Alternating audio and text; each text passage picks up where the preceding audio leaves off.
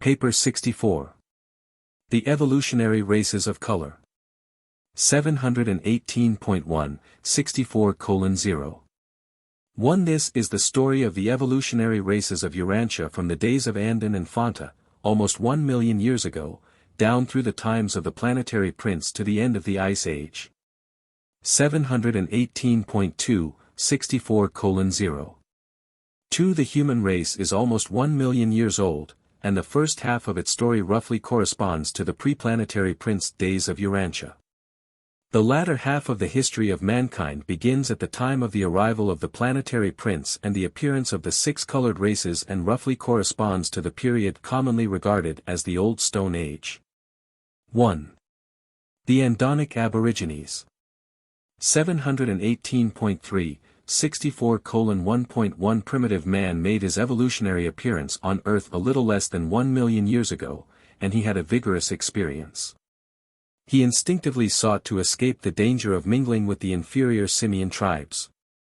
But he could not migrate eastward because of the arid Tibetan land elevations, 30,000 feet above sea level. Neither could he go south nor west because of the expanded Mediterranean Sea, which then extended eastward to the Indian Ocean, and as he went north, he encountered the advancing ice.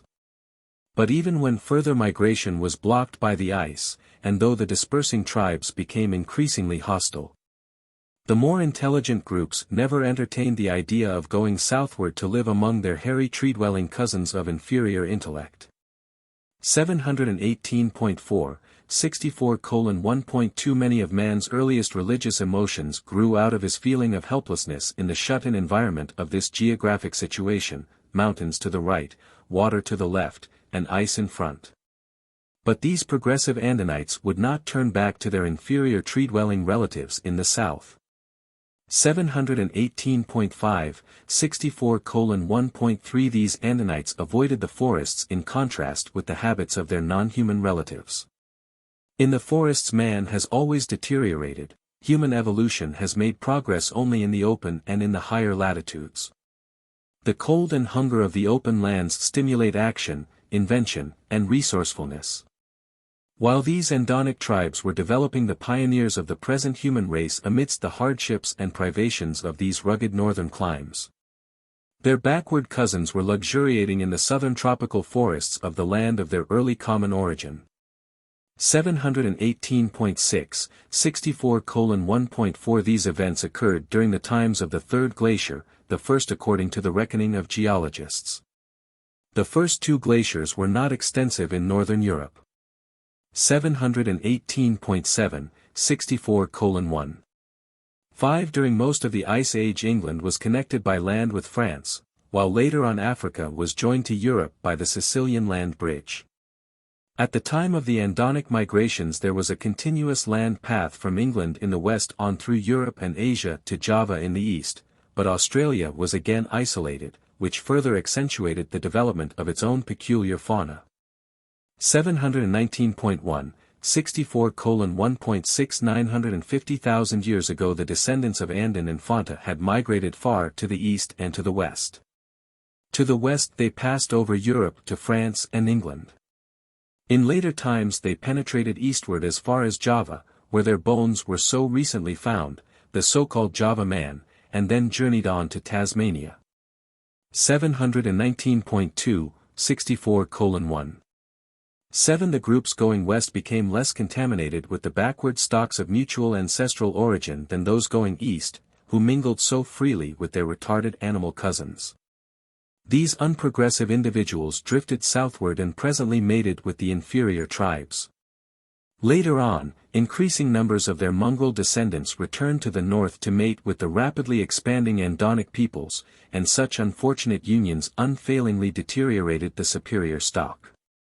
Fewer and fewer of the primitive settlements maintained the worship of the breath-giver.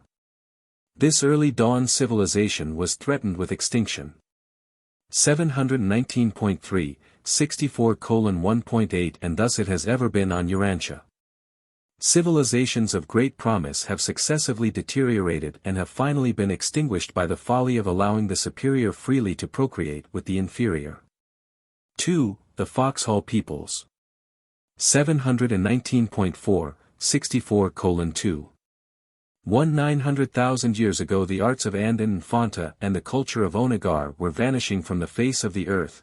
Culture, religion, and even flint working were at their lowest ebb.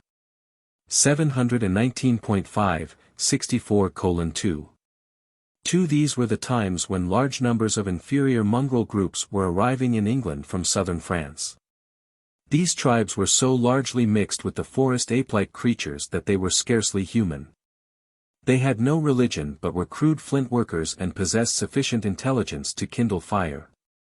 719.6, 64:2. They were followed in Europe by a somewhat superior and prolific people, whose descendants soon spread over the entire continent from the ice in the north to the Alps and Mediterranean in the south. These tribes are the so-called Heidelberg race. 719.7, 64:2.4 During this long period of cultural decadence the Foxhall peoples of England and the Badnan tribes northwest of India continued to hold on to some of the traditions of Andin and certain remnants of the culture of Onagar. 719. 8, 64:2.5 The Foxhall peoples were farthest west and succeeded in retaining much of the Andonic culture. They also preserved their knowledge of flint working, which they transmitted to their descendants, the ancient ancestors of the Eskimos. 719.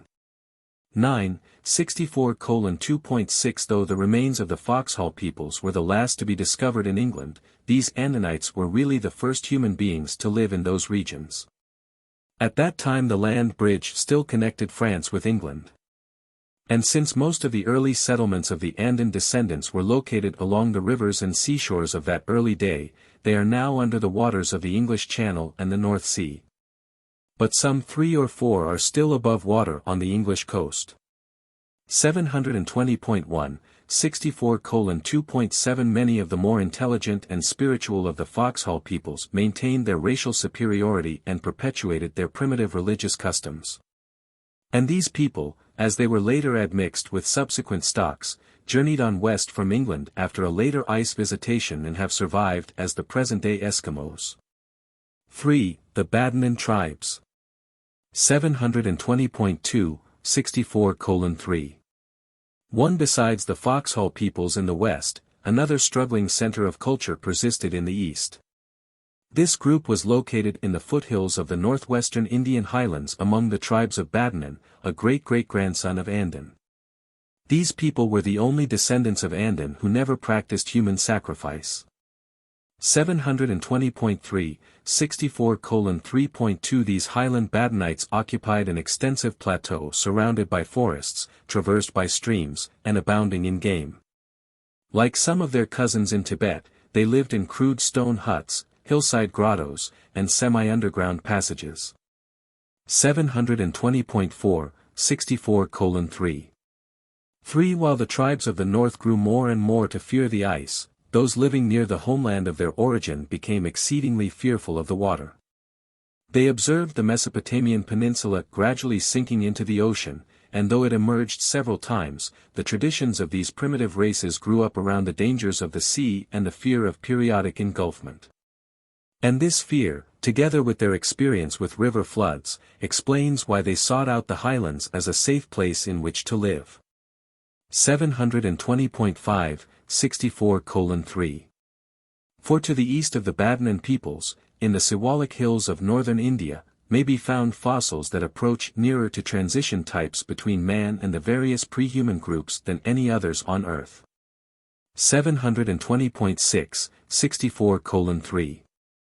850,000 years ago the superior Badnan tribes began a warfare of extermination directed against their inferior and animalistic neighbors.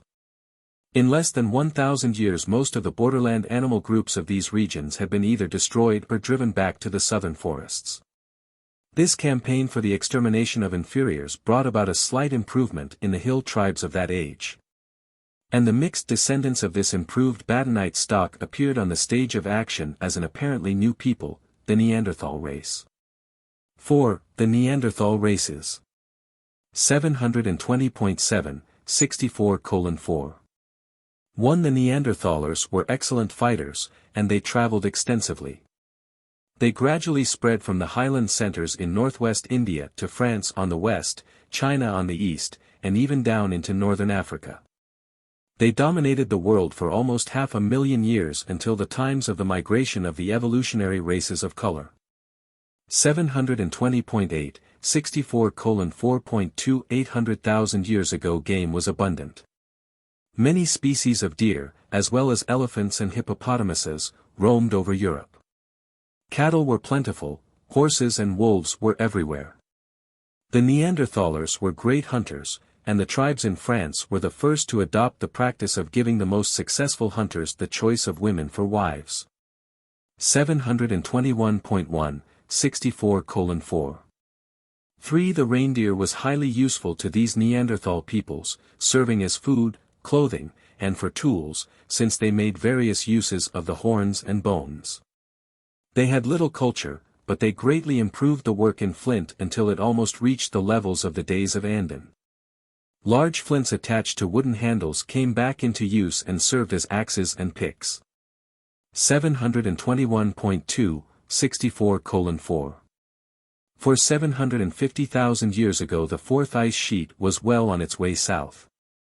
With their improved implements the Neanderthalers made holes in the ice covering the northern rivers and thus were able to spear the fish which came up to these vents. Ever these tribes retreated before the advancing ice, which at this time made its most extensive invasion of Europe.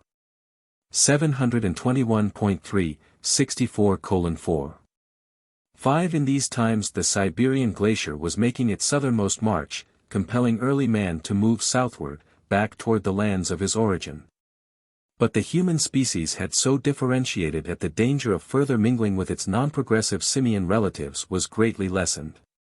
721.4, 64:4.6 700,000 years ago the fourth glacier, the greatest of all in Europe, was in recession. Men and animals were returning north. The climate was cool and moist, and primitive man again thrived in Europe and Western Asia. Gradually the forest spread north over land which had been so recently covered by the glacier. 721.5, 64:4. 7. Mammalian life had been little changed by the Great Glacier.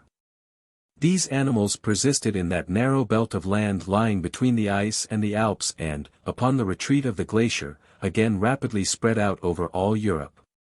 There arrived from Africa, over the Sicilian land bridge, straight-tusked elephants, broad-nosed rhinoceroses, hyenas, and African lions, and these new animals virtually exterminated the saber-toothed tigers and the hippopotamuses. 721.6, 64:4. 8. 650,000 years ago witnessed the continuation of the mild climate. By the middle of the interglacial period it had become so warm that the Alps were almost denuded of ice and snow. 721.7, 64:4. 9. 600,000 years ago the ice had reached its then northernmost point of retreat and, after a pause of a few thousand years, started south again on its fifth excursion. But there was little modification of climate for 50,000 years. Man and the animals of Europe were little changed. The slight aridity of the former period lessened, and the alpine glaciers descended far down the river valleys. 721.8, 64:4. 10. 550,000 years ago the advancing glacier again pushed man and the animals south. But this time man had plenty of room in the wide belt of land stretching northeast into Asia and lying between the ice sheet and the then greatly expanded Black Sea extension of the Mediterranean. 721.9, 64:4. 11. These times of the fourth and fifth glaciers witnessed the further spread of the crude culture of the Neanderthal races. But there was so little progress that it truly appeared as though the attempt to produce a new and modified type of intelligent life on Urantia was about to fail. For almost 250,000 years these primitive peoples drifted on, hunting and fighting, by spells improving in certain directions, but, on the whole, steadily retrogressing as compared with their superior Andonic ancestors. 721.10, 64:4. 12. During these spiritually dark ages the culture of superstitious mankind reached its lowest levels. The Neanderthalers really had no religion beyond a shameful superstition. They were deathly afraid of clouds, more especially of mists and fogs. A primitive religion of the fear of natural forces gradually developed, while animal worship declined as improvement in tools, with abundance of game, enabled these people to live with lessened anxiety about food. The sex rewards of the chase tended greatly to improve hunting skill. This new religion of fear led to attempts to placate the invisible forces behind these natural elements and culminated, later on, in the sacrificing of humans to appease these invisible and unknown physical forces. And this terrible practice of human sacrifice has been perpetuated by the more backward peoples of Urantia right on down to the 20th century. 722.1, 64:4.13 These early Neanderthalers could hardly be called sun worshippers. They rather lived in fear of the dark, they had a mortal dread of nightfall.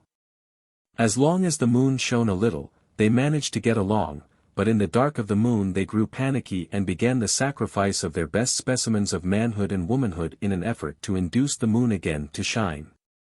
The sun, they early learned, would regularly return, but the moon they conjectured only returned because they sacrificed their fellow tribesmen. As the race advanced, the object and purpose of sacrifice progressively changed, but the offering of human sacrifice as a part of religious ceremonial long persisted. 5. Origin of the colored races. 722.2, 64:5. 500,000 years ago the Baddanan tribes of the northwestern highlands of India became involved in another great racial struggle. For more than 100 years this relentless warfare raged, and when the long fight was finished, only about 100 families were left. But these survivors were the most intelligent and desirable of all the then living descendants of Andin and Fonta. 722.3, 64:5.2 And now, among these highland Baddanites there was a new and strange occurrence. A man and woman living in the northeastern part of the then inhabited highland region began suddenly to produce a family of unusually intelligent children. This was the Sangik family, the ancestors of all of the 6 colored races of Urantia. 722. 4, 64:5.3 These Sangik children, 19 in number, were not only intelligent above their fellows, but their skins manifested a unique tendency to turn various colors upon exposure to sunlight. Among these 19 children were 5 red, 2 orange, 4 yellow, 2 green, 4 blue, and 2 indigo. These colors became more pronounced as the children grew older, and when these youths later mated with their fellow tribesmen, all of their offspring tended toward the skin color of the Sangik parent. 722.5, 64:5. For and now I interrupt the chronological narrative, after calling attention to the arrival of the Planetary Prince at about this time, while we separately consider the 6 Sangik races of Urantia. 6. The 6 Sangik races of Urantia. 722.6, 64:6. 1 On an average evolutionary planet the 6 evolutionary races of color appear one by one. The red man is the first to evolve, and for ages he roams the world before the succeeding colored races make their appearance. The simultaneous emergence of all 6 races on Urantia, and in one family, was most unusual. 723.1, 64:6.2 The appearance of the earlier Andinites on Urantia was also something new in Satania. On no other world in the local system has such a race of will creatures evolved in advance of the evolutionary races of color. 723.2, 64:6.31.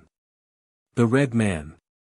These peoples were remarkable specimens of the human race, in many ways superior to Andin and Fonta. They were a most intelligent group and were the first of the Sangik children to develop a tribal civilization and government. They were always monogamous, even their mixed descendants seldom practiced plural mating. 723.3, 64:6.4 In later times they had serious and prolonged trouble with their yellow brethren in Asia. They were aided by their early invention of the bow and arrow, but they had unfortunately inherited much of the tendency of their ancestors to fight among themselves. And this so weakened them that the yellow tribes were able to drive them off the Asiatic continent. 723.4, 64:6.5 About 85,000 years ago the comparatively pure remnants of the red race went en masse across to North America, and shortly thereafter the Bering Land Isthmus sank, thus isolating them. No red man ever returned to Asia. But throughout Siberia, China, Central Asia, India, and Europe they left behind much of their stock blended with the other colored races. 723.5, 64:6. 6 When the red man crossed over into America, he brought along much of the teachings and traditions of his early origin. His immediate ancestors had been in touch with the later activities of the world headquarters of the Planetary Prince. But in a short time after reaching the Americas, the red men began to lose sight of these teachings, and there occurred a great decline in intellectual and spiritual culture. Very soon these people again fell to fighting so fiercely among themselves that it appeared that these tribal wars would result in the speedy extinction of this remnant of the comparatively pure red race. 723.6, 64:6. 7 Because of this great retrogression the red men seemed doomed when, about 65,000 years ago, Anomanalontan appeared as their leader and spiritual deliverer. He brought temporary peace among the American red men and revived their worship of the Great Spirit. Anomanalontan lived to be 96 years of age and maintained his headquarters among the great redwood trees of California. Many of his later descendants have come down to modern times among the Blackfoot Indians. 723.7, 64:6.8 As time passed, the teachings of Anomanalontan became hazy traditions. Internecine wars were resumed, and never after the days of this great teacher did another leader succeed in bringing universal peace among them. Increasingly the more intelligent strains perished in these tribal struggles. Otherwise a great civilization would have been built upon the North American continent by these able and intelligent red men. 723.8, 64:6. 9 After crossing over to America from China, the northern red man never again came in contact with other world influences, except the Eskimo, until he was later discovered by the white man. It was most unfortunate that the red man almost completely missed his opportunity of being upstepped by the admixture of the later Adamic stock. As it was, the red man could not rule the white man, and he would not willingly serve him. In such a circumstance, if the two races do not blend, one or the other is doomed. 723.9, 64:6.102. The Orange Man. The outstanding characteristic of this race was their peculiar urge to build anything and everything, even to the piling up of vast mounds of stone just to see which tribe could build the largest mound. Though they were not a progressive people, they profited much from the schools of the prince and sent delegates there for instruction. 724.1, 64:6. 11 The Orange race was the first to follow the coastline southward toward Africa as the Mediterranean Sea withdrew to the west. But they never secured a favorable footing in Africa and were wiped out of existence by the later arriving Green race. 724.2, 64:6.12 Before the end came, this people lost much cultural and spiritual ground. But there was a great revival of higher living as a result of the wise leadership of Porshunta, the mastermind of this unfortunate race, who ministered to them when their headquarters was at Armageddon some 300,000 years ago. 724. 3, 64:6.13 The last great struggle between the Orange and the Green men occurred in the region of the Lower Nile Valley in Egypt. This long drawn-out battle was waged for almost 100 years, and at its close very few of the Orange race were left alive. The shattered remnants of these people were absorbed by the Green and by the later arriving Indigo men. But as a race the Orange man ceased to exist about 100,000 years ago. 724.4, 64:6.143. The Yellow Man. The primitive yellow tribes were the first to abandon the chase, establish settled communities, and develop a home life based on agriculture. Intellectually they were somewhat inferior to the red man, but socially and collectively they proved themselves superior to all of the Sanghic peoples in the matter of fostering racial civilization. Because they developed a fraternal spirit, the various tribes learning to live together in relative peace, they were able to drive the red race before them as they gradually expanded into Asia. 724.5, 64:6. 15 They traveled far from the influences of the spiritual headquarters of the world and drifted into great darkness following the Caligastia apostasy. But there occurred one brilliant age among this people when Singlangton, about 100,000 years ago, assumed the leadership of these tribes and proclaimed the worship of the One Truth. 724.6, 64:6. 16 The survival of comparatively large numbers of the yellow race is due to their intertribal peacefulness. From the days of Singlangton to the times of modern China, the yellow race has been numbered among the more peaceful of the nations of Urantia. This race received a small but potent legacy of the later imported Adamic stock. 724.7, 64:6.174. The Green Man. The green race was one of the less able groups of primitive men, and they were greatly weakened by extensive migrations in different directions. Before their dispersion these tribes experienced a great revival of culture under the leadership of Fantad, some 350,000 years ago. 724.8, 64:6. 18 The green race split into three major divisions. The northern tribes were subdued, enslaved, and absorbed by the yellow and blue races. The eastern group were amalgamated with the Indian peoples of those days, and remnants still persist among them. The southern nation entered Africa, where they destroyed their almost equally inferior orange cousins. 724.9, 64:6. 19 In many ways both groups were evenly matched in this struggle since each carried strains of the giant order, many of their leaders being 8 and 9 feet in height. These giant strains of the Green Man were mostly confined to this southern or Egyptian nation. 725.1, 64:6. 20 The remnants of the victorious Green Men were subsequently absorbed by the Indigo race, the last of the colored peoples to develop and emigrate from the original Sanghic center of race dispersion. 725.2, 64:6.215. The Blue Man. The Blue Men were a great people. They early invented the spear and subsequently worked out the rudiments of many of the arts of modern civilization. The Blue Man had the brain power of the Red Man associated with the soul and sentiment of the Yellow Man.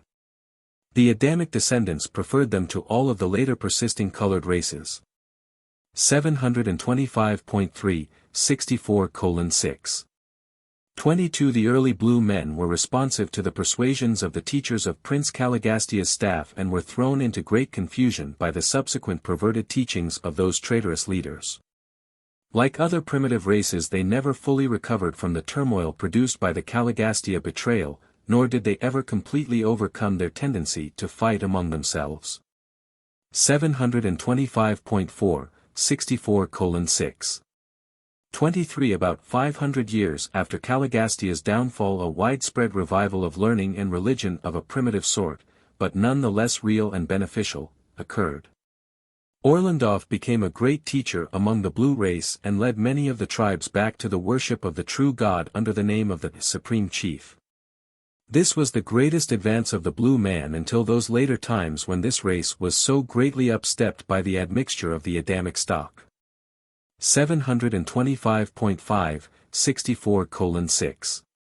24 The European researches and explorations of the Old Stone Age have largely to do with unearthing the tools, bones, and artcraft of these ancient blue men, for they persisted in Europe until recent times.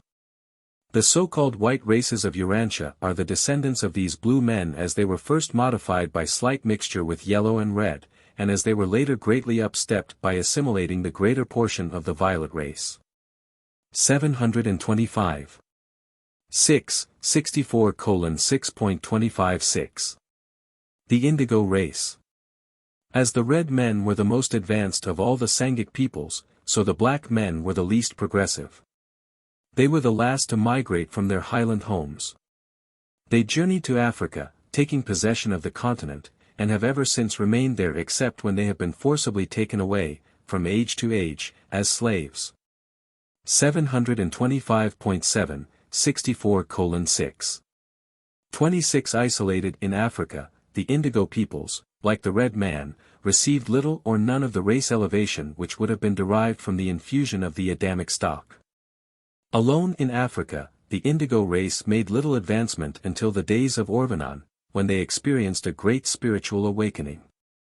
While they later almost entirely forgot the God of Gods proclaimed by Orvenon, they did not entirely lose the desire to worship the unknown, at least they maintained a form of worship up to a few thousand years ago. 725.8, 64:6. 27 Notwithstanding their backwardness, these Indigo peoples have exactly the same standing before the celestial powers as any other earthly race. 725.9, 64:6. 28 These were ages of intense struggles between the various races, but near the headquarters of the planetary prince the more enlightened and more recently taught groups lived together in comparative harmony. Though no great cultural conquest of the world races had been achieved up to the time of the serious disruption of this regime by the outbreak of the Lucifer Rebellion. 726.1, 64:6.29 From time to time all of these different peoples experienced cultural and spiritual revivals. Mansant was a great teacher of the post-planetary prince days. But mention is made only of those outstanding leaders and teachers who markedly influenced and inspired a whole race. With the passing of time, many lesser teachers arose in different regions. And in the aggregate they contributed much to the sum total of those saving influences which prevented the total collapse of cultural civilization, especially during the long and dark ages between the Caligastia rebellion and the arrival of Adam. 726.2, 64:6.30 There are many good and sufficient reasons for the plan of evolving either 3 or 6 colored races on the worlds of space.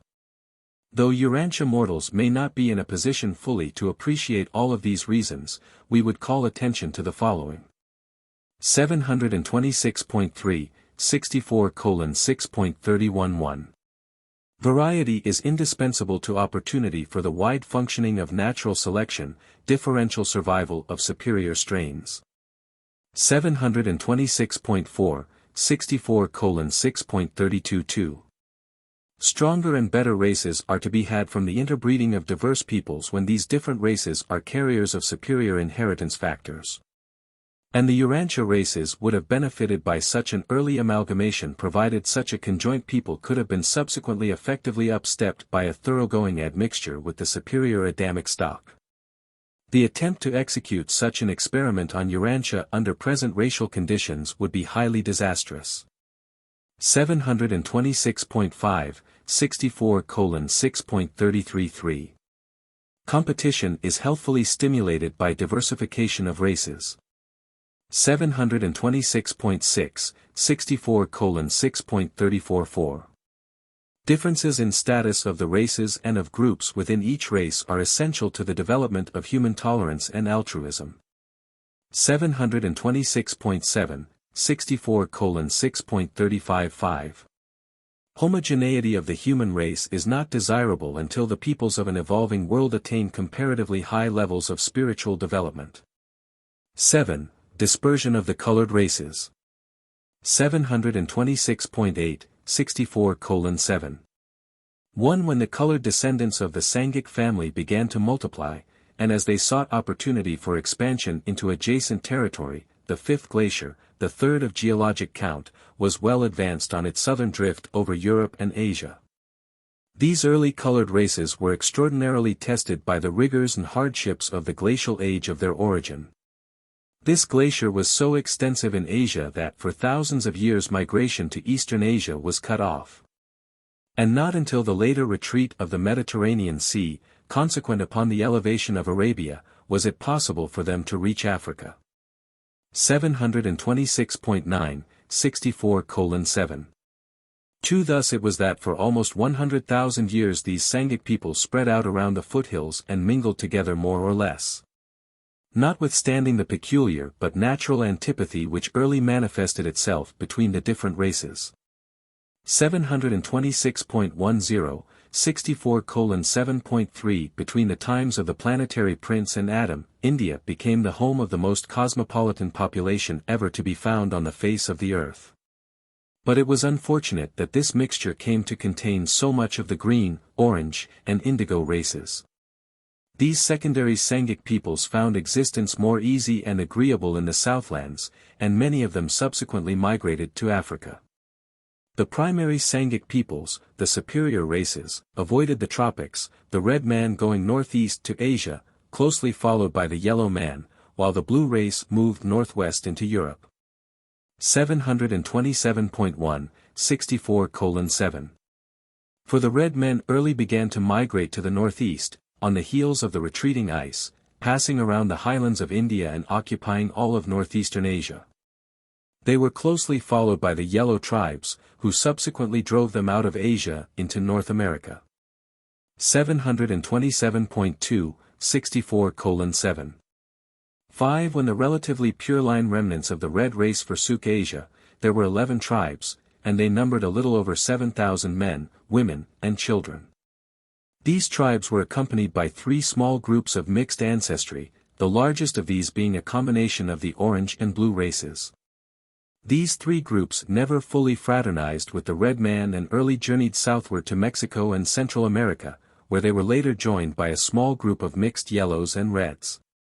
These peoples all intermarried and founded a new and amalgamated race, one which was much less warlike than the pure-line red men.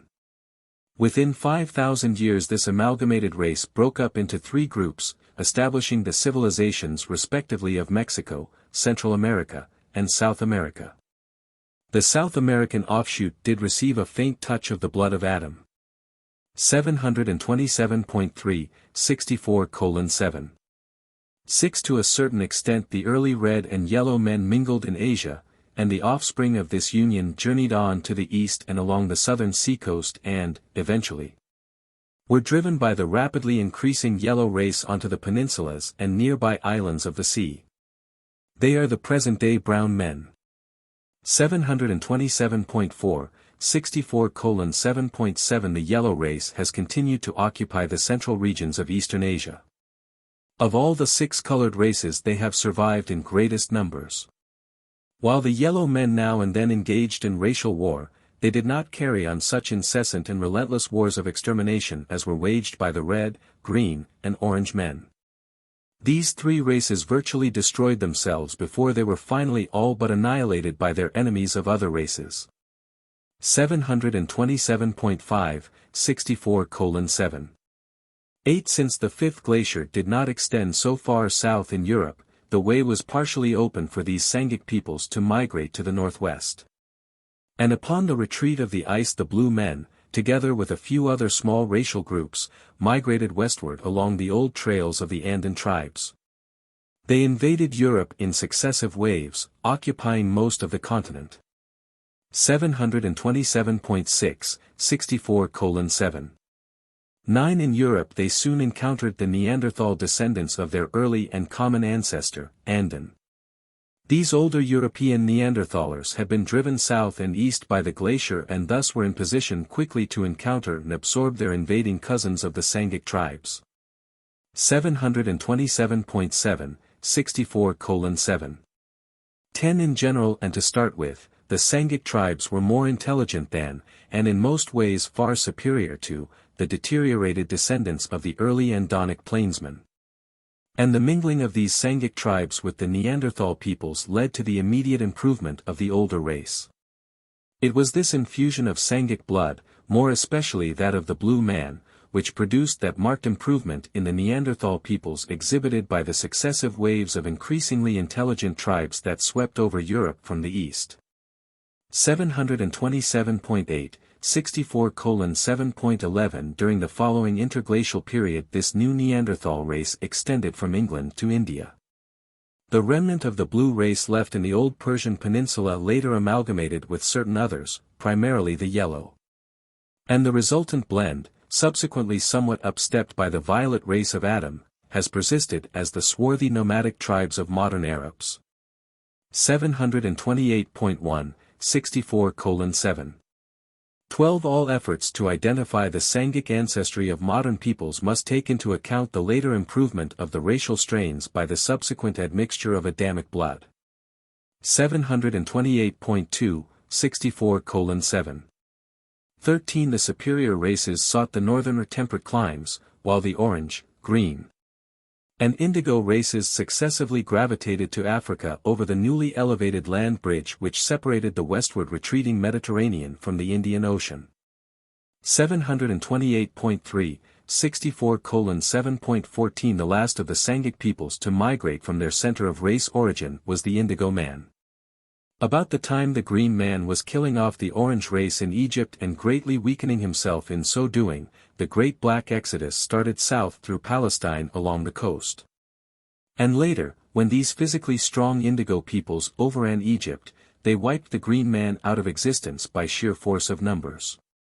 These Indigo races absorbed the remnants of the Orange Man and much of the stock of the Green Man, and certain of the Indigo tribes were considerably improved by this racial amalgamation. 728.4, 64:7.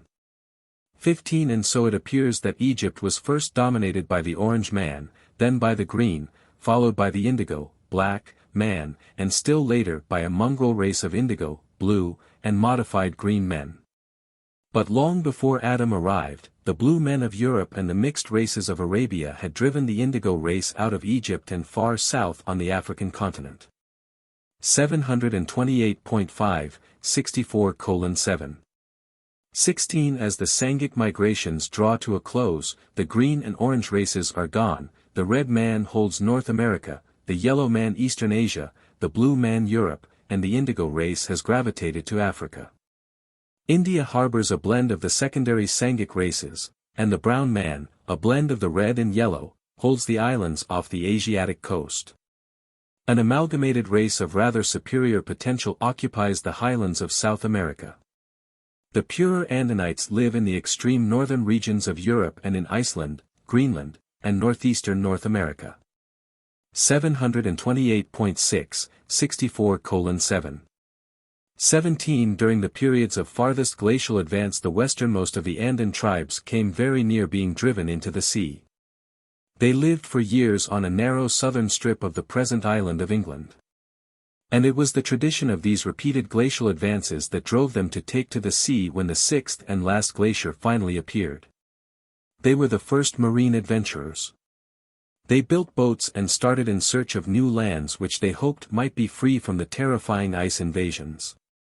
And some of them reached Iceland, others Greenland, but the vast majority perished from hunger and thirst on the open sea. 728. 7, 64:7.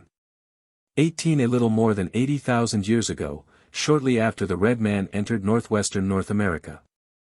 The freezing over of the North Seas and the advance of local ice fields on Greenland drove these Eskimo descendants of the Urantia Aborigines to seek a better land, a new home. And they were successful, safely crossing the narrow straits which then separated Greenland from the northeastern land masses of North America. They reached the continent about 2,100 years after the Red Man arrived in Alaska. Subsequently some of the mixed stock of the Blue Man journeyed westward and amalgamated with the later-day Eskimos, and this union was slightly beneficial to the Eskimo tribes. 728.8, 64:7. 19. About 5,000 years ago a chance meeting occurred between an Indian tribe and a lone Eskimo group on the southeastern shores of Hudson Bay. These two tribes found it difficult to communicate with each other, but very soon they intermarried with the result that these Eskimos were eventually absorbed by the more numerous Red Men. And this represents the only contact of the North American Red Man with any other human stock down to about 1,000 years ago, when the white man first chanced to land on the Atlantic coast. 729.1, 64:7. 20. The struggles of these early ages were characterized by courage, bravery, and even heroism. And we all regret that so many of those sterling and rugged traits of your early ancestors have been lost to the later-day races. While we appreciate the value of many of the refinements of advancing civilization, we miss the magnificent persistency and superb devotion of your early ancestors, which oftentimes bordered on grandeur and sublimity. 729.2, 64:7. 21, presented by a life carrier resident on Urantia. Paper 65. The Overcontrol of Evolution. 730.1, 65:0. One basic evolutionary material life, pre-mind life, is the formulation of the master physical controllers and the life impartation ministry of the seven master spirits in conjunction with the active ministration of the ordained life carriers. As a result of the coordinate function of this threefold creativity there develops organismal physical capacity for mind, material mechanisms for intelligent reaction to external environmental stimuli and, later on, to internal stimuli. Influences taking origin in the organismal mind itself. 730.2, 65:0.2 There are, then, three distinct levels of life production in evolution. 730.3, 65:0.31. The physical energy domain, mind capacity production. 730.4, 65:0.42. The mind ministry of the adjutant spirits, impinging upon spirit capacity. 730.5, 65:0.53. The spirit endowment of mortal mind, culminating in thought adjuster bestowal. 730.6, 65:0. 6. The mechanical non-teachable levels of organismal environmental response are the domains of the physical controllers. The adjutant mind spirits activate and regulate the adaptative or non-mechanical teachable types of mind, those response mechanisms of organisms capable of learning from experience. And as the spirit adjutants thus manipulate mind potentials, so do the life carriers exercise considerable discretionary control over the environmental aspects of evolutionary processes right up to the time of the appearance of human will, the ability to know God and the power of choosing to worship Him. 730.7, 65:0.7 It is the integrated functioning of the life carriers, the physical controllers, and the spirit adjutants that conditions the course of organic evolution on the inhabited worlds. And this is why evolution, on Urantia or elsewhere, is always purposeful and never accidental. 1. Life carrier functions. 730.8, 65:1. 1. The life carriers are endowed with potentials of personality metamorphosis which but few orders of creatures possess. These sons of the local universe are capable of functioning in three diverse phases of being. They ordinarily perform their duties as mid-phase sons, that being the state of their origin. But a life carrier in such a stage of existence could not possibly function in the electrochemical domains as a fabricator of physical energies and material particles into units of living existence. 730.9, 65:1. 2 life carriers are able to function and do function on the following three levels. 730.10, 65:1.31. The physical level of electrochemistry. 730.11, 65:1.42. The usual mid-phase of quasi-merantial existence. 730.12, 65:1.53. The advanced semi-spiritual level. 731.1, 65:1.6 When the life carriers make ready to engage in life implantation, and after they have selected the sites for such an undertaking, they summon the Archangel Commission of Life Carrier Transmutation. This group consists of 10 orders of diverse personalities, including the physical controllers and their associates, and is presided over by the Chief of Archangels, who acts in this capacity by the mandate of Gabriel and with the permission of the Ancients of Days. When these beings are properly encircuited, they can effect such modifications in the life carriers as will enable them immediately to function on the physical levels of electrochemistry. 731.2, 65:1.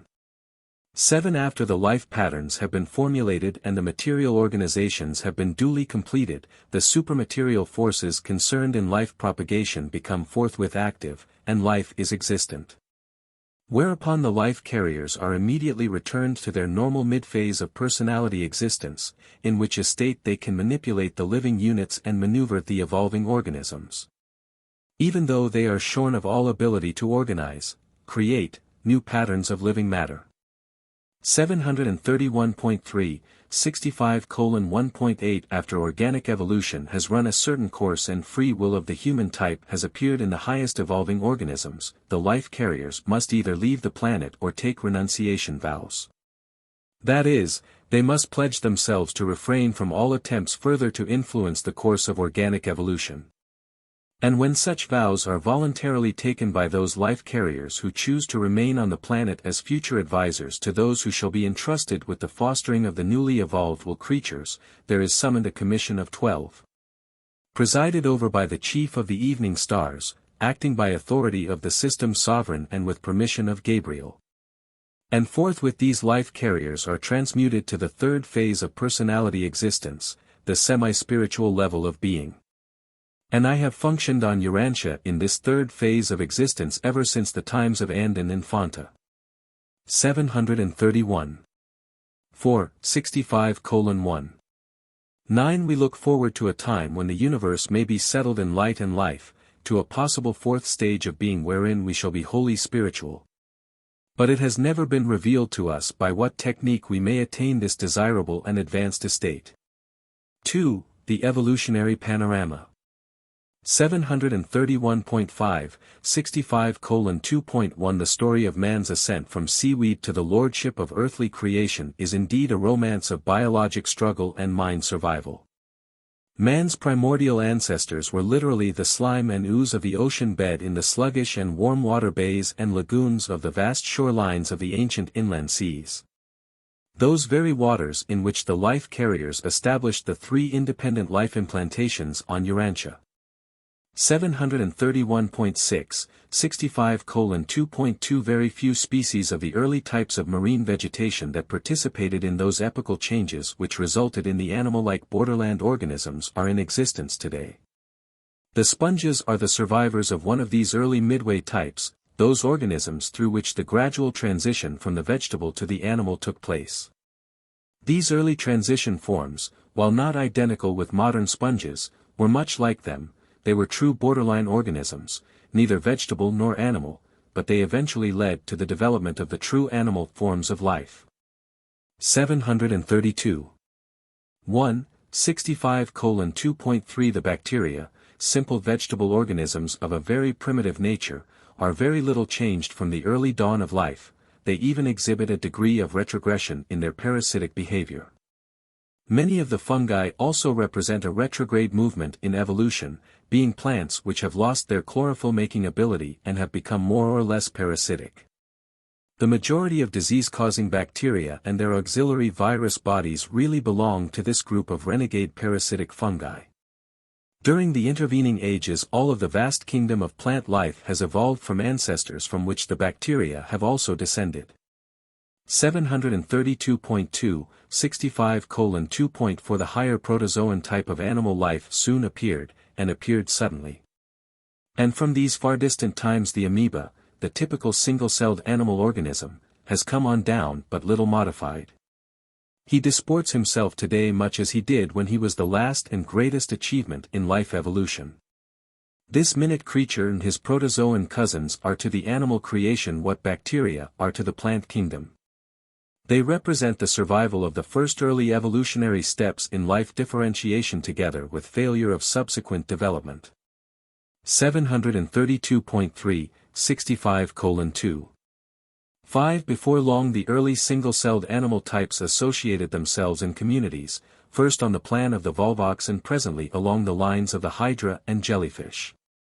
Still later there evolved the starfish, stone lilies, sea urchins, sea cucumbers, centipedes, insects, spiders, crustaceans, and the closely related groups of earthworms and leeches, soon followed by the mollusks, the oyster, octopus, and snail.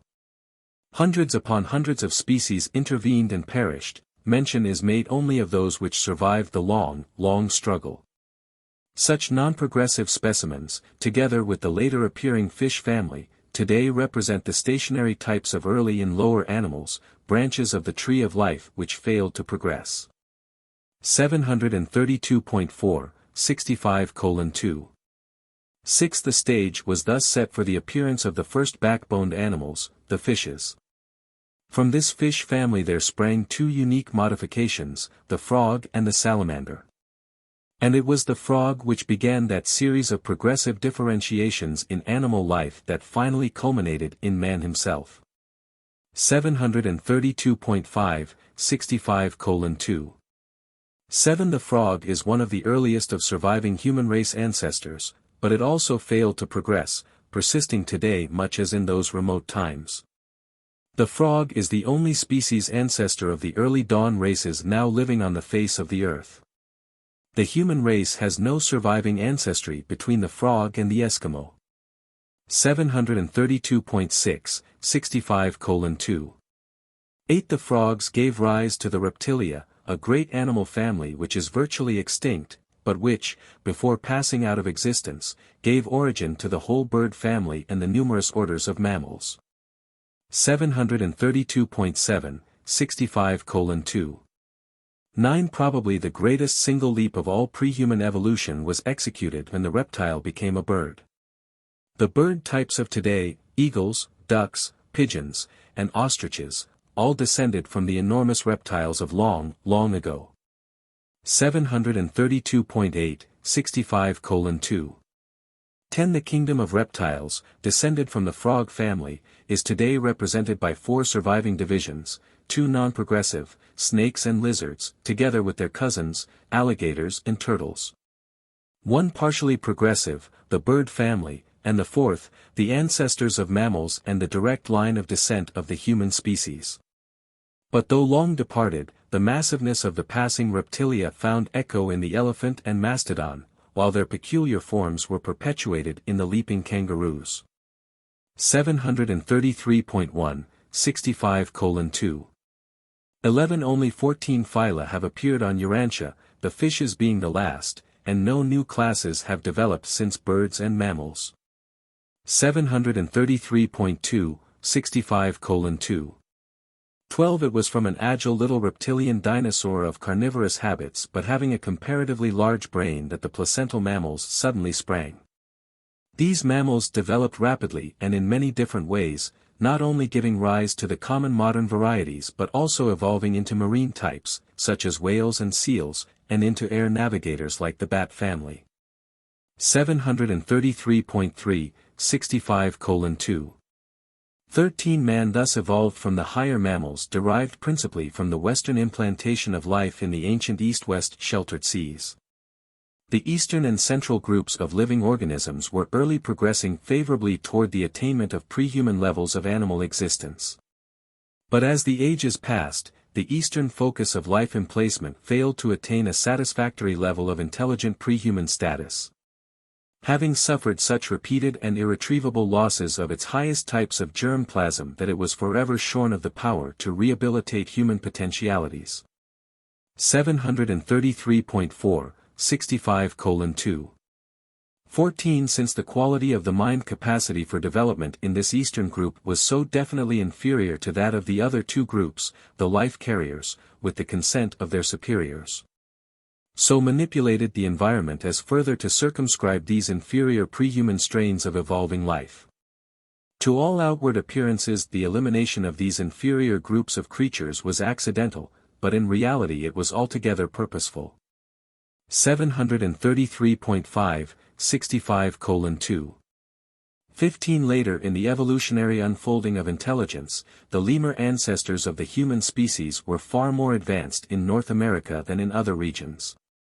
And they were therefore led to migrate from the arena of Western life implantation over the Bering Land Bridge and down the coast to southwestern Asia, where they continued to evolve and to benefit by the addition of certain strains of the Central life group.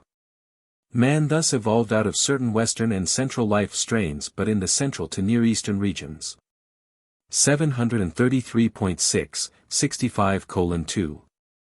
16. In this way the life that was planted on Urantia evolved until the Ice Age, when man himself first appeared and began his eventful planetary career. And this appearance of primitive man on Earth during the Ice Age was not just an accident. It was by design. The rigors and climatic severity of the glacial era were in every way adapted to the purpose of fostering the production of a hardy type of human being with tremendous survival endowment. 3. The fostering of evolution. 733.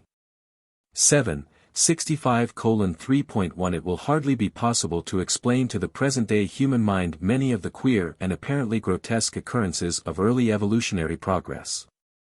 A purposeful plan was functioning throughout all of these seemingly strange evolutions of living things, but we are not allowed arbitrarily to interfere with the development of the life patterns after they have once been set in operation. 733. 8. 65:3. Two life carriers may employ every possible natural resource and may utilize any and all fortuitous circumstances which will enhance the developmental progress of the life experiment, but we are not permitted mechanically to intervene in or arbitrarily to manipulate the conduct and course of either plant or animal evolution. 733.9, 65:3.3 You have been informed that Urantia mortals evolved by way of primitive frog development, and that this ascending strain, carried in potential in a single frog, narrowly escaped extinction on a certain occasion. But it should not be inferred that the evolution of mankind would have been terminated by an accident at this juncture.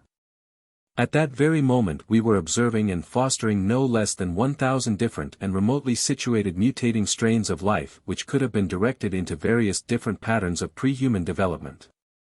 This particular ancestral frog represented our third selection, the two prior life strains having perished in spite of all our efforts toward their conservation. 734.1, 65:3. For even the loss of Andin and Fonta before they had offspring, though delaying human evolution, would not have prevented it. Subsequent to the appearance of Andin and Fonta and before the mutating human potentials of animal life were exhausted, there evolved no less than 7,000 favorable strains which could have achieved some sort of human type of development. And many of these better stocks were subsequently assimilated by the various branches of the expanding human species. 734.2, 65:3. 5 Long before the material son and daughter, the biologic uplifters, arrive on a planet, the human potentials of the evolving animal species have been exhausted. This biologic status of animal life is disclosed to the life carriers by the phenomenon of the third phase of adjutant spirit mobilization, which automatically occurs concomitantly with the exhaustion of the capacity of all animal life to give origin to the mutant potentials of pre-human individuals. 734.3, 65:3.6 Mankind on Urantia must solve its problems of mortal development with the human stocks it has. No more races will evolve from pre-human sources throughout all future time. But this fact does not preclude the possibility of the attainment of vastly higher levels of human development through the intelligent fostering of the evolutionary potentials still resident in the mortal races. That which we, the life carriers, do toward fostering and conserving the life strains before the appearance of human will, man must do for himself after such an event and subsequent to our retirement from active participation in evolution. In a general way, man's evolutionary destiny is in his own hands, and scientific intelligence must sooner or later supersede the random functioning of uncontrolled natural selection and chance survival. 734.4, 65:3. 7 And in discussing the fostering of evolution, it would not be amiss to point out that, in the long future ahead, when you may sometime be attached to a corps of life carriers, you will have abundant and ample opportunity to offer suggestions and make any possible improvements in the plans and technique of life management and transplantation. Be patient. If you have good ideas, if your minds are fertile with better methods of administration for any part of the universal domains, you are certainly going to have an opportunity to present them to your associates and fellow administrators in the ages to come. 4. The Urantia Adventure. 734.5, 65:4.1 Do not overlook the fact that Urantia was assigned to us as a life experiment world. On this planet we made our 60th attempt to modify and, if possible, improve the Satania adaptation of the Nebadon life designs, and it is of record that we achieved numerous beneficial modifications of the standard life patterns. To be specific, on Urantia we worked out and have satisfactorily demonstrated not less than 28 features of life modification which will be of service to all Nebadon throughout all future time. 735.1, 65:4. 2. But the establishment of life on no world is ever experimental in the sense that something untried and unknown is attempted. The evolution of life is a technique ever progressive, differential, and variable, but never haphazard, uncontrolled, nor wholly experimental, in the accidental sense. 735.2, 65:4. 3. Many features of human life afford abundant evidence that the phenomenon of mortal existence was intelligently planned, that organic evolution is not a mere cosmic accident. When a living cell is injured, it possesses the ability to elaborate certain chemical substances which are empowered so to stimulate and activate the neighboring normal cells that they immediately begin the secretion of certain substances which facilitate healing processes in the wound. And at the same time these normal and uninjured cells begin to proliferate, they actually start to work creating new cells to replace any fellow cells which may have been destroyed by the accident. 735.3, 65:4. For this chemical action and reaction concerned in wound healing and cell reproduction represents the choice of the life carriers of a formula embracing over 100,000 phases and features of possible chemical reactions and biologic repercussions. More than 500,000 specific experiments were made by the life carriers in their laboratories before they finally settled upon this formula for the Urantia life experiment. 735.4, 65:4. 5. When Urantia scientists know more of these healing chemicals, they will become more efficient in the treatment of injuries, and indirectly they will know more about controlling certain serious diseases. 735.5, 65:4. 6. Since life was established on Urantia, the life carriers have improved this healing technique as it has been introduced on another Satania world. In that it affords more pain relief and exercises better control over the proliferation capacity of the associated normal cells. 735.6, 65:4. 7. There were many unique features of the Urantia life experiment. But the two outstanding episodes were the appearance of the Andonic race prior to the evolution of the six-colored peoples and the later simultaneous appearance of the Sangic mutants in a single family. Urantia is the first world in Satania where the six-colored races sprang from the same human family. They ordinarily arise in diversified strains from independent mutations within the pre-human animal stock and usually appear on Earth one at a time and successively over long periods of time. Beginning with the red man and passing on down through the colors to indigo. 735.7, 65:4.8. Another outstanding variation of procedure was the late arrival of the planetary prince. As a rule, the prince appears on a planet about the time of wool development. And if such a plan had been followed, Caligastia might have come to Urantia even during the lifetimes of And and Infanta instead of almost 500,000 years later, simultaneously with the appearance of the six Sangic races. 735.8, 65:4. 9. On an ordinary inhabited world a planetary prince would have been granted on the request of the life carriers at, or sometime after, the appearance of And and Infanta. But Urantia having been designated a life modification planet, it was by pre-agreement that the Melchizedek observers, 12 in number, were sent as advisors to the life carriers and as overseers of the planet until the subsequent arrival of the planetary prince. These Melchizedeks came at the time And and Infanta made the decisions which enabled thought adjusters to indwell their mortal minds.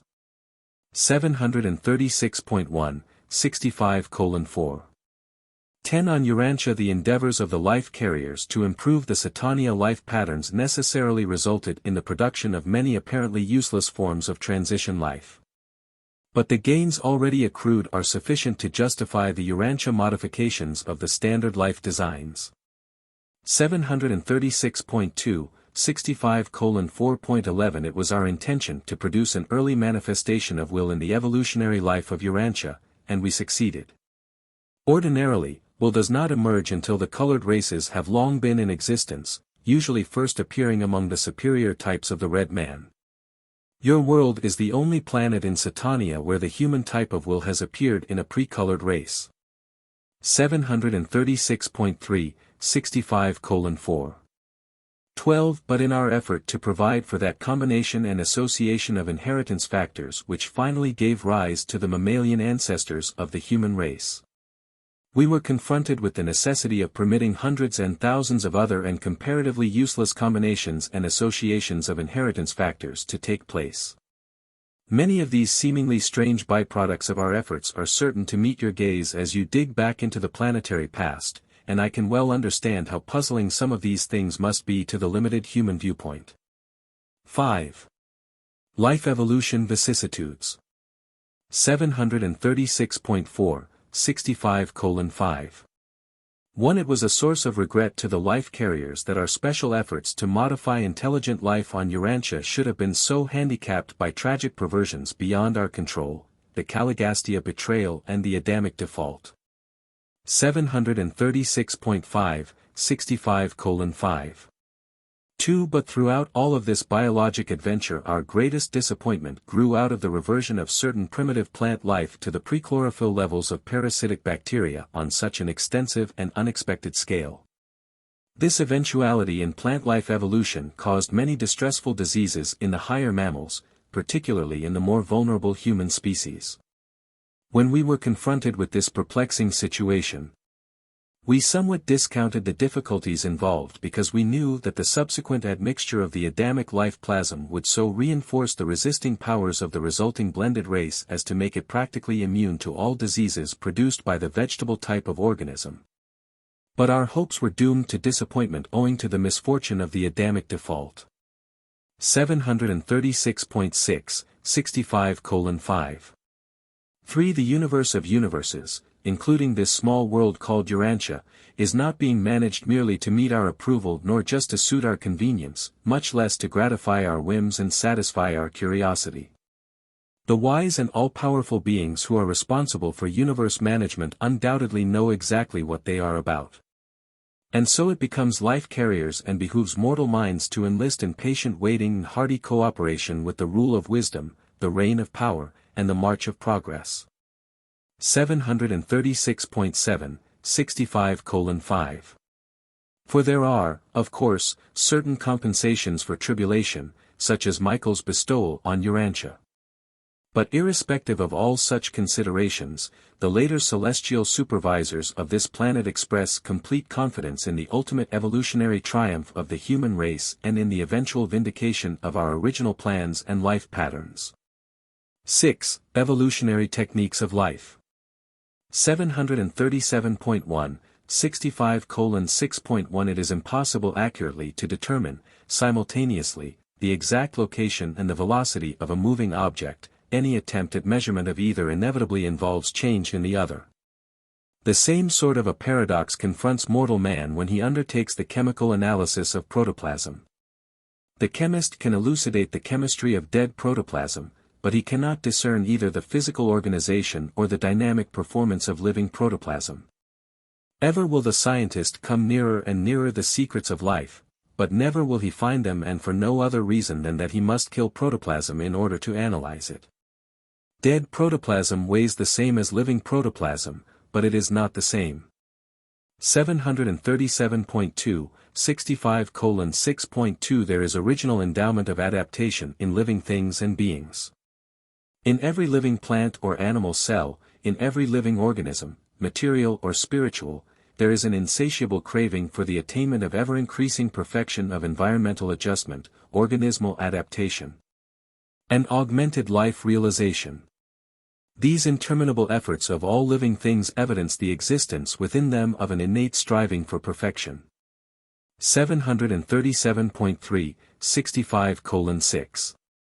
3. The most important step in plant evolution was the development of chlorophyll-making ability, and the second greatest advance was the evolution of the spore into the complex seed. The spore is most efficient as a reproductive agent, but it lacks the potentials of variety and versatility inherent in the seed. 737.4, 65:6.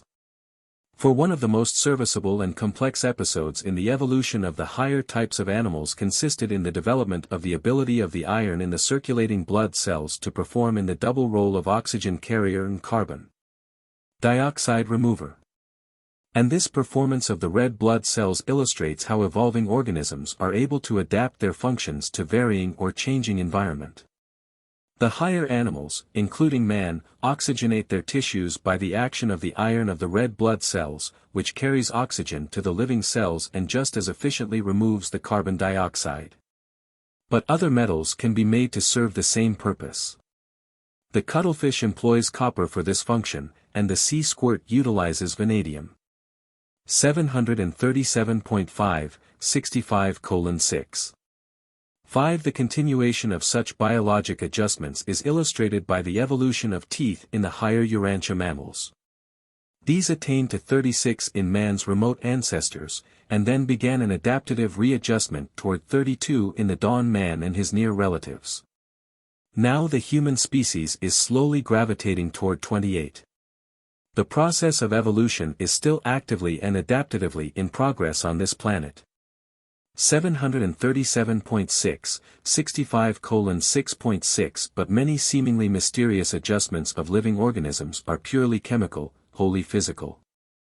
At any moment of time, in the bloodstream of any human being there exists the possibility of upward of 15 million chemical reactions between the hormone output of a dozen ductless glands. 737.7, 65:6. 7. The lower forms of plant life are wholly responsive to physical, chemical, and electrical environment. But as the scale of life ascends, one by one the mind ministries of the 7 adjutant spirits become operative, and the mind becomes increasingly adjustive, creative, coordinative, and dominative.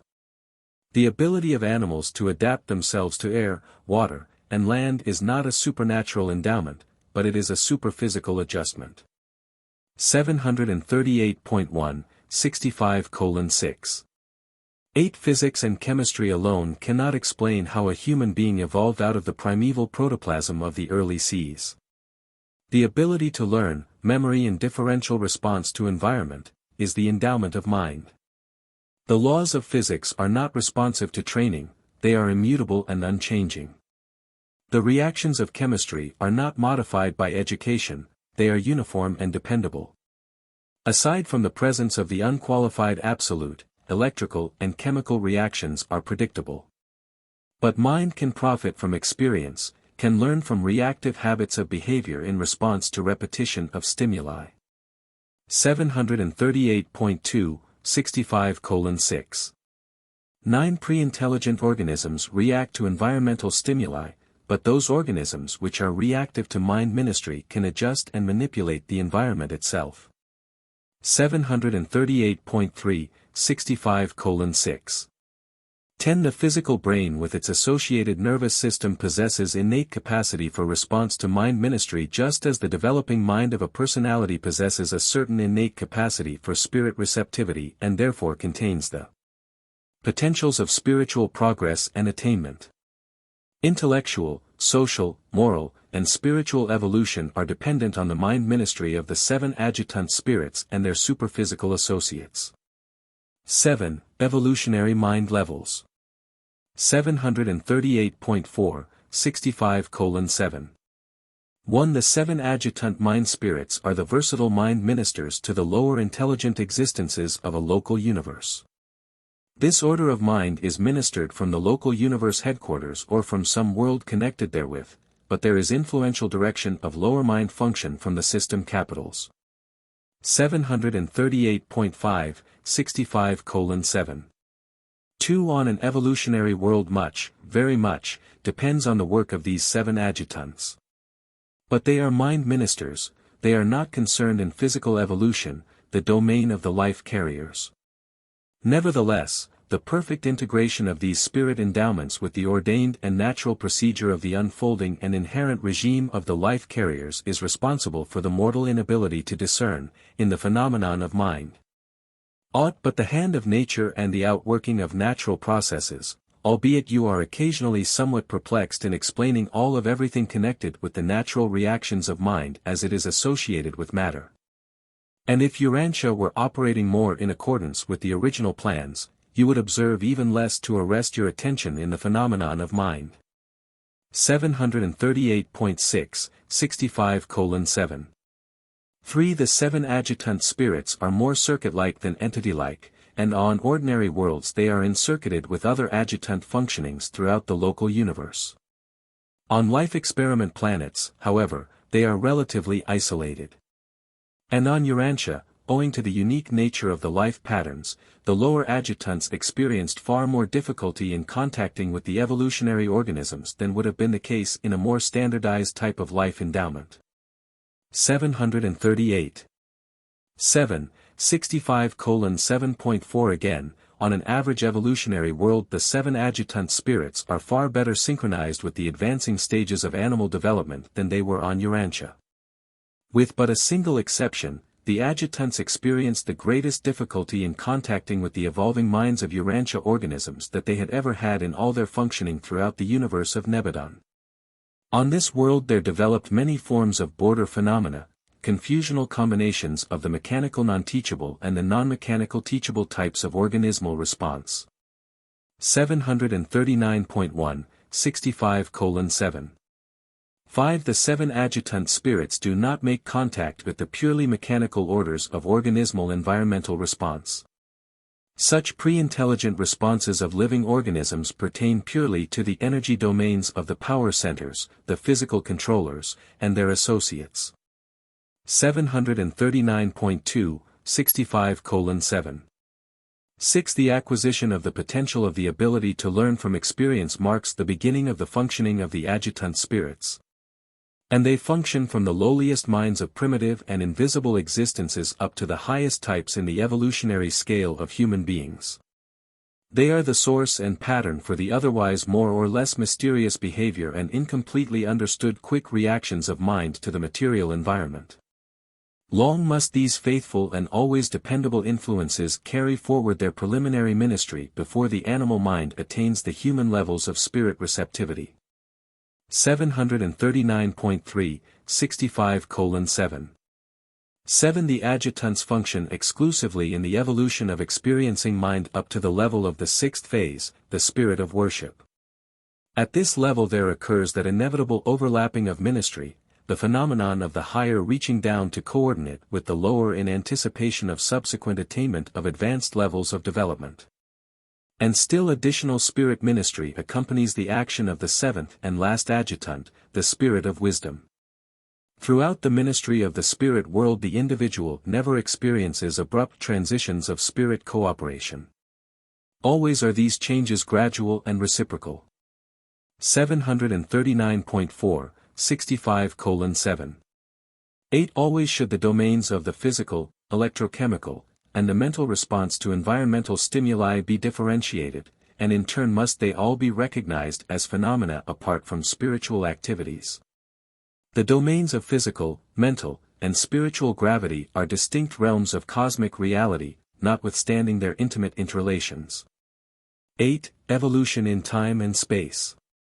739.5, 65:8.1 Time and space are indissolubly linked.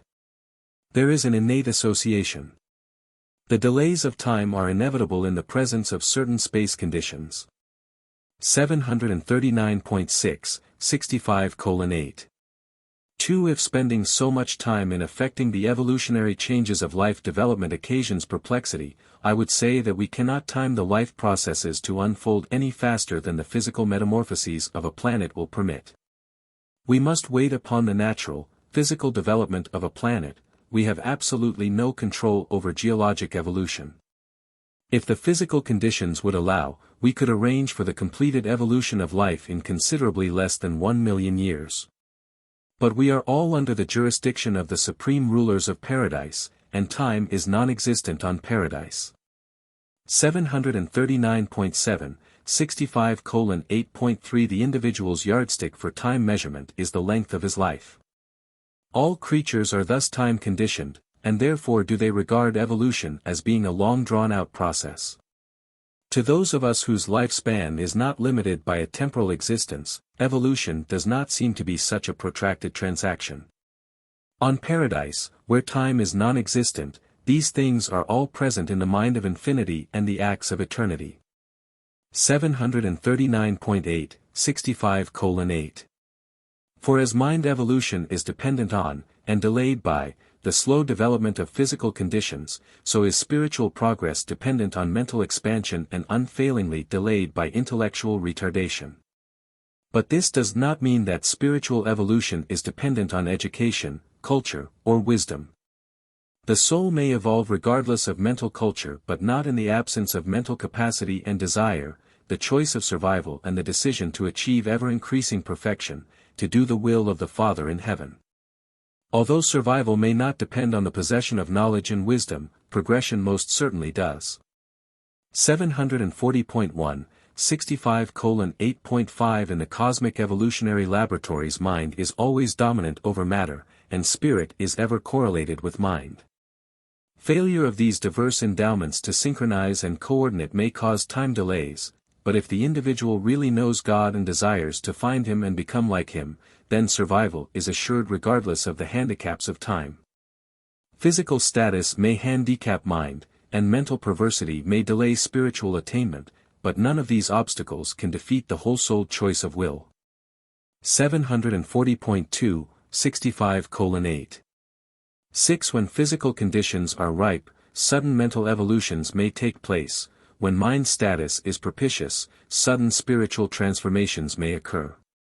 When spiritual values receive proper recognition, then cosmic meanings become discernible, and increasingly the personality is released from the handicaps of time and delivered from the limitations of space. 740.3, 65:8. 7. Sponsored by a life carrier of Nebadon resident on Urantia. Paper 66. The Planetary Prince of Urantia. 741.1, 66:0.1 The advent of a Lananandek sun on an average world signifies that will, the ability to choose the path of eternal survival, has developed in the mind of primitive man. But on Urantia the planetary prince arrived almost 500,000 years after the appearance of human will. 741.2, 66:0. 2 About 500,000 years ago and concurrent with the appearance of the six-colored or Sangic races, Caligastia, the planetary prince, arrived on Urantia. There were almost 1/2 billion primitive human beings on Earth at the time of the prince's arrival, and they were well scattered over Europe, Asia, and Africa. The prince's headquarters, established in Mesopotamia, was at about the center of world population. 1. Prince Caligastia. 741.3, 66:1.1 Caligastia was a Lananandek son, number 9344 of the secondary order. He was experienced in the administration of the affairs of the local universe in general and, during later ages, with the management of the local system of Satania in particular. 741.4, 66:1. 2 Prior to the reign of Lucifer in Satania, Caligastia had been attached to the council of the life carrier advisors on Jerusalem. Lucifer elevated Caligastia to a position on his personal staff, and he acceptably filled 5 successive assignments of honor and trust. 741.5, 66:1. 3 Caligastia very early sought a commission as planetary prince, but repeatedly, when his request came up for approval in the constellation councils, it would fail to receive the assent of the constellation fathers. Caligastia seemed especially desirous of being sent as planetary ruler to a decimal or life modification world. His petition had several times been disapproved before he was finally assigned to Urantia. 741.6, 66:1. For Caligastia went forth from Jerusalem to his trust of world dominion with an enviable record of loyalty and devotion to the welfare of the universe of his origin and sojourn. notwithstanding a certain characteristic restlessness coupled with a tendency to disagree with the established order in certain minor matters. 741.7, 66:1.5 I was present on Jerusalem when the brilliant Caligastia departed from the system capital. No prince of the planets ever embarked upon a career of world rulership with a richer preparatory experience or with better prospects than did Caligastia on that eventful day 1/2 million years ago. One thing is certain, as I executed my assignment of putting the narrative of that event on the broadcasts of the local universe. I never for one moment entertained even in the slightest degree any idea that this noble Lananandek would so shortly betray his sacred trust of planetary custody and so horribly stain the fair name of his exalted order of universe sonship. I really regarded Urantia as being among the 5 or 6 most fortunate planets in all Satania in that it was to have such an experienced, brilliant, and original mind at the helm of world affairs. I did not then comprehend that Caligastia was insidiously falling in love with himself. I did not then so fully understand the subtleties of personality pride. 2. The Prince's Staff. 742.1, 66:2. 1. The planetary prince of Urantia was not sent out on his mission alone but was accompanied by the usual corps of assistants and administrative helpers. 742.2, 66:2. 2. At the head of this group was Dalagastia, the associate assistant of the planetary prince. Dalagastia was also a secondary Lananandek son, being number 319,407 of that order. He ranked as an assistant at the time of his assignment as Caligastia's associate. 742.3, 66:2. 3. The planetary staff included a large number of angelic cooperators and a host of other celestial beings assigned to advance the interests and promote the welfare of the human races. But from your standpoint the most interesting group of all were the corporeal members of the prince's staff, sometimes referred to as the Caligastia 100. 742.4, 66:2. For these 100 rematerialized members of the prince's staff were chosen by Caligastia from over 785,000 ascendant citizens of Jerusalem who volunteered for embarkation on the Urantia adventure.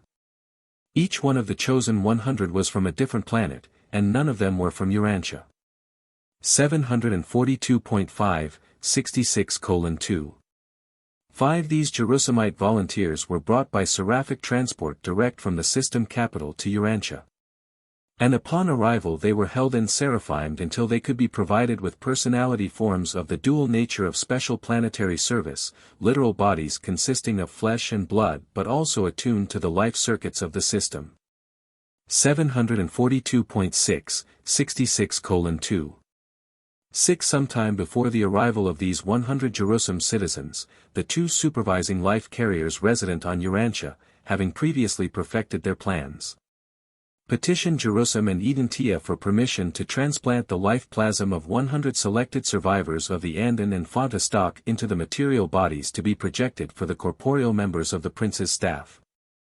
The request was granted on Jerusalem and approved on Urantia. 742.7, 66:2. 7. Accordingly, 50 males and 50 females of the Andin and Fanta posterity, representing the survival of the best strains of that unique race, were chosen by the life carriers. With 1 or 2 exceptions these Andinite contributors to the advancement of the race were strangers to one another. They were assembled from widely separated places by coordinated thought adjuster direction and seraphic guidance at the threshold of the planetary headquarters of the prince. Here the 100 human subjects were given into the hands of the highly skilled volunteer commission from Avalon, who directed the material extraction of a portion of the life plasm of these Andin descendants. This living material was then transferred to the material bodies constructed for the use of the 100 Jerusalemite members of the prince's staff. Meantime, these newly arrived citizens of the system capital were held in the sleep of seraphic transport. 742.8, 66:2. 8. These transactions, together with the literal creation of special bodies for the Caligastia 100, gave origin to numerous legends, many of which subsequently became confused with the later traditions concerning the planetary installation of Adam and Eve. 743.1, 66:2.9 The entire transaction of repersonalization, from the time of the arrival of the seraphic transports bearing the 100 Jerusalem volunteers until they became conscious, threefold beings of the realm, consumed exactly 10 days. 3. Dalmatia, the city of the prince. 743.2, 66:3.1 The headquarters of the planetary prince was situated in the Persian Gulf region of those days, in the district corresponding to later Mesopotamia. 743.3, 66:3. 2. The climate and landscape in the Mesopotamia of those times were in every way favorable to the undertakings of the prince's staff and their assistants, very different from conditions which have sometimes since prevailed. It was necessary to have such a favoring climate as a part of the natural environment designed to induce primitive Urantians to make certain initial advances in culture and civilization. The one great task of those ages was to transform man from a hunter to a herder, with the hope that later on he would evolve into a peace-loving, home-abiding farmer. 743.4, 66:3. 3. The headquarters of the planetary prince on Urantia was typical of such stations on a young and developing sphere. The nucleus of the prince's settlement was a very simple but beautiful city, enclosed within a wall 40 feet high. This world center of culture was named Dalmatia in honor of Dalagastia. 743.5, 66:3. For the city was laid out in 10 subdivisions with the headquarters mansions of the 10 councils of the corporeal staff situated at the centers of these subdivisions. Centermost in the city was the temple of the unseen Father. The administrative headquarters of the prince and his associates was arranged in 12 chambers immediately grouped about the temple itself. 743.6, 66:3. 5. The buildings of Dalmatia were all one story except the council headquarters, which were 2 stories, and the central temple of the Father of all, which was small but 3 stories in height. 743.7, 66:3. 6. The city represented the best practices of those early days in building material, brick. Very little stone or wood was used.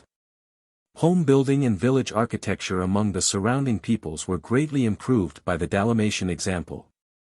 743.8, 66:3.7 Near the prince's headquarters there dwelt all colors and strata of human beings. And it was from these nearby tribes that the first students of the prince's schools were recruited.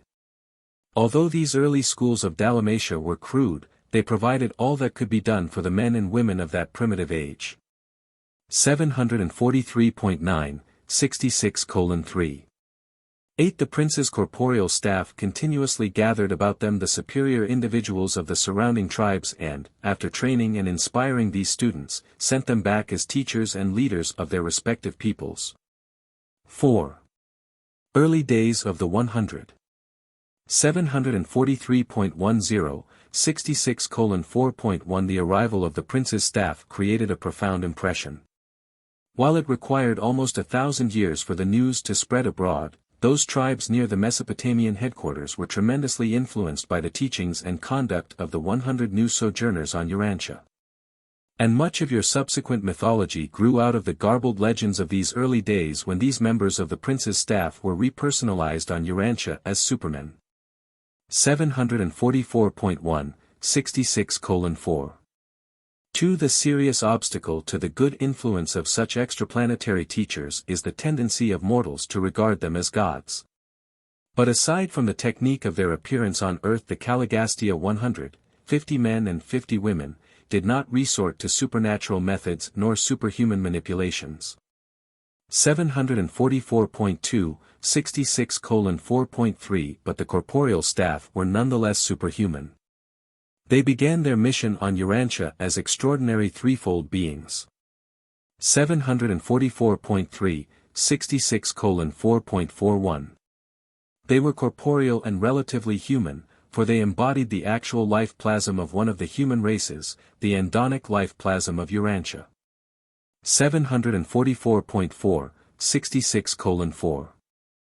5. These 100 members of the prince's staff were divided equally as to sex and in accordance with their previous mortal status. Each person of this group was capable of becoming coparental to some new order of physical being, but they had been carefully instructed to resort to parenthood only under certain conditions. It is customary for the corporeal staff of a planetary prince to procreate their successors sometime prior to retiring from special planetary service. Usually this is at, or shortly after, the time of the arrival of the planetary Adam and Eve.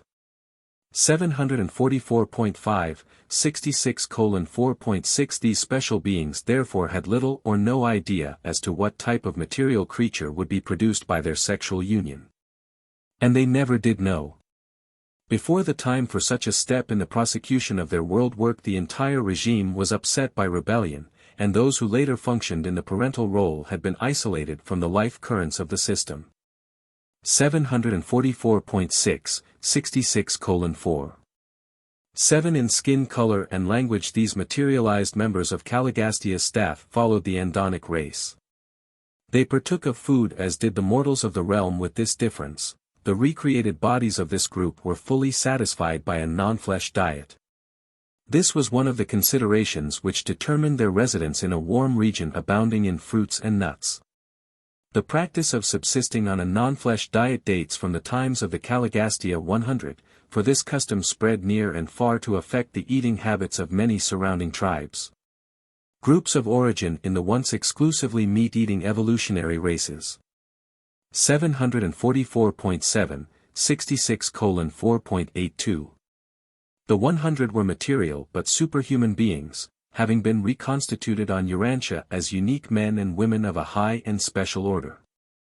744.8, 66:4. 9. This group, while enjoying provisional citizenship on Jerusalem, were as yet unfused with their thought adjusters. And when they volunteered and were accepted for planetary service in liaison with the descending orders of sonship, their adjusters were detached. But these Jerusalemites were superhuman beings, they possessed souls of ascendant growth. During the mortal life in the flesh, the soul is of embryonic estate, it is born, resurrected, in the Urantia life and experiences growth through the successive Urantia worlds. And the souls of the Caligastia 100 had thus expanded through the progressive experiences of the 7 mansion worlds to citizenship status on Jerusalem. 744.9, 66:4. 10. In conformity to their instructions, the staff did not engage in sexual reproduction, but they did painstakingly study their personal constitutions. And they carefully explored every imaginable phase of intellectual, mind, and Urantia, soul, liaison. And it was during the 33rd year of their sojourn in Dalmatia, long before the wall was completed, that number 2 and number 7 of the Danite group accidentally discovered a phenomenon attendant upon the liaison of their Urantia selves, supposedly non-sexual and non-material. And the result of this adventure proved to be the first of the primary Midway creatures. This new being was wholly visible to the planetary staff and to their celestial associates, but was not visible to the men and women of the various human tribes.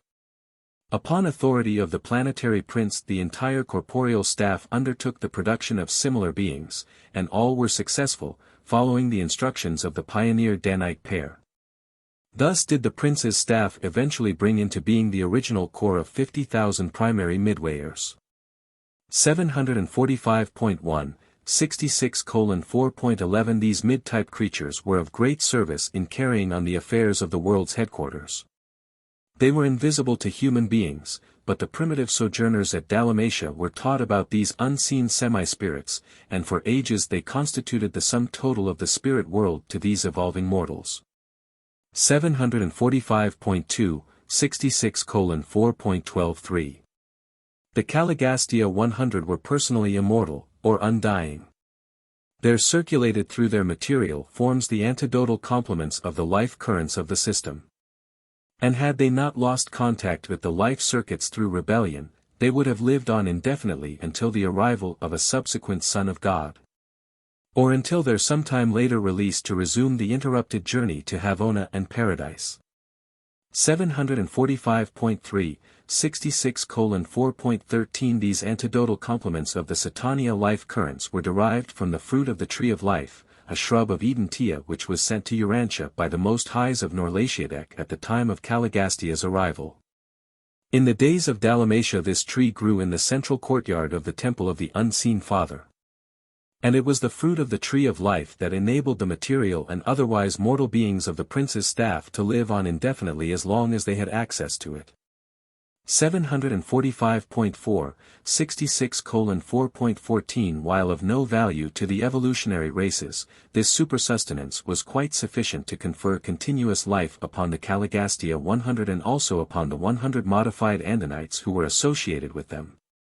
745. 5, 66:4. 15 It should be explained in this connection that, at the time the 100 Andinites contributed their human germ plasm to the members of the prince's staff. The life carriers introduced into their mortal bodies the complement of the system circuits. And thus were they enabled to live on concurrently with the staff, century after century, in defiance of physical death. 745.6, 66:4. 16 Eventually the 100 Andinites were made aware of their contribution to the new forms of their superiors. And these same 100 children of the Andan tribes were kept at headquarters as the personal attendants of the prince's corporeal staff. 5. Organization of the 100. 745.7, 66:5.1 The 100 were organized for service in 10 autonomous councils of 10 members each. When 2 or more of these 10 councils met in joint session, such liaison gatherings were presided over by Dalagastia. These 10 groups were constituted as follows. 745.8, 66:5.21. The Council on Food and Material Welfare. This group was presided over by on food, water, clothes, and the material advancement of the human species were fostered by this able corps. They taught well digging, spring control, and irrigation. They taught those from the higher altitudes and from the north improved methods of treating skins for use as clothing, and weaving was later introduced by the teachers of art and science. 746.1, 66:5. 3 great advances were made in methods of food storage. Food was preserved by cooking, drying, and smoking, it thus became the earliest property. Man was taught to provide for the hazards of famine, which periodically decimated the world. 746. 2, 66:5.42. The Board of Animal Domestication and Utilization. This council was dedicated to the task of selecting and breeding those animals best adapted to help human beings in bearing burdens and transporting themselves, to supply food, and later on to be of service in the cultivation of the soil. This able corps was directed by Bon. 746.3, 66:5.5 Several types of useful animals, now extinct, were tamed, together with some that have continued as domesticated animals to the present day. Man had long lived with the dog, and the blue man had already been successful in taming the elephant. The cow was so improved by careful breeding as to become a valuable source of food. Butter and cheese became common articles of human diet. Men were taught to use oxen for burden bearing, but the horse was not domesticated until a later date. The members of this corps first taught men to use the wheel for the facilitation of traction. 746.4, 66:5. 6 It was in these days that carrier pigeons were first used, being taken on long journeys for the purpose of sending messages or calls for help. Bond's group were successful in training the great fanders as passenger birds, but they became extinct more than 30,000 years ago. 746.5, 66:5.73. The advisors regarding the conquest of predatory animals. It was not enough that early man should try to domesticate certain animals, but he must also learn how to protect himself from destruction by the remainder of the hostile animal world. This group was captained by Dan. 746.6, 66:5. 8. The purpose of an ancient city wall was to protect against ferocious beasts as well as to prevent surprise attacks by hostile humans. Those living without the walls and in the forest were dependent on tree dwellings, stone huts, and the maintenance of night fires. It was therefore very natural that these teachers should devote much time to instructing their pupils in the improvement of human dwellings. By employing improved techniques and by the use of traps, great progress was made in animal subjugation. 746.7, 66:5.94. The Faculty on Dissemination and Conservation of Knowledge. This group organized and directed the purely educational endeavors of those early ages. It was presided over by Fad. The educational methods of Fad consisted in supervision of employment accompanied by instruction in improved methods of labor. Fad formulated the first alphabet and introduced a writing system. This alphabet contained 25 characters. For writing material these early peoples utilized tree barks, clay tablets, stone slabs, a form of parchment made of hammered hides, and a crude form of paper-like material made from wasps' nests. The Dalmatia Library, destroyed soon after the Caligastia disaffection, comprised more than 2 million separate records and was known as the House of Fad. 746.8, 66:5. 10. The blue man was partial to alphabet writing and made the greatest progress along such lines. The red man preferred pictorial writing, while the yellow races drifted into the use of symbols for words and ideas, much like those they now employ. But the alphabet and much more was subsequently lost to the world during the confusion attendant upon rebellion.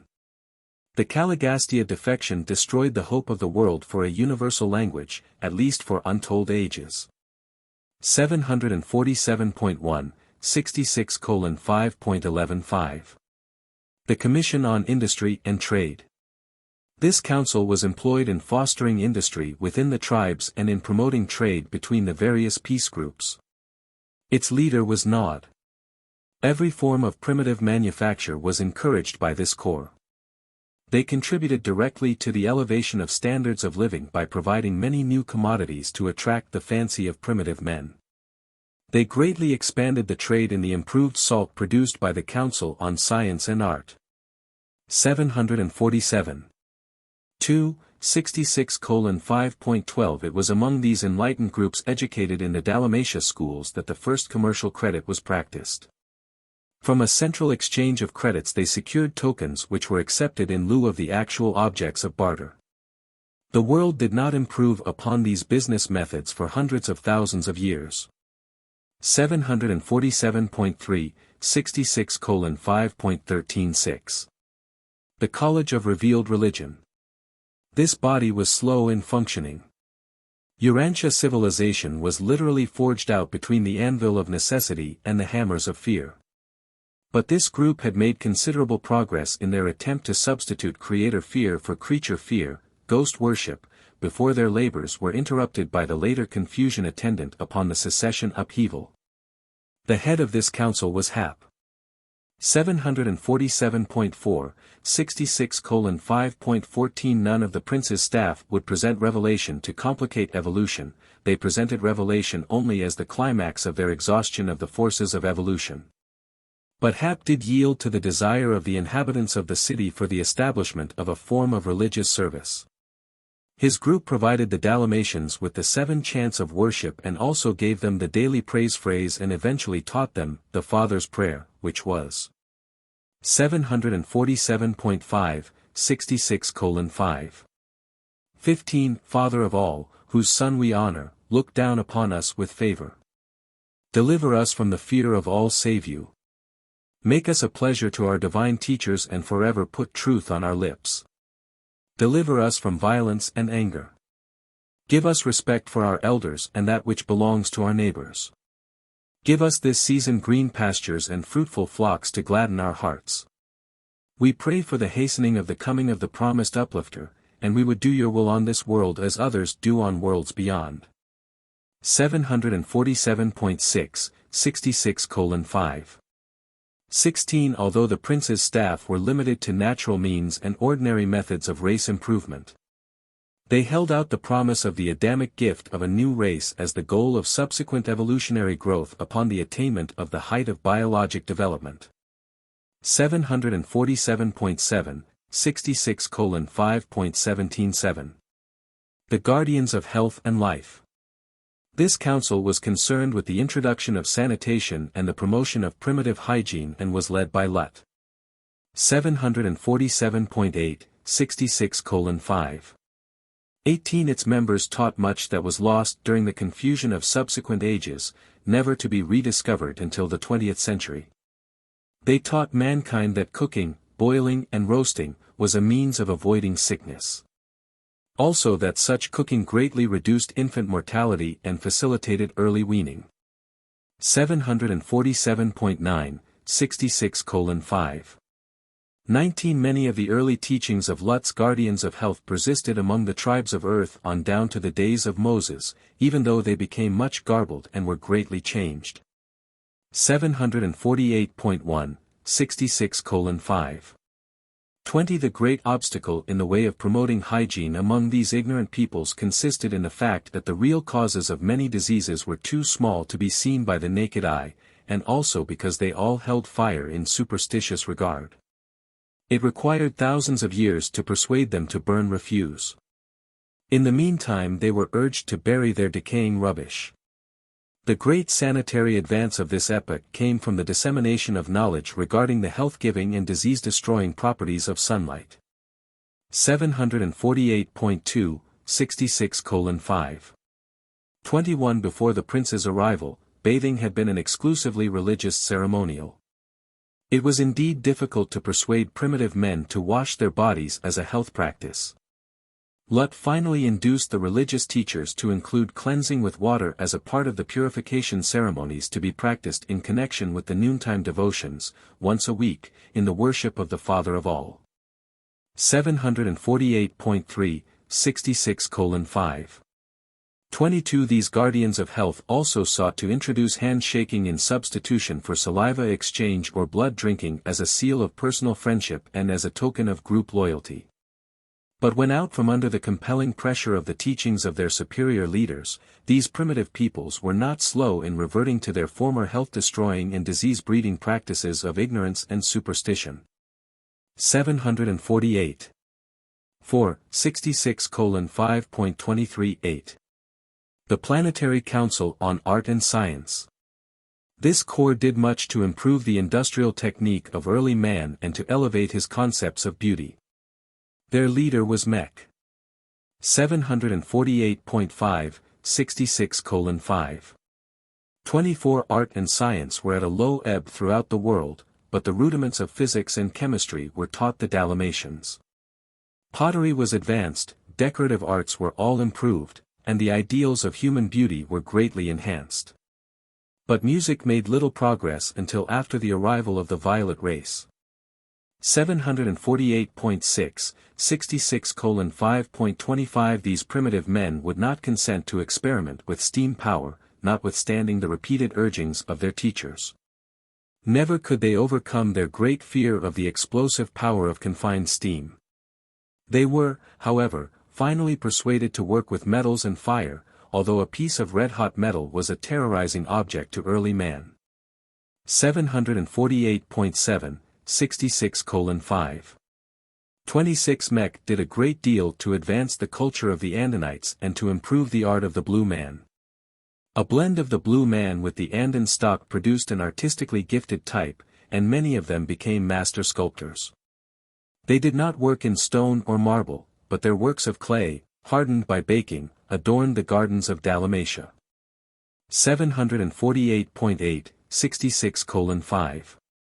27. Great progress was made in the home arts, most of which were lost in the long and dark ages of rebellion, never to be rediscovered until modern times.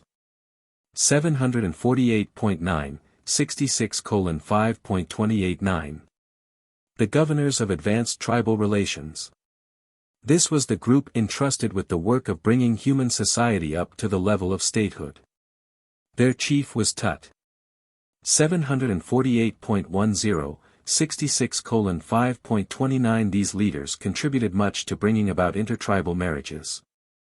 They fostered courtship and marriage after due deliberation and full opportunity to become acquainted. The purely military war dances were refined and made to serve valuable social ends. Many competitive games were introduced, but these ancient folk were a serious people. Little humor graced these early tribes. Few of these practices survived the subsequent disintegration of planetary insurrection. 749.1, 66:5. 30 Tut and his associates labored to promote group associations of a peaceful nature, to regulate and humanize warfare, to coordinate intertribal relations, and to improve tribal governments. In the vicinity of Dalmatia there developed a more advanced culture, and these improved social relations were very helpful in influencing more remote tribes. But the pattern of civilization prevailing at the prince's headquarters was quite different from the barbaric society evolving elsewhere, just as the 20th century society of Cape Town, South Africa, is totally unlike the crude culture of the diminutive Bushmen to the north. 749.2, 66:5.3110. The Supreme Court of Tribal Coordination and Racial Cooperation. This Supreme Council was directed by Van and was the court of appeals for all of the other 9 special commissions charged with the supervision of human affairs. This council was one of wide function, being entrusted with all matters of earthly concern which were not specifically assigned to the other groups. This selected corps had been approved by the Constellation Fathers of Urantia before they were authorized to assume the functions of the Supreme Court of Urantia. 6. The Prince's Reign. 749.3, 66:6. 1. The degree of a world's culture is measured by the social heritage of its native beings, and the rate of cultural expansion is wholly determined by the ability of its inhabitants to comprehend new and advanced ideas. 749.4, 66:6. 2. Slavery to tradition produces stability and cooperation by sentimentally linking the past with the present, but it likewise stifles initiative and enslaves the creative powers of the personality. The whole world was caught in the stalemate of tradition-bound mores when the Caligastia 100 arrived and began the proclamation of the new gospel of individual initiative within the social groups of that day. But this beneficent rule was so soon interrupted that the races never have been wholly liberated from the slavery of custom. Fashion still unduly dominates Urantia. 749.5, 66:6. 3. The Caligastia 100, graduates of the Satania Mansion worlds, well knew the arts and culture of Jerusalem, but such knowledge is nearly valueless on a barbaric planet populated by primitive humans. These wise beings knew better than to undertake the sudden transformation, or the en masse uplifting, of the primitive races of that day. They well understood the slow evolution of the human species, and they wisely refrained from any radical attempts at modifying man's mode of life on Earth. 749.6, 66:6. For each of the 10 planetary commissions set about slowly and naturally to advance the interests entrusted to them. Their plan consisted in attracting the best minds of the surrounding tribes and, after training them, sending them back to their people as emissaries of social uplift. 749.7, 66:6. 5 foreign emissaries were never sent to a race except upon the specific request of that people. Those who labored for the uplift and advancement of a given tribe or race were always natives of that tribe or race. The 100 would not attempt to impose the habits and mores of even a superior race upon another tribe. Always they patiently worked to uplift and advance the time-tried mores of each race. The simple folk of Urantia brought their social customs to Dalmatia, not to exchange them for new and better practices, but to have them uplifted by contact with a higher culture and by association with superior minds. The process was slow but very effectual. 750.1, 66:6.6. The Dalmatia teachers sought to add conscious social selection to the purely natural selection of biologic evolution. They did not derange human society, but they did markedly accelerate its normal and natural evolution. Their motive was progression by evolution and not revolution by revelation. The human race had spent ages in acquiring the little religion and morals it had. And these supermen knew better than to rob mankind of these few advances by the confusion and dismay which always result in enlightened and superior beings undertake to uplift the backward races by overteaching and over-enlightenment. 750.2, 66:6. 7. When Christian missionaries go into the heart of Africa, where sons and daughters are supposed to remain under the control and direction of their parents throughout the lifetime of the parents, they only bring about confusion and the breakdown of all authority when they seek, in a single generation, to supplant this practice by teaching that these children should be free from all parental restraint after they have attained the age of 21. 7. Life in Dalmatia. 750.3, 66:7.1. The prince's headquarters, though exquisitely beautiful and designed to awe the primitive men of that age, was altogether modest. The buildings were not especially large, as it was the motive of these imported teachers to encourage the eventual development of agriculture through the introduction of animal husbandry. The land provision within the city walls was sufficient to provide for pasturage and gardening for the support of a population of about 20,000. 750.4, 66:7. 2. The interiors of the central temple of worship and the 10 council mansions of the supervising groups of supermen were indeed beautiful works of art. And while the residential buildings were models of neatness and cleanliness, everything was very simple and altogether primitive in comparison with later-day developments. At this headquarters of culture no methods were employed which did not naturally belong on Urantia. 750.5, 66:7. 3. The prince's corporeal staff presided over simple and exemplary abodes which they maintained as homes designed to inspire and favorably impress the student observers sojourning at the world's social center and educational headquarters. 750. 6, 66:7. For the definite order of family life and the living of one family together in one residence of comparatively settled location date from these times of Dalmatia and were chiefly due to the example and teachings of the 100 and their pupils. The home as a social unit never became a success until the supermen and superwomen of Dalmatia led mankind to love and plan for their grandchildren and their grandchildren's children. Savage man loves his child, but civilized man loves also his grandchild. 750.7, 66:7.5. The prince's staff lived together as fathers and mothers. True, they had no children of their own, but the 50 pattern homes of Dalmatia never sheltered less than 500 adopted little ones assembled from the superior families of the Andonic and Sangic races. Many of these children were orphans. They were favored with the discipline and training of these superparents. And then, after 3 years in the schools of the prince, they entered from 13 to 15, they were eligible for marriage and ready to receive their commissions as emissaries of the prince to the needy tribes of their respective races. 751.1, 66:7.6. FAD sponsored the Dalmatia plan of teaching that was carried out as an industrial school in which the pupils learned by doing, and through which they worked their way by the daily performance of useful tasks. This plan of education did not ignore thinking and feeling in the development of character, but it gave first place to manual training. The instruction was individual and collective. The pupils were taught by both men and women and by the two acting conjointly. One half of this group instruction was by sexes, the other half was coeducational. Students were taught manual dexterity as individuals and were socialized in groups or classes. They were trained to fraternize with younger groups, older groups, and adults, as well as to do teamwork with those of their own ages. They were also familiarized with such associations as family groups, play squads, and school classes. 751.2, 66:7. 7. Among the later students trained in Mesopotamia for work with their respective races were Andinites from the highlands of western India together with representatives of the red men and the blue men. Still later a small number of the yellow race were also received. 751.3, 66:7.8. HAP presented the early races with a moral law.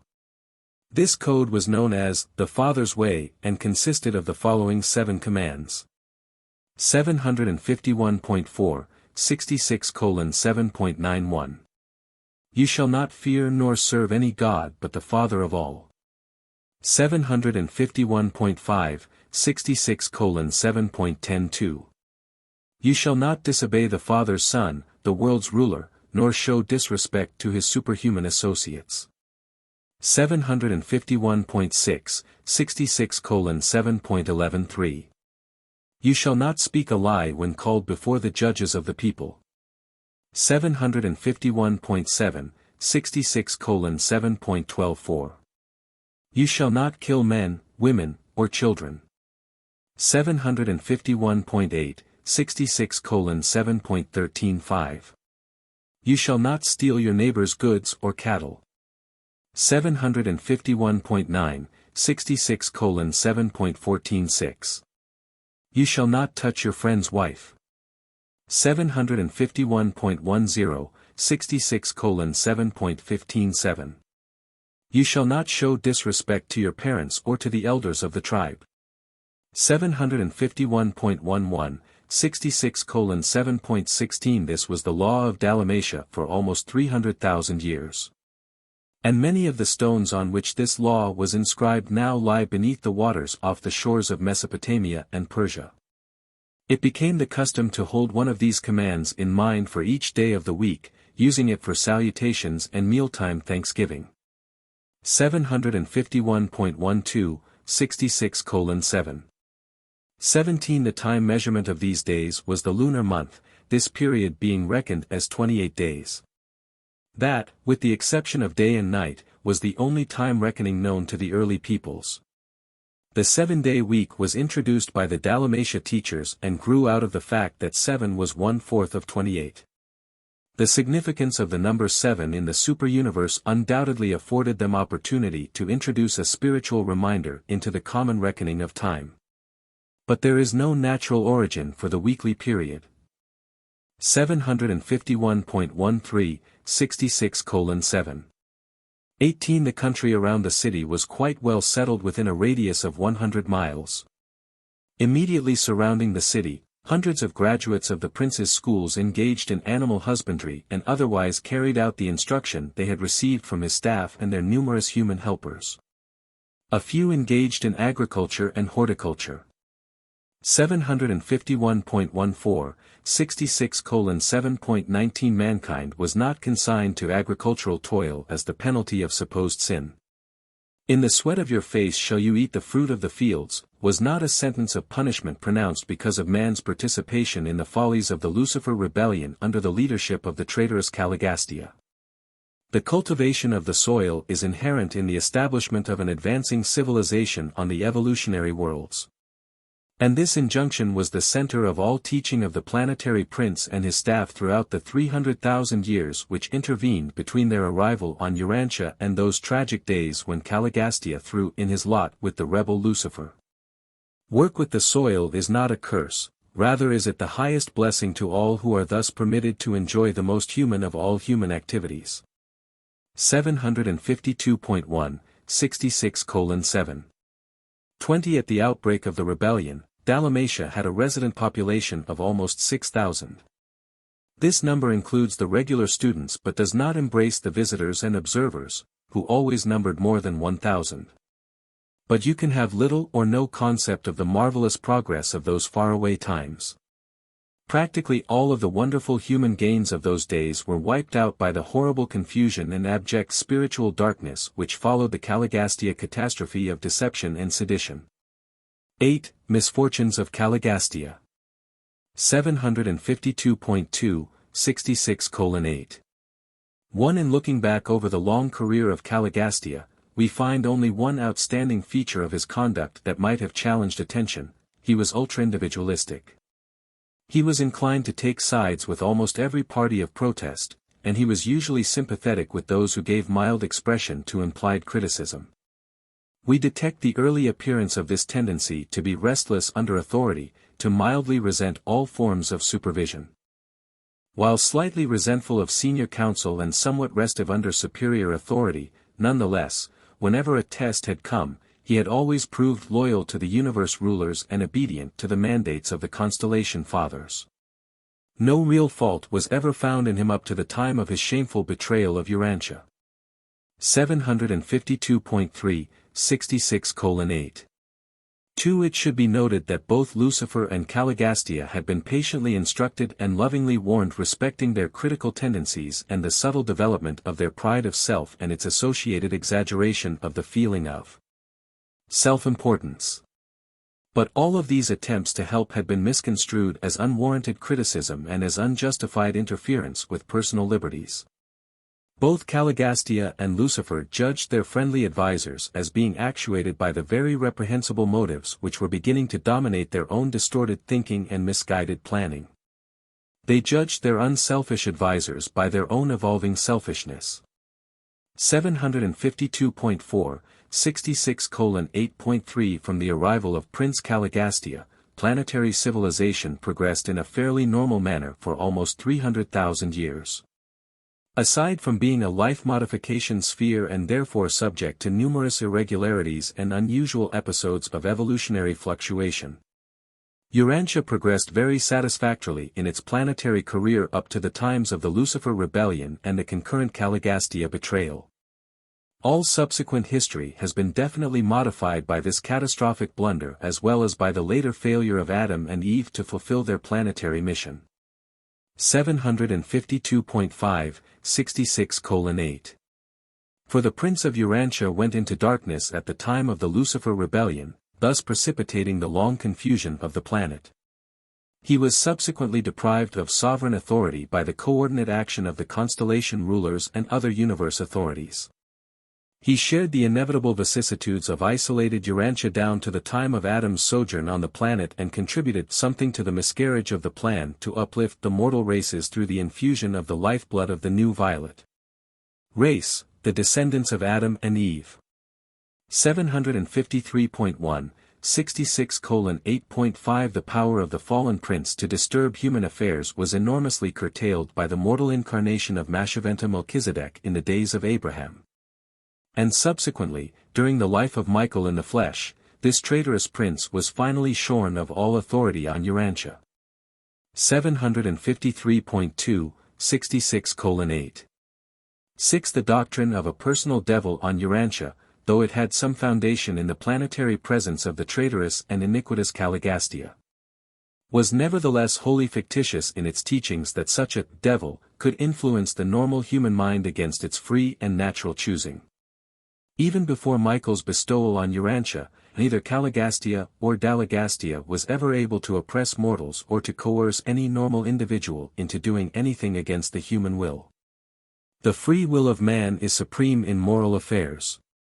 Even the indwelling thought adjuster refuses to compel man to think a single thought or to perform a single act against the choosing of man's own will. 753.3, 66:8. 7. And now this rebel of the realm, shorn of all power to harm his former subjects, awaits the final adjudication, by the Uversa Ancients of Days, of all who participated in the Lucifer Rebellion. 753.4, 66:8. 8. Presented by a Melchizedek of Nebadon. Paper 67. The Planetary Rebellion. 754.1, 67:0. 1. The problems associated with human existence on Urantia are impossible of understanding without a knowledge of certain great epochs of the past, notably the occurrence and consequences of the planetary rebellion. Although this upheaval did not seriously interfere with the progress of organic evolution, it did markedly modify the course of social evolution and of spiritual development. The entire superphysical history of the planet was profoundly influenced by this devastating calamity. 1. The Caligastia betrayal. 754.2, 67:1. 1. For 300,000 years Caligastia had been in charge of Urantia when Satan, Lucifer's assistant, made one of his periodic inspection calls. And when Satan arrived on the planet, his appearance in no way resembled your caricatures of his nefarious majesty. He was, and still is, a Lananandek son of great brilliance. And no marvel, for Satan himself is a brilliant creature of light. 754.3, 67 to 1.2. In the course of this inspection Satan informed Caligastia of Lucifer's then proposed Declaration of Liberty, and as we now know, the prince agreed to betray the planet upon the announcement of the rebellion. The loyal universe personalities look with peculiar disdain upon Prince Caligastia because of this premeditated betrayal of trust. The Creator's Son voiced this contempt when he said, "You are like your leader, Lucifer, and you have sinfully perpetuated his iniquity." He was a falsifier from the beginning of his self-exaltation because he abode not in the truth. 754.4, 67:1. 3. In all the administrative work of a local universe no high trust is deemed more sacred than that reposed in a planetary prince who assumes responsibility for the welfare and guidance of the evolving mortals on a newly inhabited world. And of all forms of evil, none are more destructive of personality status than betrayal of trust and disloyalty to one's confiding friends. In committing this deliberate sin, Caligastia so completely distorted his personality that his mind has never since been able fully to regain its equilibrium. 754.5, 67:1. For there are many ways of looking at sin, but from the universe philosophic viewpoint sin is the attitude of a personality who is knowingly resisting cosmic reality. Error might be regarded as a misconception or distortion of reality. Evil is a partial realization of, or maladjustment to, universe realities. But sin is a purposeful resistance to divine reality, a conscious choosing to oppose spiritual progress, while iniquity consists in an open and persistent defiance of recognized reality and signifies such a degree of personality disintegration as to border on cosmic insanity.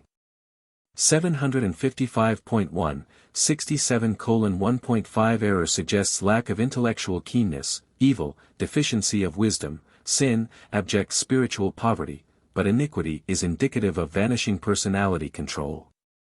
755.2, 67:1. 6. And when sin has so many times been chosen and so often been repeated, it may become habitual. Habitual sinners can easily become iniquitous, become wholehearted rebels against the universe and all of its divine realities. While all manner of sins may be forgiven, we doubt whether the established iniquitor would ever sincerely experience sorrow for his misdeeds or accept forgiveness for his sins. 2. The outbreak of rebellion. 755.3, 67:2. 1. Shortly after Satan's inspection and when the planetary administration was on the eve of the realization of great things on Urantia, one day, midwinter of the northern continents, Caligastia held a prolonged conference with his associate Dalagastia, after which the latter called the 10 councils of Urantia in session extraordinary. This assembly was opened with the statement that Prince Caligastia was about to proclaim himself absolute sovereign of Urantia and demanded that all administrative groups abdicate by resigning all of their functions and powers into the hands of Dalagastia as trustee. Pending the reorganization of the planetary government and the subsequent redistribution of these offices of administrative authority. 755.4, 67:2.2. The presentation of this astounding demand was followed by the masterly appeal of Van, chairman of the Supreme Council of Coordination. This distinguished administrator and able jurist branded the proposed course of Caligastia as an act bordering on planetary rebellion and appealed to his conferees to abstain from all participation until an appeal could be taken to Lucifer, the system sovereign of Satania. And he won the support of the entire staff. Accordingly, appeal was taken to Jerusalem, and forthwith came back the orders designating Caligastia as supreme sovereign on Urantia and commanding absolute and unquestioning allegiance to his mandates. And it was in reply to this amazing message that the noble Van made his memorable address of 7 hours' length in which he formally drew his indictment of Dalagastia, Caligastia, and Lucifer as standing in contempt of the sovereignty of the universe of Nebadon. And he appealed to the Most Highs of Urantia for support and confirmation. 755.5, 67:2.3. Meantime the system circuits had been severed, Urantia was isolated. Every group of celestial life on the planet found itself suddenly and without warning isolated, utterly cut off from all outside counsel and advice. 755.6, 67:2.4 Dalagastia formally proclaimed Caligastia, god of Urantia and supreme over all. With this proclamation before them, the issues were clearly drawn, and each group drew off by itself and began deliberations, discussions destined eventually to determine the fate of every superhuman personality on the planet. 755.7, 67:2. 5 seraphim and cherubim and other celestial beings were involved in the decisions of this bitter struggle, this long and sinful conflict. Many superhuman groups that chanced to be on Urantia at the time of its isolation were detained here and, like the seraphim and their associates, were compelled to choose between sin and righteousness, between the ways of Lucifer and the will of the unseen Father. 756.1, 67:2.6 For more than 7 years this struggle continued. Not until every personality concerned had made a final decision, would or did the authorities of Urantia interfere or intervene. Not until then did Van and his loyal associates receive vindication and release from their prolonged anxiety and intolerable suspense. 3. The 7 Crucial Years. 756.2, 67:3. 1. The outbreak of rebellion on Jerusalem, the capital of Satania, was broadcast by the Melchizedek Council. The emergency Melchizedeks were immediately dispatched to Jerusalem, and Gabriel volunteered to act as the representative of the Creator Son, whose authority had been challenged. With this broadcast of the fact of rebellion in Satania, the system was isolated, quarantined, from her sister systems. There was war in heaven, the headquarters of Satania, and it spread to every planet in the local system. 756.3, 67:3. 2. On Urantia 40 members of the corporeal staff of 100, including Van, refused to join the insurrection. Many of the staff's human assistants, modified and otherwise, were also brave and noble defenders of Michael and his universe government. There was a terrible loss of personalities among seraphim and cherubim. Almost 1/2 of the administrator and transition seraphim assigned to the planet joined their leader and Dalagastia in support of the cause of Lucifer. 40,119 of the primary Midway creatures joined hands with Caligastia, but the remainder of these beings remained true to their trust. 756.4, 67:3. 3. The traitorous prince marshaled the disloyal Midway creatures and other groups of rebel personalities and organized them to execute his bidding. While Van assembled the loyal Midwayers and other faithful groups and began the great battle for the salvation of the planetary staff and other marooned celestial personalities. 756.5, 67:3. For during the times of this struggle the Loyalists dwelt in an unwalled and poorly protected settlement a few miles to the east of Dalmatia, but their dwellings were guarded day and night by the alert and ever-watchful loyal Midway creatures. And they had possession of the priceless Tree of Life. 756.6, 67:3. 5. Upon the outbreak of rebellion, loyal cherubim and seraphim, with the aid of 3 faithful Midwayers, assumed the custody of the Tree of Life and permitted only the 40 loyalists of the staff and their associated modified mortals to partake of the fruit and leaves of this energy plant. There were 56 of these modified Andite associates of the staff, 16 of the Andite attendants of the disloyal staff refusing to go into rebellion with their masters. 756.7, 67:3. 6. Throughout the 7 crucial years of the Caligastia rebellion, Van was wholly devoted to the work of ministry to his loyal army of men, Midwayers, and angels.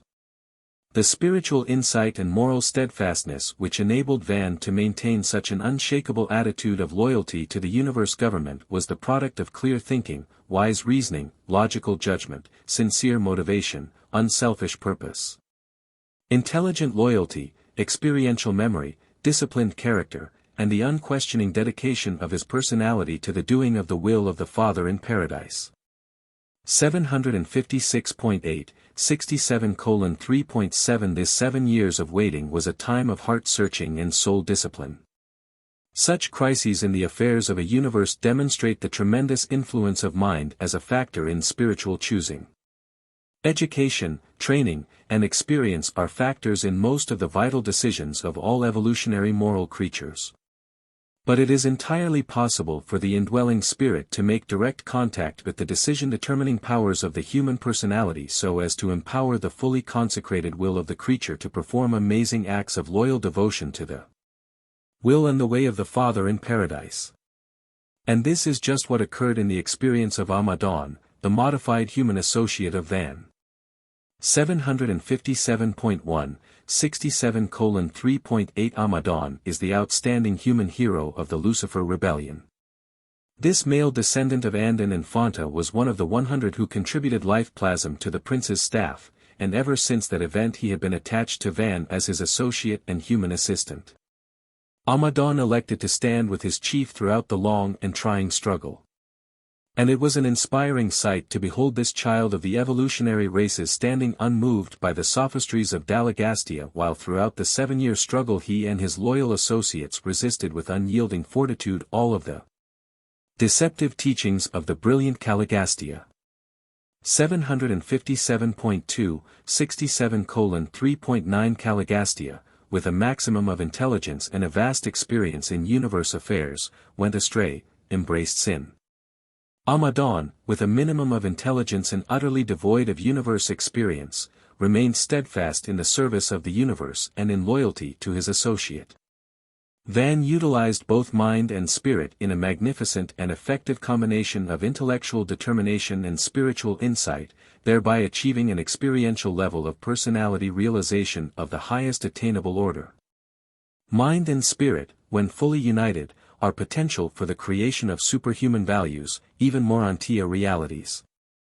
757.3, 67:3.10 There is no end to the recital of the stirring events of these tragic days. But at last the final decision of the last personality was made, and then, but only then, did a Most High of Urantia arrive with the emergency Melchizedeks to seize authority on Urantia. The Caligastia panoramic reign records on Jerusalem were obliterated, and the probationary era of planetary rehabilitation was inaugurated. 4. The Caligastia 100 after rebellion. 757.4, 67:4. 1. When the final roll was called, the corporeal members of the prince's staff were found to have aligned themselves as follows: Van and his entire court of coordination had remained loyal. Ong and 3 members of the Food Council had survived. The Board of Animal Husbandry were all swept into rebellion, as were all of the Animal Conquest Advisors. Fad and 5 members of the Educational Faculty were saved. Nod and all of the Commission on Industry and Trade joined Caligastia. Hap and the entire College of Revealed Religion remained loyal with Van and his noble band. Lut and the whole Board of Health were lost. The Council of Art and Science remained loyal in its entirety, but Tut and the Commission on Tribal Government all went astray.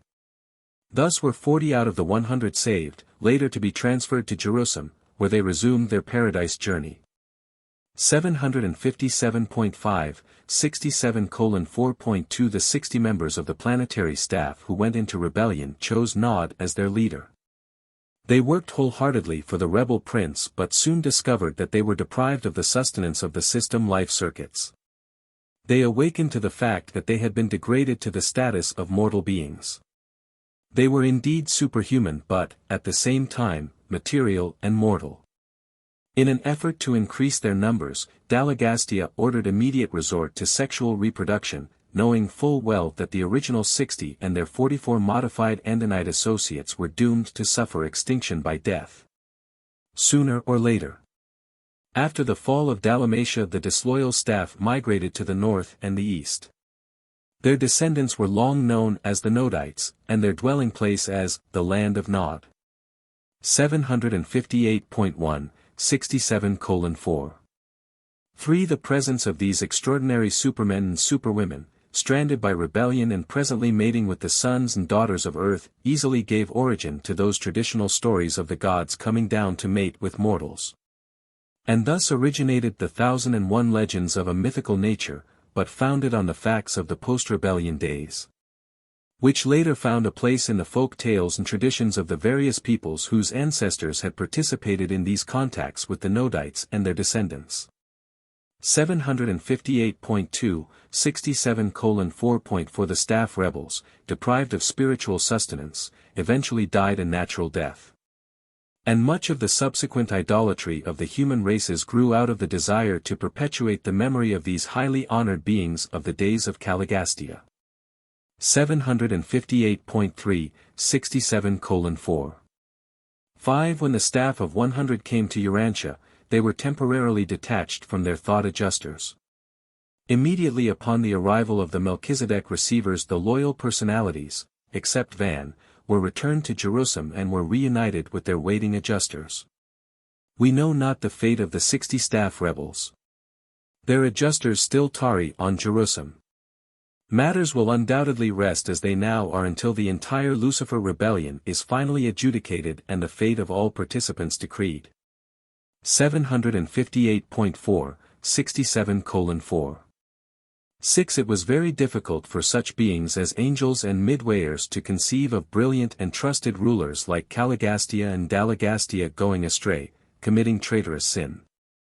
Those beings who fell into sin, they did not deliberately or premeditatedly enter upon rebellion, were misled by their superiors, deceived by their trusted leaders.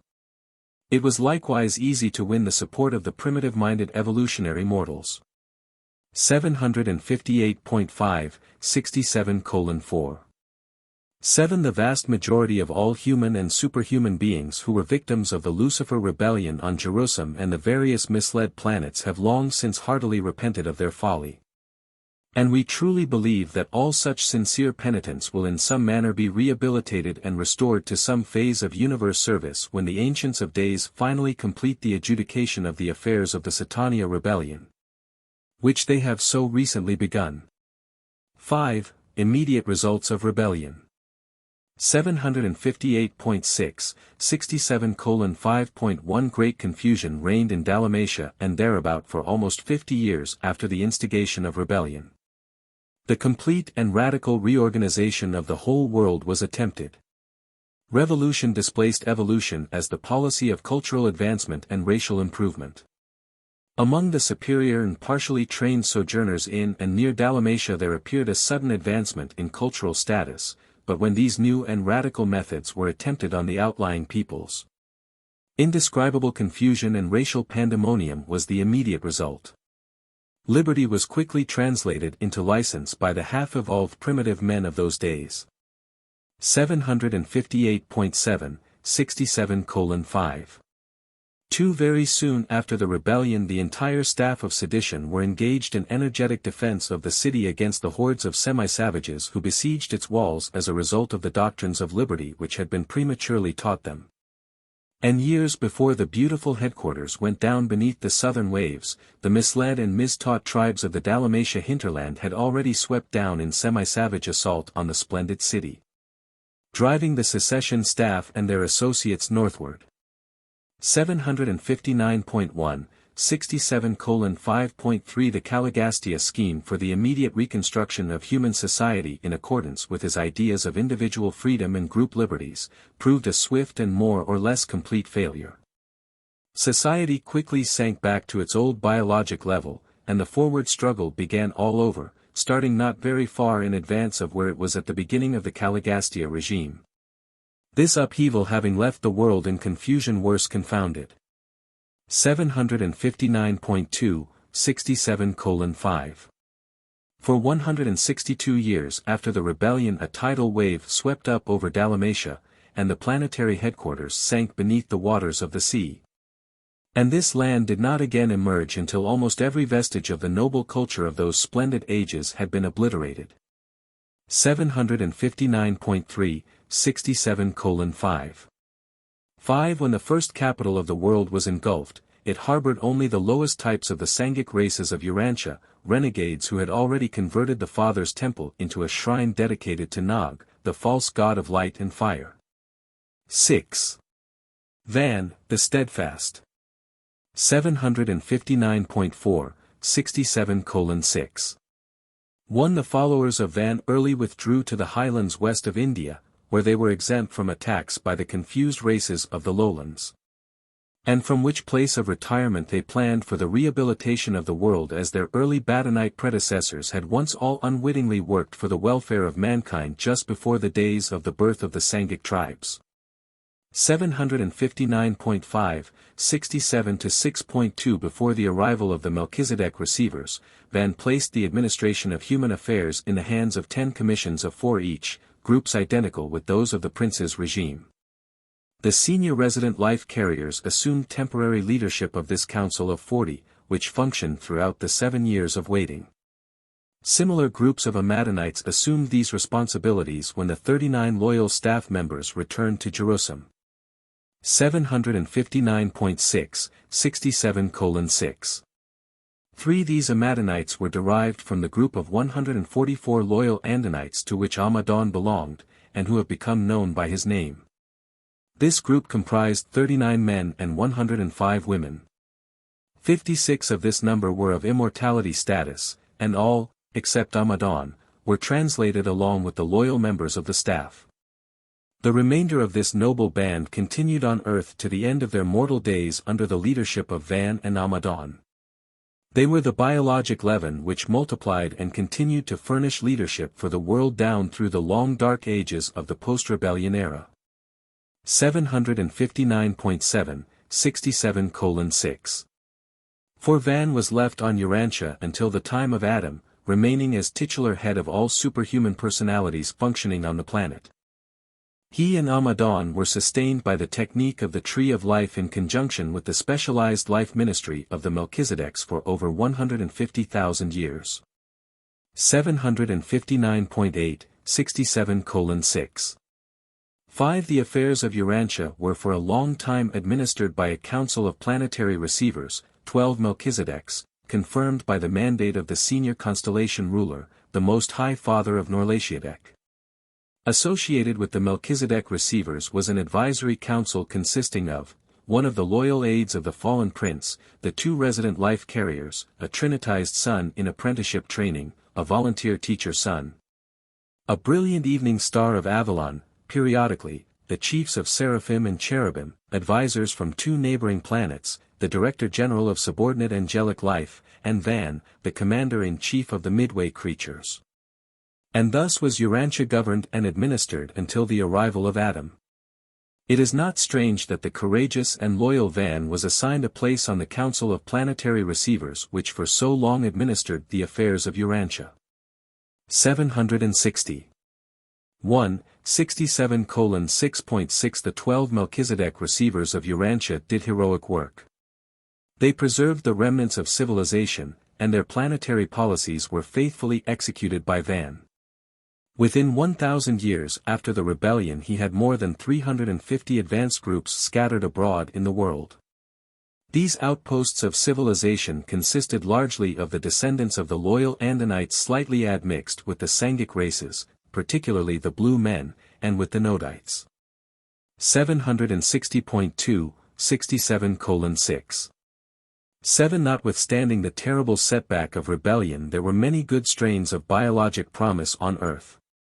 Under the supervision of the Melchizedek receivers, Van and Amadon continued the work of fostering the natural evolution of the human race, carrying forward the physical evolution of man until it reached that culminating attainment which warranted the dispatch of a material son and daughter to Urantia. 760.3, 67:6.8 Van and Amadon remained on Earth until shortly after the arrival of Adam and Eve. Some years thereafter they were translated to Jerusalem, where Van was reunited with his waiting adjuster. Van now serves in behalf of Urantia while awaiting the order to go forward on the long trail to paradise perfection and the unrevealed destiny of the assembling core of mortal finality. 760.4, 67:6.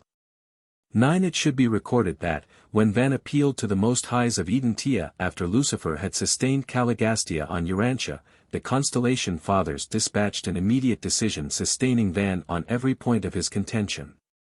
This verdict failed to reach him because the planetary circuits of communication were severed while it was in transit. Only recently was this actual ruling discovered lodged in the possession of a relay energy transmitter where it had been marooned ever since the isolation of Urantia. Without this discovery, made as the result of the investigations of the Urantia Midwayers, the release of this decision would have awaited the restoration of Urantia to the constellation circuits.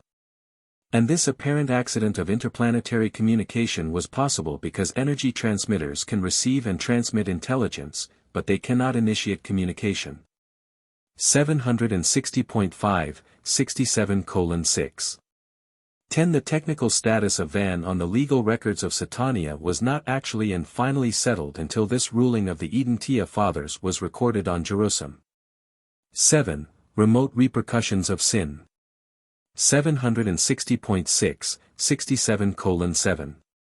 1. The personal, centripetal, consequences of the creature's willful and persistent rejection of light are both inevitable and individual and are of concern only to deity and to that personal creature. Such a soul-destroying harvest of iniquity is the inner reaping of the iniquitous will creature. 761.1, 67:7. 2. But not so with the external repercussions of sin, the impersonal, centrifugal, consequences of embraced sin are both inevitable and collective, being of concern to every creature functioning within the effect range of such events. 761.2, 67:7. 3. By 50,000 years after the collapse of the planetary administration, earthly affairs were so disorganized and retarded that the human race had gained very little over the general evolutionary status existing at the time of Caligastia's arrival 350,000 years previously. In certain respects progress had been made, in other directions much ground had been lost. 761.3, 67:7.4. Sin is never purely local in its effects. The administrative sectors of the universes are organismal. The plight of one personality must to a certain extent be shared by all. Sin, being an attitude of the person toward reality, is destined to exhibit its inherent negativistic harvest upon any and all related levels of universe values. But the full consequences of erroneous thinking, evil doing, or sinful planning are experienced only on the level of actual performance. The transgression of universe law may be fatal in the physical realm without seriously involving the mind or impairing the spiritual experience. Sin is fraught with fatal consequences to personality survival only when it is the attitude of the whole being, when it stands for the choosing of the mind and the willing of the soul. 761.4, 67:7. 5. Evil and sin visit their consequences in material and social realms and may sometimes even retard spiritual progress on certain levels of universe reality. But never does the sin of any being rob another of the realization of the divine right of personality survival. Eternal survival can be jeopardized only by the decisions of the mind and the choice of the soul of the individual himself. 761.5, 67:7. 6. Sin on Urantia did very little to delay biologic evolution, but it did operate to deprive the mortal races of the full benefit of the Adamic inheritance. Sin enormously retards intellectual development, moral growth, social progress, and mass spiritual attainment. But it does not prevent the highest spiritual achievement by any individual who chooses to know God and sincerely do His divine will. 761.6, 67:7.7. Caligastia rebelled, Adam and Eve did default, but no mortal subsequently born on Urantia has suffered in his personal spiritual experience because of these blunders. Every mortal born on Urantia since Caligastia's rebellion has been in some manner time penalized, but the future welfare of such souls has never been in the least eternity jeopardized. No person is ever made to suffer vital spiritual deprivation because of the sin of another. Sin is wholly personal as to moral guilt or spiritual consequences, notwithstanding its far-flung repercussions in administrative, intellectual, and social domains. 761.7, 67:7. 8. While we cannot fathom the wisdom that permits such catastrophes, we can always discern the beneficial outworking of these local disturbances as they are reflected out upon the universe at large. 8. The human hero of the rebellion. 761.8, 67:8. 1. The Lucifer rebellion was withstood by many courageous beings on the various worlds of Satania. But the records of Solvington portray Amadon as the outstanding character of the entire system in his glorious rejection of the flood tides of sedition and in his unswerving devotion to Van. They stood together unmoved in their loyalty to the supremacy of the invisible Father and his Son Michael. 762.1, 67:8. 2. At the time of these momentous transactions I was stationed on Urantia, and I am still conscious of the exhilaration I experienced as I perused the Solvington broadcasts which told from day to day of the unbelievable steadfastness, the transcendent devotion, and the exquisite loyalty of this one-time semi-savage springing from the experimental and original stock of the Andonic race. 762.2, 67:8.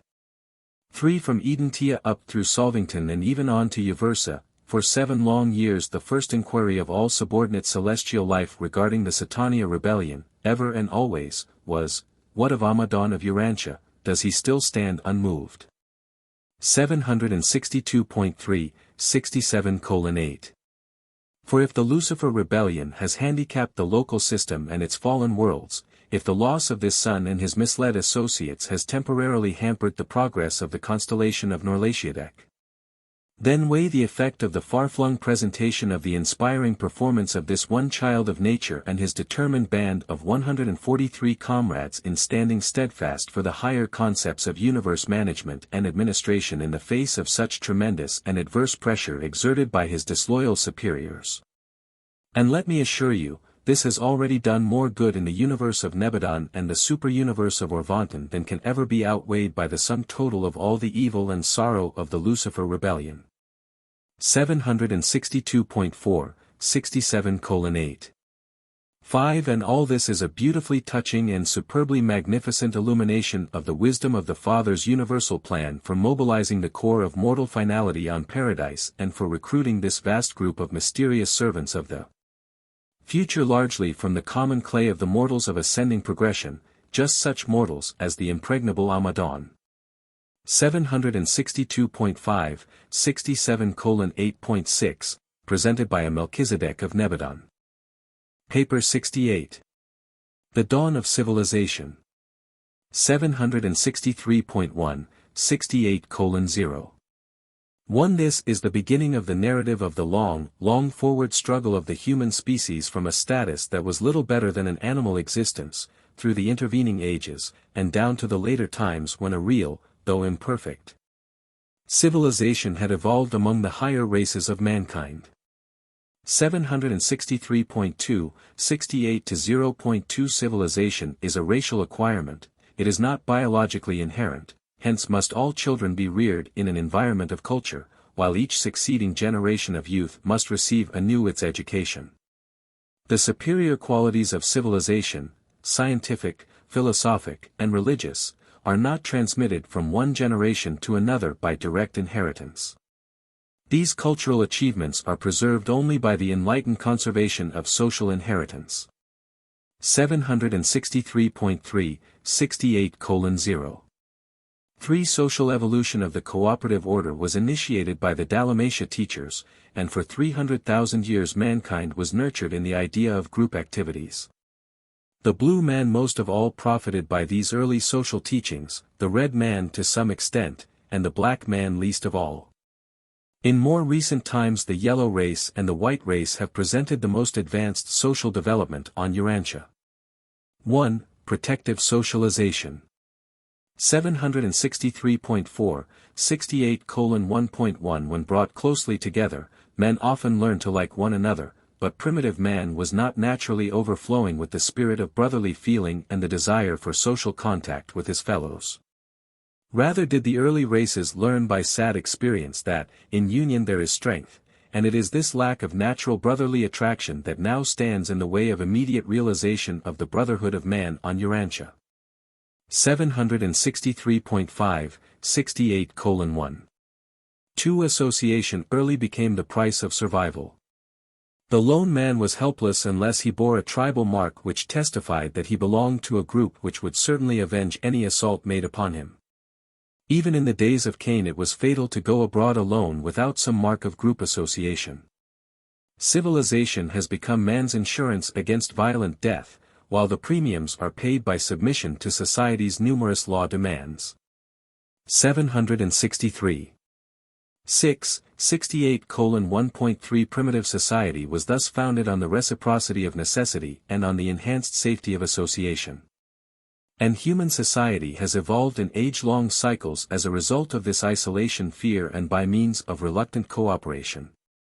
763. 68:1.4 Primitive human beings early learned that groups are vastly greater and stronger than the mere sum of their individual units. 100 men united and working in unison can move a great stone. A score of well-trained guardians of the peace can restrain an angry mob. And so society was born, not of mere association of numbers, but rather as a result of the organization of intelligent cooperators.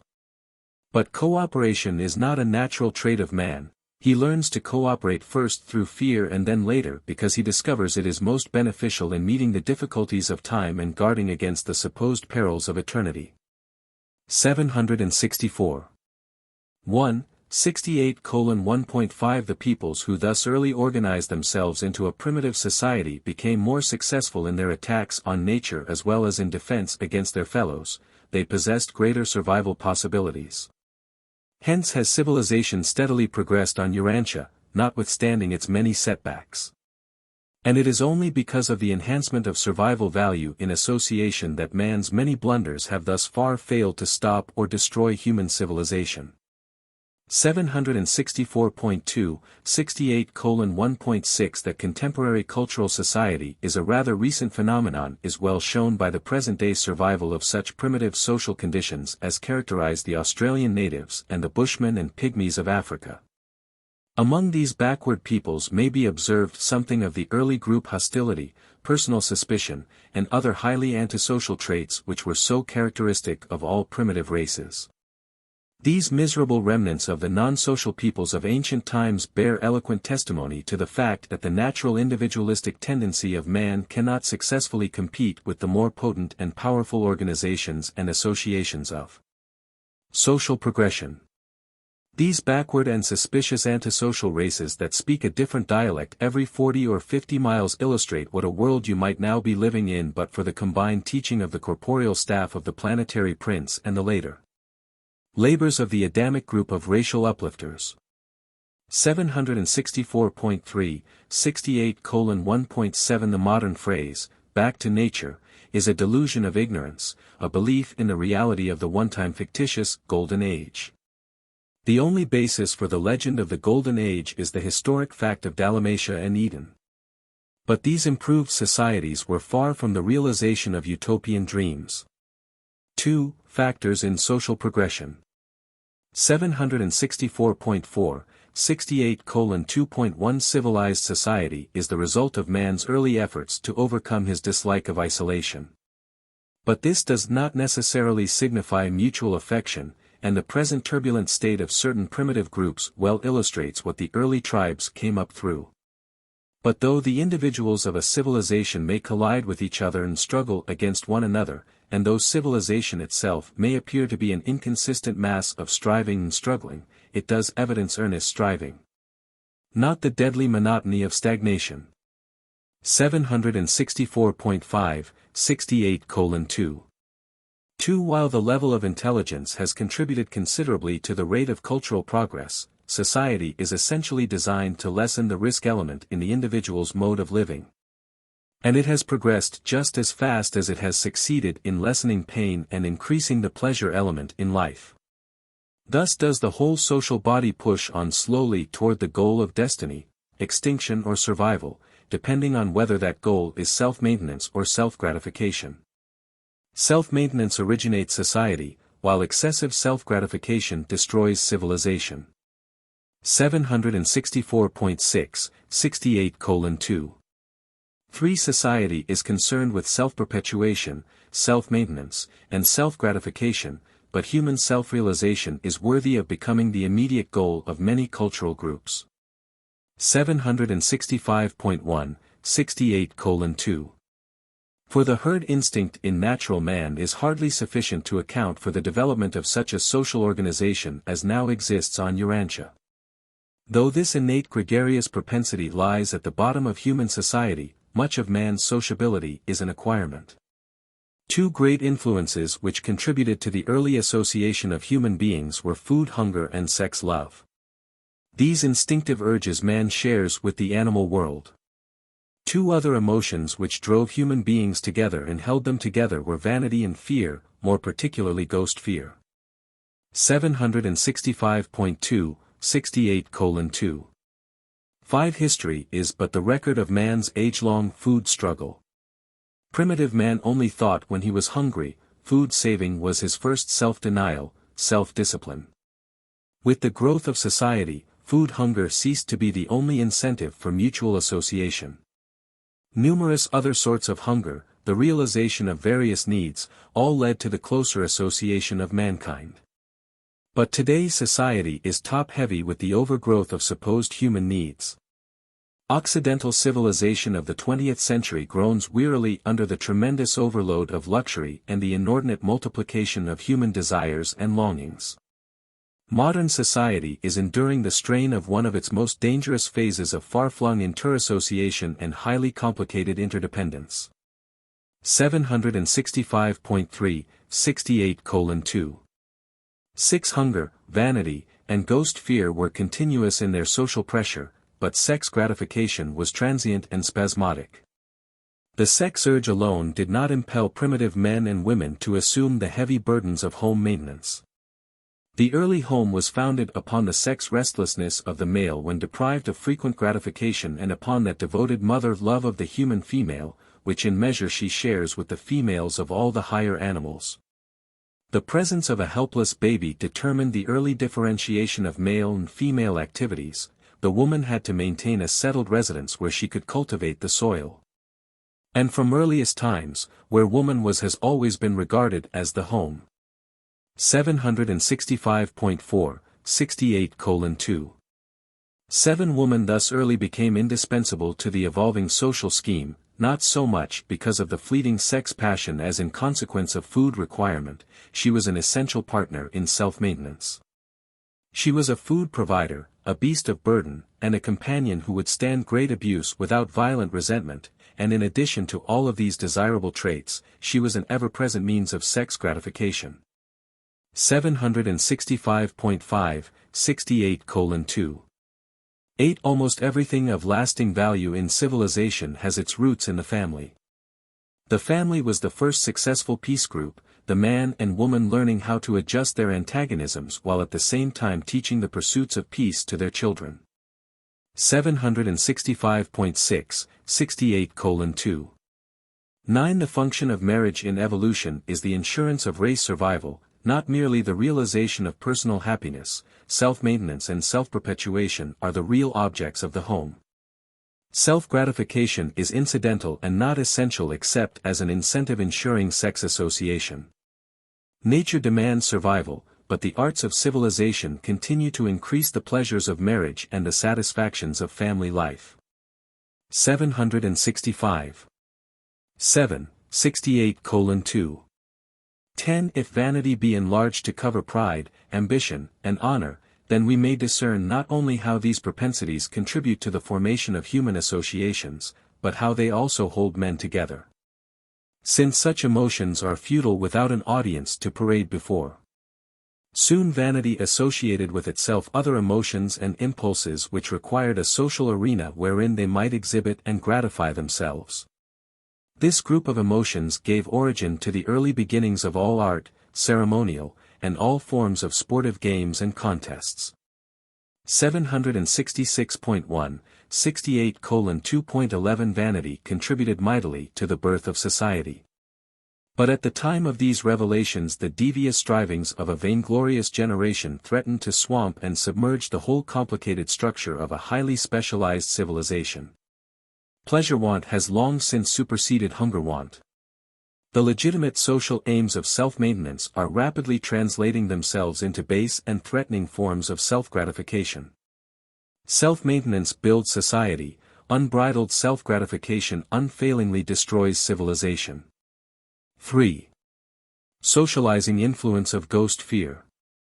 766.2, 68:3.1 Primitive desires produced the original society, but ghost fear held it together and imparted an extra-human aspect to its existence.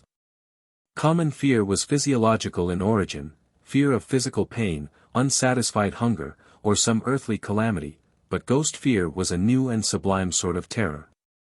766.3, 68:3. 2. Probably the greatest single factor in the evolution of human society was the ghost dream.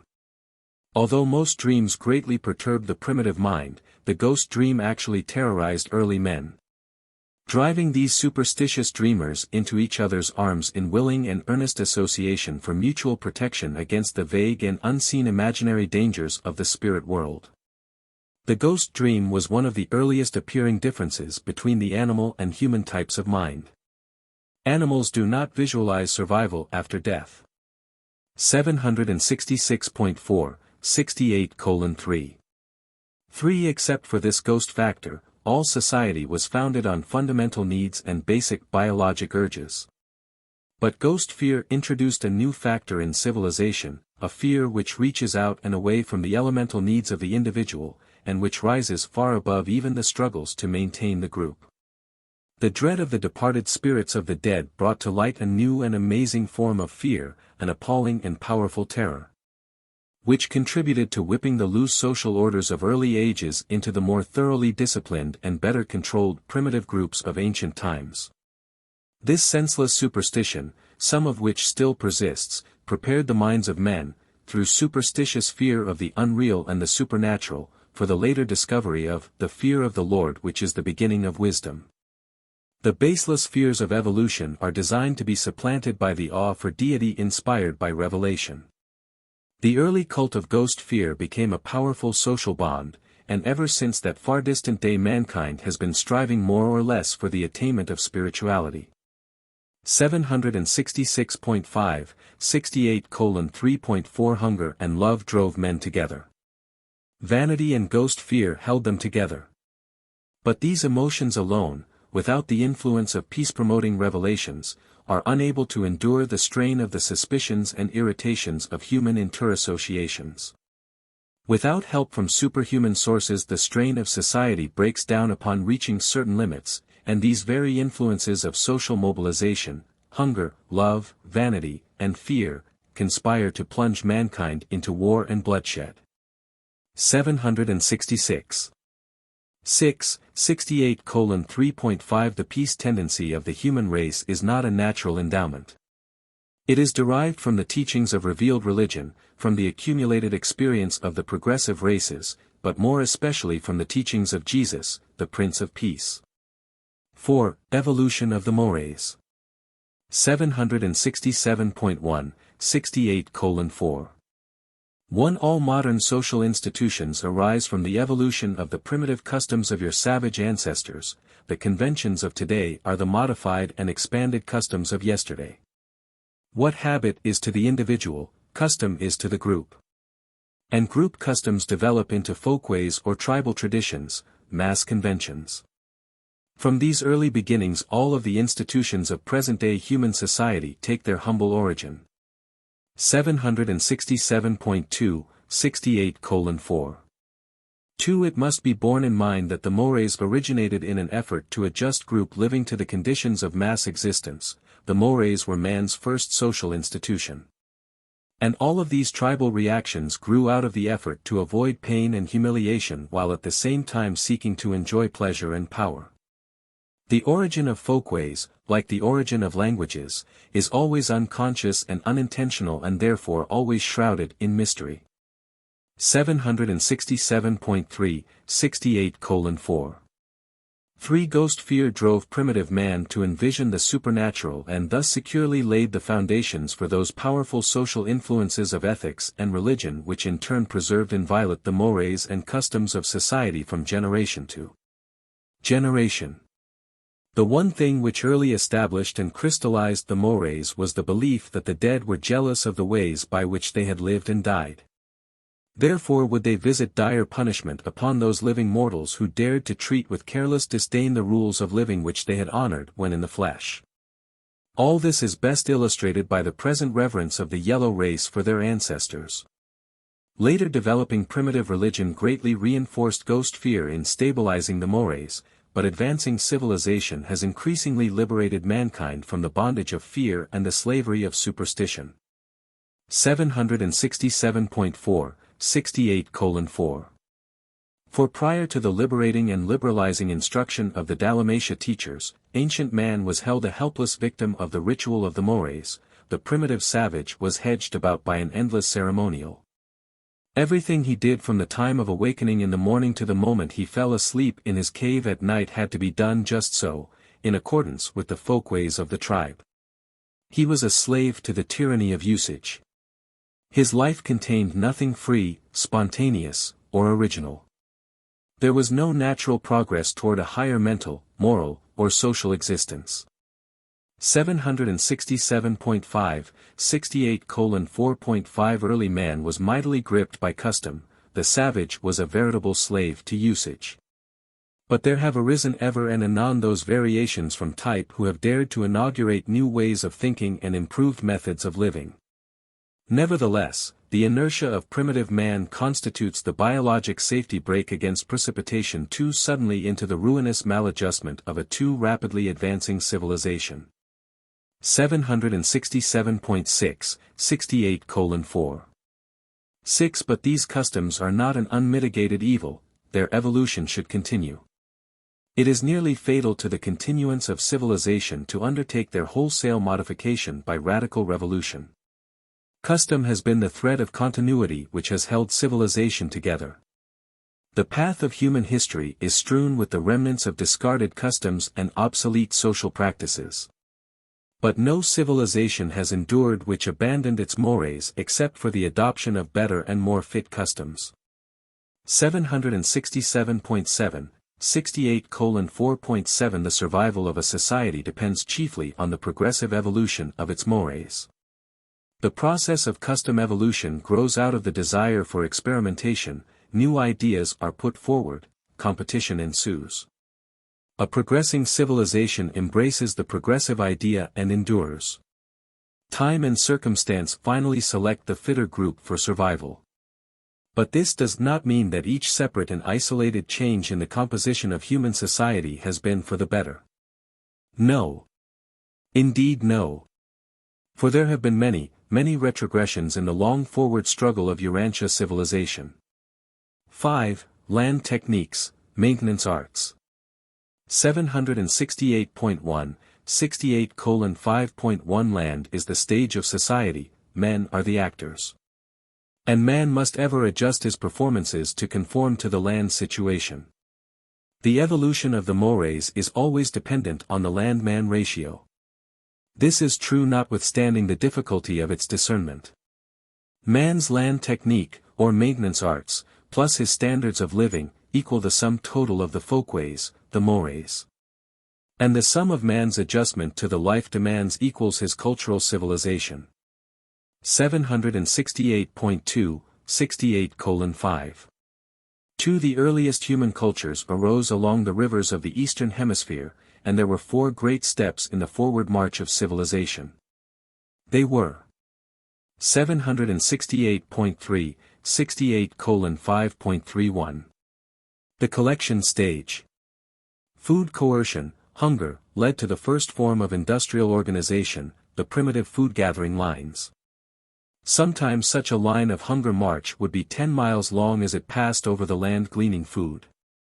This was the primitive nomadic stage of culture and is the mode of life now followed by the African bushman. 768.4 68:5.42. The hunting stage. The invention of weapon tools enabled man to become a hunter and thus to gain considerable freedom from food slavery.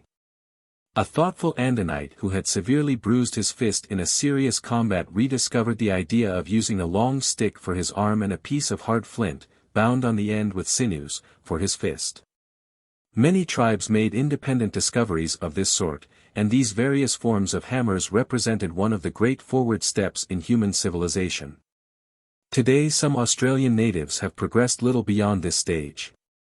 768.5, 68:5. 5. The blue men became expert hunters and trappers. By fencing the rivers they caught fish in great numbers, drying the surplus for winter use. Many forms of ingenious snares and traps were employed in catching game, but the more primitive races did not hunt the larger animals. 768.6, 68:5.63. The pastoral stage. This phase of civilization was made possible by the domestication of animals. The Arabs and the natives of Africa are among the more recent pastoral peoples. 768.7, 68:5.7. Pastoral living afforded further relief from food slavery. Man learned to live on the interest of his capital, the increase in his flocks, and this provided more leisure for culture and progress. 768.8, 68:5. 8. Pre-pastoral society was one of sex cooperation, but the spread of animal husbandry reduced women to the depths of social slavery. In earlier times it was man's duty to secure the animal food, woman's business to provide the vegetable edibles. Therefore, when man entered the pastoral era of his existence, woman's dignity fell greatly. She must still toil to produce the vegetable necessities of life, whereas the man need only go to his herds to provide an abundance of animal food. Man thus became relatively independent of woman. Throughout the entire pastoral age woman's status steadily declined. By the close of this era she had become scarcely more than a human animal, consigned to work and to bear human offspring, much as the animals of the herd were expected to labor and bring forth young. The men of the pastoral ages had great love for their cattle, all the more pity they could not have developed a deeper affection for their wives. 769.1, 68:5.94. The agricultural stage. This era was brought about by the domestication of plants, and it represents the highest type of material civilization. Both Caligastia and Adam endeavored to teach horticulture and agriculture. Adam and Eve were gardeners, not shepherds, and gardening was an advanced culture in those days. The growing of plants exerts an ennobling influence on all races of mankind. 769.2, 68:5. 10. Agriculture more than quadrupled the land-man ratio of the world. It may be combined with the pastoral pursuits of the former cultural stage. When the three stages overlap, men hunt and women till the soil. 769.3, 68:5. 11. There has always been friction between the herders and the tillers of the soil. The hunter and herder were militant, warlike, the agriculturist is a more peace-loving type. Association with animals suggests struggle and force. Association with plants instills patience, quiet, and peace. Agriculture and industrialism are the activities of peace. But the weakness of both, as world social activities, is that they lack excitement and adventure. 769.4, 68:5. 12. Human society has evolved from the hunting stage through that of the herders to the territorial stage of agriculture. And each stage of this progressive civilization was accompanied by less and less of nomadism. More and more man began to live at home. 769.5, 68:5.13. And now is industry supplementing agriculture, with consequently increased urbanization and multiplication of non-agricultural groups of citizenship classes. But an industrial era cannot hope to survive if its leaders fail to recognize that even the highest social developments must ever rest upon a sound agricultural basis. 6. Evolution of culture. 769.6, 68:6. One man is a creature of the soil, a child of nature, no matter how earnestly he may try to escape from the land, in the last reckoning he is certain to fail. Dust you are and to dust shall you return, is literally true of all mankind. The basic struggle of man was, and is, and ever shall be, for land. The first social associations of primitive human beings were for the purpose of winning these land struggles. The land-man ratio underlies all social civilization. 769.7, 68:6. 2. Man's intelligence, by means of the arts and sciences, increased the land yield. At the same time the natural increase in offspring was somewhat brought under control, and thus was provided the sustenance and leisure to build a cultural civilization. 769.8, 68:6. 3. Human society is controlled by a law which decrees that the population must vary directly in accordance with the land arts and inversely with a given standard of living. Throughout these early ages, even more than at present, the law of supply and demand as concerned men and land determined the estimated value of both. During the times of plentiful land, unoccupied territory, the need for men was great, and therefore the value of human life was much enhanced, hence the loss of life was more horrifying. During periods of land scarcity and associated overpopulation, human life became comparatively cheapened so that war, famine, and pestilence were regarded with less concern. 770.1, 68:6. For when the land yield is reduced or the population is increased, the inevitable struggle is renewed, the very worst traits of human nature are brought to the surface. The improvement of the land yield, the extension of the mechanical arts, and the reduction of population all tend to foster the development of the better side of human nature. 770.2, 68:6.5 Frontier society develops the unskilled side of humanity. The fine arts and true scientific progress, together with spiritual culture, have all thrived best in the larger centers of life when supported by an agricultural and industrial population slightly under the land-man ratio. Cities always multiply the power of their inhabitants for either good or evil. 770.3, 68:6.6 The size of the family has always been influenced by the standards of living. The higher the standard the smaller the family, up to the point of established status or gradual extinction. 770.4, 68:6. 7 All down through the ages the standards of living have determined the quality of a surviving population in contrast with mere quantity. Local class standards of living give origin to new social castes, new mores. When standards of living become too complicated or too highly luxurious, they speedily become suicidal. Caste is the direct result of the high social pressure of keen competition produced by dense populations. 770.5, 68:6. 8 The early races often resorted to practices designed to restrict population. All primitive tribes killed deformed and sickly children. Girl babies were frequently killed before the times of wife purchase. Children were sometimes strangled at birth, but the favorite method was exposure. The father of twins usually insisted that one be killed since multiple births were believed to be caused either by magic or by infidelity. As a rule, however, twins of the same sex were spared. While these taboos on twins were once well-nigh universal, they were never a part of the Andite mores. These peoples always regarded twins as omens of good luck. 770.6, 68:6. 9 Many races learned the technique of abortion, and this practice became very common after the establishment of the taboo on childbirth among the unmarried. It was long the custom for a maiden to kill her offspring, but among more civilized groups these illegitimate children became the wards of the girl's mother. Many primitive clans were virtually exterminated by the practice of both abortion and infanticide. But regardless of the dictates of the mores, very few children were ever destroyed after having once been suckled. Maternal affection is too strong. 770.7, 68:6.10 Even in the 20th century there persist remnants of these primitive population controls. There is a tribe in Australia whose mothers refuse to rear more than 2 or 3 children. Not long since, one cannibalistic tribe ate every 5th child born.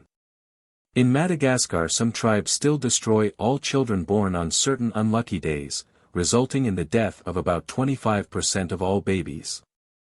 770.8, 68:6. 11. From a world standpoint, overpopulation has never been a serious problem in the past, but if war is lessened and science increasingly controls human diseases, it may become a serious problem in the near future. At such a time the great test of the wisdom of world leadership will present itself. Will Urantia rulers have the insight and courage to foster the multiplication of the average or stabilized human being instead of the extremes of the supernormal and the enormously increasing groups of the subnormal?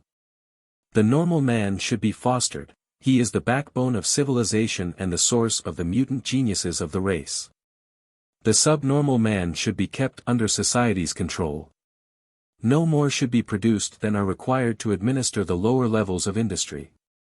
Those tasks requiring intelligence above the animal level but making such low-grade demands as to prove veritable slavery and bondage for the higher types of mankind. 771.1, 68:6.12, presented by a Melchizedek sometime stationed on Urantia. Paper 69. Primitive Human Institutions. 772.1, 69:0.1 Emotionally, man transcends his animal ancestors in his ability to appreciate humor, art, and religion. Socially, man exhibits his superiority in that he is a toolmaker, a communicator, and an institution builder. 772.2, 69:0. 2. When human beings long maintain social groups, such aggregations always result in the creation of certain activity trends which culminate in institutionalization. Most of man's institutions have proved to be labor-saving while at the same time contributing something to the enhancement of group security. 772.3, 69:0. 3. Civilized man takes great pride in the character, stability, and continuity of his established institutions, but all human institutions are merely the accumulated mores of the past as they have been conserved by taboos and dignified by religion. Such legacies become traditions, and traditions ultimately metamorphose into conventions. 1. Basic human institutions. 772.4, 69:1. 1. All human institutions minister to some social need, past or present, notwithstanding that their overdevelopment unfailingly detracts from the worthwhileness of the individual in that personality is overshadowed and initiative is diminished. Man should control his institutions rather than permit himself to be dominated by these creations of advancing civilization. 772.5, 69:1.2 Human institutions are of three general classes.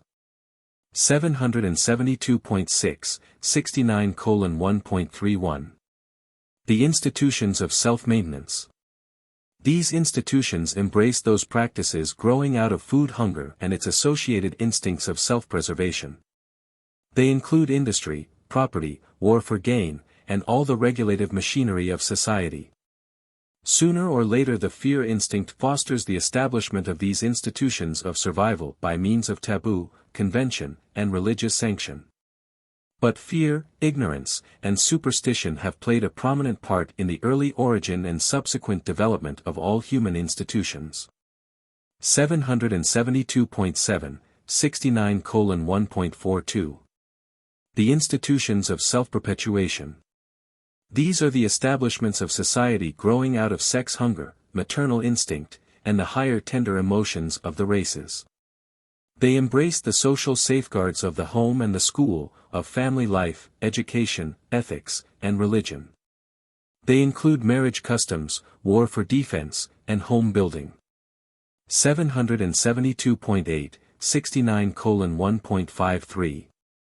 The institutions of self-gratification.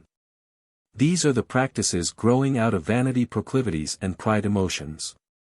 And they embrace customs in dress and personal adornment, social usages, war for glory, dancing, amusement, games, and other phases of sensual gratification. But civilization has never evolved distinctive institutions of self-gratification. 773.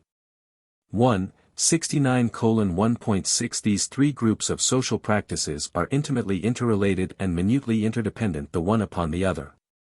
On Urantia they represent a complex organization which functions as a single social mechanism. 2. The dawn of industry. 773.2, 69:2.1 Primitive industry slowly grew up as an insurance against the terrors of famine. Early in his existence man began to draw lessons from some of the animals that, during a harvest of plenty, store up food against the days of scarcity. 773.3, 69:2. 2 Before the dawn of early frugality and primitive industry the lot of the average tribe was one of destitution and real suffering. Early man had to compete with the whole animal world for his food. Competition gravity ever pulls man down toward the beast level, poverty is his natural and tyrannical estate. Wealth is not a natural gift, it results from labor, knowledge, and organization. 773.4, 69:2. 3 Primitive man was not slow to recognize the advantages of association. Association led to organization, and the first result of organization was division of labor, with its immediate saving of time and materials. These specializations of labor arose by adaptation to pressure, pursuing the paths of lessened resistance. Primitive savages never did any real work cheerfully or willingly. With them conformity was due to the coercion of necessity. 773.5, 69:2. For primitive man disliked hard work, and he would not hurry unless confronted by grave danger.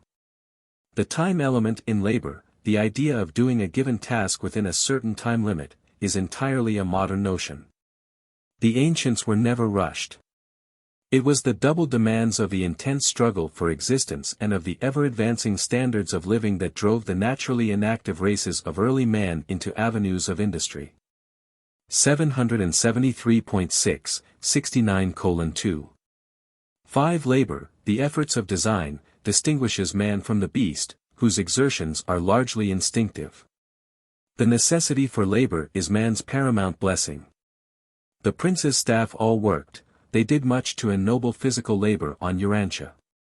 Adam was a gardener, the God of the Hebrews labored, he was the creator and upholder of all things. The Hebrews were the first tribe to put a supreme premium on industry. They were the first people to decree that, he who does not work shall not eat. But many of the religions of the world reverted to the early ideal of idleness. Jupiter was a reveler, and Buddha became a reflective devotee of leisure. 773.7, 69:2. 6 The Sanghic tribes were fairly industrious when residing away from the tropics. But there was a long, long struggle between the lazy devotees of magic and the apostles of work, those who exercised foresight. 773.8, 69:2. 7 The first human foresight was directed toward the preservation of fire, water, and food. But primitive man was a natural-born gambler. He always wanted to get something for nothing, and all too often during these early times the success which accrued from patient practice was attributed to charms. Magic was slow to give way before foresight, self-denial, and industry. 3. The specialization of labor. 773.9, 69:3.1 The divisions of labor in primitive society were determined first by natural, and then by social, circumstances. The early order of specialization in labor was 774.1, 69:3.21. Specialization based on sex. Woman's work was derived from the selective presence of the child, women naturally love babies more than men do. Thus woman became the routine worker, while man became the hunter and fighter, engaging in accentuated periods of work and rest. 774.2, 69:3.3 All down through the ages the taboos have operated to keep woman strictly in her own field. Man has most selfishly chosen the more agreeable work, leaving the routine drudgery to woman. Man has always been ashamed to do woman's work, but woman has never shown any reluctance to doing man's work. But strange to record, both men and women have always worked together in building and furnishing the home. 774.3, 69:3.42. Modification consequent upon age and disease. These differences determined the next division of labor. The old men and cripples were early set to work making tools and weapons. They were later assigned to building irrigation works. 774.4, 69:3.53. Differentiation based on religion. The medicine men were the first human beings to be exempted from physical toil, they were the pioneer professional class. The smiths were a small group who competed with the medicine men as magicians. Their skill in working with metals made the people afraid of them. The white smiths and the black smiths gave origin to the early beliefs in white and black magic. And this belief later became involved in the superstition of good and bad ghosts, good and bad spirits. 774.5, 69:3.6 Smiths were the first non-religious group to enjoy special privileges. They were regarded as neutrals during war, and this extra leisure led to their becoming, as a class, the politicians of primitive society. But through gross abuse of these privileges the Smiths became universally hated, and the medicine men lost no time in fostering hatred for their competitors. In this first contest between science and religion, superstition, won. After being driven out of the villages, the Smiths maintained the first inns, public lodging houses, on the outskirts of the settlements. 774.6, 69:3.74. Master and slave. The next differentiation of labor grew out of the relations of the conqueror to the conquered, and that meant the beginning of human slavery. 774.7, 69:3.85. Differentiation based on diverse physical and mental endowments. Further divisions of labor were favored by the inherent differences in men, all human beings are not born equal. 774.8, 69:3.9 The early specialists in industry were the flint flakers and stone masons, next came the smiths. Subsequently group specialization developed, whole families and clans dedicated themselves to certain sorts of labor. The origin of one of the earliest castes of priests, apart from the tribal medicine men, was due to the superstitious exaltation of a family of expert swordmakers.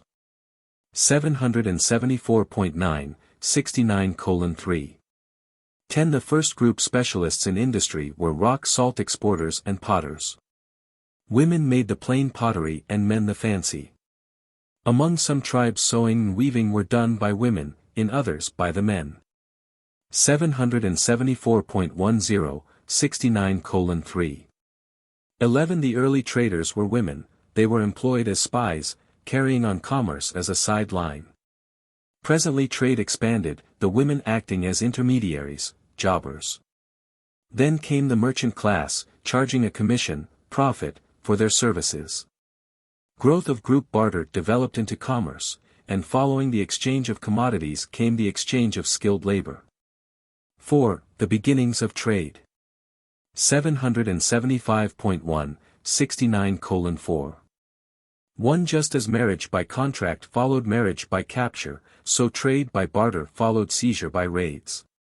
But a long period of piracy intervened between the early practices of silent barter and the later trade by modern exchange methods. 775. 2. 69:4.2 The first barter was conducted by armed traders who would leave their goods on a neutral spot. Women held the first markets, they were the earliest traders, and this was because they were the burden bearers, the men were warriors. Very early the trading counter was developed, a wall wide enough to prevent the traders reaching each other with weapons. 775.3, 69:4.3 A fetish was used to stand guard over the deposits of goods for silent barter. Such marketplaces were secure against theft, nothing would be removed except by barter or purchase, with a fetish on guard the goods were always safe. The early traders were scrupulously honest within their own tribes but regarded it as all right to cheat distant strangers. Even the early Hebrews recognized a separate code of ethics in their dealings with the Gentiles. 775.4, 69:4. For ages silent barter continued before men would meet, unarmed, on the sacred marketplace. These same market squares became the first places of sanctuary and in some countries were later known as cities of refuge. Any fugitive reaching the marketplace was safe and secure against attack. 775.5, 69:4.5 The first weights were grains of wheat and other cereals. The first medium of exchange was a fish or a goat. Later the cow became a unit of barter. 775. 6, 69:4.6 Modern writing originated in the early trade records. The first literature of man was a trade promotion document, a salt advertisement. Many of the earlier wars were fought over natural deposits, such as flint, salt, and metals. The first formal tribal treaty concerned the intertribalizing of a salt deposit. These treaty spots afforded opportunity for friendly and peaceful interchange of ideas and the intermingling of various tribes. 775.7, 69:4. 7 Writing progressed up through the stages of the message stick, knotted cords, picture writing, hieroglyphics, and wampum belts, to the early symbolic alphabets. Message sending evolved from the primitive smoke signal up through runners, animal riders, railroads, and airplanes, as well as telegraph, telephone, and wireless communication. 775.8, 69:4. 8 New ideas and better methods were carried around the inhabited world by the ancient traders. Commerce, linked with adventure, led to exploration and discovery. And all of these gave birth to transportation. Commerce has been the great civilizer through promoting the cross-fertilization of culture. 5. The beginnings of capital. 775.9, 69:5.1 Capital is labor applied as a renunciation of the present in favor of the future. Savings represent a form of maintenance and survival insurance. Food hoarding developed self-control and created the first problems of capital and labor. The man who had food, provided he could protect it from robbers, had a distinct advantage over the man who had no food. 775.10, 69:5.2 The early banker was the valorous man of the tribe. He held the group treasures on deposit, while the entire clan would defend his hut in event of attack. Thus the accumulation of individual capital and group wealth immediately led to military organization. At first such precautions were designed to defend property against foreign raiders, but later on it became the custom to keep the military organization in practice by inaugurating raids on the property and wealth of neighboring tribes. 776. 1, 69:5.3 The basic urges which led to the accumulation of capital were 776.2, 69:5.41. Hunger, associated with foresight. Food saving and preservation meant power and comfort for those who possessed sufficient foresight thus to provide for future needs. Food storage was adequate insurance against famine and disaster. And the entire body of primitive mores was really designed to help man subordinate the present to the future.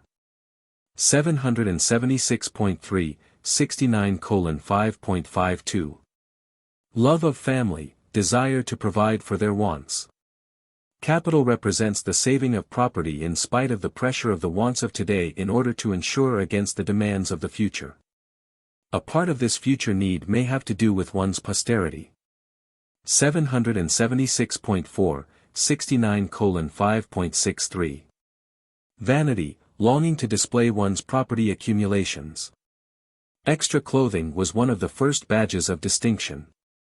Collection vanity early appealed to the pride of man. 776.5, 69:5.74. Position, eagerness to buy social and political prestige.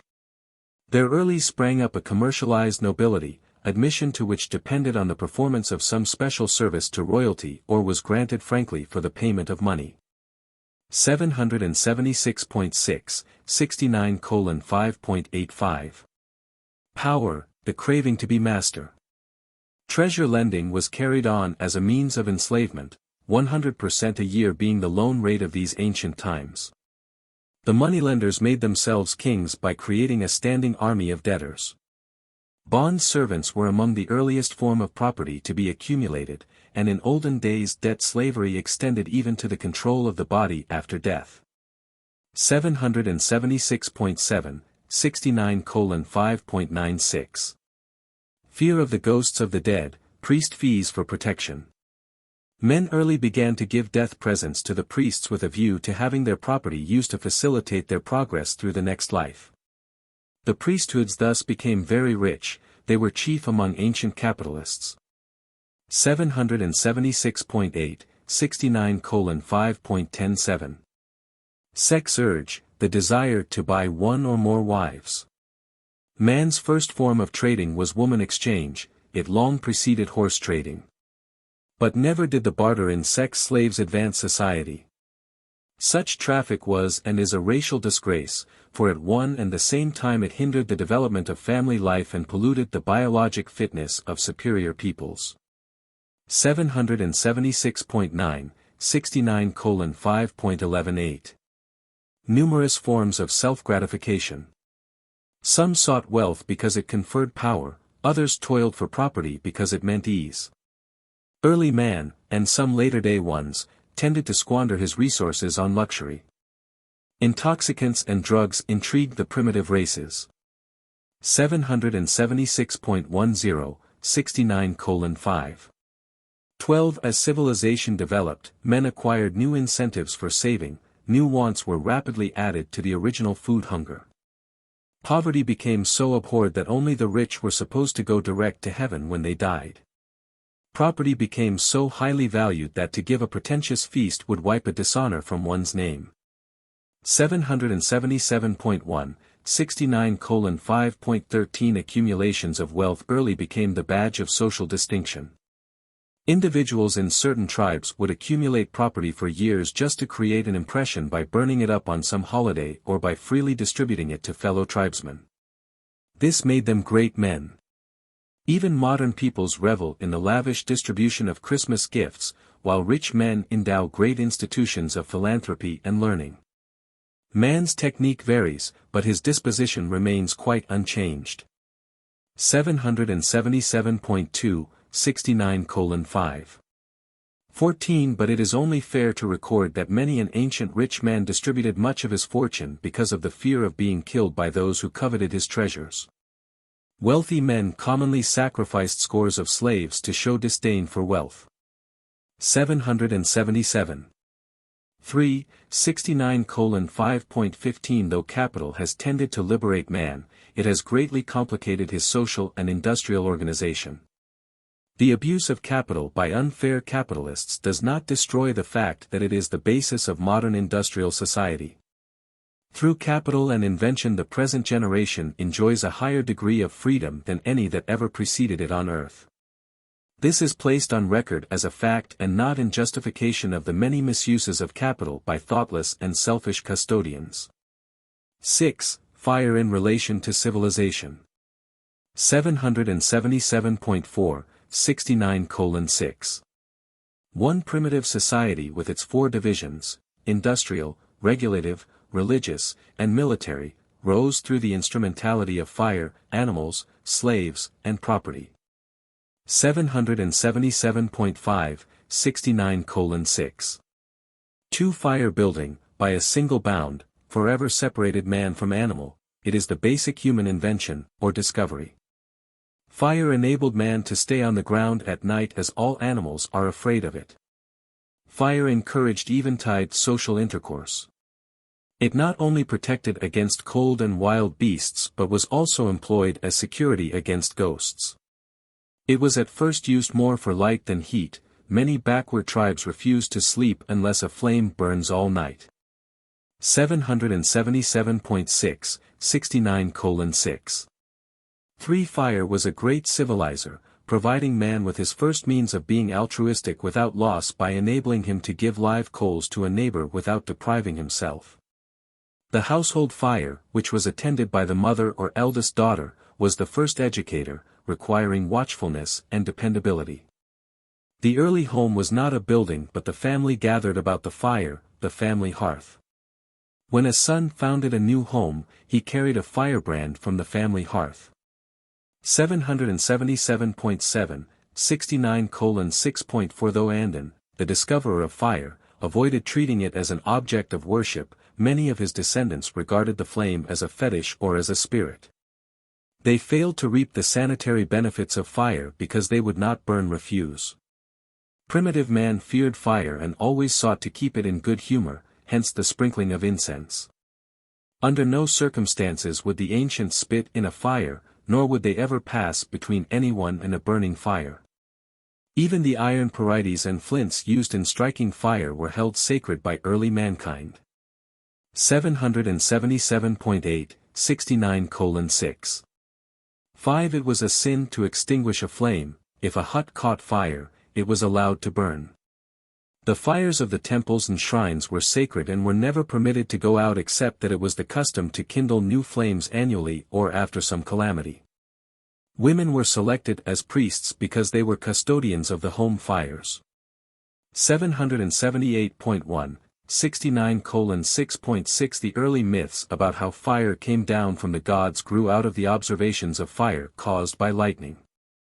These ideas of supernatural origin led directly to fire worship, and fire worship led to the custom of passing through fire, a practice carried on up to the times of Moses. And there still persists the idea of passing through fire after death. The fire myth was a great bond in early times and still persists in the symbolism of the Parsas. 778.2, 69:6.7 Fire led to cooking, and raw eaters became a term of derision. And cooking lessened the expenditure of vital energy necessary for the digestion of food and so left early man some strength for social culture, while animal husbandry, by reducing the effort necessary to secure food, provided time for social activities. 778.3, 69:6.8 It should be remembered that fire opened the doors to metalwork and led to the subsequent discovery of steam power and the present-day uses of electricity. 7. The utilization of animals. 778.4, 69:7. 1. To start with, the entire animal world was man's enemy. Human beings had to learn to protect themselves from the beasts. First, man ate the animals but later learned to domesticate and make them serve him. 778.5, 69:7. 2. The domestication of animals came about accidentally. The savage would hunt herds much as the American Indians hunted the bison. By surrounding the herd they could keep control of the animals, thus being able to kill them as they were required for food. Later, corrals were constructed, and entire herds would be captured. 778.6, 69:7. 3. It was easy to tame some animals, but like the elephant, many of them would not reproduce in captivity. Still further on it was discovered that certain species of animals would submit to man's presence, and that they would reproduce in captivity. The domestication of animals was thus promoted by selective breeding, an art which has made great progress since the days of Dalmatia. 778.7, 69:7. For the dog was the first animal to be domesticated, and the difficult experience of taming it began when a certain dog, after following a hunter around all day, actually went home with him. For ages dogs were used for food, hunting, transportation, and companionship. At first dogs only howled, but later on they learned to bark. The dog's keen sense of smell led to the notion it could see spirits, and thus arose the dog fetish cults. The employment of watchdogs made it first possible for the whole clan to sleep at night. It then became the custom to employ watchdogs to protect the home against spirits as well as material enemies. When the dog barked, man or beast approached, but when the dog howled, spirits were near. Even now many still believe that a dog's howling at night betokens death. 778.8, 69:7. 5. When man was a hunter, he was fairly kind to woman, but after the domestication of animals, coupled with the Caligastia confusion, many tribes shamefully treated their women. They treated them altogether too much as they treated their animals. Man's brutal treatment of woman constitutes one of the darkest chapters of human history. 8. Slavery as a factor in civilization. 778.9, 69:8.1 Primitive man never hesitated to enslave his fellows. Woman was the first slave, a family slave. Pastoral man enslaved woman as his inferior sex partner. This sort of sex slavery grew directly out of man's decreased dependence upon woman. 779.1, 69:8. Not long ago enslavement was the lot of those military captives who refused to accept the conqueror's religion. In earlier times captives were either eaten, tortured to death, set to fighting each other, sacrificed to spirits, or enslaved. Slavery was a great advancement over massacre and cannibalism. 779.2, 69:8.3 Enslavement was a forward step in the merciful treatment of war captives. The ambush of Ai, with the wholesale slaughter of men, women, and children, only the king being saved to gratify the conqueror's vanity, is a faithful picture of the barbaric slaughter practiced by even supposedly civilized peoples. The raid upon Og, the king of Bashan, was equally brutal and effective. The Hebrews utterly destroyed their enemies, taking all their property as spoils. They put all cities under tribute on pain of the destruction of all males. But many of the contemporary tribes, those having less tribal egotism, had long since begun to practice the adoption of superior captives. 779.3, 69:8.4 The hunter, like the American red man, did not enslave. He either adopted or killed his captives. Slavery was not prevalent among the pastoral peoples, for they needed few laborers. In war the herders made a practice of killing all men captives and taking as slaves only the women and children. The Mosaic Code contained specific directions for making wives of these women captives. If not satisfactory, they could be sent away, but the Hebrews were not allowed to sell such rejected consorts as slaves. That was at least one advance in civilization.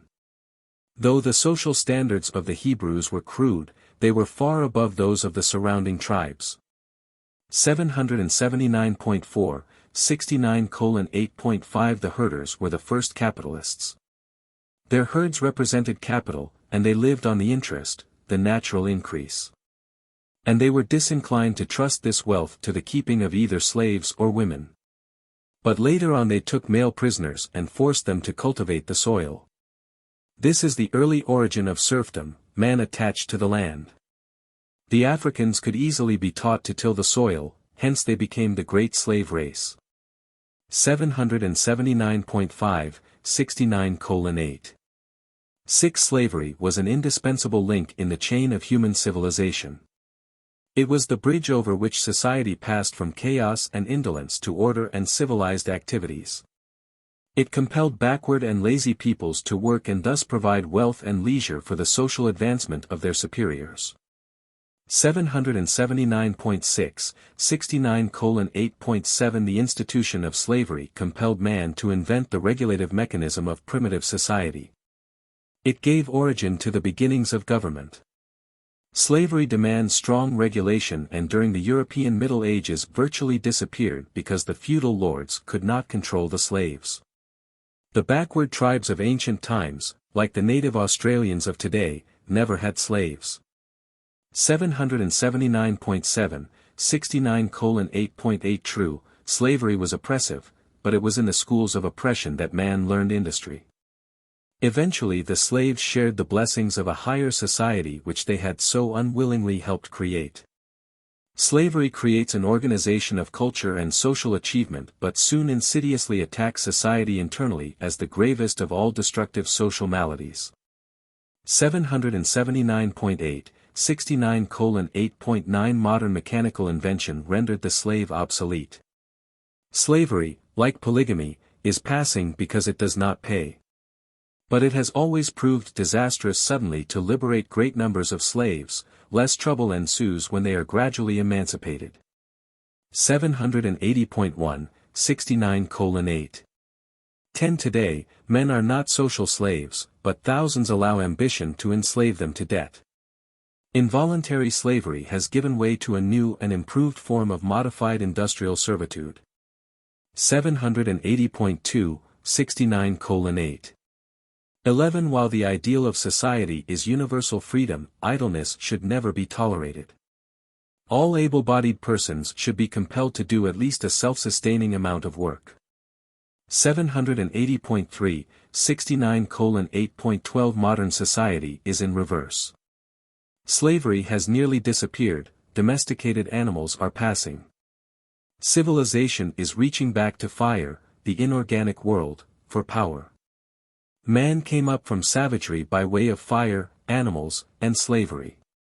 Today he reaches back, discarding the help of slaves and the assistance of animals, while he seeks to wrest new secrets and sources of wealth and power from the elemental storehouse of nature. 9. Private property. 780.4, 69:9. 1. While primitive society was virtually communal, primitive man did not adhere to the modern doctrines of communism. The communism of these early times was not a mere theory or social doctrine, it was a simple and practical automatic adjustment. Communism prevented pauperism and want, begging and prostitution were almost unknown among these ancient tribes. 780.5, 69:9. 2. Primitive communism did not especially level men down, nor did it exalt mediocrity, but it did put a premium on inactivity and idleness, and it did stifle industry and destroy ambition. Communism was indispensable scaffolding in the growth of primitive society, but it gave way to the evolution of a higher social order because it ran counter to 4 strong human proclivities. 780.6, 69:9.31. The family. Man not only craves to accumulate property, he desires to bequeath his capital goods to his progeny. But in early communal society a man's capital was either immediately consumed or distributed among the group at his death. There was no inheritance of property, the inheritance tax was 100%.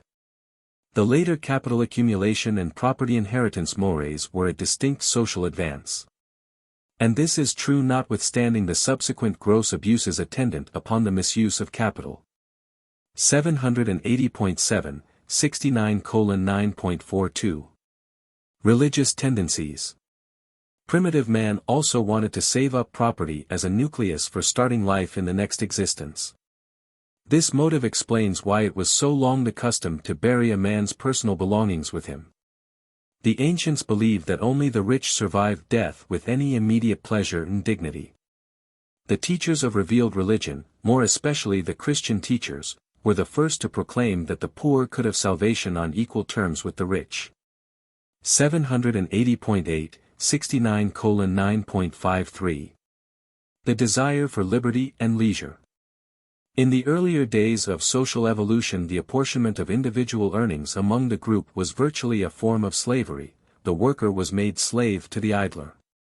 This was the suicidal weakness of communism, the improvident habitually lived off the thrifty. Even in modern times the improvident depend on the state, thrifty taxpayers, to take care of them. Those who have no capital still expect those who have to feed them. 780.9, 69:9.64. The urge for security and power.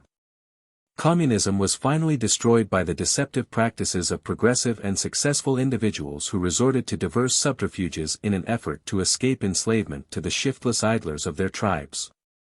But at first all hoarding was secret, primitive insecurity prevented the outward accumulation of capital. And even at a later time it was most dangerous to amass too much wealth. The king would be sure to trump up some charge for confiscating a rich man's property, and when a wealthy man died, the funeral was held up until the family donated a large sum to public welfare or to the king, an inheritance tax.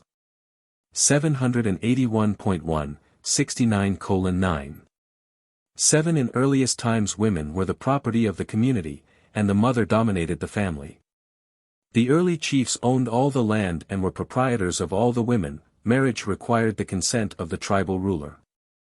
With the passing of communism, women were held individually, and the father gradually assumed domestic control. Thus the home had its beginning, and the prevailing polygamous customs were gradually displaced by monogamy. Polygamy is the survival of the female slavery element in marriage. Monogamy is the slave-free ideal of the matchless association of one man and one woman in the exquisite enterprise of home building, offspring rearing, mutual culture, and self-improvement. 781.2, 69:9. 8. At first, all property, including tools and weapons, was the common possession of the tribe. Private property first consisted of all things personally touched. If a stranger drank from a cup, the cup was henceforth his. Next, any place where blood was shed became the property of the injured person or group.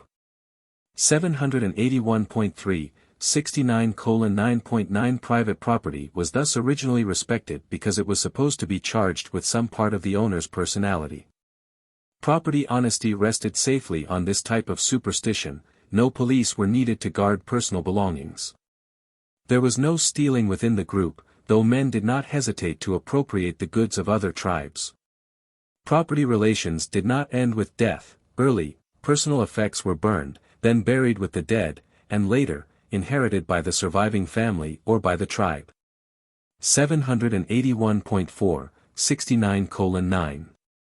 10. The ornamental type of personal effects originated in the wearing of charms.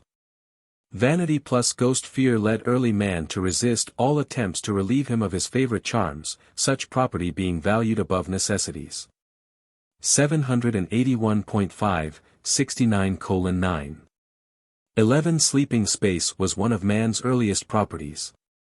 Later, home sites were assigned by the tribal chiefs, who held all real estate in trust for the group. Presently a fire site conferred ownership.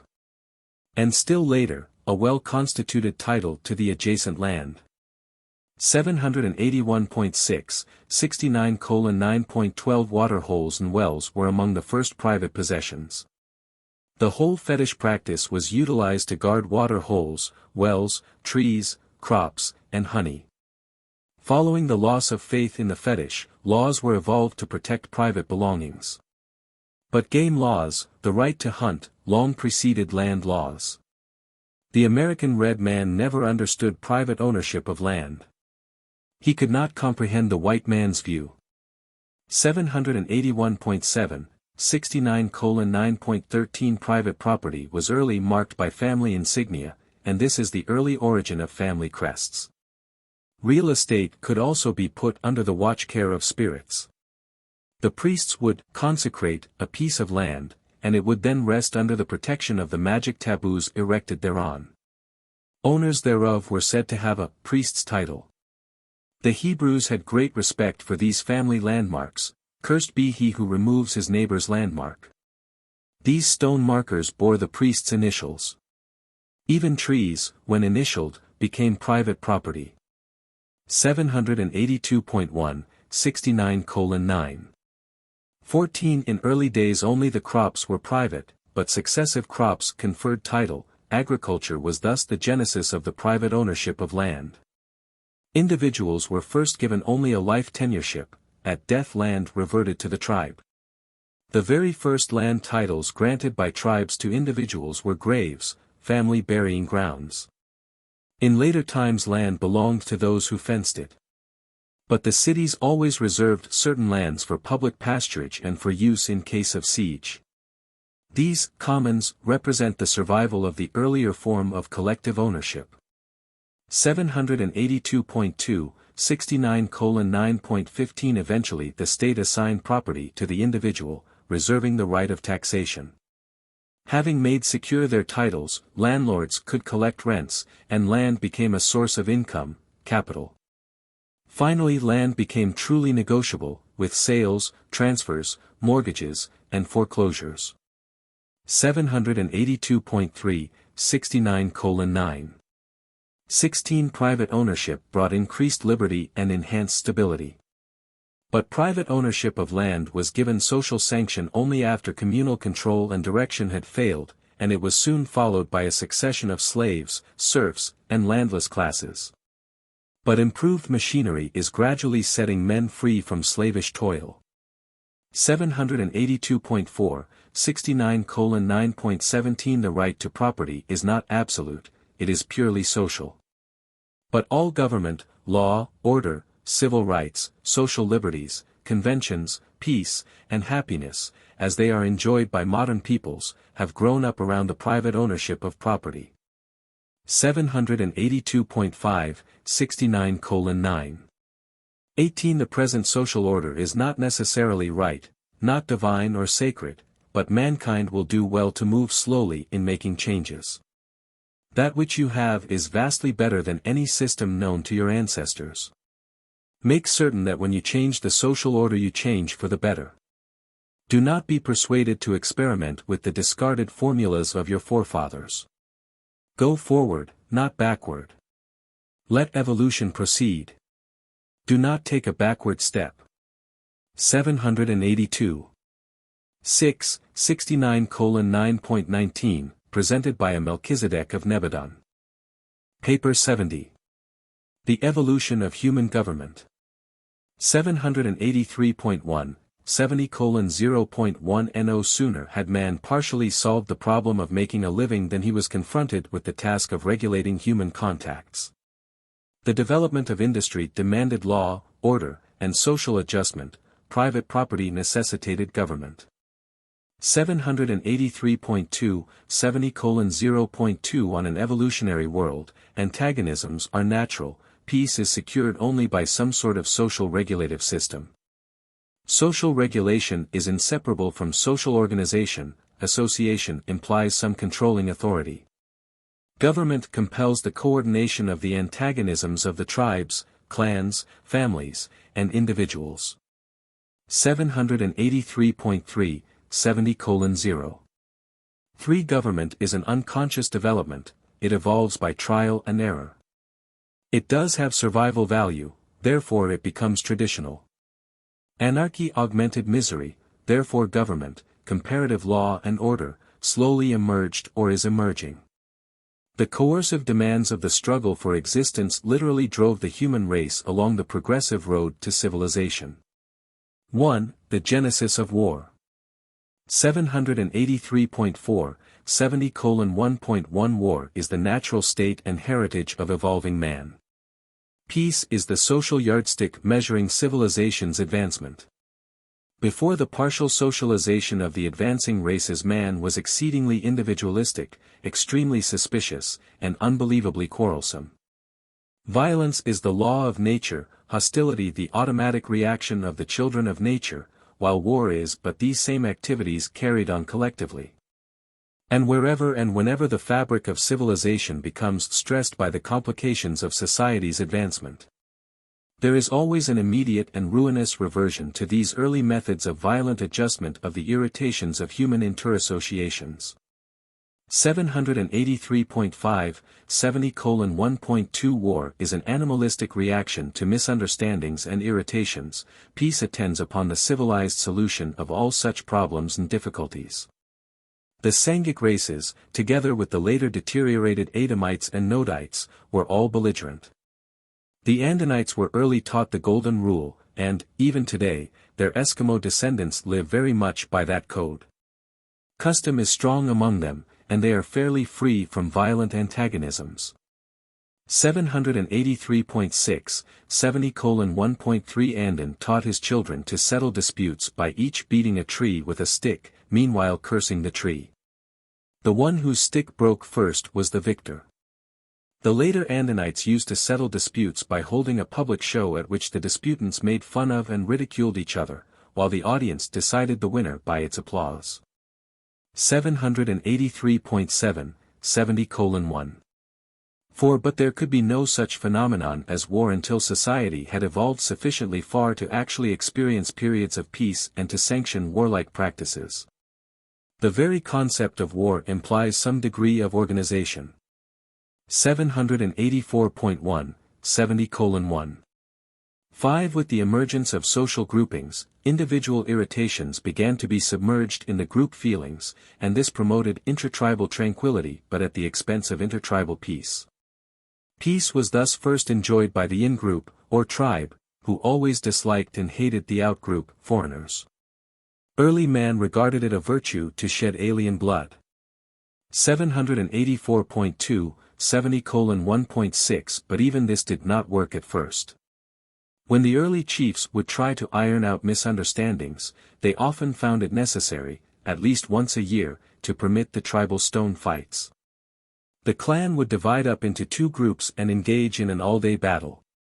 And this for no other reason than just the fun of it, they really enjoyed fighting. 784.3, 70:1.7 Warfare persists because man is human, evolved from an animal, and all animals are bellicose. Among the early causes of war were 784.4, 70:1.81. Hunger, which led to food raids. Scarcity of land has always brought on war, and during these struggles the early peace tribes were practically exterminated. 784.5, 70:1.92. Woman scarcity, an attempt to relieve a shortage of domestic help. Woman stealing has always caused war. 784.6, 70:1.103. Vanity, the desire to exhibit tribal prowess. Superior groups would fight to impose their mode of life upon inferior peoples. 784.7, 70:1.114. Slaves, need of recruits for the labor ranks. 784.8, 70:1.125. Revenge was the motive for war when one tribe believed that a neighboring tribe had caused the death of a fellow tribesman. Mourning was continued until a head was brought home. The war for vengeance was in good standing right on down to comparatively modern times. 784.9, 70:1.136. Recreation, war was looked upon as recreation by the young men of these early times. If no good and sufficient pretext for war arose, when peace became oppressive, neighboring tribes were accustomed to go out in semi-friendly combat to engage in a foray as a holiday, to enjoy a sham battle. 784.10, 70:1.147. Religion, the desire to make converts to the cult. The primitive religions all sanctioned war. Only in recent times has religion begun to frown upon war. The early priesthoods were, unfortunately, usually allied with the military power. One of the great peace moves of the ages has been the attempt to separate church and state. 784.11, 70:1.15 Always these olden tribes made war at the bidding of their gods, at the behest of their chiefs or medicine men. The Hebrews believed in such a God of battles, and the narrative of their raid on the Midianites is a typical recital of the atrocious cruelty of the ancient tribal wars. This assault, with its slaughter of all the males and the later killing of all male children and all women who were not virgins, would have done honor to the mores of a tribal chieftain of 200,000 years ago. And all this was executed in the name of the Lord God of Israel. 784.12, 70:1.16 This is a narrative of the evolution of society, the natural outworking of the problems of the races, man working out his own destiny on earth. Such atrocities are not instigated by deity, notwithstanding the tendency of man to place the responsibility on his gods. 784.13, 70:1.17 Military mercy has been slow in coming to mankind. Even when a woman, Deborah, ruled the Hebrews, the same wholesale cruelty persisted. Her general in his victory over the Gentiles caused all the host to fall upon the sword, there was not one left. 785.1, 70:1. 18 Very early in the history of the race, poisoned weapons were used. All sorts of mutilations were practiced. Saul did not hesitate to require 100 Philistine foreskins as the dowry David should pay for his daughter Michal. 785.2, 70:1. 19 early wars were fought between tribes as a whole, but in later times, when two individuals in different tribes had a dispute, instead of both tribes fighting, the two disputants engaged in a duel. It also became a custom for two armies to stake all on the outcome of a contest between a representative chosen from each side, as in the instance of David and Goliath. 785.3, 70:1.20 The first refinement of war was the taking of prisoners. Next, women were exempted from hostilities, and then came the recognition of non-combatants. Military castes and standing armies soon developed to keep pace with the increasing complexity of combat. Such warriors were early prohibited from associating with women, and women long ago ceased to fight, though they have always fed and nursed the soldiers and urged them on to battle. 785.4, 70:1. 21 The practice of declaring war represented great progress. Such declarations of intention to fight betokened the arrival of a sense of fairness, and this was followed by the gradual development of the rules of civilized warfare. Very early it became the custom not to fight near religious sites and, still later, not to fight on certain holy days. Next came the general recognition of the right of asylum. Political fugitives received protection. 785.5, 70:1. 22 Thus did warfare gradually evolve from the primitive man-hunt to the somewhat more orderly system of the later-day, civilized nations. But only slowly does the social attitude of amity displace that of enmity. 2. The social value of war. 785. 6. 70:2.1 In past ages a fierce war would institute social changes and facilitate the adoption of new ideas such as would not have occurred naturally in 10,000 years. The terrible price paid for these certain war advantages was that society was temporarily thrown back into savagery. Civilized reason had to abdicate. War is strong medicine, very costly and most dangerous. While often curative of certain social disorders, it sometimes kills the patient, destroys the society. 785.7, 70:2.2 The constant necessity for national defense creates many new and advanced social adjustments. Society, today, enjoys the benefit of a long list of useful innovations which were at first wholly military and is even indebted to war for the dance, one of the early forms of which was a military drill. 785.8, 70:2. 3 War has had a social value to past civilizations because it. 785.9, 70:2.41. Imposed discipline, enforced cooperation. 785.10, 70:2.52.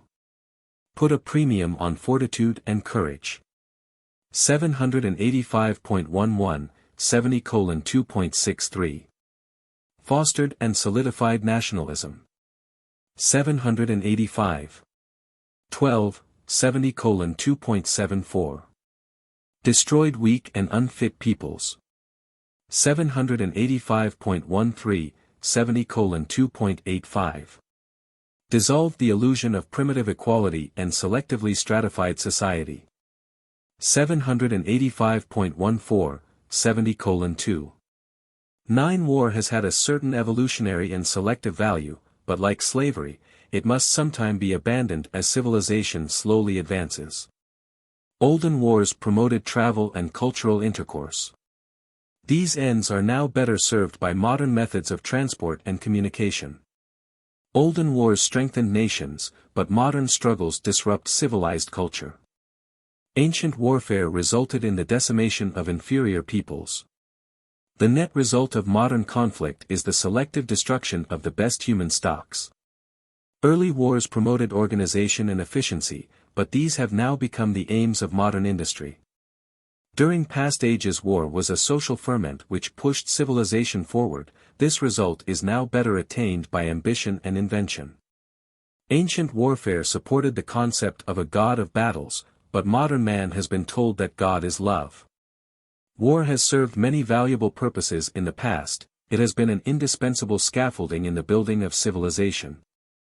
But it is rapidly becoming culturally bankrupt, incapable of producing dividends of social gain in any way commensurate with the terrible losses attendant upon its invocation.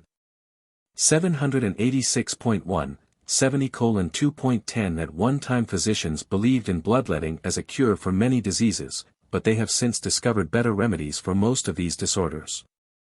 And so must the international bloodletting of war certainly give place to the discovery of better methods for curing the ills of nations. 786.2, 70:2. 11. The nations of Urantia have already entered upon the gigantic struggle between nationalistic militarism and industrialism, and in many ways this conflict is analogous to the age-long struggle between the herder-hunter and the farmer. But if industrialism is to triumph over militarism, it must avoid the dangers which beset it. The perils of budding industry on Urantia are 786.3, 70:2.1. The strong drift toward materialism, spiritual blindness. 786.4, 70:2.13.2. The worship of wealth power, value distortion. 786.5, 70:2.14.3. The vices of luxury, cultural immaturity. 786.6, 70:2.15.4. The increasing dangers of indolence, service insensitivity. 786.7, 70:2.16.5. The growth of undesirable racial softness, biologic deterioration. 786.8, 70:2.17.6. The threat of standardized industrial slavery, personality stagnation. Labor is ennobling but drudgery is benumbing. 786.9, 70:2. 18. Militarism is autocratic and cruel, savage. It promotes social organization among the conquerors but disintegrates the vanquished. Industrialism is more civilized and should be so carried on as to promote initiative and to encourage individualism. Society should in every way possible foster originality. 786.10, 70:2.19. Do not make the mistake of glorifying war. Rather discern what it has done for society so that you may the more accurately visualize what its substitutes must provide in order to continue the advancement of civilization. And if such adequate substitutes are not provided, then you may be sure that war will long continue. 786.11, 70:2. 20. Man will never accept peace as a normal mode of living until he has been thoroughly and repeatedly convinced that peace is best for his material welfare. And until society has wisely provided peaceful substitutes for the gratification of that inherent tendency periodically to let loose a collective drive designed to liberate those ever-accumulating emotions and energies belonging to the self-preservation reactions of the human species. 786.12, 70:2.21. But even in passing, war should be honored as the school of experience which compelled a race of arrogant individualists to submit themselves to highly concentrated authority, a chief executive. Old-fashioned war did select the innately great men for leadership, but modern war no longer does this. To discover leaders, society must now turn to the conquests of peace, industry, science, and social achievement. 3. Early human associations. 787.1, 70:3.1. In the most primitive society the horde is everything, even children are its common property. The evolving family displaced the horde in child rearing, while the emerging clans and tribes took its place as the social unit.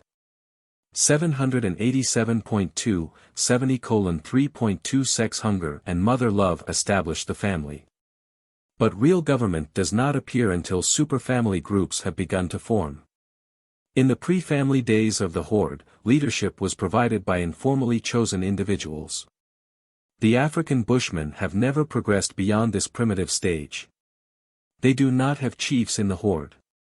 787.3, 70:3.3. Families became united by blood ties in clans, aggregations of kinsmen, and these subsequently evolved into tribes, territorial communities. Warfare and external pressure forced the tribal organization upon the kinship clans, but it was commerce and trade that held these early and primitive groups together with some degree of internal peace. 787.4, 70:3. For the peace of Urantia will be promoted far more by international trade organizations than by all the sentimental sophistry of visionary peace planning. Trade relations have been facilitated by development of language and by improved methods of communication as well as by better transportation. 787.5, 70:3. 5. The absence of a common language has always impeded the growth of peace groups, but money has become the universal language of modern trade. Modern society is largely held together by the industrial market. The gain motive is a mighty civilizer when augmented by the desire to serve. 787.6, 70:3.6 In the early ages each tribe was surrounded by concentric circles of increasing fear and suspicion. Hence it was once the custom to kill all strangers, later on, to enslave them. The old idea of friendship meant adoption into the clan, and clan membership was believed to survive death, one of the earliest concepts of eternal life. 787.7, 70:3. 7. The ceremony of adoption consisted in drinking each other's blood. In some groups saliva was exchanged in the place of blood drinking, this being the ancient origin of the practice of social kissing. And all ceremonies of association, whether marriage or adoption, were always terminated by feasting. 787.8, 70:3. 8. In later times, blood diluted with red wine was used, and eventually wine alone was drunk to seal the adoption ceremony, which was signified in the touching of the wine cups and consummated by the swallowing of the beverage. The Hebrews employed a modified form of this adoption ceremony. Their Arab ancestors made use of the oath taken while the hand of the candidate rested upon the generative organ of the tribal native. The Hebrews treated adopted aliens kindly and fraternally. The stranger that dwells with you shall be as one born among you, and you shall love him as yourself. 787.9, 70:3.9 Guest friendship was a relation of temporary hospitality. When visiting guests departed, a dish would be broken in half, one piece being given the departing friend so that it would serve as a suitable introduction for a third party who might arrive on a later visit. It was customary for guests to pay their way by telling tales of their travels and adventures. The storytellers of olden times became so popular that the mores eventually forbade their functioning during either the hunting or harvest seasons. 788. 1. 70:3.10 The first treaties of peace were the blood bonds. The peace ambassadors of two warring tribes would meet, pay their respects, and then proceed to prick the skin until it bled. Whereupon they would suck each other's blood and declare peace. 788.2, 70:3. 11 The earliest peace missions consisted of delegations of men bringing their choice maidens for the sex gratification of their one-time enemies, the sex appetite being utilized in combating the war urge. The tribe so honored would pay a return visit, with its offering of maidens, whereupon peace would be firmly established. And soon intermarriages between the families of the chiefs were sanctioned. 4. Clans and tribes. 788.3, 70:4. 1. The first peace group was the family, then the clan, the tribe, and later on the nation, which eventually became the modern territorial state. The fact that the present-day peace groups have long since expanded beyond blood ties to embrace nations is most encouraging, despite the fact that Urantia nations are still spending vast sums on war preparations. 788.4, 70:4. 2. The clans were blood tie groups within the tribe, and they owed their existence to certain common interests, such as 788.5, 70:4.31. Tracing origin back to a common ancestor. 788.6, 70:4.42. Allegiance to a common religious totem. 788. 7, 70:4.53. Speaking the same dialect. 788.8, 70:4.64. Sharing a common dwelling place. 788.9, 70:4.75. Fearing the same enemies. 788.10, 70:4.86. Having had a common military experience. 788.11, 70:4. 9. The clan headmen were always subordinate to the tribal chief, the early tribal governments being a loose confederation of clans.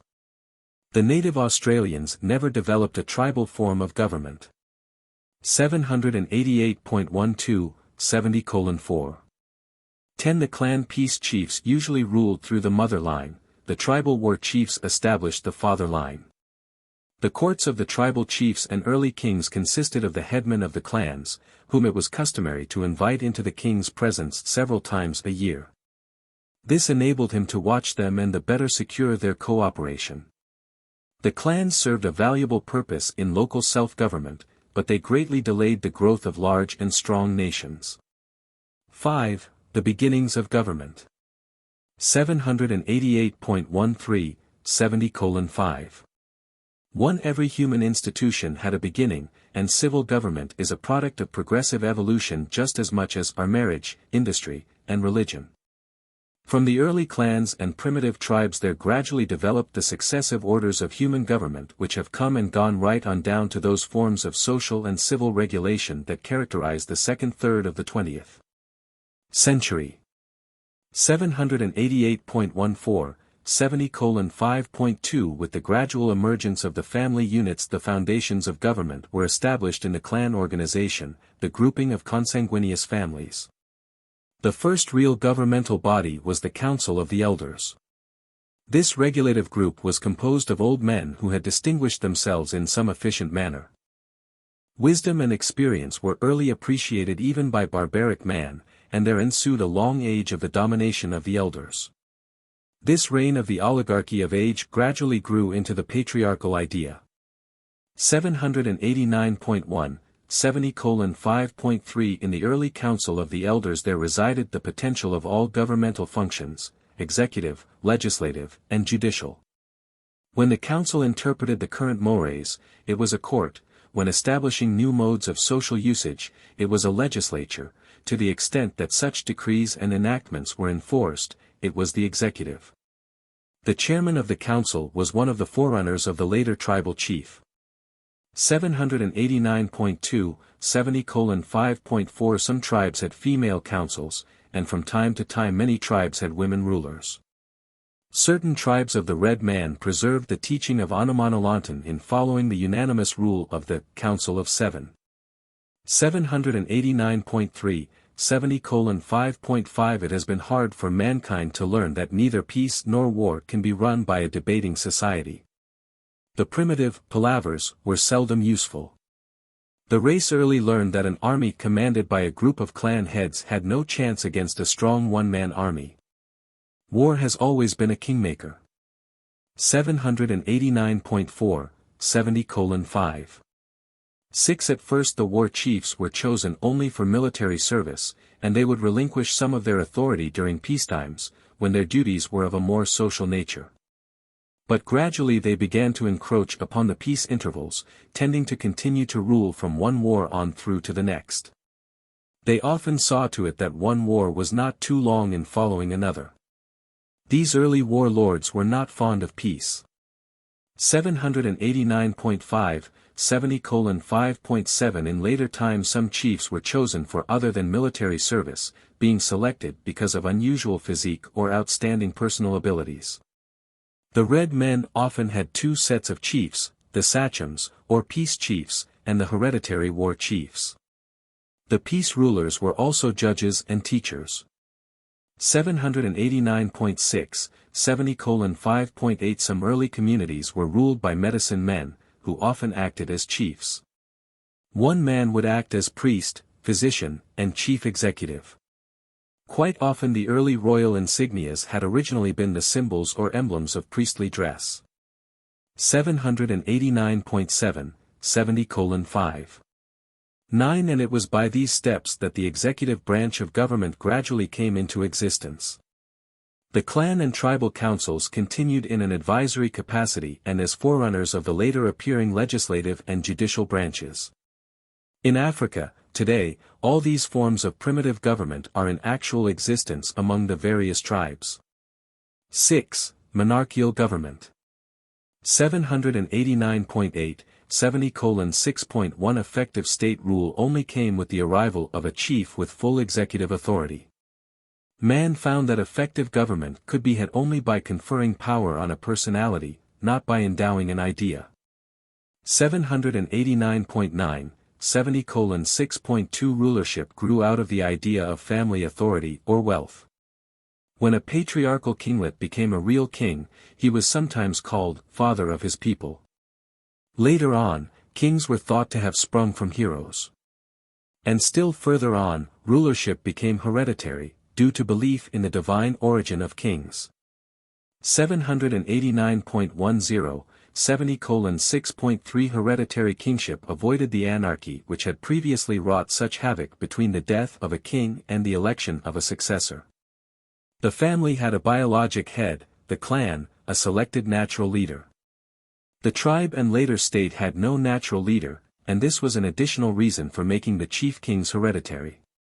The idea of royal families and aristocracy was also based on the mores of name ownership in the clans.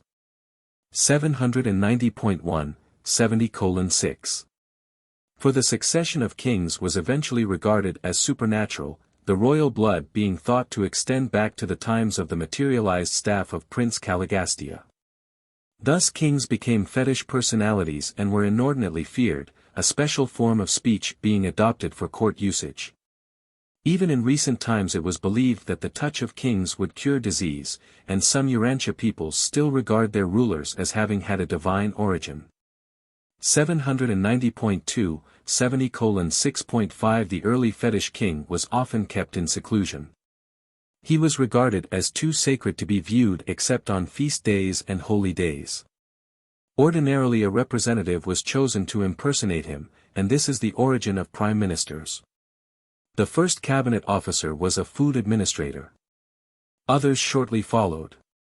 Rulers soon appointed representatives to be in charge of commerce and religion, and the development of a cabinet was a direct step toward depersonalization of executive authority. These assistants of the early kings became the accepted nobility, and the king's wife gradually rose to the dignity of queen as women came to be held in higher esteem. 790.3, 70:6. Six unscrupulous rulers gained great power by the discovery of poison. Early court magic was diabolical, the king's enemies soon died.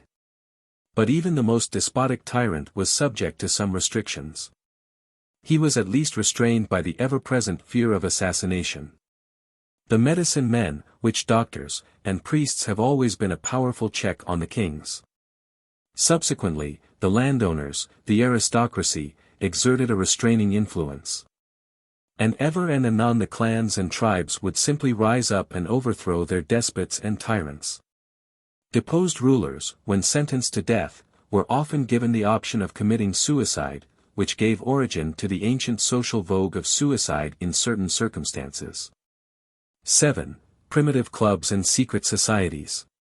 790.4, 70:7.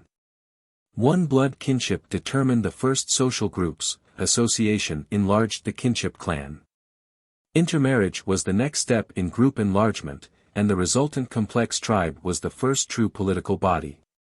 The next advance in social development was the evolution of religious cults and the political clubs. These first appeared as secret societies and originally were wholly religious, subsequently they became regulative. At first they were men's clubs. Later women's groups appeared. Presently they became divided into two classes, socio-political and religio-mystical. 790.5, 70:7.2 There were many reasons for the secrecy of these societies, such as 790.6, 70:7.31. Fear of incurring the displeasure of the rulers because of the violation of some taboo. 790.7, sub greater than 70:7.42. In order to practice minority religious rites. 790.8, 70:7.53. For the purpose of preserving valuable, spirit or trade secrets. 790. 9, 70:7.64. For the enjoyment of some special charm or magic. 790.10, 70:7.7 The very secrecy of these societies conferred on all members the power of mystery over the rest of the tribe. Secrecy also appeals to vanity. The initiates were the social aristocracy of their day. After initiation the boys hunted with the men, whereas before they had gathered vegetables with the women. And it was the supreme humiliation, a tribal disgrace, to fail to pass the puberty tests and thus be compelled to remain outside the men's abode with the women and children, to be considered effeminate. Besides, non-initiates were not allowed to marry. 791.1, 70:7.8 Primitive people very early taught their adolescent youths sex control. It became the custom to take boys away from parents from puberty to marriage, their education and training being entrusted to the men's secret societies. And one of the chief functions of these clubs was to keep control of adolescent young men, thus preventing illegitimate children. 791.2, 70:7. 9 Commercialized prostitution began when these men's clubs paid money for the use of women from other tribes. But the earlier groups were remarkably free from sex laxity. 791.3, 70:7. 10 The puberty initiation ceremony usually extended over a period of 5 years. Much self-torture and painful cutting entered into these ceremonies. Circumcision was first practiced as a rite of initiation into one of these secret fraternities. The tribal marks were cut on the body as a part of the puberty initiation. The tattoo originated as such a badge of membership. Such torture, together with much privation, was designed to harden these youths, to impress them with the reality of life and its inevitable hardships.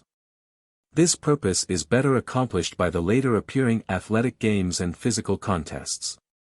791.4, 70:7.11 But the secret societies did aim at the improvement of adolescent morals.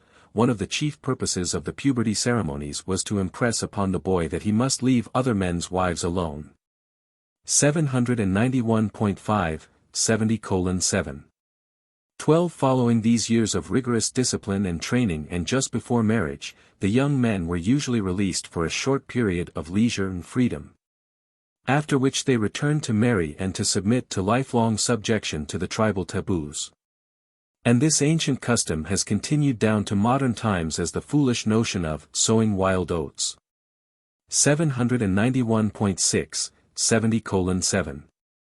13 Many later tribes sanctioned the formation of women's secret clubs, the purpose of which was to prepare adolescent girls for wifehood and motherhood. After initiation girls were eligible for marriage and were permitted to attend the bride show, the coming-out party of those days. Women's orders pledged against marriage early came into existence. 791.7, 70:7. 14 Presently non-secret clubs made their appearance when groups of unmarried men and groups of unattached women formed their separate organizations. These associations were really the first schools. And while men's and women's clubs were often given to persecuting each other, some advanced tribes, after contact with the Dalmatia teachers, experimented with coeducation, having boarding schools for both sexes. 791.8, 70:7. 15 Secret societies contributed to the building up of social castes chiefly by the mysterious character of their initiations. The members of these societies first wore masks to frighten the curious away from their mourning rites, ancestor worship. Later this ritual developed into a pseudo-seance at which ghosts were reputed to have appeared. The ancient societies of the new birth used signs and employed a special secret language. They also forswore certain foods and drinks. They acted as night police and otherwise functioned in a wide range of social activities. 792.1, 70:7.16 All secret associations imposed an oath, enjoined confidence, and taught the keeping of secrets. These orders awed and controlled the mobs. They also acted as vigilance societies, thus practicing lynch law. They were the first spies when the tribes were at war and the first secret police during times of peace.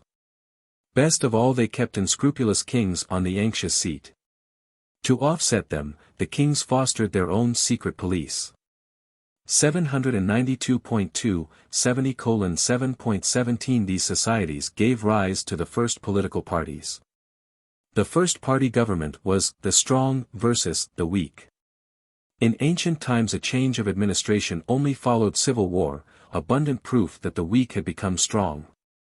792.3, 70:7.18 These clubs were employed by merchants to collect debts and by rulers to collect taxes. Taxation has been a long struggle, one of the earliest forms being the tithe, 1/10 of the hunt or spoils. Taxes were originally levied to keep up the king's house, but it was found that they were easier to collect when disguised as an offering for the support of the temple service. 792.4, 70:7. 19 By these secret associations grew into the first charitable organizations and later evolved into the earlier religious societies, the forerunners of churches. Finally some of these societies became intertribal, the first international fraternities. 8. Social classes. 792.5, 70:8.1 The mental and physical inequality of human beings ensures that social classes will appear. The only worlds without social strata are the most primitive and the most advanced. A dawning civilization has not yet begun the differentiation of social levels, while a world settled in light and life has largely effaced these divisions of mankind, which are so characteristic of all intermediate evolutionary stages. 792. 6. 70:8.2 As society emerged from savagery to barbarism, its human components tended to become grouped in classes for the following general reasons. 792.7, 70:8.31. Natural, contact, kinship, and marriage. The first social distinctions were based on sex, age, and blood, kinship to the chief. 792.8, 70:8.42. Personal, the recognition of ability, endurance, skill, and fortitude. Soon followed by the recognition of language mastery, knowledge, and general intelligence. 792.9, 70:8.53. Chance, war and emigration resulted in the separating of human groups.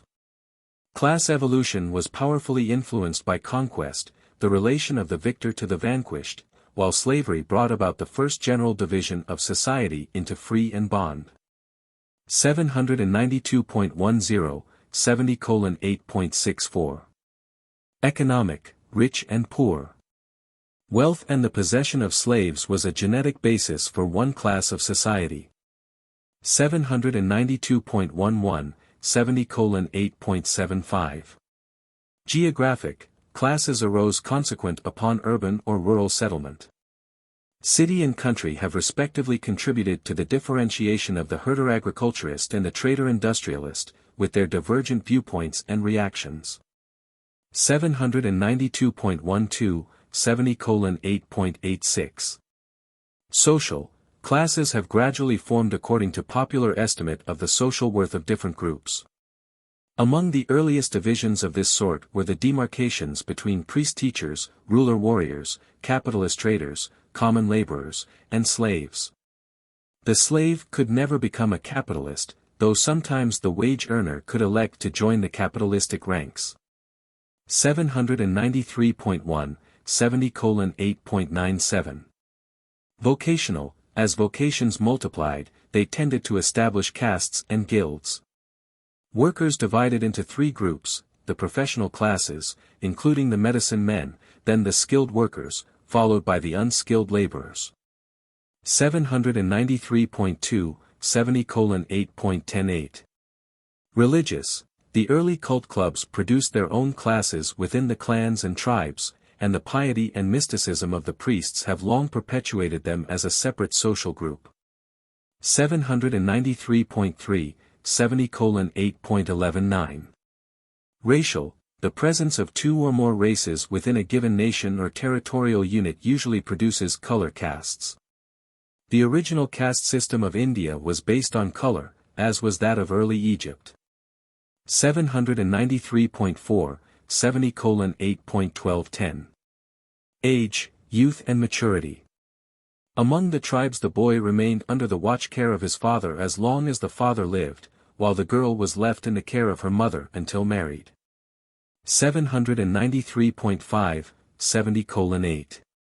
13 Flexible and shifting social classes are indispensable to an evolving civilization, but when class becomes caste, when social levels petrify, the enhancement of social stability is purchased by diminishment of personal initiative. Social caste solves the problem of finding one's place in industry, but it also sharply curtails individual development and virtually prevents social cooperation. 793.6, 70:8. 14 Classes in society, having naturally formed, will persist until man gradually achieves their evolutionary obliteration through intelligent manipulation of the biologic, intellectual, and spiritual resources of a progressing civilization. Such as 793. 7, 70:8.15.1. Biologic renovation of the racial stocks, the selective elimination of inferior human strains. This will tend to eradicate many mortal inequalities.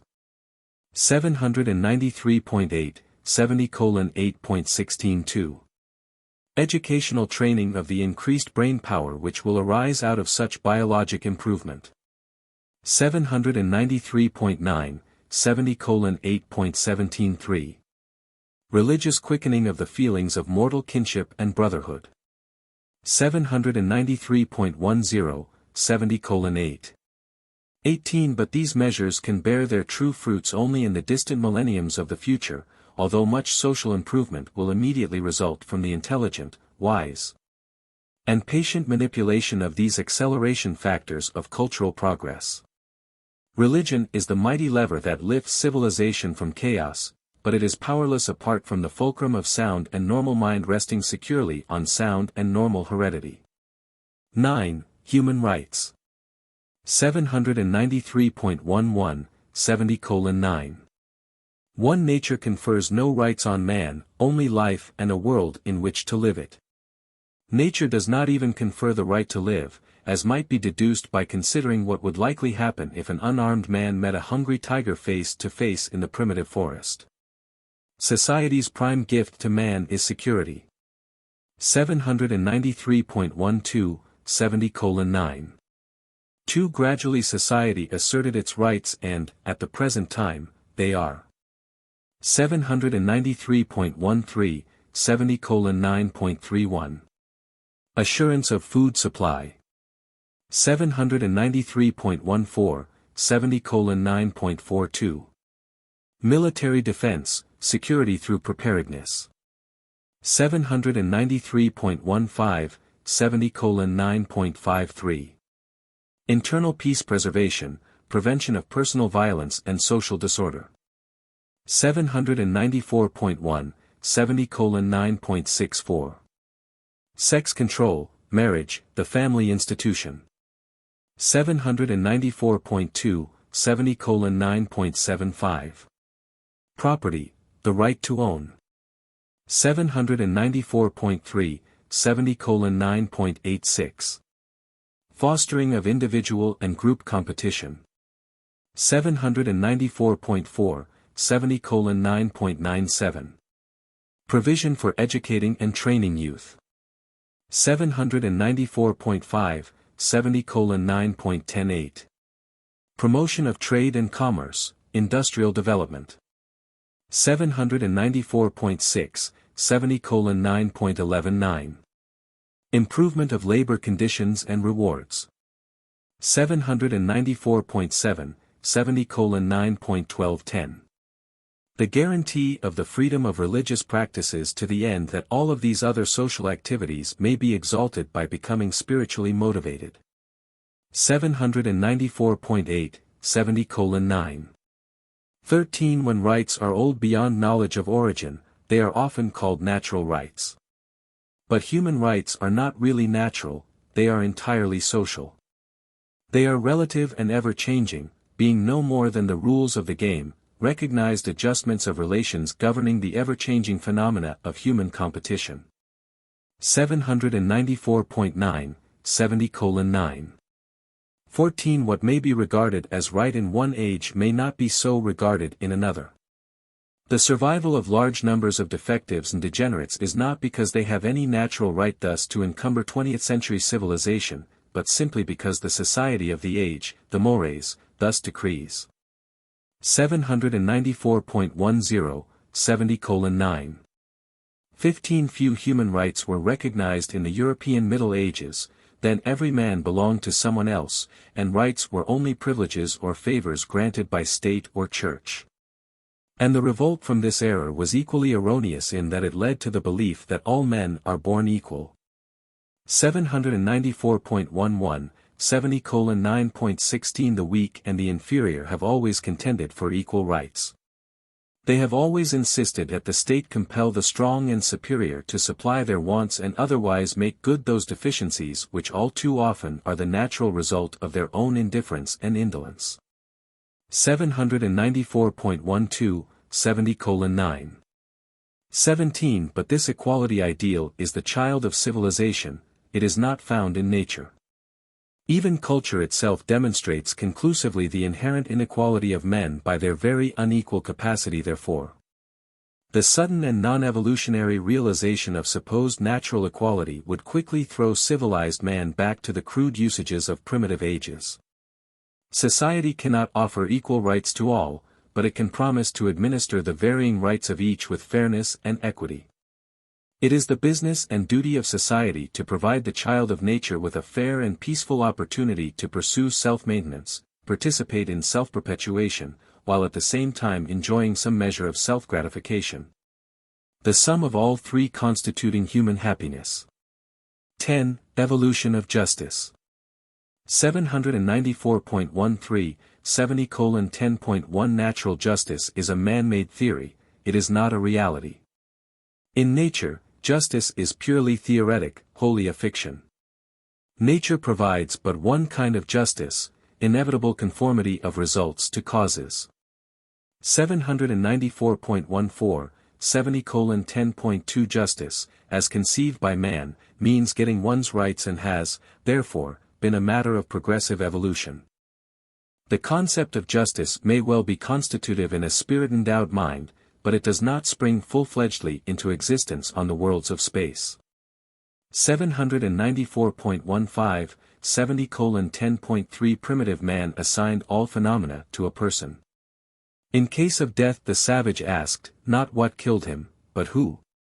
Accidental murder was not therefore recognized, and in the punishment of crime the motive of the criminal was wholly disregarded. Judgment was rendered in accordance with the injury done. 795.1, 70:10.4 In the earliest primitive society public opinion operated directly, officers of law were not needed. There was no privacy in primitive life. A man's neighbors were responsible for his conduct, therefore their right to pry into his personal affairs. Society was regulated on the theory that the group membership should have an interest in, and some degree of control over, the behavior of each individual. 795.2, 70:10. 5 It was very early believed that ghosts administered justice through the medicine men and priests, this constituted these orders the first crime detectors and officers of the law. Their early methods of detecting crime consisted in conducting ordeals of poison, fire, and pain. These savage ordeals were nothing more than crude techniques of arbitration, they did not necessarily settle a dispute justly. For example, when poison was administered, if the accused vomited, he was innocent. 795.3, 70:10. 6 The Old Testament records one of these ordeals, a marital guilt test. If a man suspected his wife of being untrue to him, he took her to the priest and stated his suspicions. After which the priest would prepare a concoction consisting of holy water and sweepings from the temple floor. After due ceremony, including threatening curses, the accused wife was made to drink the nasty potion. If she was guilty, the water that causes the curse shall enter into her and become bitter, and her belly shall swell, and her thighs shall rot, and the woman shall be accursed among her people. If, by any chance, any woman could quaff this filthy draught and not show symptoms of physical illness, she was acquitted of the charges made by her jealous husband. 795.4, 70:10. 7. These atrocious methods of crime detection were practiced by almost all the evolving tribes at one time or another. Dueling is a modern survival of the trial by ordeal. 795.5, 70:10. 8. It is not to be wondered at the Hebrews and other semi-civilized tribes practiced such primitive techniques of justice administration 3,000 years ago. But it is most amazing that thinking men would subsequently retain such a relic of barbarism within the pages of a collection of sacred writings. Reflective thinking should make it clear that no divine being ever gave mortal man such unfair instructions regarding the detection and adjudication of suspected marital unfaithfulness. 795.6, 70:10. 9. Society early adopted the paying back attitude of retaliation, an eye for an eye, a life for a life. The evolving tribes all recognized this right of blood vengeance. Vengeance became the aim of primitive life, but religion has since greatly modified these early tribal practices. The teachers of revealed religion have always proclaimed, "Vengeance is mine," says the Lord. Vengeance killing in early times was not altogether unlike present-day murders under the pretense of the unwritten law. 795.7, 70:10.10. Suicide was a common mode of retaliation. If one were unable to avenge himself in life, he died entertaining the belief that, as a ghost, he could return and visit wrath upon his enemy. And since this belief was very general, the threat of suicide on an enemy's doorstep was usually sufficient to bring him to terms. Primitive man did not hold life very dear. Suicide over trifles was common, but the teachings of the Dalmatians greatly lessened this custom, while in more recent times leisure, comforts, religion, and philosophy have united to make life sweeter and more desirable. Hunger strikes are, however, a modern analogue of this old-time method of retaliation. 796.1, 70:10.11. One of the earliest formulations of advanced tribal law had to do with the taking over of the blood feud as a tribal affair. But strange to relate, even then a man could kill his wife without punishment provided he had fully paid for her. The Eskimos of today, however, still leave the penalty for a crime, even for murder, to be decreed and administered by the family wronged. 796.2, 70:10. 12. Another advance was the imposition of fines for taboo violations, the provision of penalties. These fines constituted the first public revenue. The practice of paying blood money also came into vogue as a substitute for blood vengeance. Such damages were usually paid in women or cattle. It was a long time before actual fines, monetary compensation, were assessed as punishment for crime. And since the idea of punishment was essentially compensation, everything, including human life, eventually came to have a price which could be paid as damages. The Hebrews were the first to abolish the practice of paying blood money. Moses taught that they should take no satisfaction for the life of a murderer, who is guilty of death, he shall surely be put to death. 796.3, 70:10.13. Justice was thus first meted out by the family, then by the clan, and later on by the tribe.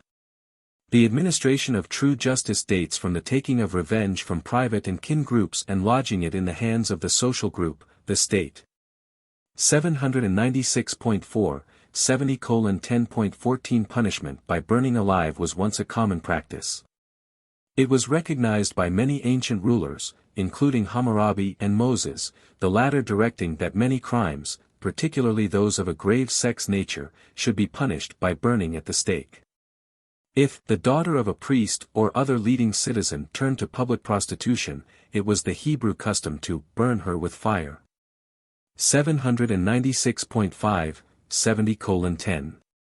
15. Treason, the selling out or betrayal of one's tribal associates, was the first capital crime. Cattle stealing was universally punished by summary death, and even recently horse stealing has been similarly punished.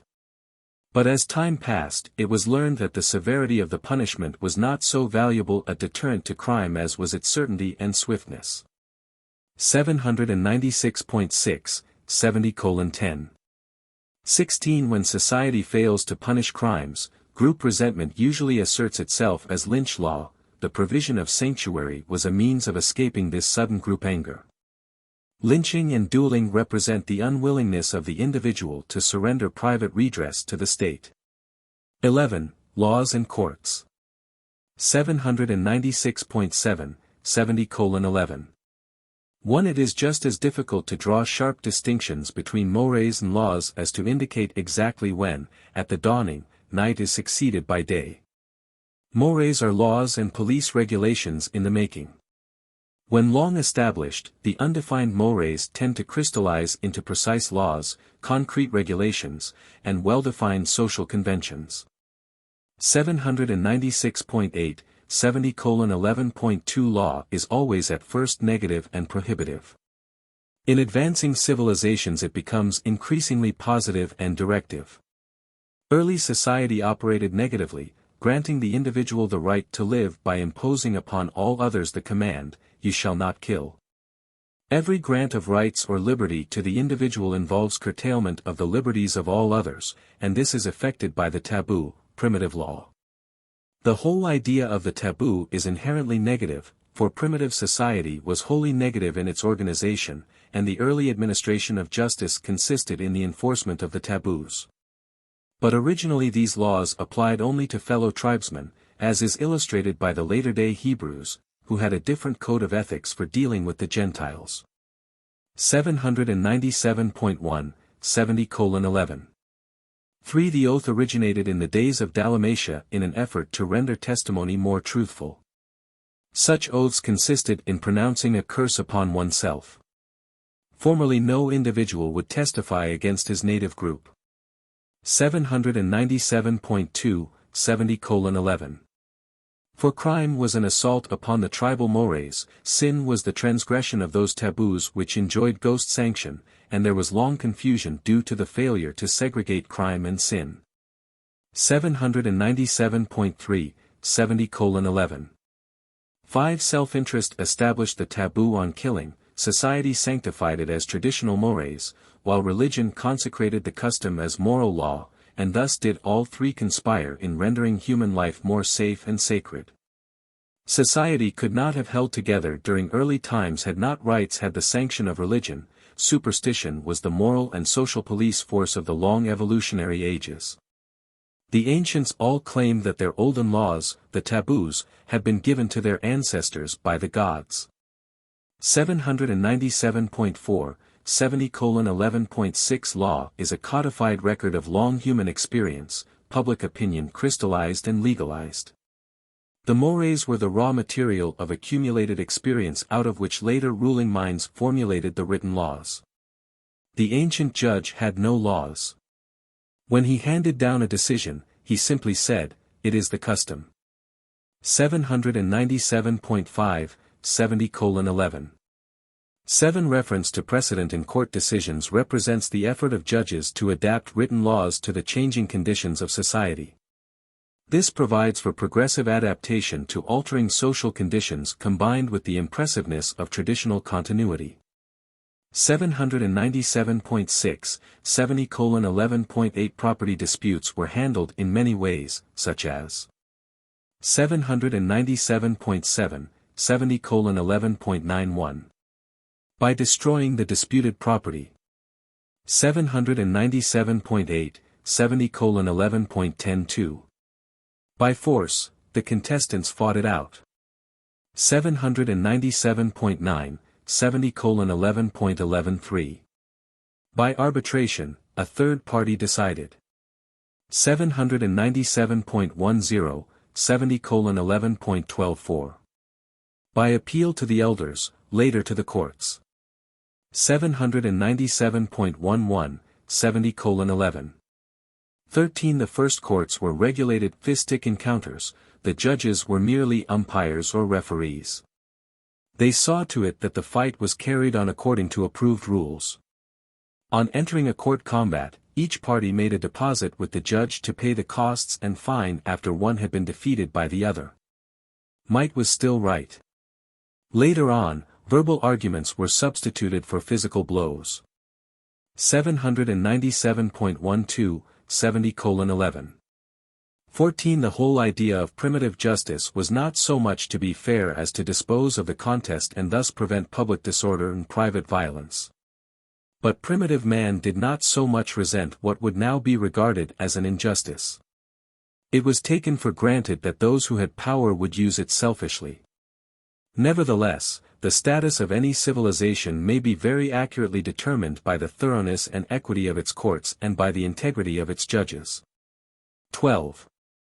Allocation of civil authority. 797.13, 70 to 12.1 The great struggle in the evolution of government has concerned the concentration of power. The universe administrators have learned from experience that the evolutionary peoples on the inhabited worlds are best regulated by the representative type of civil government when there is maintained proper balance of power between the well-coordinated executive, legislative, and judicial branches. 798.1, 70:12. 2. While primitive authority was based on strength, physical power, the ideal government is the representative system wherein leadership is based on ability. But in the days of barbarism there was entirely too much war to permit representative government to function effectively. In the long struggle between division of authority and unity of command, the dictator won.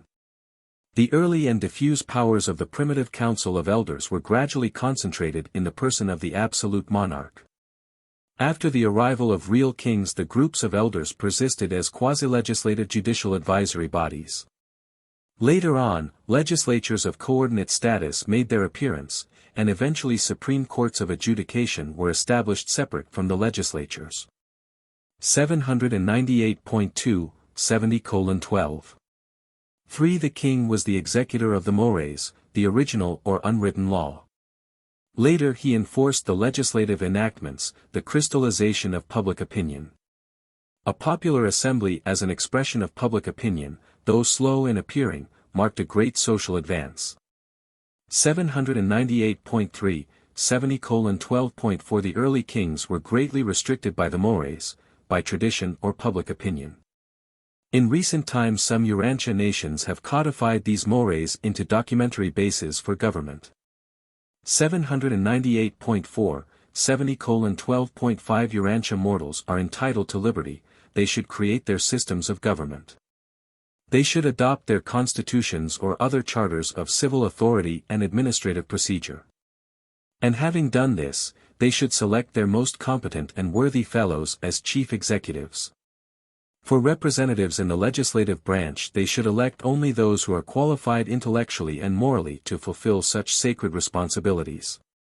As judges of their high and supreme tribunals only those who are endowed with natural ability and who have been made wise by replete experience should be chosen.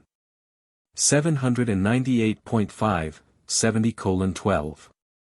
6. If men would maintain their freedom, they must, after having chosen their charter of liberty, provide for its wise, intelligent, and fearless interpretation to the end that there may be prevented. 798.6, 70:12.71. Usurpation of unwarranted power by either the executive or legislative branches. 798.7, 70:12.82. Machinations of ignorant and superstitious agitators. 798.8, 70:12.93. Retardation of scientific progress. 798.9, 70:12.104. Stalemate of the dominance of mediocrity. 798.10, 70:12.115. Domination by vicious minorities. 798.11, 70:12.126. Control by ambitious and clever would-be dictators. 798.12, 70:12.137. Disastrous disruption of panics. 798.13, 70:12.148. Exploitation by the unscrupulous. 798.14, 70:12.159. Taxation enslavement of the citizenry by the state. 798.15, a greater than 70:12.1610. Failure of social and economic fairness. 798.16, 70:12.1711. Union of Church and State. 798.17, 70:12.1812. Loss of personal liberty. 798.18, 70:12.19. These are the purposes and aims of constitutional tribunals acting as governors upon the engines of representative government on an evolutionary world. 799.1, 70:12. 20. Mankind's struggle to perfect government on Urantia has to do with perfecting channels of administration, with adapting them to ever-changing current needs, with improving power distribution within government. And then with selecting such administrative leaders as are truly wise. While there is a divine and ideal form of government, such cannot be revealed but must be slowly and laboriously discovered by the men and women of each planet throughout the universes of time and space. 799.2, 70:12. 21, presented by a Melchizedek of Nebadon. Paper 71. Development of the State. 800.1, 71:0.1. The state is a useful evolution of civilization. It represents society's net gain from the ravages and sufferings of war. Even statecraft is merely the accumulated technique for adjusting the competitive contest of force between the struggling tribes and nations. 800.2, 71:0.2. The modern state is the institution which survived in the long struggle for group power. Superior power eventually prevailed, and it produced a creature of fact, the state, together with the moral myth of the absolute obligation of the citizen to live and die for the state. But the state is not of divine genesis. It was not even produced by volitionally intelligent human action, it is purely an evolutionary institution and was wholly automatic in origin. 1. The embryonic state. 800.3, 71:1. 1. The state is a territorial social regulative organization, and the strongest, most efficient, and enduring state is composed of a single nation whose people have a common language, mores, and institutions. 800.4, 71:1. 2. The early states were small and were all the result of conquest. They did not originate in voluntary associations. Many were founded by conquering nomads, who would swoop down on peaceful herders or settled agriculturists to overpower and enslave them. Such states, resulting from conquest, were, perforce, stratified. Classes were inevitable, and class struggles have ever been selective. 800.5, 71:1.3. The northern tribes of the American red men never attained real statehood.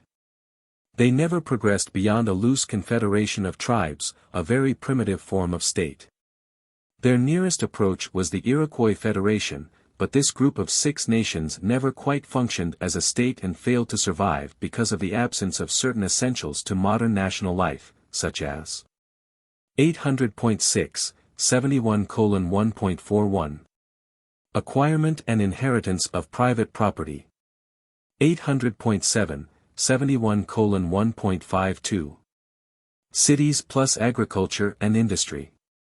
800.8, 71:1.63. Helpful domestic animals. 800.9, 71:1.74. Practical family organization.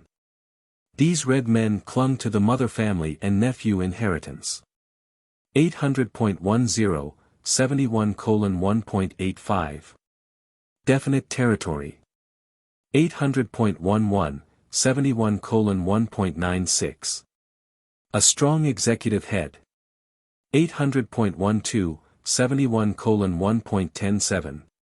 Enslavement of captives, they either adopted or massacred them. 800. 13, 71:1.118. Decisive conquests. 800.14, 71:1.12. The red men were too democratic, they had a good government, but it failed. Eventually they would have evolved a state had they not prematurely encountered the more advanced civilization of the white man, who was pursuing the governmental methods of the Greeks and the Romans. 801.1, 71:1. 13. The successful Roman state was based on 801.2, 71:1.14.1. The father family. 801.3, 71:1.15.2. Agriculture and the domestication of animals. 801.4, 71:1.16.3. Condensation of population, cities. 801.5, 71:1.17.4. Private property and land. 801.6, 71:1.18.5. Slavery, classes of citizenship. 801.7, 71:1.19.6. Conquest and reorganization of weak and backward peoples. 801.8, 71:1.27. Definite territory with roads. 801.9, 71:1.21.8. Personal and strong rulers. 801.10, 71:1. 22. The great weakness in Roman civilization, and a factor in the ultimate collapse of the empire, was the supposed liberal and advanced provision for the emancipation of the boy at 21 and the unconditional release of the girl so that she was at liberty to marry a man of her own choosing or to go abroad in the land to become immoral. The harm to society consisted not in these reforms themselves but rather in the sudden and extensive manner of their adoption.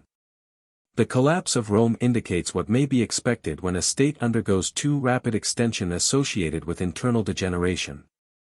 801.11, 71:1. 23. The embryonic state was made possible by the decline of the blood bond in favor of the territorial, and such tribal federations were usually firmly cemented by conquest. While a sovereignty that transcends all minor struggles and group differences is the characteristic of the true state, still, many classes and castes persist in the later state organizations as remnants of the clans and tribes of former days. The later and larger territorial states had a long and bitter struggle with these smaller consanguineous clan groups, the tribal government proving a valuable transition from family to state authority. During later times many clans grew out of trades and other industrial associations. 801.12, 71:1. 24. Failure of state integration results in retrogression to pre-state conditions of governmental techniques, such as the feudalism of the European Middle Ages. During these dark ages the territorial state collapsed, and there was a reversion to the small castle groups, the reappearance of the clan and tribal stages of development. Similar semi-states even now exist in Asia and Africa, but not all of them are evolutionary reversions, many are the embryonic nucleuses of states of the future. 2. The evolution of representative government. 801.13, 71:2. 1. Democracy, while an ideal, is a product of civilization, not of evolution. Go slowly. Select carefully.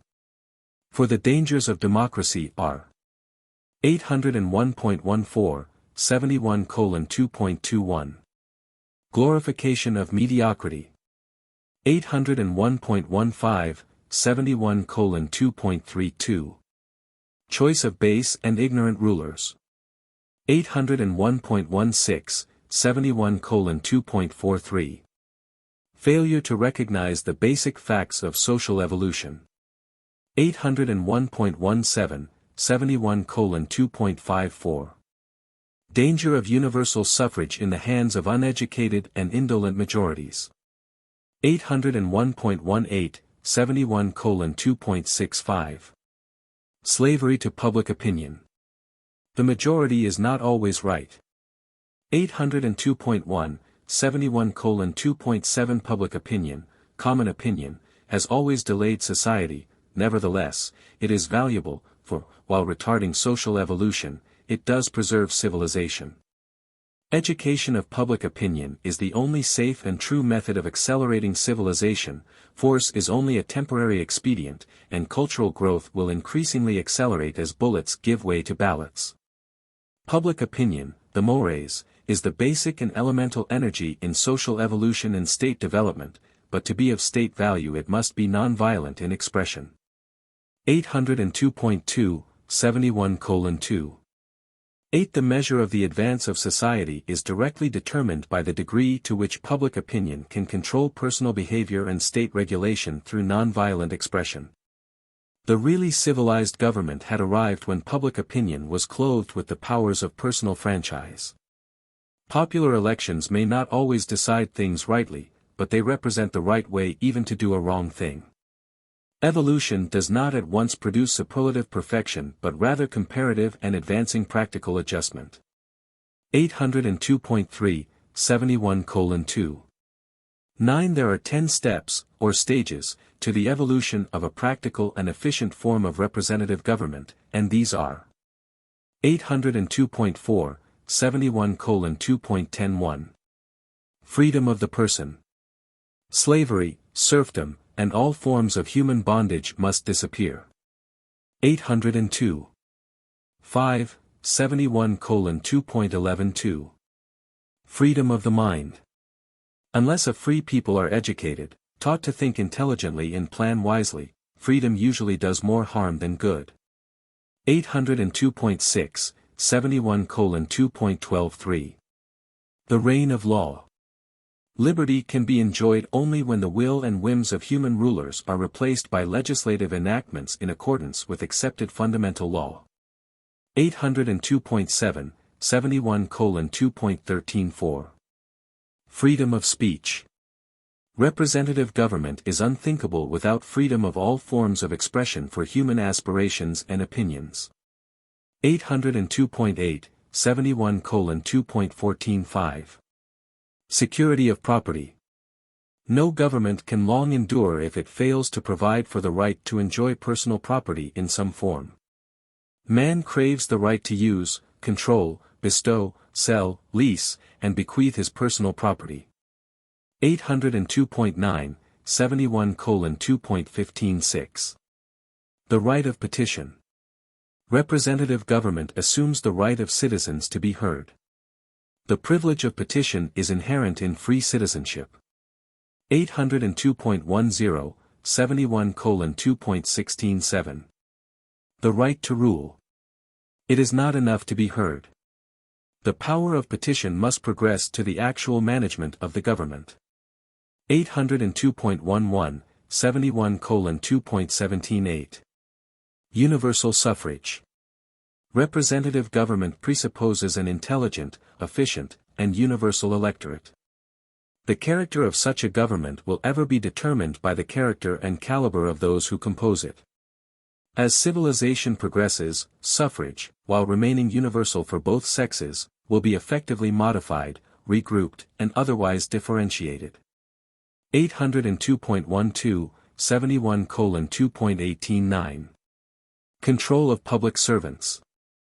No civil government will be serviceable and effective unless the citizenry possess and use wise techniques of guiding and controlling officeholders and public servants. 802.13, 71:2.19.10. Intelligent and trained representation. The survival of democracy is dependent on successful representative government. And that is conditioned upon the practice of electing to public offices only those individuals who are technically trained, intellectually competent, socially loyal, and morally fit. Only by such provisions can government of the people, by the people, and for the people be preserved. 3. The ideals of statehood.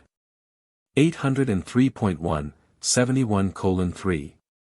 1. The political or administrative form of a government is of little consequence provided it affords the essentials of civil progress, liberty, security, education, and social coordination. It is not what a state is but what it does that determines the course of social evolution. And after all, no state can transcend the moral values of its citizenry as exemplified in their chosen leaders. Ignorance and selfishness will ensure the downfall of even the highest type of government. 803.2, 71:3.2. Much as it is to be regretted, national egotism has been essential to social survival. The chosen people doctrine has been a prime factor in tribal welding and nation building right on down to modern times.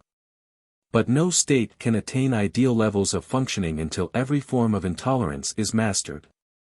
It is everlastingly inimical to human progress. And intolerance is best combated by the coordination of science, commerce, play, and religion. 803.3, 71:3. 3. The ideal state functions under the impulse of three mighty and coordinated drives. 803.4, 71:3.41. Love loyalty derived from the realization of human brotherhood. 803.5, 71:3.52. Intelligent patriotism based on wise ideals. 803.6, 71:3. 6.3. Cosmic insight interpreted in terms of planetary facts, needs, and goals. 803.7, 71:3. 7. The laws of the ideal state are few in number, and they have passed out of the negativistic taboo age into the era of the positive progress of individual liberty consequent upon enhanced self-control. The exalted state not only compels its citizens to work but also entices them into profitable and uplifting utilization of the increasing leisure which results from toil liberation by the advancing machine age.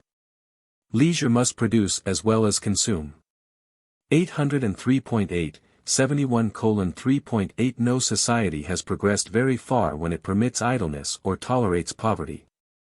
But poverty and dependence can never be eliminated if the defective and degenerate stocks are freely supported and permitted to reproduce without restraint. 803.9, 71:3. 9. A moral society should aim to preserve the self-respect of its citizenry and afford every normal individual adequate opportunity for self-realization. Such a plan of social achievement would yield a cultural society of the highest order. Social evolution should be encouraged by governmental supervision which exercises a minimum of regulative control. That state is best which coordinates most while governing least. 803.10, 71:3. 10. The ideals of statehood must be attained by evolution, by the slow growth of civic consciousness, the recognition of the obligation and privilege of social service. At first men assume the burdens of government as a duty, following the end of the administration of political spoilsmen, but later on they seek such ministry as a privilege, as the greatest honor. The status of any level of civilization is faithfully portrayed by the caliber of its citizens who volunteer to accept the responsibilities of statehood. 803.11, 71:3. 11. In a real commonwealth the business of governing cities and provinces is conducted by experts and is managed just as are all other forms of economic and commercial associations of people. 803.12, 71:3. 12. In advanced states, political service is esteemed as the highest devotion of the citizenry. The greatest ambition of the wisest and noblest of citizens is to gain civil recognition, to be elected or appointed to some position of governmental trust. And such governments confer their highest honors of recognition for service upon their civil and social servants. Honors are next bestowed in the order named upon philosophers, educators, scientists, industrialists, and militarists. Parents are duly rewarded by the excellency of their children, and purely religious leaders, being ambassadors of a spiritual kingdom, receive their real rewards in another world. 4. Progressive civilization.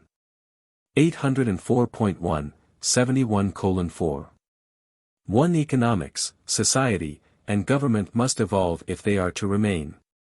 Static conditions on an evolutionary world are indicative of decay, only those institutions which move forward with the evolutionary stream persist. 804.2, 71:4. 2. The progressive program of an expanding civilization embraces.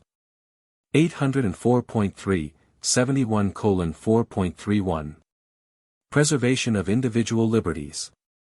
804.4, 71:4.42. Protection of the home. 804.5, 71:4.53. Promotion of economic security. 804.6, 71:4.64. Prevention of disease. 804.7, 71:4.75. Compulsory education. 804.8, 71:4.86. Compulsory employment. 804.9, 71:4.97. Profitable utilization of leisure. 804.10, 71:4.108. Care of the unfortunate. 804.11, 71:4.119. Race improvement. 804.12, 71:4.1210. Promotion of science and art. 804.13, 71:4.1311. Promotion of philosophy, wisdom. 804.14, 71:4.1412. Augmentation of cosmic insight, spirituality. 804.15, 71:4.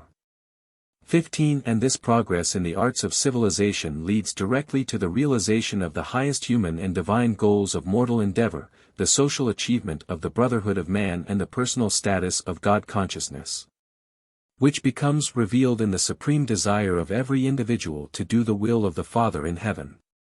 804.16, 71:4.16. The appearance of genuine brotherhood signifies that a social order has arrived in which all men delight in bearing one another's burdens, they actually desire to practice the golden rule.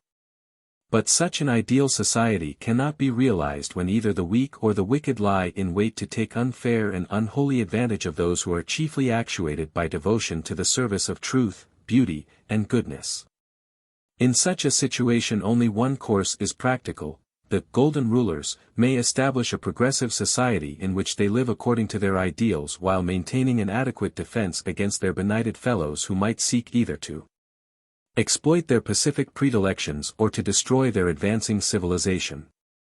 804.17, 71:4.17. Idealism can never survive on an evolving planet if the idealists in each generation permit themselves to be exterminated by the baser orders of humanity. And here is the great test of idealism: can an advanced society maintain that military preparedness which renders it secure from all attack by its war-loving neighbors without yielding to the temptation to employ this military strength in offensive operations against other peoples for purposes of selfish gain or national aggrandizement? National survival demands preparedness, and religious idealism alone can prevent the prostitution of preparedness into aggression. Only love, brotherhood, can prevent the strong from oppressing the weak. 5. The evolution of competition. 805. 1. 71:5.1. Competition is essential to social progress, but competition, unregulated, breeds violence. In current society, competition is slowly displacing war in that it determines the individual's place in industry, as well as decreeing the survival of the industries themselves. Murder and war differ in their status before the mores, murder having been outlawed since the early days of society, while war has never yet been outlawed by mankind as a whole. 805.2, 71:5. 2. The ideal state undertakes to regulate social conduct only enough to take violence out of individual competition and to prevent unfairness in personal initiative. Here is a great problem in statehood: how can you guarantee peace and quiet in industry, pay the taxes to support state power, and at the same time prevent taxation from handicapping industry and keep the state from becoming parasitical or tyrannical?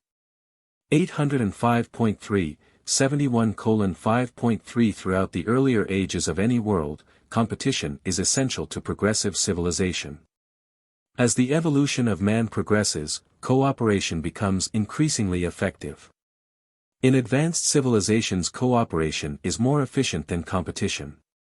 Early man is stimulated by competition. Early evolution is characterized by the survival of the biologically fit, but later civilizations are the better promoted by intelligent cooperation, understanding fraternity, and spiritual brotherhood. 805.4, 71:5. For true, competition in industry is exceedingly wasteful and highly ineffective. But no attempt to eliminate this economic lost motion should be countenanced if such adjustments entail even the slightest abrogation of any of the basic liberties of the individual. 6. The profit motive. 805.5, 71:6.1 Present-day profit-motivated economics is doomed unless profit motives can be augmented by service motives. Ruthless competition based on narrow-minded self-interest is ultimately destructive of even those things which it seeks to maintain. Exclusive and self-serving profit motivation is incompatible with Christian ideals, much more incompatible with the teachings of Jesus. 805.6, 71:6.2 In economics, profit motivation is to service motivation what fear is to love in religion. But the profit motive must not be suddenly destroyed or removed, it keeps many otherwise slothful mortals hard at work. It is not necessary, however, that this social energy arouser be forever selfish in its objectives. 805.7, 71:6. 3. The profit motive of economic activities is altogether base and wholly unworthy of an advanced order of society. Nevertheless, it is an indispensable factor throughout the earlier phases of civilization. Profit motivation must not be taken away from men until they have firmly possessed themselves of superior types of non-profit motives for economic striving and social serving, the transcendent urges of superlative wisdom, intriguing brotherhood, and excellency of spiritual attainment. 7. Education. 806.1, 71:7.1 The enduring state is founded on culture, dominated by ideals, and motivated by service. The purpose of education should be acquirement of skill, pursuit of wisdom, realization of selfhood, and attainment of spiritual values. 806.2, 71:7. 2. In the ideal state, education continues throughout life, and philosophy sometime becomes the chief pursuit of its citizens. The citizens of such a commonwealth pursue wisdom as an enhancement of insight into the significance of human relations, the meanings of reality, the nobility of values, the goals of living, and the glories of cosmic destiny. 806.3, 71:7. 3. Urantians should get a vision of a new and higher cultural society. Education will jump to new levels of value with the passing of the purely profit-motivated system of economics. Education has too long been localistic, militaristic, ego-exalting, and success-seeking. It must eventually become worldwide, idealistic, self-realizing, and cosmic-grasping. 806.4, 71:7. For education recently passed from the control of the clergy to that of lawyers and businessmen. Eventually it must be given over to the philosophers and the scientists. Teachers must be free beings, real leaders, to the end that philosophy, the search for wisdom, may become the chief educational pursuit. 806.5, 71:7.5 Education is the business of living. It must continue throughout a lifetime so that mankind may gradually experience the ascending levels of mortal wisdom, which are 806.6, 71:7.61. The knowledge of things. 806.7, 71:7.72. The realization of meanings. 806.8, 71:7.83. The appreciation of values. 806.9, 71:7.94. The nobility of work, duty. 806.10, 71:7.105. The motivation of goals, morality. 806.11, 71:7.116. The love of service, character. 806.12, 71:7.127. Cosmic insight, spiritual discernment. 806.13, 71:7.13 And then, by means of these achievements, many will ascend to the mortal ultimate of mind attainment, God consciousness. 8. The character of statehood. 806.14, 71:8. 1. The only sacred feature of any human government is the division of statehood into the three domains of executive, legislative, and judicial functions. The universe is administered in accordance with such a plan of segregation of functions and authority.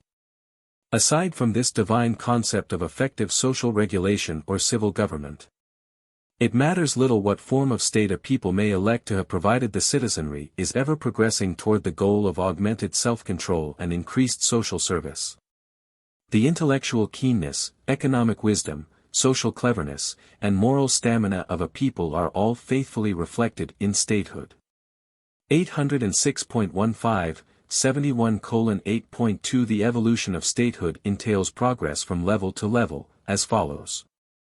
806.16, 71:8.31.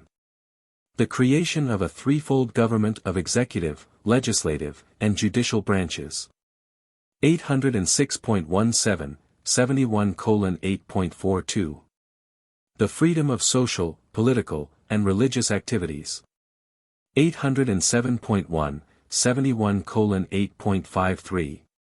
The abolition of all forms of slavery and human bondage. 807.2, 71:8.64. The ability of the citizenry to control the levying of taxes. 807.3, 71:8.75. The establishment of universal education, learning extended from the cradle to the grave.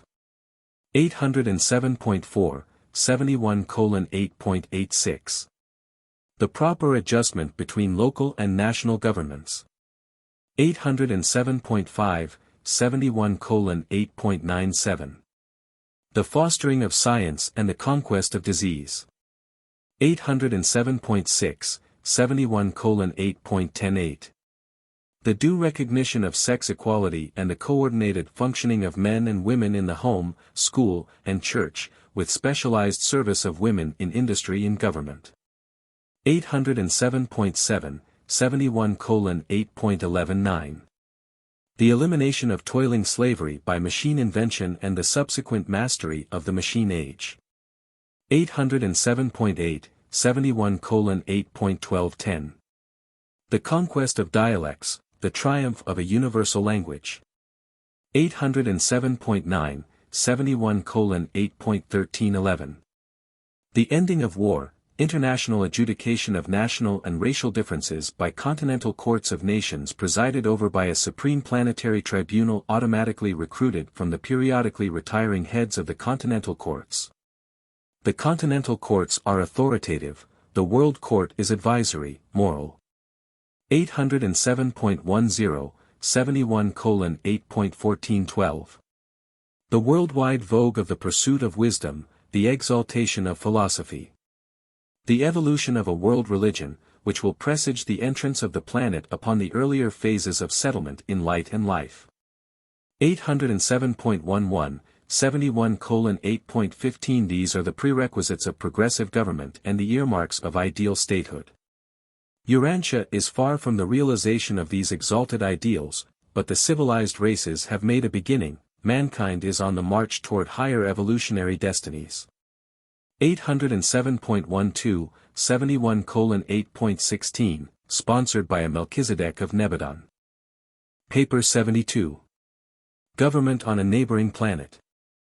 808.1, 72:0.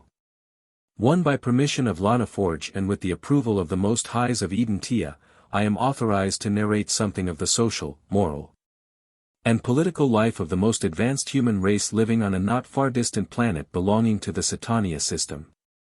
808.2, 72:0.2 Of all the Satania worlds which became isolated because of participation in the Lucifer rebellion, this planet has experienced a history most like that of Urantia.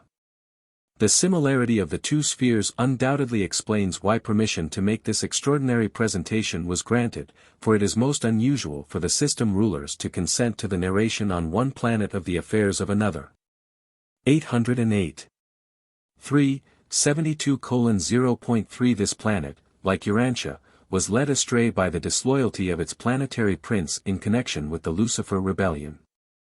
It received a material sun shortly after Adam came to Urantia, and this sun also defaulted, leaving the sphere isolated, since a magisterial sun has never been bestowed upon its mortal races. 1. The Continental Nation. 808.4, 72:1. 1. Notwithstanding all these planetary handicaps, a very superior civilization is evolving on an isolated continent about the size of Australia. This nation numbers about 140 million. Its people are a mixed race, predominantly blue and yellow, having a slightly greater proportion of violet than the so-called white race of Urantia. These different races are not yet fully blended, but they fraternize and socialize very acceptably. The average length of life on this continent is now 90 years, 15% higher than that of any other people on the planet. 808.5, 72:1. 2. The industrial mechanism of this nation enjoys a certain great advantage derived from the unique topography of the continent. The high mountains, on which heavy rains fall 8 months in the year, are situated at the very center of the country. This natural arrangement favors the utilization of water power and greatly facilitates the irrigation of the more arid western quarter of the continent. 808.6, 72:1. 3. These people are self-sustaining, that is, they can live indefinitely without importing anything from the surrounding nations. Their natural resources are replete, and by scientific techniques they have learned how to compensate for their deficiencies in the essentials of life. They enjoy a brisk domestic commerce but have little foreign trade owing to the universal hostility of their less progressive neighbors. 808.7, 72:1. For this continental nation, in general, followed the evolutionary trend of the planet. The development from the tribal stage to the appearance of strong rulers and kings occupied thousands of years. The unconditional monarchs were succeeded by many different orders of government, abortive republics, communal states, and dictators came and went in endless profusion. This growth continued until about 500 years ago when, during a politically fermenting period, one of the nation's powerful dictator triumvirs had a change of heart. He volunteered to abdicate upon condition that one of the other rulers, the baser of the remaining two, also vacate his dictatorship. Thus was the sovereignty of the continent placed in the hands of one ruler. The unified state progressed under strong monarchical rule for over 100 years, during which there evolved a masterful charter of liberty. 809.1, 72:1. 5. The subsequent transition from monarchy to a representative form of government was gradual, the kings remaining as mere social or sentimental figureheads, finally disappearing when the male line of descent ran out. The present republic has now been in existence just 200 years, during which time there has been a continuous progression toward the governmental techniques about to be narrated. The last developments in industrial and political realms having been made within the past decade. 2. Political organization. 809.2, 72:2.1. This continental nation now has a representative government with a centrally located national capital. The central government consists of a strong federation of 100 comparatively free states. These states elect their governors and legislators for 10 years, and none are eligible for re-election. State judges are appointed for life by the governors and confirmed by their legislatures, which consist of one representative for each 100,000 citizens. 809.3, 72:2. 2. There are 5 different types of metropolitan government, depending on the size of the city, but no city is permitted to have more than 1 million inhabitants. On the whole, these municipal governing schemes are very simple, direct, and economical. The few offices of city administration are keenly sought by the highest types of citizens. 809.4, 72:2. 3. The federal government embraces 3 coordinate divisions: executive, legislative, and judicial. The federal chief executive is elected every 6 years by universal territorial suffrage. He is not eligible for re-election except upon the petition of at least 75 state legislatures concurred in by the respective state governors, and then but for 1 term. He is advised by a super cabinet composed of all living ex-chief executives. 809.5, 72:2. The legislative division embraces 3 houses. 809.6, 72:2.51. The upper house is elected by industrial, professional, agricultural, and other groups of workers, balloting in accordance with economic function. 809.7, 72:2.62. The lower house is elected by certain organizations of society embracing the social, political, and philosophic groups not included in industry or the professions. All citizens in good standing participate in the election of both classes of representatives, but they are differently grouped, depending on whether the election pertains to the upper or lower house. 809.8, 72:2.73. The third house, the elder statesman, embraces the veterans of civic service and includes many distinguished persons nominated by the chief executive, by the regional, sub-federal, executives, by the chief of the Supreme Tribunal, and by the presiding officers of either of the other legislative houses. This group is limited to 100, and its members are elected by the majority action of the elder statesmen themselves. Membership is for life, and when vacancies occur, the person receiving the largest ballot among the list of nominees is thereby duly elected. The scope of this body is purely advisory, but it is a mighty regulator of public opinion and exerts a powerful influence upon all branches of the government. 810.1, 72:2. 8. Very much of the federal administrative work is carried on by the 10 regional, sub-federal, authorities, each consisting of the association of 10 states. These regional divisions are wholly executive and administrative, having neither legislative nor judicial functions. The 10 regional executives are the personal appointees of the federal chief executive, and their term of office is concurrent with his 6 years. The Federal Supreme Tribunal approves the appointment of these 10 regional executives, and while they may not be reappointed, the retiring executive automatically becomes the associate and advisor of his successor. Otherwise, these regional chiefs choose their own cabinets of administrative officials. 810.2, 72:2.9. This nation is adjudicated by 2 major court systems, the law courts and the socio-economic courts. The law courts function on the following 3 levels. 810.3, 72:2.1. Minor courts of municipal and local jurisdiction, whose decisions may be appealed to the high state tribunals. 810.4, 72:2.11.2. State Supreme Courts, whose decisions are final in all matters not involving the federal government or jeopardy of citizenship rights and liberties. The regional executives are empowered to bring any case at once to the bar of the Federal Supreme Court. 810.5, 72:2.12.3.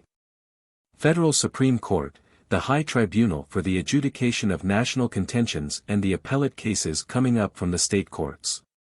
This Supreme Tribunal consists of 12 men over 40 and under 75 years of age who have served 2 or more years on some state tribunal, and who have been appointed to this high position by the chief executive with the majority approval of the Super Cabinet and the Third House of the Legislative Assembly.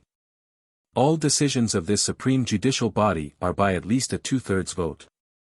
810.6, 72:2.13. The socio-economic courts function in the following 3 divisions. 810.7, 72:2.14.1. Parental courts, associated with the legislative and executive divisions of the home and social system. 810.8, 72:2.15.2. Educational courts, the juridical bodies connected with the state and regional school systems and associated with the executive and legislative branches of the educational administrative mechanism. 810.9, 72:2.16.3. Industrial courts, the jurisdictional tribunals vested with full authority for the settlement of all economic misunderstandings.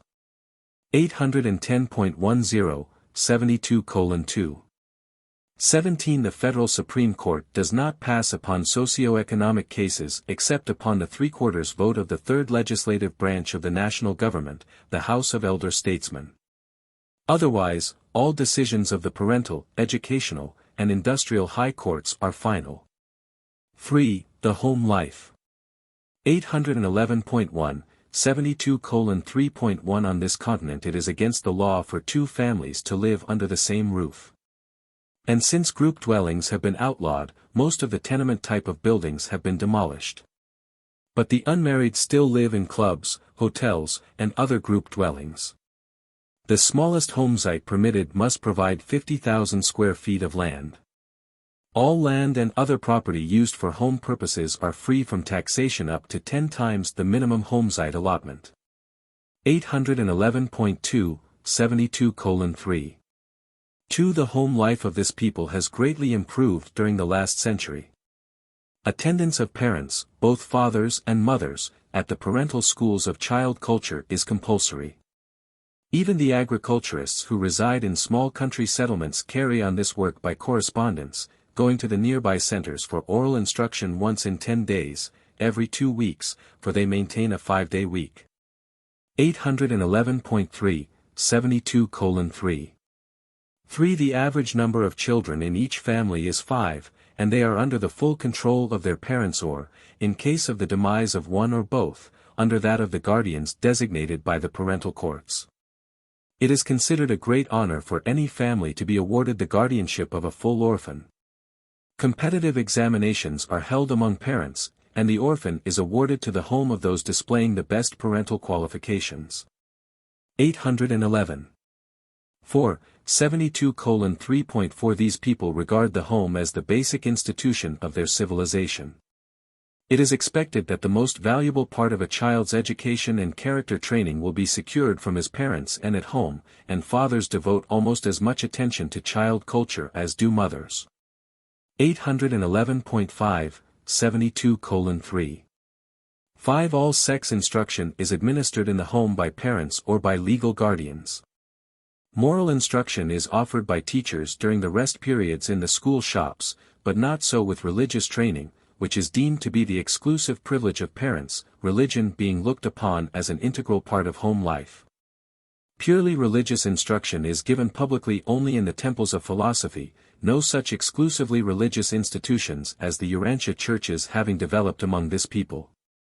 In their philosophy, religion is the striving to know God and to manifest love for one's fellows through service for them, but this is not typical of the religious status of the other nations on this planet. Religion is so entirely a family matter among these people that there are no public places devoted exclusively to religious assembly. Politically, church and state, as Urantians are wont to say, are entirely separate, but there is a strange overlapping of religion and philosophy. 811.6, 72:3.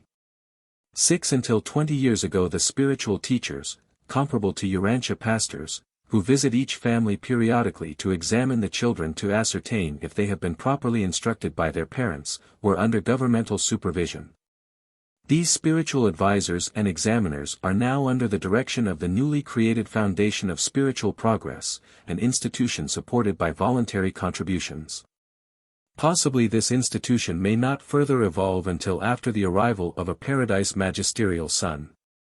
811.7, 72:3. 7. Children remain legally subject to their parents until they are 15, when the first initiation into civic responsibility is held. Thereafter, every 5 years for 5 successive periods similar public exercises are held for such age groups at which their obligations to parents are lessened, while new civic and social responsibilities to the state are assumed. Suffrage is conferred at 20, the right to marry without parental consent is not bestowed until 25, and children must leave home on reaching the age of 30. 812.1, 72:3.8 Marriage and divorce laws are uniform throughout the nation. Marriage before 20, the age of civil enfranchisement, is not permitted. Permission to marry is only granted after 1 year's notice of intention, and after both bride and groom present certificates showing that they have been duly instructed in the parental schools regarding the responsibilities of married life. 812. 2. 72 to 3.9 Divorce regulations are somewhat lax, but decrees of separation, issued by the parental courts, may not be had until 1 year after application therefore has been recorded, and the year on this planet is considerably longer than on Urantia. Notwithstanding their easy divorce laws, the present rate of divorces is only 1/10 that of the civilized races of Urantia. 4. The educational system. 812.3, 72:4. 1. The educational system of this nation is compulsory and coeducational in the pre-college schools that the student attends from the ages of 5 to 18. These schools are vastly different from those of Urantia. There are no classrooms, only one study is pursued at a time, and after the first 3 years all pupils become assistant teachers, instructing those below them. Books are used only to secure information that will assist in solving the problems arising in the school shops and on the school farms. Much of the furniture used on the continent and the many mechanical contrivances, this is a great age of invention and mechanization, are produced in these shops. Adjacent to each shop is a working library where the student may consult the necessary reference books. Agriculture and horticulture are also taught throughout the entire educational period on the extensive farms adjoining every local school. 812. 4. 72:4.2 The feeble-minded are trained only in agriculture and animal husbandry, and are committed for life to special custodial colonies where they are segregated by sex to prevent parenthood, which is denied all subnormals. These restrictive measures have been in operation for 75 years, the commitment decrees are handed down by the parental courts. 812.5, 72:4.3 Everyone takes 1 month's vacation each year. The pre-college schools are conducted for 9 months out of the year of 10, the vacation being spent with parents or friends in travel. This travel is a part of the adult education program and is continued throughout a lifetime, the funds for meeting such expenses being accumulated by the same methods as those employed in old age insurance. 812.6, 72:4. For 1/4 of the school time is devoted to play, competitive athletics, the pupils progressing in these contests from the local, through the state and regional, and on to the national trials of skill and prowess. Likewise, the oratorical and musical contests, as well as those in science and philosophy, occupy the attention of students from the lower social divisions on up to the contests for national honors. 812.7, 72:4. 5. The school government is a replica of the national government with its 3 correlated branches, the teaching staff functioning as the third or advisory legislative division. The chief object of education on this continent is to make every pupil a self-supporting citizen. 813.1, 72:4.6 Every child graduating from the pre-college school system at 18 is a skilled artisan. Then begins the study of books and the pursuit of special knowledge, either in the adult schools or in the colleges. When a brilliant student completes his work ahead of schedule, he is granted an award of time and means wherewith he may execute some pet project of his own devising. The entire educational system is designed to adequately train the individual. 5. Industrial organization. 813.2, 72-5.1 The industrial situation among this people is far from their ideals. Capital and labor still have their troubles, but both are becoming adjusted to the plan of sincere cooperation. On this unique continent the workers are increasingly becoming shareholders in all industrial concerns. Every intelligent laborer is slowly becoming a small capitalist. 813.3, 72:5. 2. Social antagonisms are lessening, and goodwill is growing apace. No grave economic problems have arisen out of the abolition of slavery, over 100 years ago, since this adjustment was effected gradually by the liberation of 2% each year. Those slaves who satisfactorily passed mental, moral, and physical tests were granted citizenship. Many of these superior slaves were war captives or children of such captives. Some 50 years ago they deported the last of their inferior slaves, and still more recently they are addressing themselves to the task of reducing the numbers of their degenerate and vicious classes. 813.4, 72:5. 3. These people have recently developed new techniques for the adjustment of industrial misunderstandings and for the correction of economic abuses which are marked improvements over their older methods of settling such problems. Violence has been outlawed as a procedure in adjusting either personal or industrial differences. Wages, profits, and other economic problems are not rigidly regulated, but they are in general controlled by the industrial legislatures, while all disputes arising out of industry are passed upon by the industrial courts. 813.5, 72:5. For the industrial courts are only 30 years old but are functioning very satisfactorily. The most recent development provides that hereafter the industrial courts shall recognize legal compensation as falling in 3 divisions. 813.6, 72:5.51. Legal rates of interest on invested capital. 813.7, 72:5.62. Reasonable salary for skill employed in industrial operations. 813.8, 72:5.73. Fair and equitable wages for labor. 813.9, 72:5. 8. These shall first be met in accordance with contract, or in the face of decreased earnings they shall share proportionally in transient reduction. And thereafter all earnings in excess of these fixed charges shall be regarded as dividends and shall be prorated to all 3 divisions, capital, skill, and labor. 813.10, 72:5. 9. Every 10 years the regional executives adjust and decree the lawful hours of daily gainful toil. Industry now operates on a 5-day week, working 4 and playing 1. These people labor 6 hours each working day and, like students, 9 months in the year of 10. Vacation is usually spent in travel, and new methods of transportation having been so recently developed, the whole nation is travel-bent. The climate favors travel about 8 months in the year, and they are making the most of their opportunities. 813.11, 72:5. 200 years ago the profit motive was wholly dominant in industry, but today it is being rapidly displaced by other and higher driving forces. Competition is keen on this continent, but much of it has been transferred from industry to play, skill, scientific achievement, and intellectual attainment. It is most active in social service and governmental loyalty. Among this people public service is rapidly becoming the chief goal of ambition. The richest man on the continent works 6 hours a day in the office of his machine shop and then hastens over to the local branch of the School of Statesmanship, where he seeks to qualify for public service.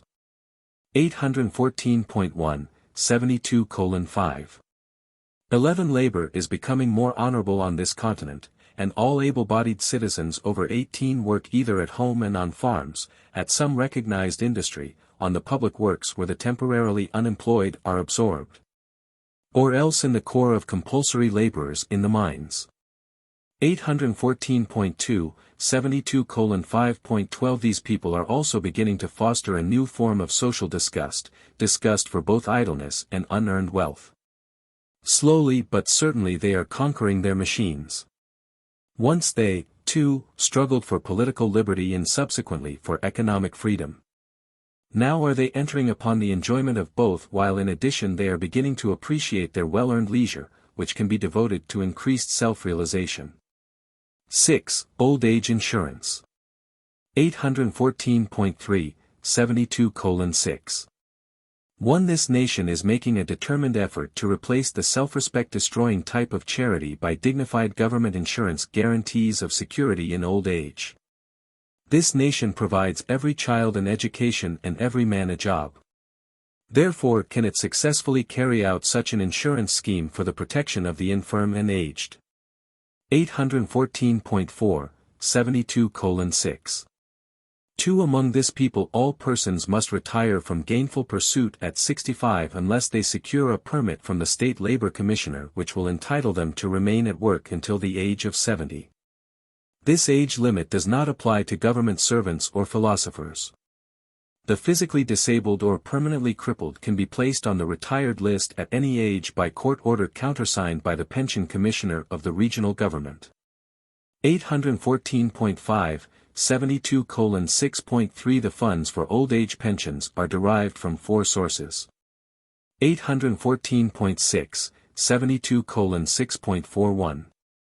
1 day's earnings each month are requisitioned by the federal government for this purpose, and in this country everybody works. 814.7, 72:6.52. Bequests, many wealthy citizens leave funds for this purpose. 814.8, 72:6.63. The earnings of compulsory labor in the state mines. After the conscript workers support themselves and set aside their own retirement contributions, all excess profits on their labor are turned over to this pension fund. 814.9, 72:6.74. The income from natural resources. All natural wealth on the continent is held as a social trust by the federal government, and the income therefrom is utilized for social purposes, such as disease prevention, education of geniuses, and expenses of especially promising individuals in the statesmanship schools. 1/2 of the income from natural resources goes to the Old Age Pension Fund. 814.10, 72:6. 8. Although state and regional actuarial foundations supply many forms of protective insurance, old age pensions are solely administered by the federal government through the 10 regional departments. 814.11, 72:6. 9. These government funds have long been honestly administered. Next to treason and murder, the heaviest penalties meted out by the courts are attached to betrayal of public trust. Social and political disloyalty are now looked upon as being the most heinous of all crimes. 7. Taxation. 815.1, 72:7. 1. The federal government is paternalistic only in the administration of old age pensions and in the fostering of genius and creative originality. The state governments are slightly more concerned with the individual citizen, while the local governments are much more paternalistic or socialistic. The city, or some subdivision thereof, concerns itself with such matters as health, sanitation, building regulations, beautification, water supply, lighting, heating, recreation, music, and communication. 815.2, 72:7. 2. In all industry first attention is paid to health. Certain phases of physical well-being are regarded as industrial and community prerogatives, but individual and family health problems are matters of personal concern only. In medicine, as in all other purely personal matters, it is increasingly the plan of government to refrain from interfering. 815.3, 72:7.3 Cities have no taxing power, neither can they go in debt. They receive per capita allowances from the state treasury and must supplement such revenue from the earnings of their socialistic enterprises and by licensing various commercial activities. 815.4, 72:7.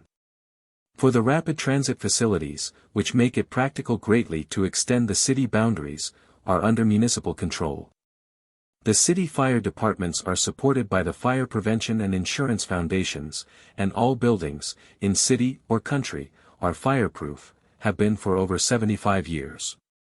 815.5, 72:7. 5. There are no municipally appointed peace officers, the police forces are maintained by the state governments. This department is recruited almost entirely from the unmarried men between 25 and 50. Most of the states assess a rather heavy bachelor tax, which is remitted to all men joining the state police. In the average state the police force is now only 1/10 as large as it was 50 years ago. 815.6, 72:7. 6. There is little or no uniformity among the taxation schemes of the 100 comparatively free and sovereign states, as economic and other conditions vary greatly in different sections of the continent. Every state has 10 basic constitutional provisions which cannot be modified except by consent of the Federal Supreme Court, and one of these articles prevents levying a tax of more than 1% on the value of any property in any 1 year. Home sites, whether in city or country, being exempted. 815.7, 72:7.7 The federal government cannot go in debt, and a 3/4 referendum is required before any state can borrow except for purposes of war. Since the federal government cannot incur debt, in the event of war the National Council of Defense is empowered to assess the states for money, as well as for men and materials, as it may be required. But no debt may run for more than 25 years. 815.8, 72:7.8 Income to support the federal government is derived from the following 5 sources. 815.9, 72:7.91. Import duties. All imports are subject to a tariff designed to protect the standard of living on this continent, which is far above that of any other nation on the planet. These tariffs are set by the highest industrial court after both houses of the Industrial Congress have ratified the recommendations of the Chief Executive of Economic Affairs, who is the joint appointee of these two legislative bodies. The upper industrial house is elected by labor, the lower by capital. 816.1, 72:7.102. Royalties. The federal government encourages invention and original creations in the 10 regional laboratories, assisting all types of geniuses, artists, authors, and scientists, and protecting their patents. In return the government takes 1/2 the profits realized from all such inventions and creations, whether pertaining to machines, books, artistry, plants, or animals. 816.2, 72:7.113. Inheritance tax. The federal government levies a graduated inheritance tax ranging from 1 to 50%, depending on the size of an estate as well as on other conditions. 816.3, 72:7.124.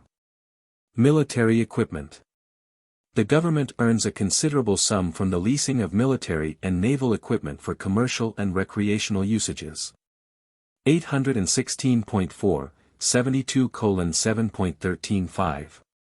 Natural resources.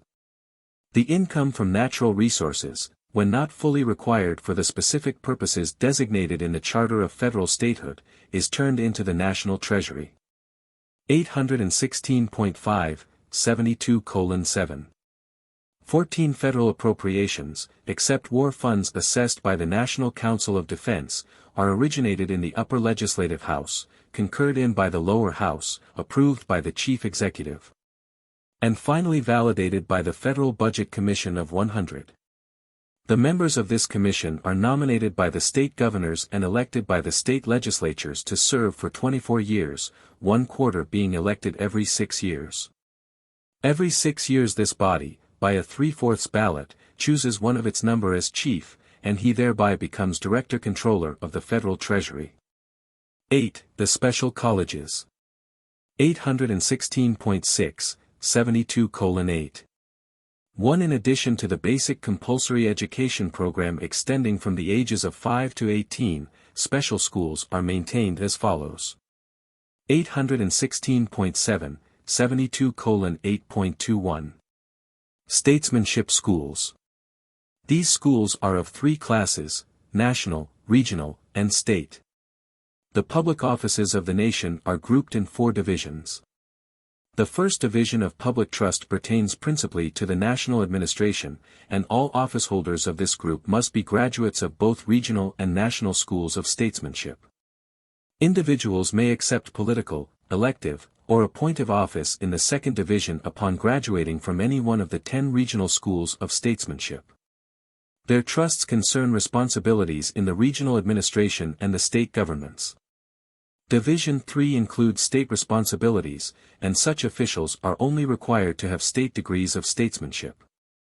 The fourth and last division of officeholders are not required to hold statesmanship degrees, such offices being wholly appointive. They represent minor positions of assistantship, secretaryships, and technical trusts which are discharged by the various learned professions functioning in governmental administrative capacities. 816.8, 72:8. 3 judges of the minor and state courts hold degrees from the state schools of statesmanship. Judges of the jurisdictional tribunals of social, educational, and industrial matters hold degrees from the regional schools. Judges of the Federal Supreme Court must hold degrees from all these schools of statesmanship. 817.1, 72:8.42. Schools of Philosophy. These schools are affiliated with the temples of philosophy and are more or less associated with religion as a public function. 817.2, 72:8.53. Institutions of Science. These technical schools are coordinated with industry rather than with the educational system and are administered under 15 divisions. 817.3, 72:8.64. Professional Training Schools. These special institutions provide the technical training for the various learned professions, 12 in number. 817.4, 72:8.75. Military and Naval Schools. Near the national headquarters and at the 25 coastal military centers are maintained those institutions devoted to the military training of volunteer citizens from 18 to 30 years of age. Parental consent is required before 25 in order to gain entrance to these schools. 9. The Plan of Universal Suffrage. 817.5, 72:9. 1. Although candidates for all public offices are restricted to graduates of the state, regional, or federal schools of statesmanship. The progressive leaders of this nation discovered a serious weakness in their plan of universal suffrage and about 50 years ago made constitutional provision for a modified scheme of voting which embraces the following features. 817. 6, 72:9.21. Every man and woman of 20 years and over has one vote. Upon attaining this age, all citizens must accept membership in 2 voting groups. They will join the first in accordance with their economic function, industrial, professional, agricultural, or trade. They will enter the second group according to their political, philosophic, and social inclinations. All workers thus belong to some economic franchise group, and these guilds, like the non-economic associations, are regulated much as is the national government with its threefold division of powers. Registration in these groups cannot be changed for 12 years. 817.7, 72:9.32. Upon nomination by the state governors or by the regional executives and by the mandate of the regional supreme councils, individuals who have rendered great service to society, or who have demonstrated extraordinary wisdom in government service, may have additional votes conferred upon them not oftener than every 5 years and not to exceed 9 such superfranchises. The maximum suffrage of any multiple voter is 10. Scientists, inventors, teachers, philosophers, and spiritual leaders are also thus recognized and honored with augmented political power. These advanced civic privileges are conferred by the state and regional supreme councils much as degrees are bestowed by the special colleges, and the recipients are proud to attach the symbols of such civic recognition, along with their other degrees, to their lists of personal achievements.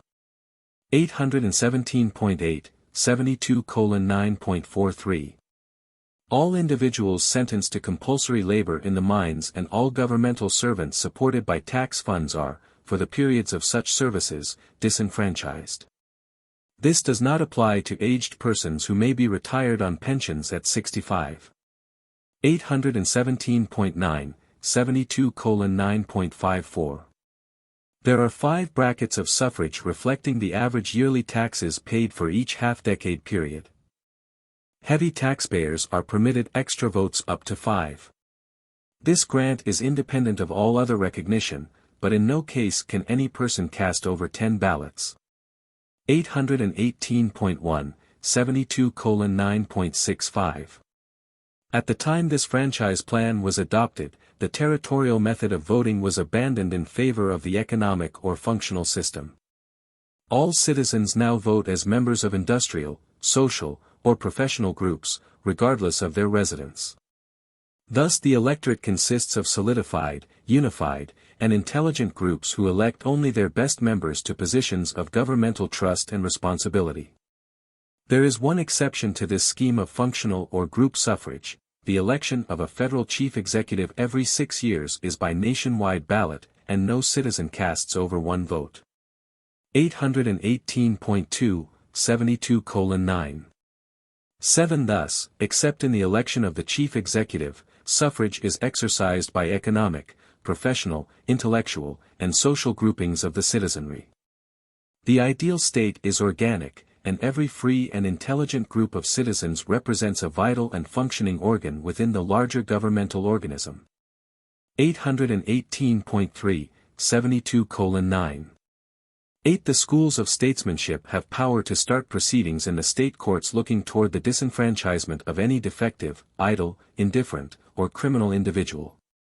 These people recognize that, when 50% of a nation is inferior or defective and possesses the ballot, such a nation is doomed. They believe the dominance of mediocrity spells the downfall of any nation. Voting is compulsory, heavy fines being assessed against all who fail to cast their ballots. 10. Dealing with crime. 818.4, 72:10. 1. The methods of this people in dealing with crime, insanity, and degeneracy, while in some ways pleasing, will, no doubt, in others prove shocking to most Urantians. Ordinary criminals and the defectives are placed, by sexes, in different agricultural colonies and are more than self-supporting. The more serious habitual criminals and the incurably insane are sentenced to death in the lethal gas chambers by the courts. Numerous crimes aside from murder, including betrayal of governmental trust, also carry the death penalty, and the visitation of justice is sure and swift. 818.5, 72:10.2. These people are passing out of the negative into the positive era of law. Recently they have gone so far as to attempt the prevention of crime by sentencing those who are believed to be potential murderers and major criminals to life service in the detention colonies. If such convicts subsequently demonstrate that they have become more normal, they may be either paroled or pardoned. The homicide rate on this continent is only 1% of that among the other nations. 818.6, 72:10. 3 efforts to prevent the breeding of criminals and defectives were begun over 100 years ago and have already yielded gratifying results. There are no prisons or hospitals for the insane. For one reason, there are only about 10% as many of these groups as are found on Urantia. 11. Military preparedness. 818.7, 72:11. 1. Graduates of the federal military schools may be commissioned as guardians of civilization in 7 ranks, in accordance with ability and experience, by the President of the National Council of Defense. This council consists of 25 members, nominated by the highest parental, educational, and industrial tribunals, confirmed by the Federal Supreme Court, and presided over ex officio by the Chief of Staff of Coordinated Military Affairs. Such members serve until they are 70 years of age. 819.1, 72:11.2. The courses pursued by such commissioned officers are 4 years in length and are invariably correlated with the mastery of some trade or profession. Military training is never given without this associated industrial, scientific, or professional schooling.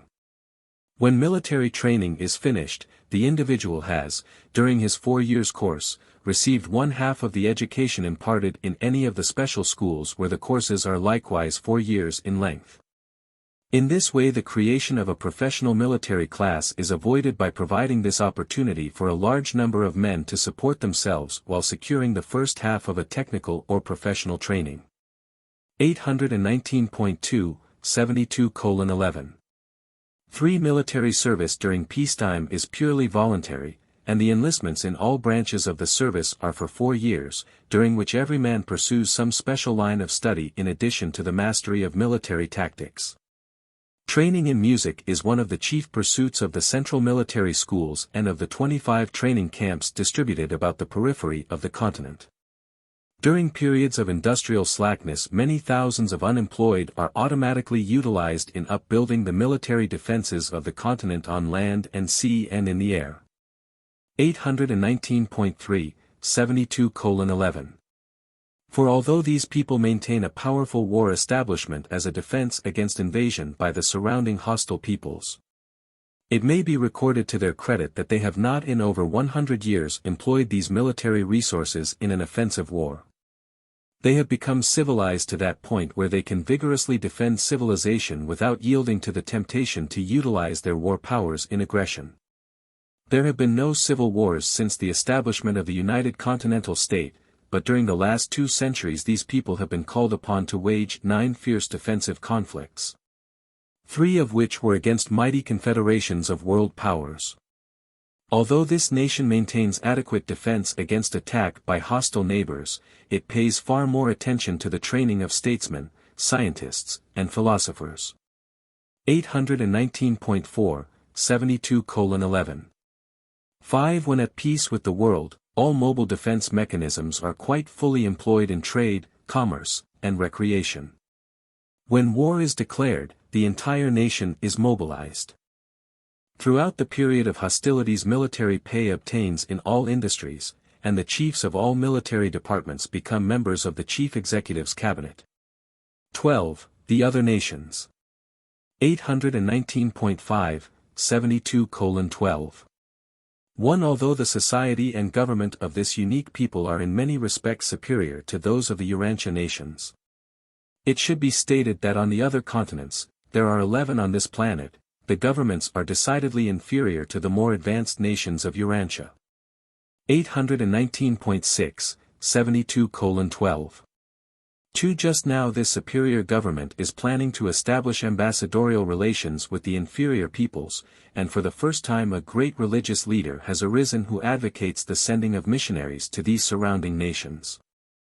We fear they are about to make the mistake that so many others have made when they have endeavored to force a superior culture and religion upon other races. What a wonderful thing could be done on this world if this continental nation of advanced culture would only go out and bring to itself the best of the neighboring peoples and then, after educating them, send them back as emissaries of culture to their benighted brethren. Of course, if a magisterial son should soon come to this advanced nation, great things could quickly happen on this world. 820.1, 72:12. 3. This recital of the affairs of a neighboring planet is made by special permission with the intent of advancing civilization and augmenting governmental evolution on Urantia. Much more could be narrated that would no doubt interest and intrigue Urantians, but this disclosure covers the limits of our permissive mandate. 820.2, 72:12. For Urantians should, however, take note that their sister sphere in the Satania family has benefited by neither magisterial or bestowal missions of the Paradise Sons. Neither are the various peoples of Urantia set off from each other by such disparity of culture as separates the continental nation from its planetary fellows. 820.3, 72:12. 5. The pouring out of the Spirit of Truth provides the spiritual foundation for the realization of great achievements in the interests of the human race of the bestowal world. Urantia is therefore far better prepared for the more immediate realization of a planetary government with its laws, mechanisms, symbols, conventions, and language, all of which could contribute so mightily to the establishment of worldwide peace under law and could lead to the sometime dawning of a real age of spiritual striving. And such an age is the planetary threshold to the utopian ages of light and life. 820.4, 72:12.6, presented by a Melchizedek of Nebadon. Paper 73. The Garden of Eden. 821.1, 73:0.1. The cultural decadence and spiritual poverty resulting from the Caligastia downfall and consequent social confusion had little effect on the physical or biologic status of the Urantia peoples. Organic evolution proceeded apace, quite regardless of the cultural and moral setback which so swiftly followed the disaffection of Caligastia and Dalagastia. And there came a time in the planetary history, almost 40,000 years ago, when the life carriers on duty took note that, from a purely biologic standpoint, the developmental progress of the Urantia races was nearing its apex. The Melchizedek receivers, concurring in this opinion, readily agreed to join the life carriers in a petition to the Most Highs of Edentia asking that Urantia be inspected with a view to authorizing the dispatch of biologic uplifters, a material son and daughter. 821.2, 73:0.2 This request was addressed to the Most Highs of Urantia because they had exercised direct jurisdiction over many of Urantia's affairs ever since Caligastia's downfall and the temporary vacation of authority on Jerusalem. 821.3, 73:0. 3 Tabamantia, sovereign supervisor of the series of decimal or experimental worlds, came to inspect the planet and, after his survey of racial progress, duly recommended that Urantia be granted material sons.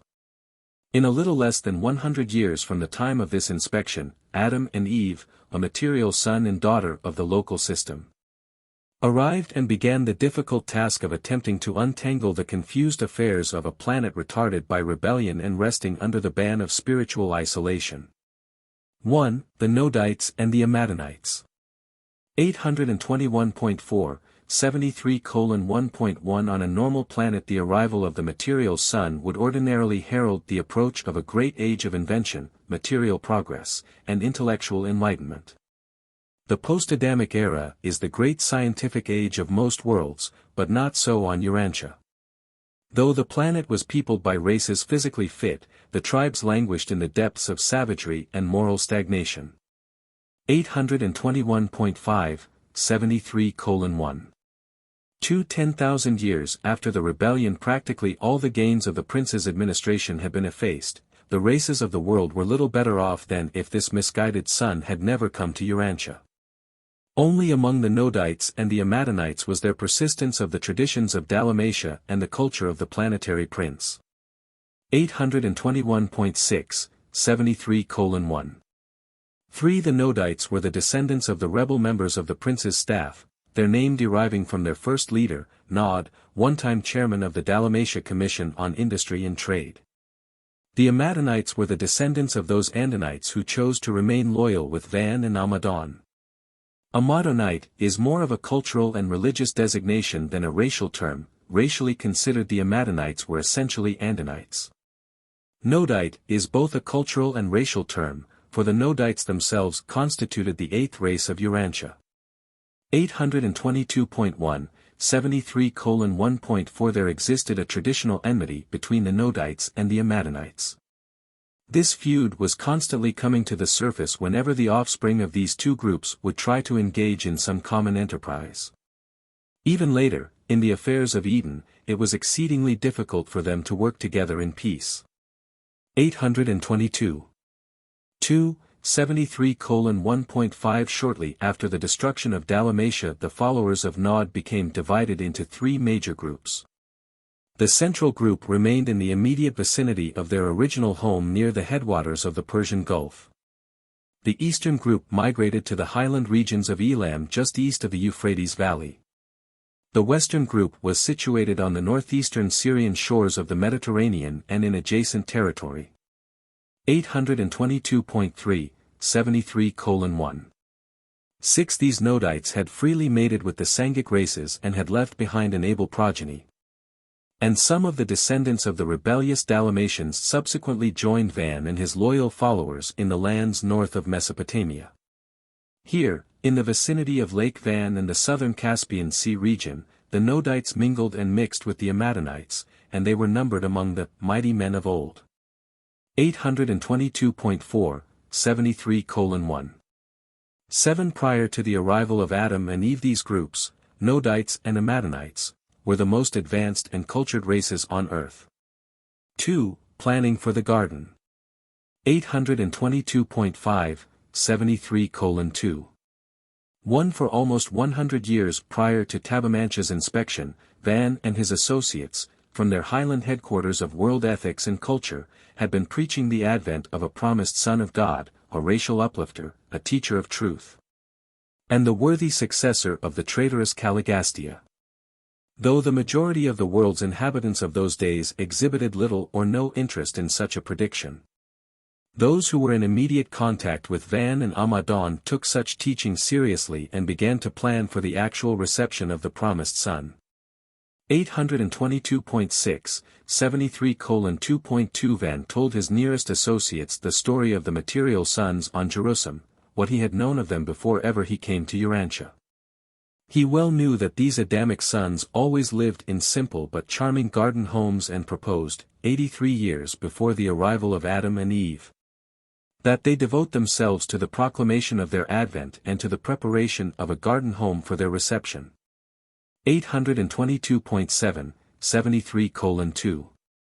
3 From their highland headquarters and from 61 far-scattered settlements, Van and Amadon recruited a corps of over 3,000 willing and enthusiastic workers who, in solemn assembly, dedicated themselves to this mission of preparing for the promised, at least expected, Son. 822.8, 73:2.4 Van divided his volunteers into 100 companies with a captain over each and an associate who served on his personal staff as a liaison officer, keeping Amadon as his own associate. These commissions all began in earnest their preliminary work, and the committee on location for the garden sallied forth in search of the ideal spot. 822.9, 73:2. 5 Although Caligastia and Dalagastia had been deprived of much of their power for evil, they did everything possible to frustrate and hamper the work of preparing the garden.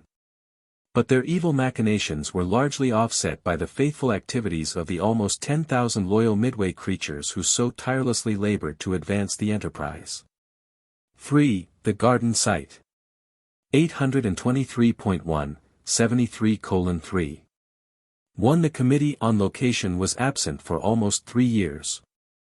It reported favorably concerning 3 possible locations. The first was an island in the Persian Gulf, the second, the river location subsequently occupied as the second garden. The third, a long narrow peninsula, almost an island, projecting westward from the eastern shores of the Mediterranean Sea. 823.2, 73:3.2 The committee almost unanimously favored the third selection. This site was chosen, and 2 years were occupied in transferring the world's cultural headquarters, including the Tree of Life, to this Mediterranean peninsula. All but a single group of the peninsula dwellers peaceably vacated when Van and his company arrived.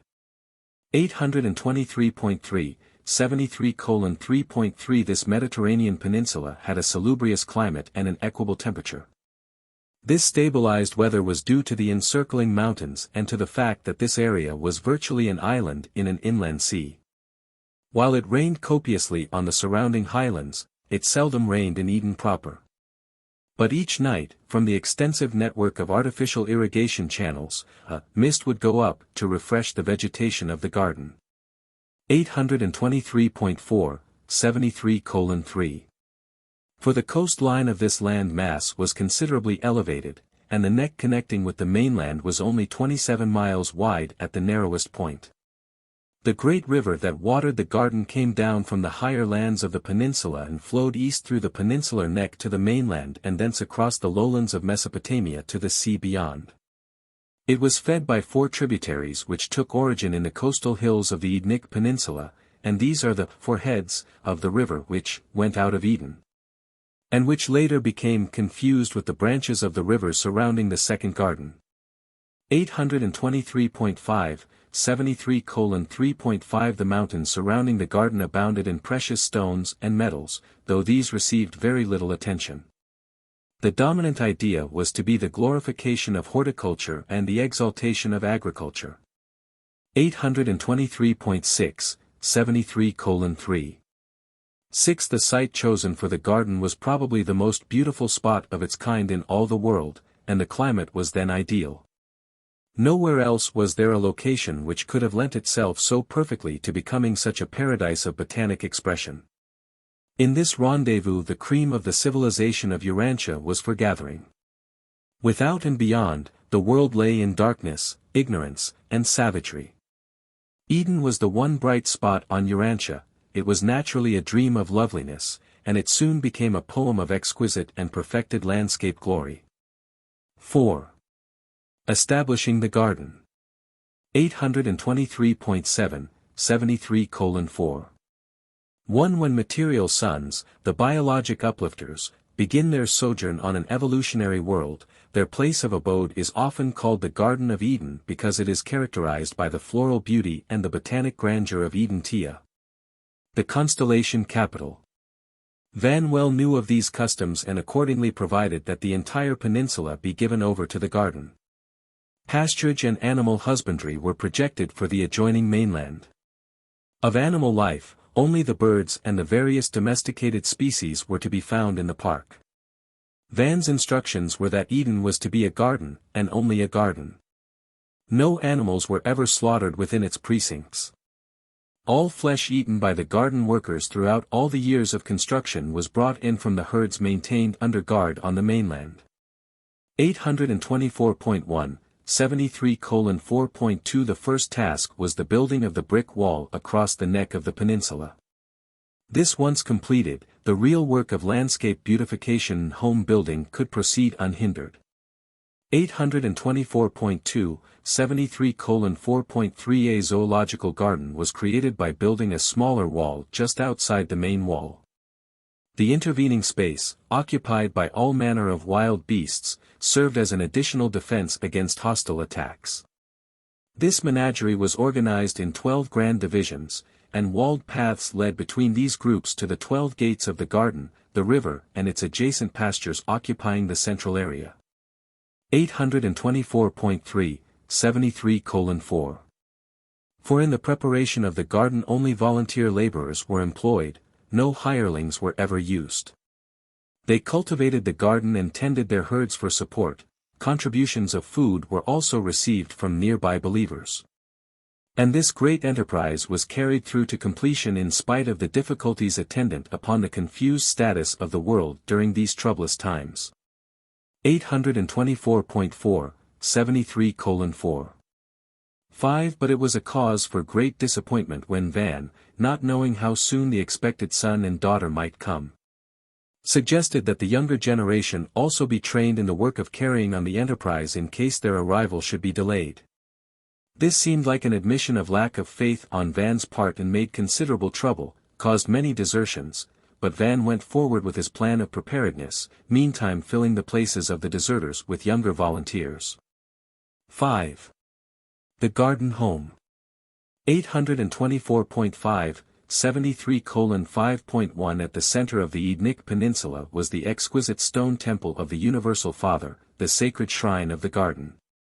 To the north the administrative headquarters was established. To the south were built the homes for the workers and their families. To the west was provided the allotment of ground for the proposed schools of the educational system of the expected son, while in the east of Eden, were built the domiciles intended for the promised son and his immediate offspring. The architectural plans for Eden provided homes and abundant land for 1 million human beings. 824.6, 73:5. 2 At the time of Adam's arrival, though the garden was only 1/4 finished, it had thousands of miles of irrigation ditches and more than 12,000 miles of paved paths and roads. There were a trifle over 5,000 brick buildings in the various sectors, and the trees and plants were almost beyond number. 7 was the largest number of houses composing any one cluster in the park. And though the structures of the garden were simple, they were most artistic. The roads and paths were well built, and the landscaping was exquisite. 824.7, 73:5. 3 The sanitary arrangements of the garden were far in advance of anything that had been attempted theretofore on Urantia. The drinking water of Eden was kept wholesome by the strict observance of the sanitary regulations designed to conserve its purity. During these early times much trouble came about from neglect of these rules, but Van gradually impressed upon his associates the importance of allowing nothing to fall into the water supply of the garden. 825.1, 73:5. For before the later establishment of a sewage disposal system the Edenites practiced the scrupulous burial of all waste or decomposing material. Amadon's inspectors made their rounds each day in search for possible causes of sickness. Urantians did not again awaken to the importance of the prevention of human diseases until the later times of the 19th and 20th centuries. Before the disruption of the Adamic regime a covered brick conduit disposal system had been constructed which ran beneath the walls and emptied into the River of Eden almost a mile beyond the outer or lesser wall of the garden. 825.2, 73:5. 5. By the time of Adam's arrival most of the plants of that section of the world were growing in Eden. Already had many of the fruits, cereals, and nuts been greatly improved. Many modern vegetables and cereals were first cultivated here, but scores of varieties of food plants were subsequently lost to the world. 825.3, 73:5. 6. About 5% of the garden was under high artificial cultivation, 15% partially cultivated, the remainder being left in a more or less natural state pending the arrival of Adam. It being thought best to finish the park in accordance with his ideas. 825.4, 73:5.7. And so was the Garden of Eden made ready for the reception of the promised Adam and his consort. And this garden would have done honor to a world under perfected administration and normal control. Adam and Eve were well pleased with the general plan of Eden, though they made many changes in the furnishings of their own personal dwelling. 825.5, 73:5. 8. Although the work of embellishment was hardly finished at the time of Adam's arrival, the place was already a gem of botanic beauty. And during the early days of his sojourn in Eden the whole garden took on new form and assumed new proportions of beauty and grandeur. Never before this time nor after has Urantia harbored such a beautiful and replete exhibition of horticulture and agriculture. 6. The Tree of Life. 825.6, 73:6. 1. In the center of the garden temple Van planted the long-guarded Tree of Life, whose leaves were for the healing of the nations, and whose fruit had so long sustained him on earth. Van well knew that Adam and Eve would also be dependent on this gift of Urantia for their life maintenance after they once appeared on Urantia in material form. 825.7, 73:6. 2. The material suns on the system capitals do not require the Tree of Life for sustenance. Only in the planetary repersonalization are they dependent on this adjunct to physical immortality. 825.8, 73:6. 3. The tree of the knowledge of good and evil may be a figure of speech, a symbolic designation covering a multitude of human experiences, but the tree of life was not a myth, it was real and for a long time was present on Urantia. When the Most Highs of Urantia approved the commission of Caligastia as planetary prince of Urantia and those of the 100 Jerusalem citizens as his administrative staff, they sent to the planet, by the Melchizedeks, a shrub of Urantia. And this plant grew to be the tree of life on Urantia. This form of non-intelligent life is native to the constellation headquarters spheres, being also found on the headquarters worlds of the local and superuniverses as well as on the Havona spheres, but not on the system capitals. 826.1, 73:6. For this superplant stored up certain space energies which were antidotal to the age-producing elements of animal existence. The fruit of the tree of life was like a superchemical storage battery, mysteriously releasing the life extension force of the universe when eaten. This form of sustenance was wholly useless to the ordinary evolutionary beings on Urantia. But specifically it was serviceable to the 100 materialized members of Caligastia's staff and to the 100 modified Andinites who had contributed of their life plasm to the prince's staff, and who, in return, were made possessors of that complement of life which made it possible for them to utilize the fruit of the tree of life for an indefinite extension of their otherwise mortal existence. 826.2, 73:6.5 During the days of the prince's rule the tree was growing from the earth in the central and circular courtyard of the Father's temple. Upon the outbreak of the rebellion it was regrown from the central core by Van and his associates in their temporary camp. This Urantia shrub was subsequently taken to their highland retreat, where it served both Van and Amadon for more than 150,000 years. 826.3, 73:6. 6. When Van and his associates made ready the garden for Adam and Eve, they transplanted the Urantia tree to the Garden of Eden, where, once again, it grew in a central, circular courtyard of another temple to the Father. And Adam and Eve periodically partook of its fruit for the maintenance of their dual form of physical life. 826.4, 73:6. 7. When the plans of the material sun went astray, Adam and his family were not permitted to carry the core of the tree away from the garden. When the Nodites invaded Eden, they were told that they would become as gods if they partook of the fruit of the tree. Much to their surprise, they found it unguarded. They ate freely of the fruit for years, but it did nothing for them. They were all material mortals of the realm. They lacked that endowment which acted as a complement to the fruit of the tree. They became enraged at their inability to benefit from the tree of life, and in connection with one of their internal wars, the temple and the tree were both destroyed by fire. Only the stone wall stood until the garden was subsequently submerged. This was the second temple of the Father to perish. 826.5, 73:6.8 And now must all flesh on Urantia take the natural course of life and death.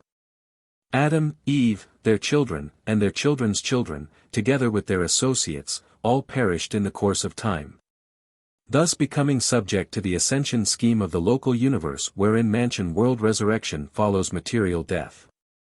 7. The fate of Eden. 826.6, 73:7.1 After the first garden was vacated by Adam, it was occupied variously by the Nodites, Cutites, and the Suntites. It later became the dwelling place of the northern Nodites who opposed cooperation with the Adamites. The peninsula had been overrun by these lower-grade Nodites for almost 4,000 years after Adam left the garden when, in connection with the violent activity of the surrounding volcanoes and the submergence of the Sicilian land bridge to Africa, the eastern floor of the Mediterranean Sea sank, carrying down beneath the waters the whole of the Edenic Peninsula. Concomitant with this vast submergence, the coastline of the eastern Mediterranean was greatly elevated. And this was the end of the most beautiful natural creation that Urantia has ever harbored. The sinking was not sudden, several hundred years being required completely to submerge the entire peninsula. 827.1, 73:7. 2. We cannot regard this disappearance of the garden as being in any way a result of the miscarriage of the divine plans or as a result of the mistakes of Adam and Eve. We do not regard the submergence of Eden as anything but a natural occurrence. But it does seem to us that the sinking of the garden was timed to occur at just about the date of the accumulation of the reserves of the violet race for undertaking the work of rehabilitating the world peoples. 827.2, 73:7.3 The Melchizedeks counseled Adam not to initiate the program of racial uplift and blending until his own family had numbered 500,000. It was never intended that the garden should be the permanent home of the Adamites. They were to become emissaries of a new life to all the world. They were to mobilize for unselfish bestowal upon the needy races of earth. 827.3, 73:7. For the instructions given Adam by the Melchizedeks implied that he was to establish racial, continental, and divisional headquarters to be in charge of his immediate sons and daughters. While he and Eve were to divide their time between these various world capitals as advisors and coordinators of the worldwide ministry of biologic uplift, intellectual advancement, and moral rehabilitation. 827.4, 73:7.5, presented by Solonia, the seraphic voice in the garden.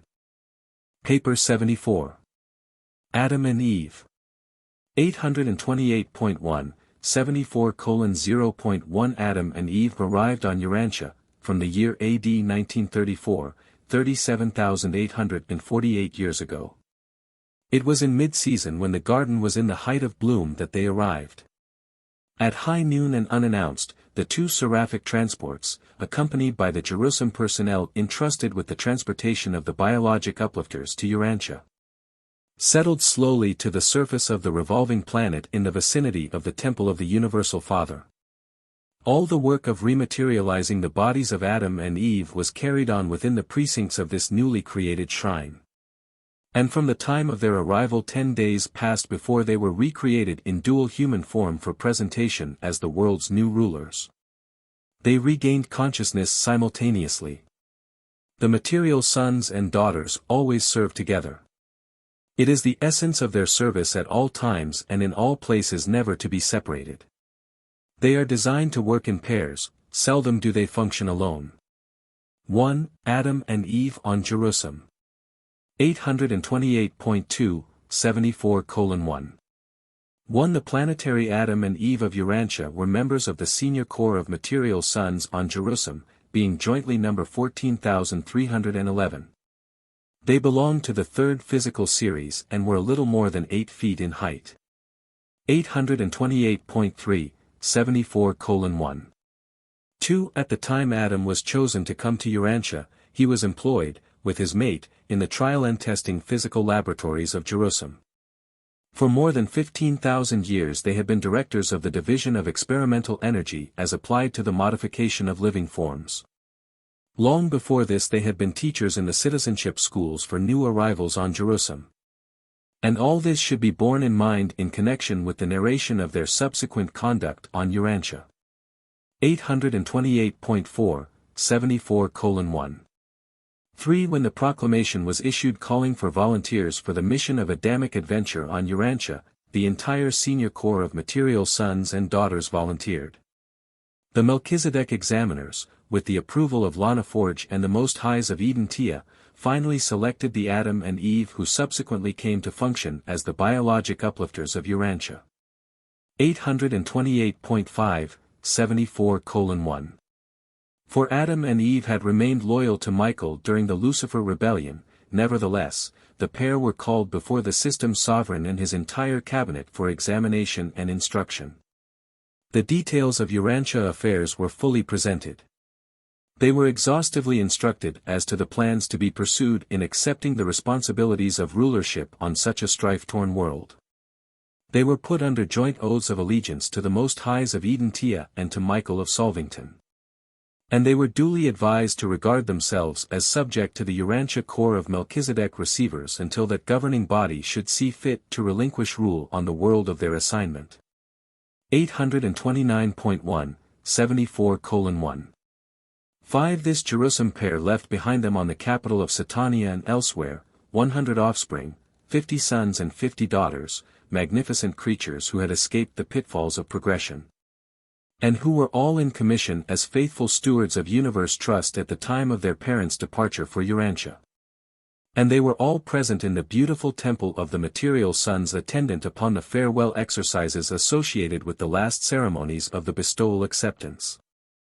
These children accompanied their parents to the dematerialization headquarters of their order and were the last to bid them farewell in divine speed as they fell asleep in the personality lapse of consciousness which precedes the preparation for seraphic transport.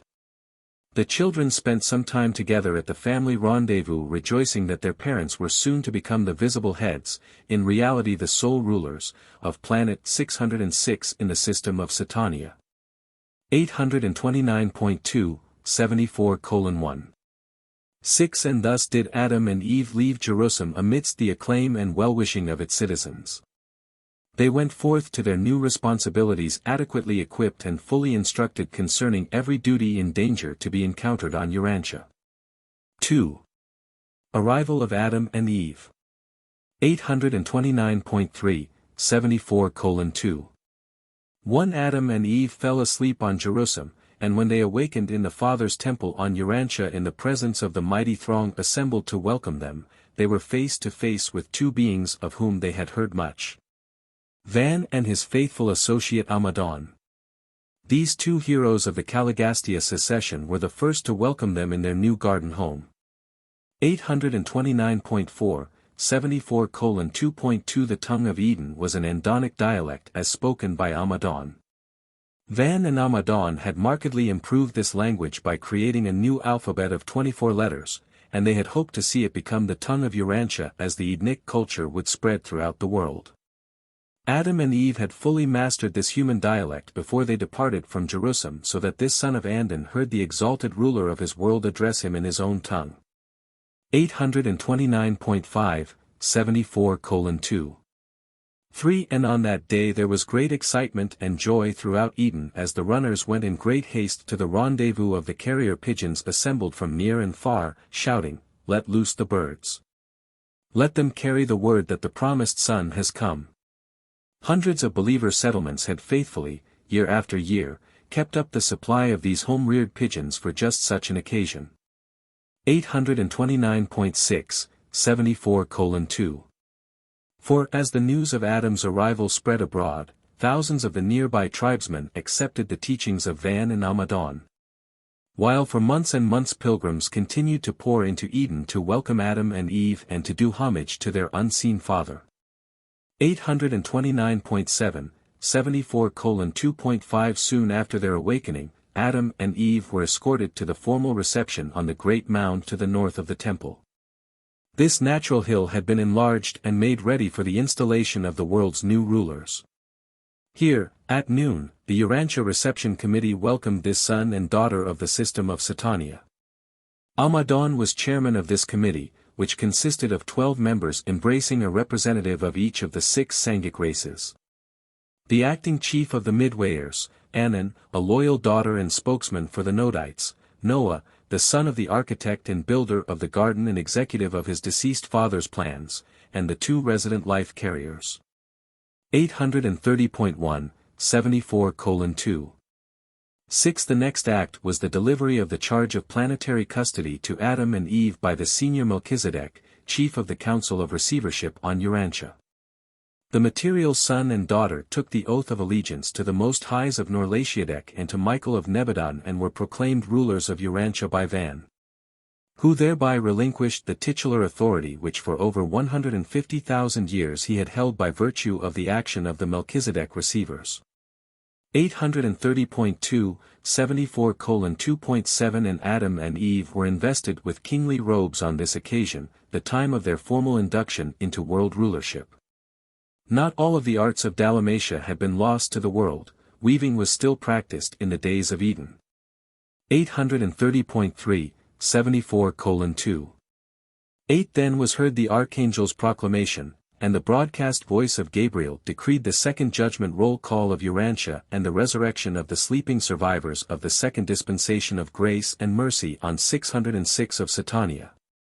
The dispensation of the prince has passed, the age of Adam, the third planetary epoch, opens amidst scenes of simple grandeur.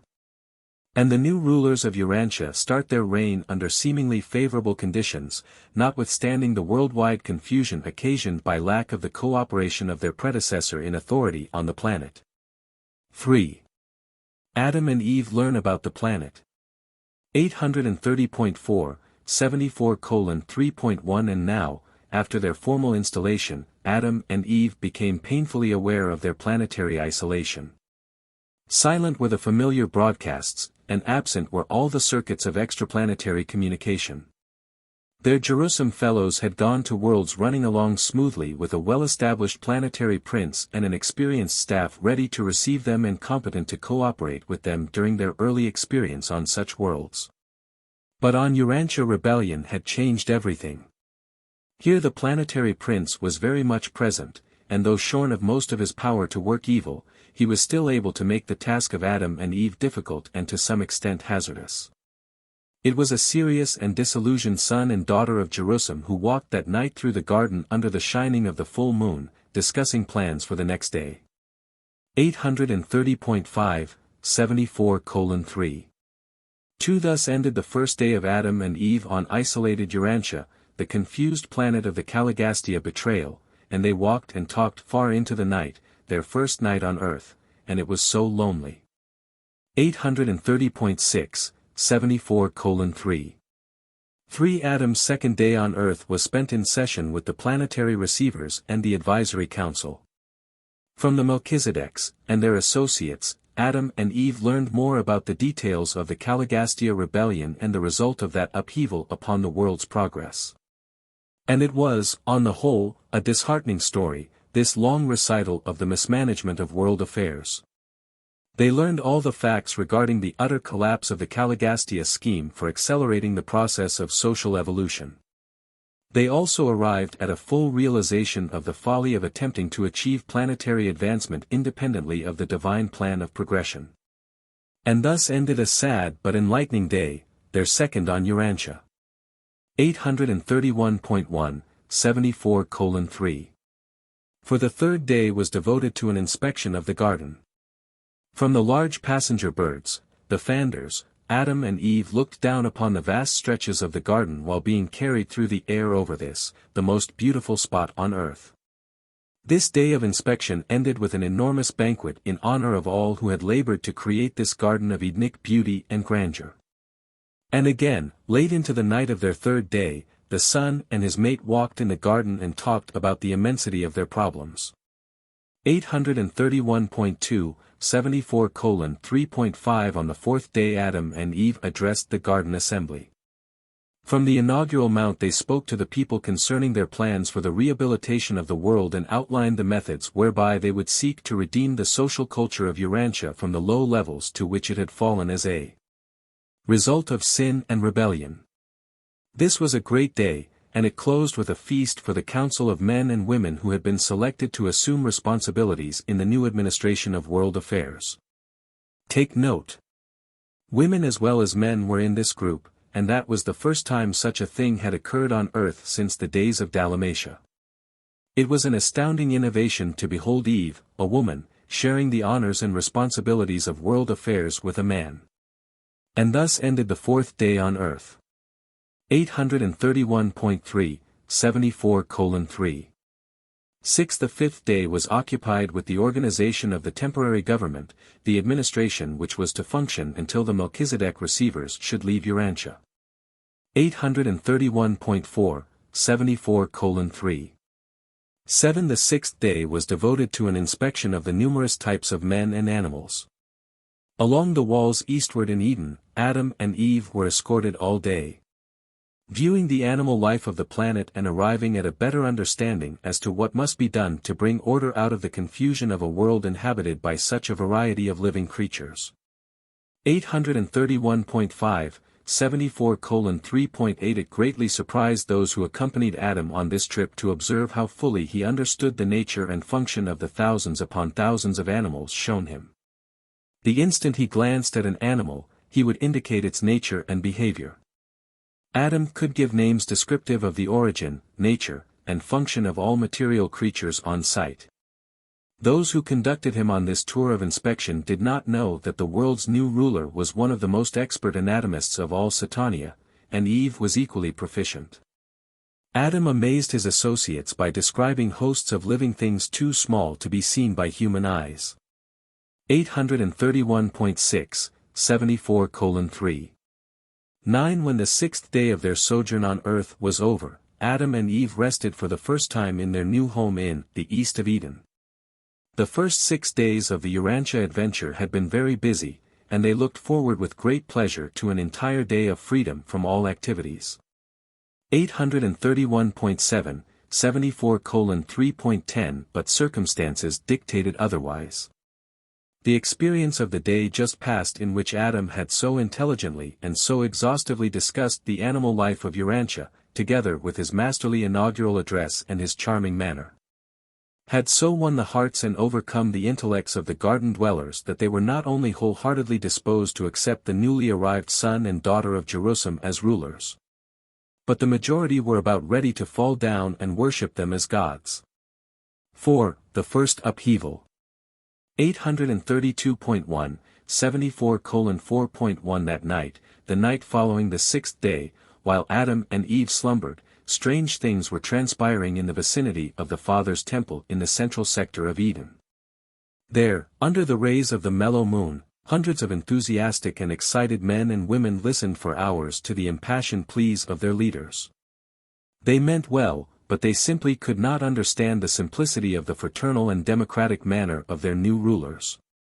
And long before daybreak the new and temporary administrators of world affairs reached a virtually unanimous conclusion that Adam and his mate were altogether too modest and unassuming. They decided that divinity had descended to earth in bodily form, that Adam and Eve were in reality gods or else so near such an estate as to be worthy of reverent worship. 832.2, 74:4. 2. The amazing events of the first 6 days of Adam and Eve on earth were entirely too much for the unprepared minds of even the world's best men. Their heads were in a whirl. They were swept along with the proposal to bring the noble pair up to the Father's temple at high noon in order that everyone might bow down in respectful worship and prostrate themselves in humble submission. And the garden dwellers were really sincere in all of this. 832.3, 74:4.3 Van protested. Amadon was absent, being in charge of the guard of honor which had remained behind with Adam and Eve overnight. But Van's protest was swept aside. He was told that he was likewise too modest, too unassuming, that he was not far from a god himself, else how had he lived so long on earth, and how had he brought about such a great event as the advent of Adam?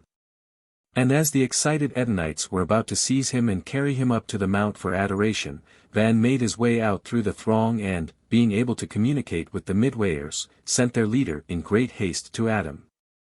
832.4, 74:4. For it was near the dawn of their seventh day on earth that Adam and Eve heard the startling news of the proposal of these well-meaning but misguided mortals. And then, even while the passenger birds were swiftly winging to bring them to the temple, the Midwayers, being able to do such things, transported Adam and Eve to the Father's temple. It was early on the morning of this seventh day and from the mount of their so recent reception that Adam held forth in explanation of the orders of divine sonship and made clear to these earth minds that only the Father and those whom he designates may be worshipped. Adam made it plain that he would accept any honor and receive all respect, but worship never. 832.5, 74:4. 5. It was a momentous day, and just before noon, about the time of the arrival of the seraphic messenger bearing the Jerusalem acknowledgement of the installation of the world's rulers, Adam and Eve, moving apart from the throng, pointed to the Father's temple and said, "Go you now to the material emblem of the Father's invisible presence and bow down in worship of him who made us all and who keeps us living. And let this act be the sincere pledge that you never will again be tempted to worship anyone but God." They all did as Adam directed. The material son and daughter stood alone on the mount with bowed heads while the people prostrated themselves about the temple. 832.6, 74:4.6 And this was the origin of the Sabbath day tradition. Always in Eden the seventh day was devoted to the noontide assembly at the temple. Long it was the custom to devote this day to self-culture. The forenoon was devoted to physical improvement, the noontime to spiritual worship, the afternoon to mind culture, while the evening was spent in social rejoicing. This was never the law in Eden, but it was the custom as long as the Adamic administration held sway on earth. 5. Adam's administration. 833.1, 74:5. 1. For almost 7 years after Adam's arrival the Melchizedek receivers remained on duty, but the time finally came when they turned the administration of world affairs over to Adam and returned to Jerusalem. 833.2, 74:5. 2. The farewell of the receivers occupied the whole of a day, and during the evening the individual Melchizedeks gave Adam and Eve their parting advice and best wishes. Adam had several times requested his advisors to remain on earth with him, but always were these petitions denied. The time had come when the material sons must assume full responsibility for the conduct of world affairs. And so, at midnight, the seraphic transports of Satania left the planet with 14 beings for Jerusalem, the translation of Van and Amadon occurring simultaneously with the departure of the 12 Melchizedeks. 833.3, 74:5. 3. All went fairly well for a time on Urantia, and it appeared that Adam would, eventually, be able to develop some plan for promoting the gradual extension of the Edenic civilization. Pursuant to the advice of the Melchizedeks, he began to foster the arts of manufacture with the idea of developing trade relations with the outside world. When Eden was disrupted, there were over 100 primitive manufacturing plants in operation, and extensive trade relations with the nearby tribes had been established. 833.4, 74:5. For ages Adam and Eve had been instructed in the technique of improving a world in readiness for their specialized contributions to the advancement of evolutionary civilization. But now they were face to face with pressing problems, such as the establishment of law and order in a world of savages, barbarians, and semi-civilized human beings. Aside from the cream of the Earth's population, assembled in the garden, only a few groups, here and there, were at all ready for the reception of the Adamic culture. 833.5, 74:5. 5 Adam made a heroic and determined effort to establish a world government, but he met with stubborn resistance at every turn. Adam had already put in operation a system of group control throughout Eden and had federated all of these companies into the Edenic League. But trouble, serious trouble, ensued when he went outside the garden and sought to apply these ideas to the outlying tribes. The moment Adam's associates began to work outside the garden, they met the direct and well-planned resistance of Caligastia and Dalagastia. The fallen prince had been deposed as world ruler, but he had not been removed from the planet. He was still present on Earth and able, at least to some extent, to resist all of Adam's plans for the rehabilitation of human society. Adam tried to warn the races against Caligastia, but the task was made very difficult because his archenemy was invisible to the eyes of mortals. 833.6, 74:5. 6 Even among the Edenites there were those confused minds that leaned toward the Caligastia teaching of unbridled personal liberty, and they caused Adam no end of trouble. Always were they upsetting the best-laid plans for orderly progression and substantial development. He was finally compelled to withdraw his program for immediate socialization. He fell back on Van's method of organization, dividing the Edenites into companies of 100 with captains over each and with lieutenants in charge of groups of 10. 834.1, 74:5. 7 Adam and Eve had come to institute representative government in the place of monarchical, but they found no government worthy of the name on the face of the whole earth. For the time being Adam abandoned all effort to establish representative government. And before the collapse of the Edenic regime he succeeded in establishing almost 100 outlying trade and social centers where strong individuals ruled in his name. Most of these centers had been organized aforetime by Van and Amadon. 834.2, 74:5.8 The sending of ambassadors from one tribe to another dates from the times of Adam. This was a great forward step in the evolution of government. 6. Home life of Adam and Eve. 834.3, 74:6.1 The Adamic family grounds embraced a little over 5 square miles. Immediately surrounding this home site, provision had been made for the care of more than 300,000 of the pure line offspring. But only the first unit of the projected buildings was ever constructed. Before the size of the Adamic family outgrew these early provisions, the whole Edenic plan had been disrupted and the garden vacated. 834.4, 74:6. 2 Adamson was the firstborn of the violet race of Urantia, being followed by his sister Neve's son, the second son of Adam and Eve. Eve was the mother of 5 children before the Melchizedeks left, 3 sons and 2 daughters. The next 2 were twins. She bore 63 children, 32 daughters and 31 sons, before the default. When Adam and Eve left the garden, their family consisted of 4 generations numbering 1,647 pure-line descendants. They had 42 children after leaving the garden besides the 2 offspring of joint parentage with the mortal stock of earth. And this does not include the Adamic parentage to the Nodite and Evolutionary races. 834.5, 74:6. 3 The Adamic children did not take milk from animals and they ceased to nurse the mother's breast at 1 year of age. Eve had access to the milk of a great variety of nuts and to the juices of many fruits, and knowing full well the chemistry and energy of these foods, she suitably combined them for the nourishment of her children until the appearance of teeth. 834.6, 74:6.4 While cooking was universally employed outside of the immediate Adamic sector of Eden, there was no cooking in Adam's household. They found their foods, fruits, nuts, and cereals, ready prepared as they ripened. They ate once a day, shortly after noontime. Adam and Eve also imbibed light and energy direct from certain space emanations in conjunction with the ministry of the Tree of Life. 834.7, 74:6.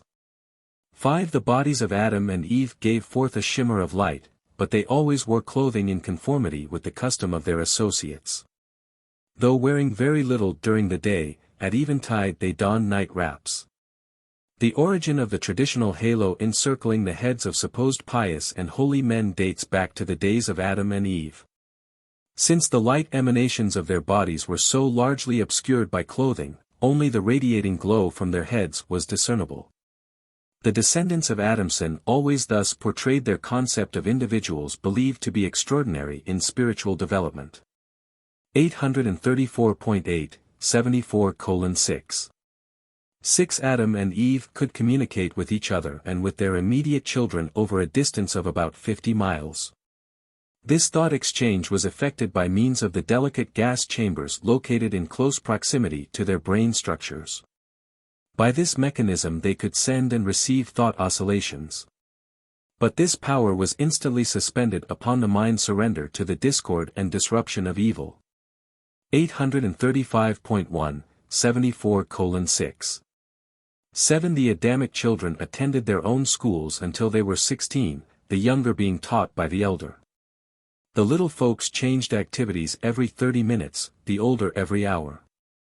And it was certainly a new sight on Urantia to observe these children of Adam and Eve at play, joyous and exhilarating activity just for the sheer fun of it. The play and humor of the present-day races are largely derived from the Adamic stock. The Adamites all had a great appreciation of music as well as a keen sense of humor. 835.2, 74:6. 8 The average age of betrothal was 18, and these youths then entered upon a 2 years course of instruction in preparation for the assumption of marital responsibilities. At 20 they were eligible for marriage. And after marriage they began their life work or entered upon special preparation therefor. 835.3, 74:6. 9 The practice of some subsequent nations of permitting the royal families, supposedly descended from the gods, to marry brother to sister, dates from the traditions of the Adamic offspring, mating, as they must needs, with one another. The marriage ceremonies of the first and second generations of the garden were always performed by Adam and Eve. 7. Life in the garden. 835.4, 74:7. 1 The children of Adam, except for 4 years' attendance at the Western schools, lived and worked in the East of Eden. They were trained intellectually until they were 16 in accordance with the methods of the Jerusalem schools. From 16 to 20 they were taught in the Urantia schools at the other end of the garden, serving there also as teachers in the lower grades. 835.5, 74:7.2 The entire purpose of the Western school system of the garden was socialization. The forenoon periods of recess were devoted to practical horticulture and agriculture, the afternoon periods to competitive play. The evenings were employed in social intercourse and the cultivation of personal friendships. Religious and sexual training were regarded as the province of the home, the duty of parents. 835.6, 74:7.3 The teaching in these schools included instruction regarding 835.7, 74:7.41. Health and the care of the body. 835.8, 74:7.52. The Golden Rule, the standard of social intercourse. 835.9, 74:7.63. The relation of individual rights to group rights and community obligations. 835.10, 74:7.74. History and culture of the various Earth races. 835.11, 74:7.85. Methods of advancing and improving world trade. 835.12, 74:7.96. Coordination of conflicting duties and emotions. 835.13, 74:7.17. The cultivation of play, humor, and competitive substitutes for physical fighting. 835.14, 74:7. 11 The schools, in fact every activity of the garden, were always open to visitors. Unarmed observers were freely admitted to Eden for short visits. To sojourn in the garden a Urantian had to be adopted. He received instructions in the plan and purpose of the Adamic bestowal, signified his intention to adhere to this mission, and then made declaration of loyalty to the social rule of Adam and the spiritual sovereignty of the Universal Father. 836. 1. 74:7.12 The laws of the garden were based on the older codes of Dalmatia and were promulgated under 7 heads. 836.2, 74:7.13.1. The laws of health and sanitation. 836.3, 74:7.14.2. The social regulations of the garden. 836.4, 74:7.15.3. The Code of Trade and Commerce. 836.5, 74:7.16.4. The Laws of Fair Play and Competition. 836.6, 74:7.17.5. The Laws of Home Life. 836.7, 74:7.18.6. The Civil Codes of the Golden Rule.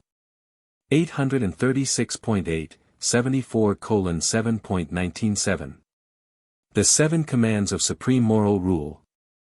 836.9, 74:7.20 The moral law of Eden was little different from the 7 commandments of Dalmatia. But the Adamites taught many additional reasons for these commands. For instance, regarding the injunction against murder, the indwelling of the thought adjuster was presented as an additional reason for not destroying human life. They taught that, whoso sheds man's blood by man shall his blood be shed, for in the image of God made he man. 836.10, 74:7.21 The public worship hour of Eden was noon, sunset was the hour of family worship. Adam did his best to discourage the use of set prayers, teaching that effective prayer must be wholly individual, that it must be the desire of the soul. But the Edenites continued to use the prayers and forms handed down from the times of Dalmatia. Adam also endeavored to substitute the offerings of the fruit of the land for the blood sacrifices in the religious ceremonies but had made little progress before the disruption of the garden. 836.11, 74:7. 22 Adam endeavored to teach the races sex equality. The way Eve worked by the side of her husband made a profound impression upon all dwellers in the garden. Adam definitely taught them that the woman, equally with the man, contributes those life factors which unite to form a new being. Theretofore, mankind had presumed that all procreation resided in the loins of the father. They had looked upon the mother as being merely a provision for nurturing the unborn and nursing the newborn. 836.12, 74:7.23 Adam taught his contemporaries all they could comprehend, but that was not very much, comparatively speaking. Nevertheless, the more intelligent of the races of earth looked forward eagerly to the time when they would be permitted to intermarry with the superior children of the violet race. And what a different world Urantia would have become if this great plan of uplifting the races had been carried out. Even as it was, tremendous gains resulted from the small amount of the blood of this imported race which the evolutionary peoples incidentally secured.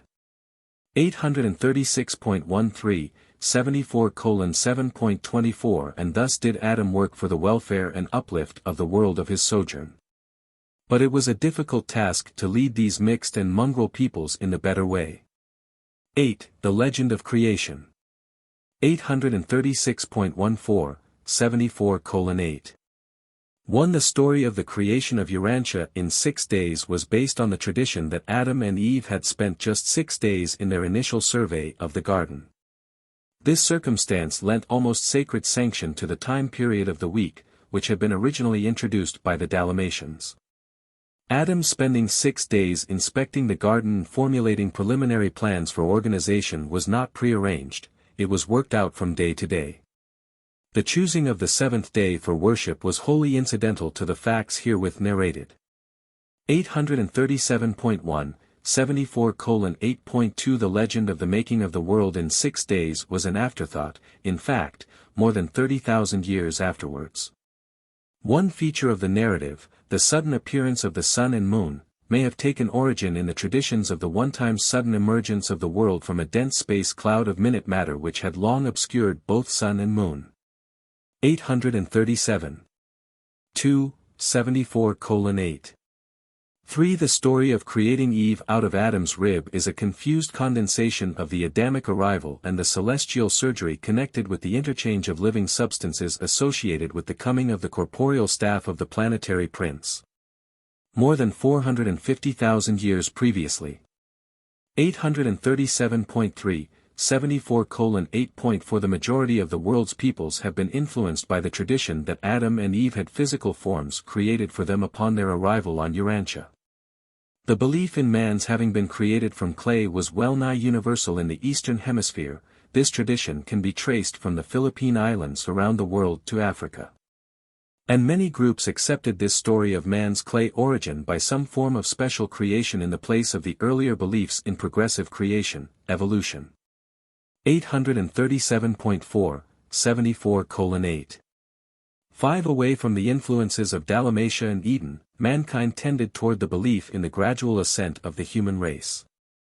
The fact of evolution is not a modern discovery. The ancients understood the slow and evolutionary character of human progress. The early Greeks had clear ideas of this despite their proximity to Mesopotamia. Although the various races of Earth became sadly mixed up in their notions of evolution, nevertheless, many of the primitive tribes believed and taught that they were the descendants of various animals. Primitive peoples made a practice of selecting for their totems the animals of their supposed ancestry.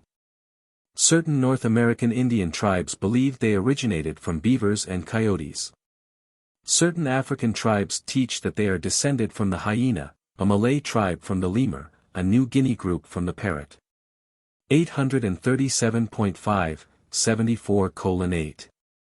6. The Babylonians, because of immediate contact with the remnants of the civilization of the Adamites, enlarged and embellished the story of man's creation.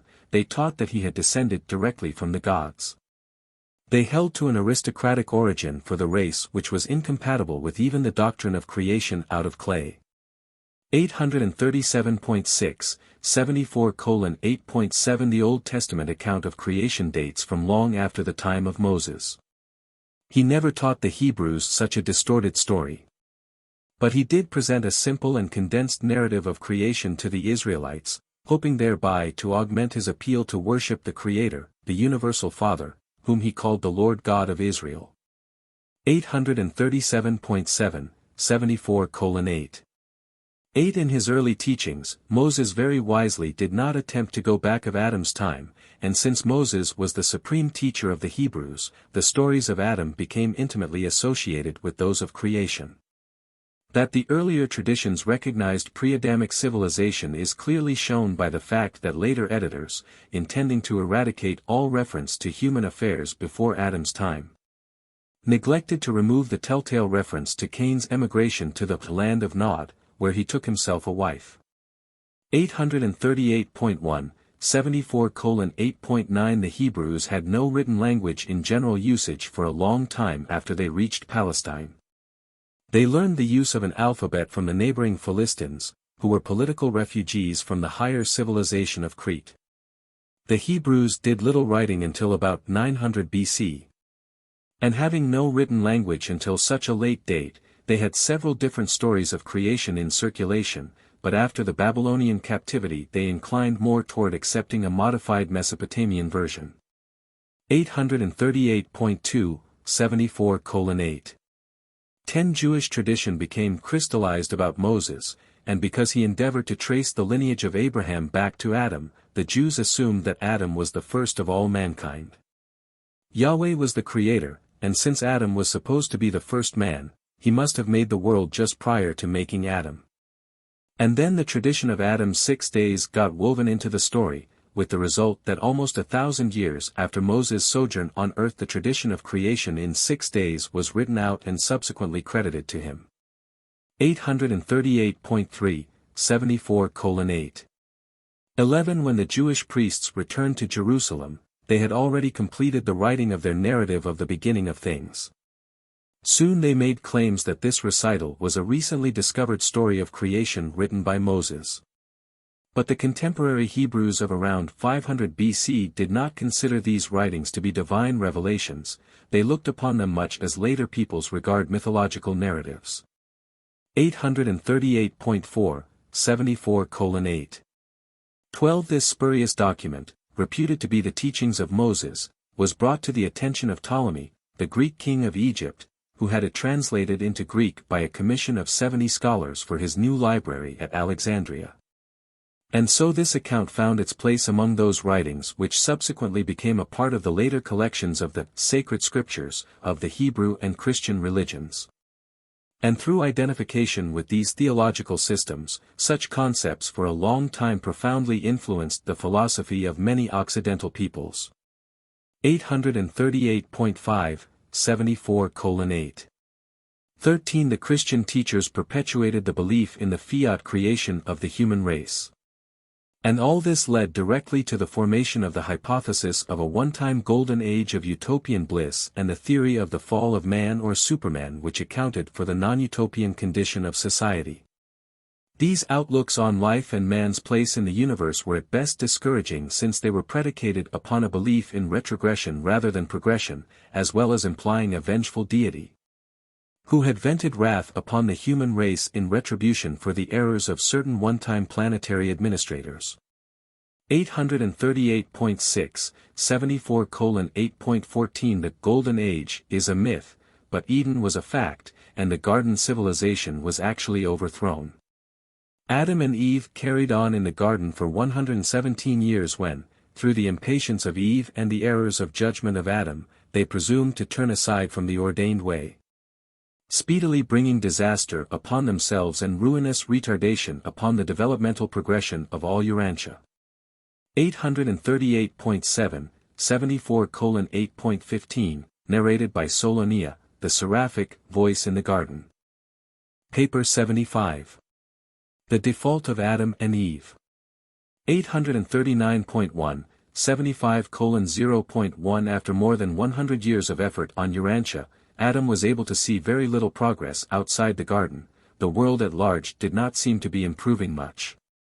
The realization of race betterment appeared to be a long way off, and the situation seemed so desperate as to demand something for relief not embraced in the original plans. At least that is what often passed through Adam's mind, and he so expressed himself many times to Eve. Adam and his mate were loyal, but they were isolated from their kind, and they were sorely distressed by the sorry plight of their world. 1. The Urantia problem. 839.2, 75:1.1. The Adamic mission on experimental, rebellion-seared, and isolated Urantia was a formidable undertaking.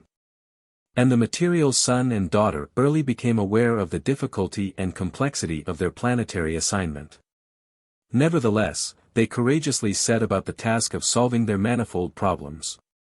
But when they addressed themselves to the all-important work of eliminating the defectives and degenerates from among the human strains, they were quite dismayed.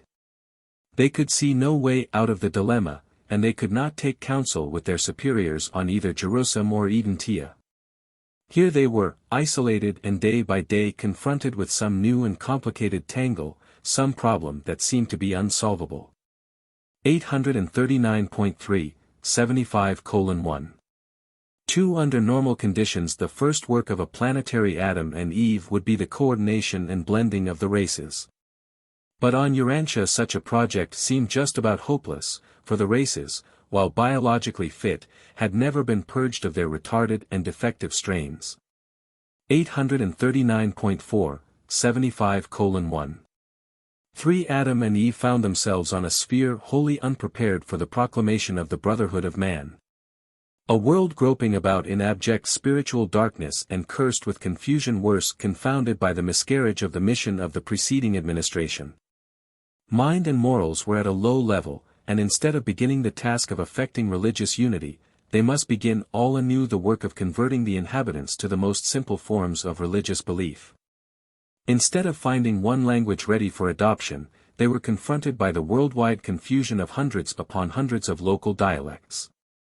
No atom of the planetary service was ever set down on a more difficult world. The obstacles seemed insuperable and the problems beyond creature solution. 839.5, 75:1. For they were isolated, and the tremendous sense of loneliness which bore down upon them was all the more heightened by the early departure of the Melchizedek receivers. Only indirectly, by means of the angelic orders, could they communicate with any being off the planet. Slowly their courage weakened, their spirits drooped, and sometimes their faith almost faltered. 840.1, 75:1. 5. And this is the true picture of the consternation of these two noble souls as they pondered the tasks which confronted them. They were both keenly aware of the enormous undertaking involved in the execution of their planetary assignment. 840. 2. 75:1.6 Probably no material sons of Nebadon were ever faced with such a difficult and seemingly hopeless task as confronted Adam and Eve in the sorry plight of Urantia. But they would have sometime met with success had they been more far-seeing and patient. Both of them, especially Eve, were altogether too impatient. They were not willing to settle down to the long endurance test. They wanted to see some immediate results, and they did, but the results thus secured proved most disastrous both to themselves and to their world. 2. Caligastia's plot. 840.3, 75:2. 1. Caligastia paid frequent visits to the garden and held many conferences with Adam and Eve, but they were adamant to all his suggestions of compromise and shortcut adventures. They had before them enough of the results of rebellion to produce effective immunity against all such insinuating proposals. Even the young offspring of Adam were uninfluenced by the overtures of Caligastia. And of course neither Caligastia nor his associate had power to influence any individual against his will, much less to persuade the children of Adam to do wrong. 840.4, 75:2. 2. It must be remembered that Caligastia was still the titular planetary prince of Urantia, a misguided but nevertheless high son of the local universe. He was not finally deposed until the times of Christ Michael on Urantia. 840.5, 75:2. 3. But the fallen prince was persistent and determined. He soon gave up working on Adam and decided to try a wily flank attack on Eve. The evil one concluded that the only hope for success lay in the adroit employment of suitable persons belonging to the upper strata of the Nodite group, the descendants of his one-time corporeal staff associates. And the plans were accordingly laid for entrapping the mother of the violet race. 840.6, 75:2.4 It was farthest from Eve's intention ever to do anything which would militate against Adam's plans or jeopardize their planetary trust. Knowing the tendency of woman to look upon immediate results rather than to plan farsightedly for more remote effects, the Melchizedeks, before departing, had especially enjoined Eve as to the peculiar dangers besetting their isolated position on the planet and had in particular warned her never to stray from the side of her mate, that is, to attempt no personal or secret methods of furthering their mutual undertakings. Eve had most scrupulously carried out these instructions for more than 100 years. And it did not occur to her that any danger would attach to the increasingly private and confidential visits she was enjoying with a certain Nodite leader named Sarapatasha. The whole affair developed so gradually and naturally that she was taken unawares. 840.7, 75:2.5 The garden dwellers had been in contact with the Nodites since the early days of Eden. From these mixed descendants of the defaulting members of Caligastia's staff they had received much valuable help and cooperation, and through them the Edenic regime was now to meet its complete undoing and final overthrow. 3.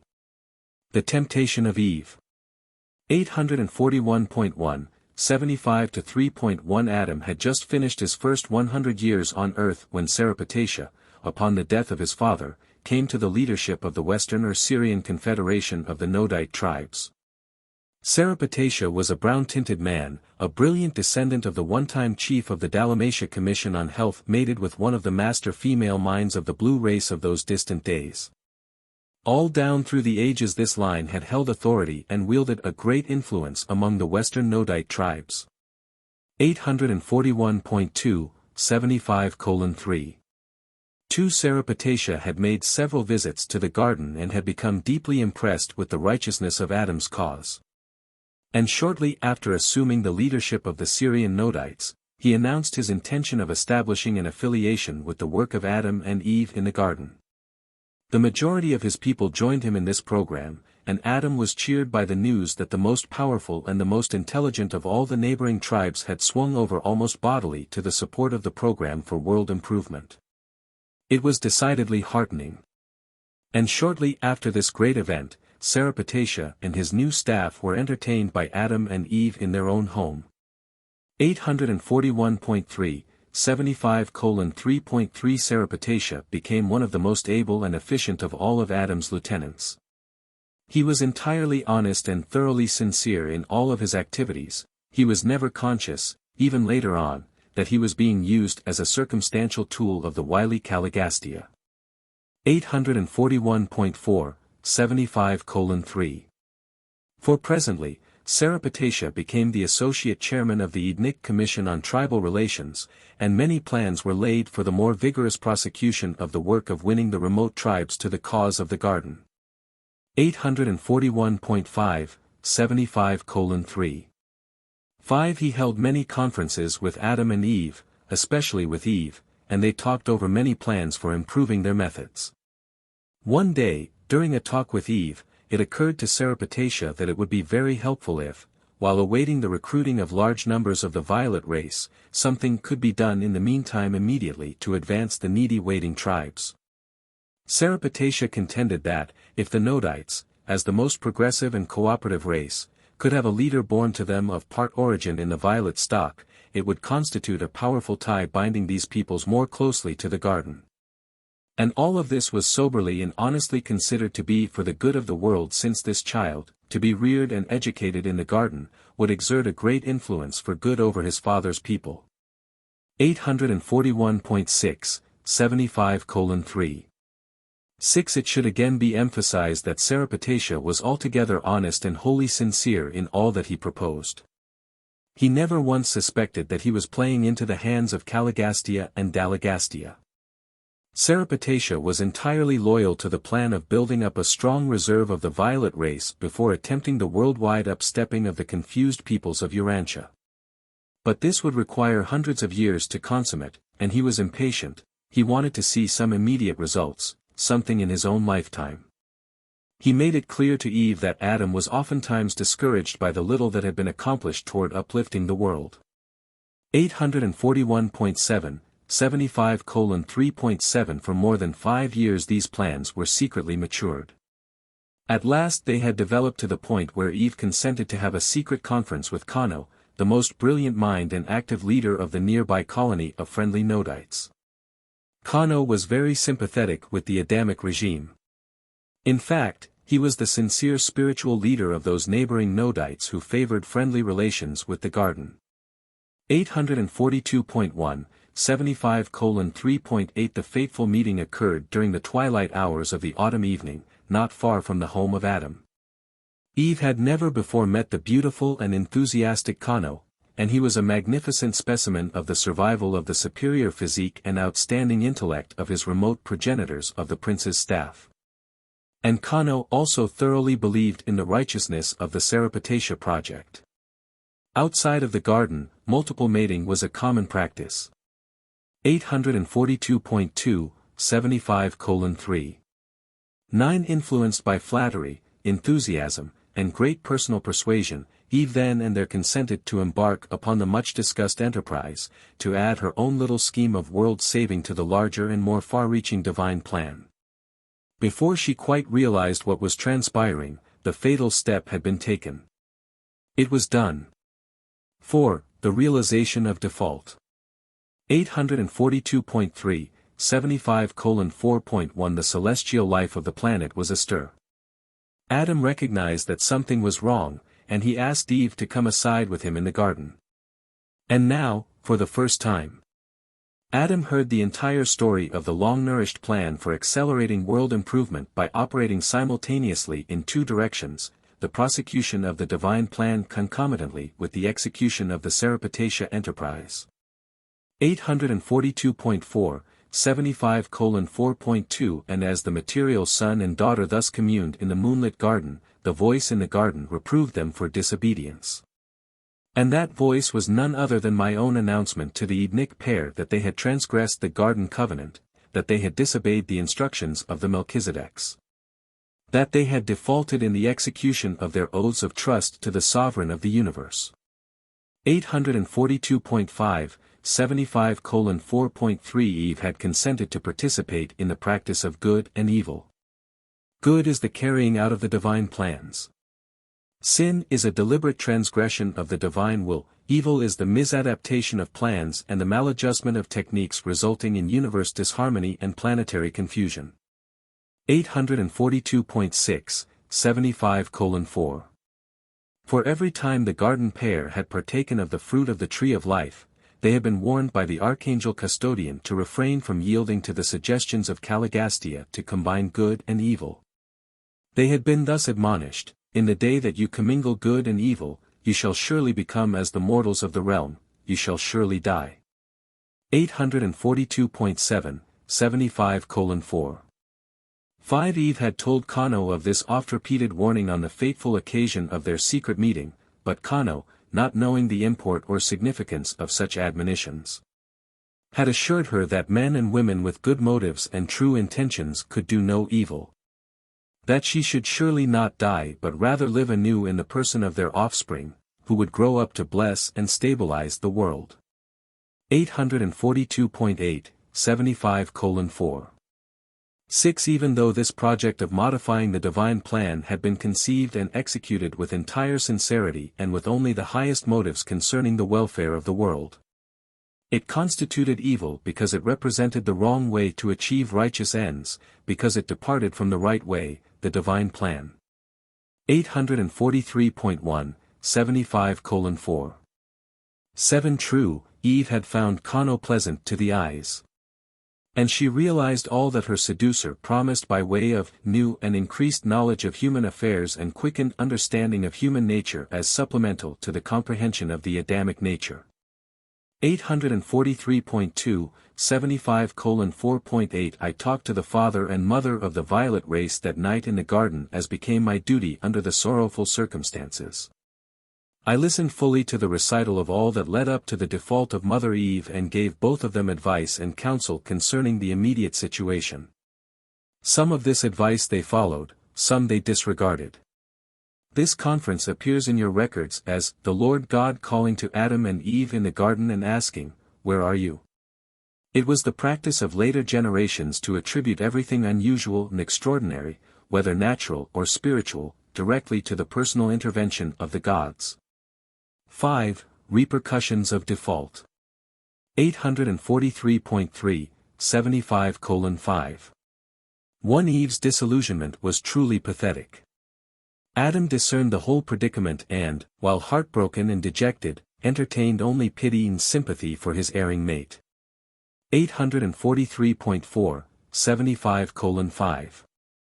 2 It was in the despair of the realization of failure that Adam, the day after Eve's misstep, sought out Lotta, the brilliant Nodite woman who was head of the Western schools of the garden, and with premeditation committed the folly of Eve. But do not misunderstand, Adam was not beguiled, he knew exactly what he was about, he deliberately chose to share the fate of Eve. He loved his mate with a supermortal affection, and the thought of the possibility of a lonely vigil on Urantia without her was more than he could endure. 843.5, 75:5.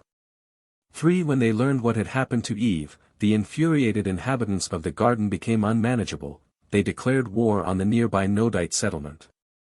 They swept out through the gates of Eden and down upon these unprepared people, utterly destroying them, not a man, woman, or child was spared.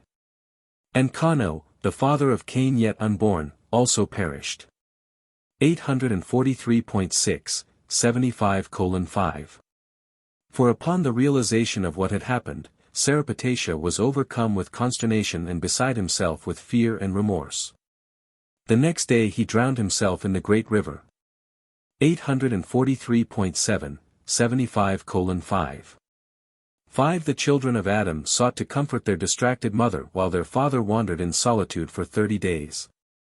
At the end of that time judgment asserted itself, and Adam returned to his home and began to plan for their future course of action. 843.8, 75:5.6 The consequences of the follies of misguided parents are so often shared by their innocent children. The upright and noble sons and daughters of Adam and Eve were overwhelmed by the inexplicable sorrow of the unbelievable tragedy which had been so suddenly and so ruthlessly thrust upon them.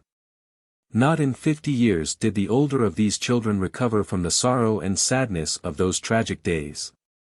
Especially the terror of that period of 30 days during which their father was absent from home while their distracted mother was in complete ignorance of his whereabouts or fate. 843.9, 75:5.7 And those same 30 days were as long years of sorrow and suffering to Eve. Never did this noble soul fully recover from the effects of that excruciating period of mental suffering and spiritual sorrow. No feature of their subsequent deprivations and material hardships ever began to compare in Eve's memory with those terrible days and awful nights of loneliness and unbearable uncertainty. She learned of the rash act of surreptitia and did not know whether her mate had in sorrow destroyed himself or had been removed from the world in retribution for her misstep. And when Adam returned, Eve experienced a satisfaction of joy and gratitude that never was effaced by their long and difficult life partnership of toiling service. 844.1, 75:5. 8 passed, but Adam was not certain of the nature of their offense until 70 days after the default of Eve, when the Melchizedek receivers returned to Urantia and assumed jurisdiction over world affairs. And then he knew they had failed. 844.2, 75:5. 9 But still more trouble was brewing. The news of the annihilation of the Nodite settlement near Eden was not slow in reaching the home tribes of Surreptatia to the north, and presently a great host was assembling to march on the garden. And this was the beginning of a long and bitter warfare between the Adamites and the Nodites, for these hostilities kept up long after Adam and his followers emigrated to the second garden in the Euphrates Valley. There was intense and lasting enmity between that man and the woman, between his seed and her seed. 6. Adam and Eve leave the garden. 844.3, 75:6. 1 When Adam learned that the Nodites were on the march, he sought the counsel of the Melchizedeks, but they refused to advise him, only telling him to do as he thought best and promising their friendly cooperation, as far as possible, in any course he might decide upon. The Melchizedeks had been forbidden to interfere with the personal plans of Adam and Eve. 844.4, 75:6.2 Adam knew that he and Eve had failed. The presence of the Melchizedek receivers told him that, though he still knew nothing of their personal status or future fate. He held an all-night conference with some 1,200 loyal followers who pledged themselves to follow their leader, and the next day at noon these pilgrims went forth from Eden in quest of new homes. Adam had no liking for war and accordingly elected to leave the first garden to the Nodites unopposed. 844.5, 75:6.3 The Edenic caravan was halted on the third day out from the garden by the arrival of the seraphic transports from Jerusalem. And for the first time Adam and Eve were informed of what was to become of their children. While the transport stood by, those children who had arrived at the age of choice, 20 years, were given the option of remaining on Urantia with their parents or of becoming wards of the Most Highs of Norlatiadek. 2/3 chose to go to Urantia, about 1/3 elected to remain with their parents. All children of pre-choice age were taken to Urantia. No one could have beheld the sorrowful parting of this material son and daughter and their children without realizing that the way of the transgressor is hard. These offspring of Adam and Eve are now on Urantia. We do not know what disposition is to be made of them. 844.6, 75:6.4 It was a sad, sad caravan that prepared to journey on. Could anything have been more tragic? To have come to a world in such high hopes, to have been so auspiciously received, and then to go forth in disgrace from Eden, only to lose more than 3/4 of their children even before finding a new abiding place. 7. Degradation of Adam and Eve. 845.1, 75:7.1 It was while the Edenic caravan was halted that Adam and Eve were informed of the nature of their transgressions and advised concerning their fate. Gabriel appeared to pronounce judgment. And this was the verdict: the planetary Adam and Eve of Urantia are adjudged in default. They have violated the covenant of their trusteeship as the rulers of this inhabited world. 845.2, 75:7. 2 While downcast by the sense of guilt, Adam and Eve were greatly cheered by the announcement that their judges on Solvington had absolved them from all charges of standing in contempt of the universe government. They had not been held guilty of rebellion. 845.3, 75:7.3 The Edenic pair were informed that they had degraded themselves to the status of the mortals of the realm. That they must henceforth conduct themselves as man and woman of Urantia, looking to the future of the world races for their future. 845.4, 75:7. For long before Adam and Eve left Jerusalem, their instructors had fully explained to them the consequences of any vital departure from the divine plans. I had personally and repeatedly warned them, both before and after they arrived on Urantia, that reduction to the status of mortal flesh would be the certain result, the sure penalty, which would unfailingly attend default in the execution of their planetary mission. But a comprehension of the immortality status of the material order of sonship is essential to a clear understanding of the consequences attendant upon the default of Adam and Eve. 845.5, 75:7.51. Adam and Eve, like their fellows on Jerusalem, maintained immortal status through intellectual association with the mind-gravity circuit of the spirit. When this vital sustenance is broken by mental disjunction, then, regardless of the spiritual level of creature existence, immortality status is lost. Mortal status followed by physical dissolution was the inevitable consequence of the intellectual default of Adam and Eve. 845.6, 75:7.62. The material son and daughter of Urantia, being also personalized in the similitude of the mortal flesh of this world, were further dependent on the maintenance of a dual circulatory system, the one derived from their physical natures, the other from the superenergy stored in the fruit of the tree of life. Always had the archangel custodian admonished Adam and Eve that default of trust would culminate in degradation of status, and access to this source of energy was denied them subsequent to their default. 845.7, 75:7. 7 Caligastia did succeed in trapping Adam and Eve, but he did not accomplish his purpose of leading them into open rebellion against the universe government. What they had done was indeed evil, but they were never guilty of contempt for truth, neither did they knowingly enlist in rebellion against the righteous rule of the universal Father and his Creator Son. 8. The so-called fall of man. 845.8, 75:8. 1 Adam and Eve did fall from their high estate of material sonship down to the lowly status of mortal man. But that was not the fall of man. The human race has been uplifted despite the immediate consequences of the Adamic default. Although the divine plan of giving the violet race to the Urantia peoples miscarried, the mortal races have profited enormously from the limited contribution which Adam and his descendants made to the Urantia races. 846.1, 75:8. 2 There has been no fall of man. The history of the human race is one of progressive evolution, and the Adamic bestowal left the world peoples greatly improved over their previous biologic condition. The more superior stocks of Urantia now contain inheritance factors derived from as many as 4 separate sources: Andite, Sangic, Nodite and Adamic. 846.2, 75:8.3 Adam should not be regarded as the cause of a curse on the human race.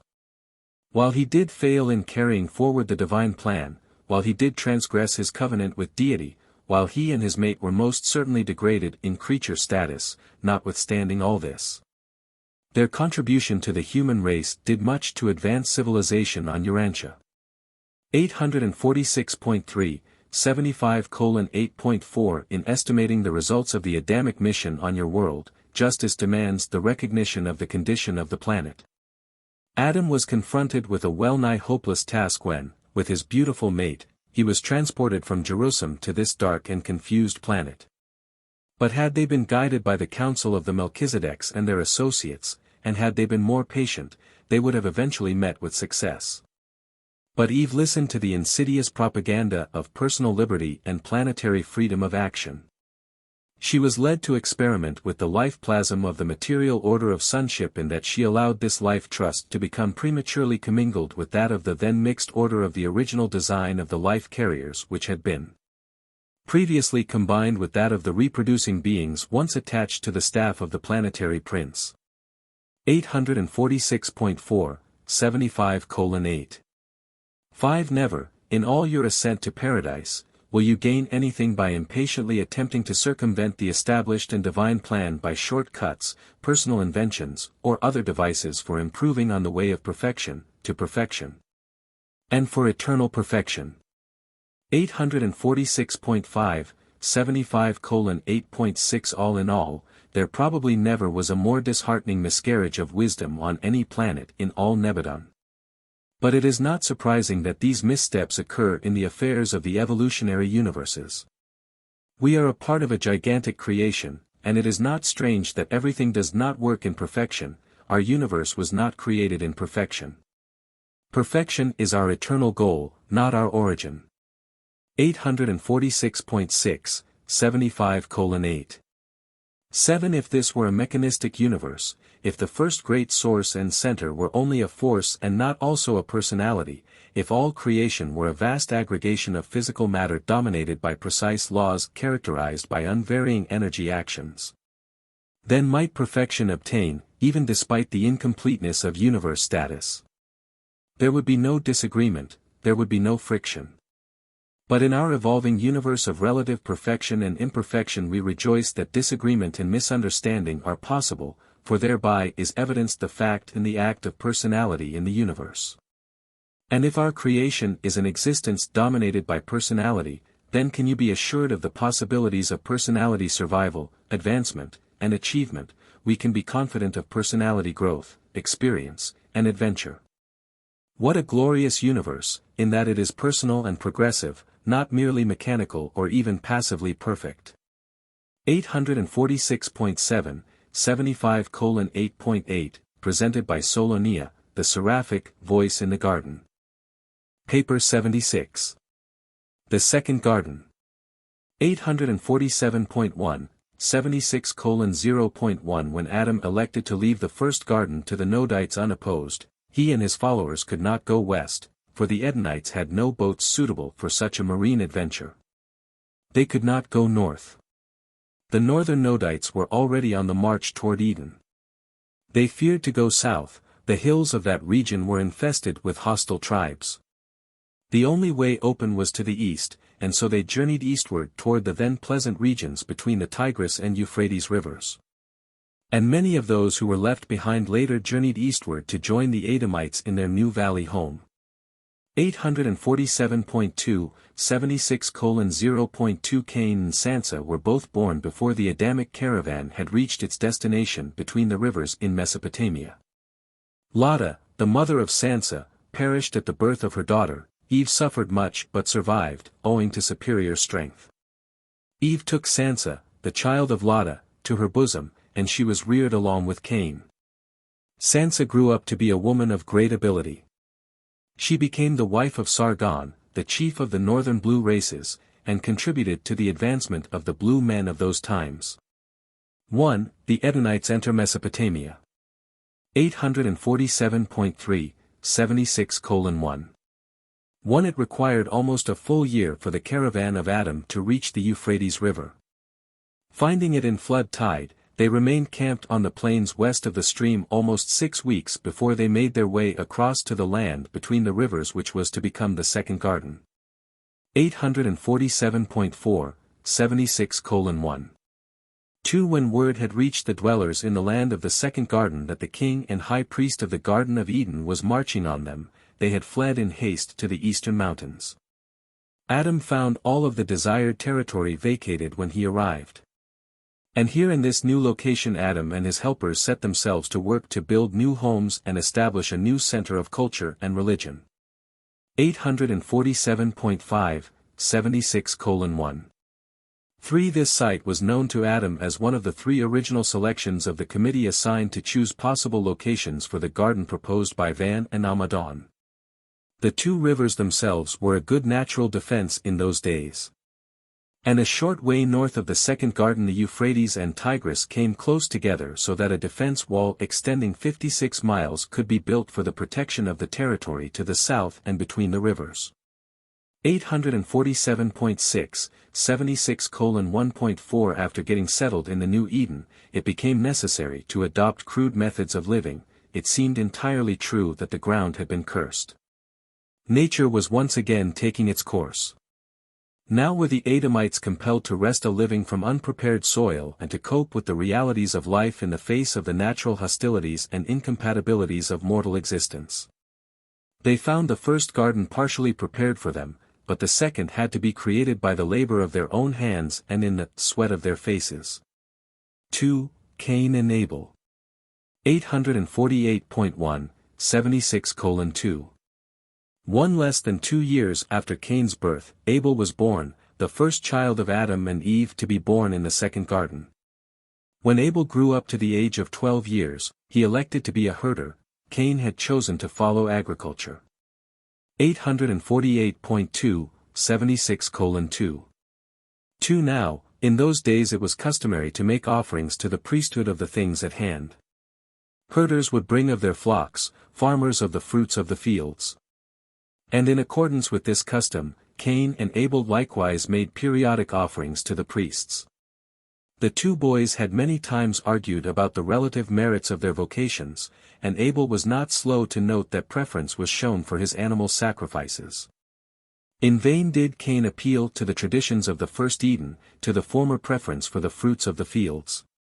But this Abel would not allow, and he taunted his older brother in his discomfiture. 848.3, 76:2. 3 In the days of the first Eden, Adam had indeed sought to discourage the offering of animal sacrifice so that Cain had a justifiable precedent for his contentions. It was, however, difficult to organize the religious life of the second Eden. Adam was burdened with 1,001 details associated with the work of building, defense, and agriculture. Being much depressed spiritually, he entrusted the organization of worship and education to those of Nodite extraction who had served in these capacities in the first garden.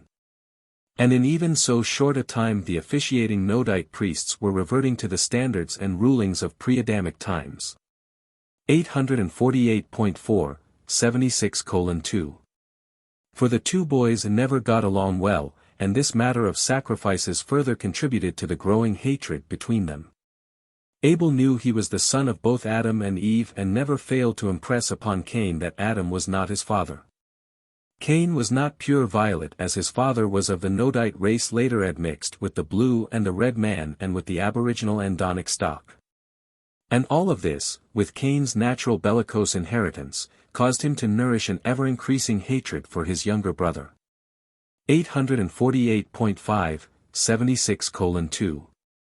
5 The boys were respectively 18 and 20 years of age when the tension between them was finally resolved, one day, when Abel's taunts so infuriated his bellicose brother that Cain turned upon him in wrath and slew him.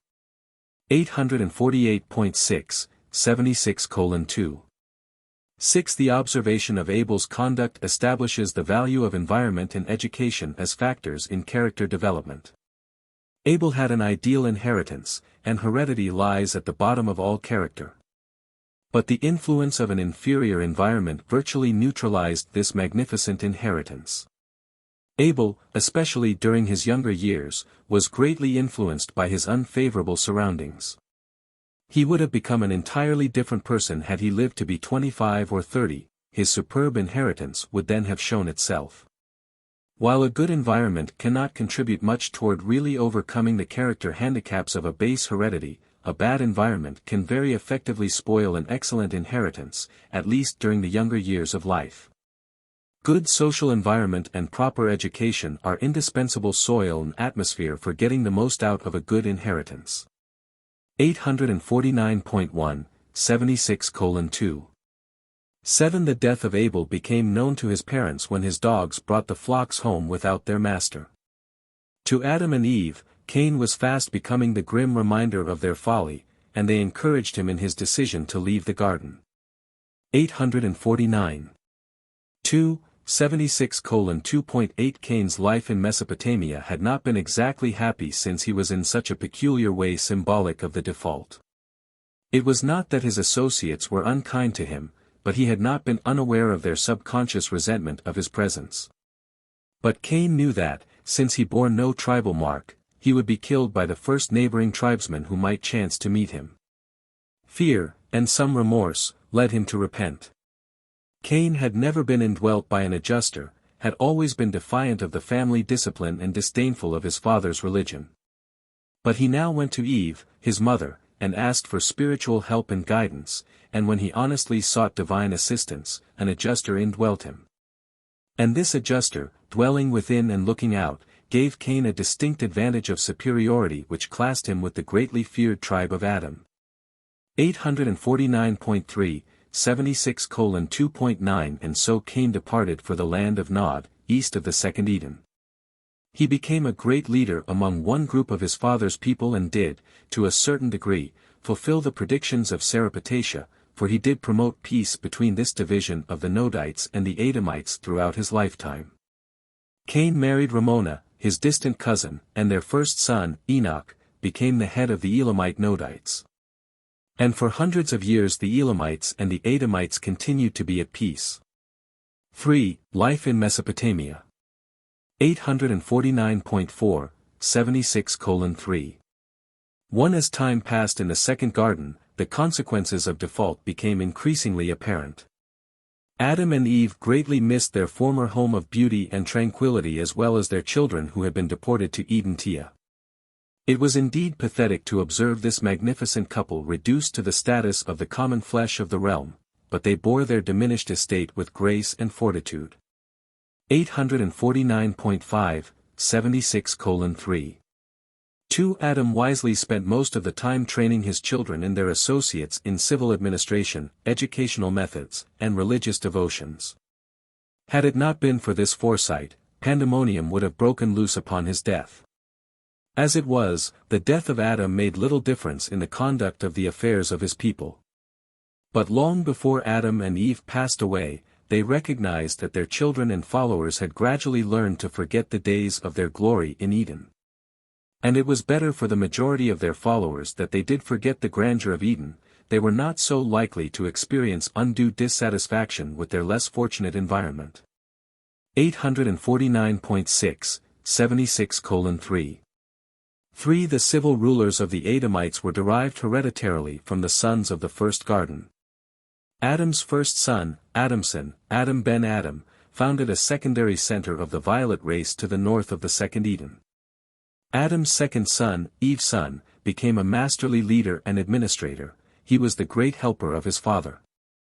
Eve's son lived not quite so long as Adam, and his eldest son, Jansad, became the successor of Adam as the head of the Adamite tribes. 849. 7, 76:3. The religious rulers, or priesthood, originated with Seth, the eldest surviving son of Adam and Eve born in the second garden. He was born 129 years after Adam's arrival on Urantia. Seth became absorbed in the work of improving the spiritual status of his father's people, becoming the head of the new priesthood of the second garden. His son, Enos, founded the new order of worship, and his grandson, Kenan, instituted the foreign missionary service to the surrounding tribes, near and far. 850.1, 76:3. 5. The Sethite priesthood was a threefold undertaking, embracing religion, health, and education. The priests of this order were trained to officiate at religious ceremonies, to serve as physicians and sanitary inspectors, and to act as teachers in the schools of the garden. 850.2, 76:3. 6. Adam's caravan had carried the seeds and bulbs of hundreds of plants and cereals of the first garden with them to the land between the rivers. They also had brought along extensive herds and some of all the domesticated animals. Because of this they possessed great advantages over the surrounding tribes. They enjoyed many of the benefits of the previous culture of the original garden. 850.3, 76:3. 7 Up to the time of leaving the first garden, Adam and his family had always subsisted on fruits, cereals, and nuts. On the way to Mesopotamia they had, for the first time, partaken of herbs and vegetables. The eating of meat was early introduced into the second garden, but Adam and Eve never partook of flesh as a part of their regular diet. Neither did Adamson nor Eve's son or the other children of the first generation of the first garden become flesh-eaters. 850.4, 76:3.8 The Adamites greatly excelled the surrounding peoples in cultural achievement and intellectual development. They produced the third alphabet and otherwise laid the foundations for much that was the forerunner of modern art, science, and literature. Here in the lands between the Tigris and Euphrates they maintained the arts of writing, metalworking, pottery making, and weaving and produced a type of architecture that was not excelled in thousands of years. 850.5, 76:3. 9 The home life of the Violet peoples was, for their day and age, ideal. Children were subjected to courses of training in agriculture, craftsmanship, and animal husbandry or else were educated to perform the threefold duty of a Sethite, to be priest, physician, and teacher. 850.6, 76:3. 10 And when thinking of the Sethite priesthood, do not confuse those high-minded and noble teachers of health and religion, those true educators, with the debased and commercial priesthoods of the later tribes and surrounding nations. Their religious concepts of deity and the universe were advanced and more or less accurate, their health provisions were, for their time, excellent, and their methods of education have never since been surpassed. 4. The Violet Race. 850.7, 76:4. 1 Adam and Eve were the founders of the violet race of men, the ninth human race to appear on Urantia. Adam and his offspring had blue eyes, and the violet peoples were characterized by fair complexions and light hair color, yellow, red, and brown. 850.8, 76:4.2 Eve did not suffer pain in childbirth, neither did the early evolutionary races. Only the mixed races produced by the union of evolutionary man with the Nodites and later with the Adamites suffered the severe pangs of childbirth. 851.1, 76:4.3 Adam and Eve, like their brethren on Jerusalem, were energized by dual nutrition, subsisting on both food and light, supplemented by certain superphysical energies unrevealed on Urantia.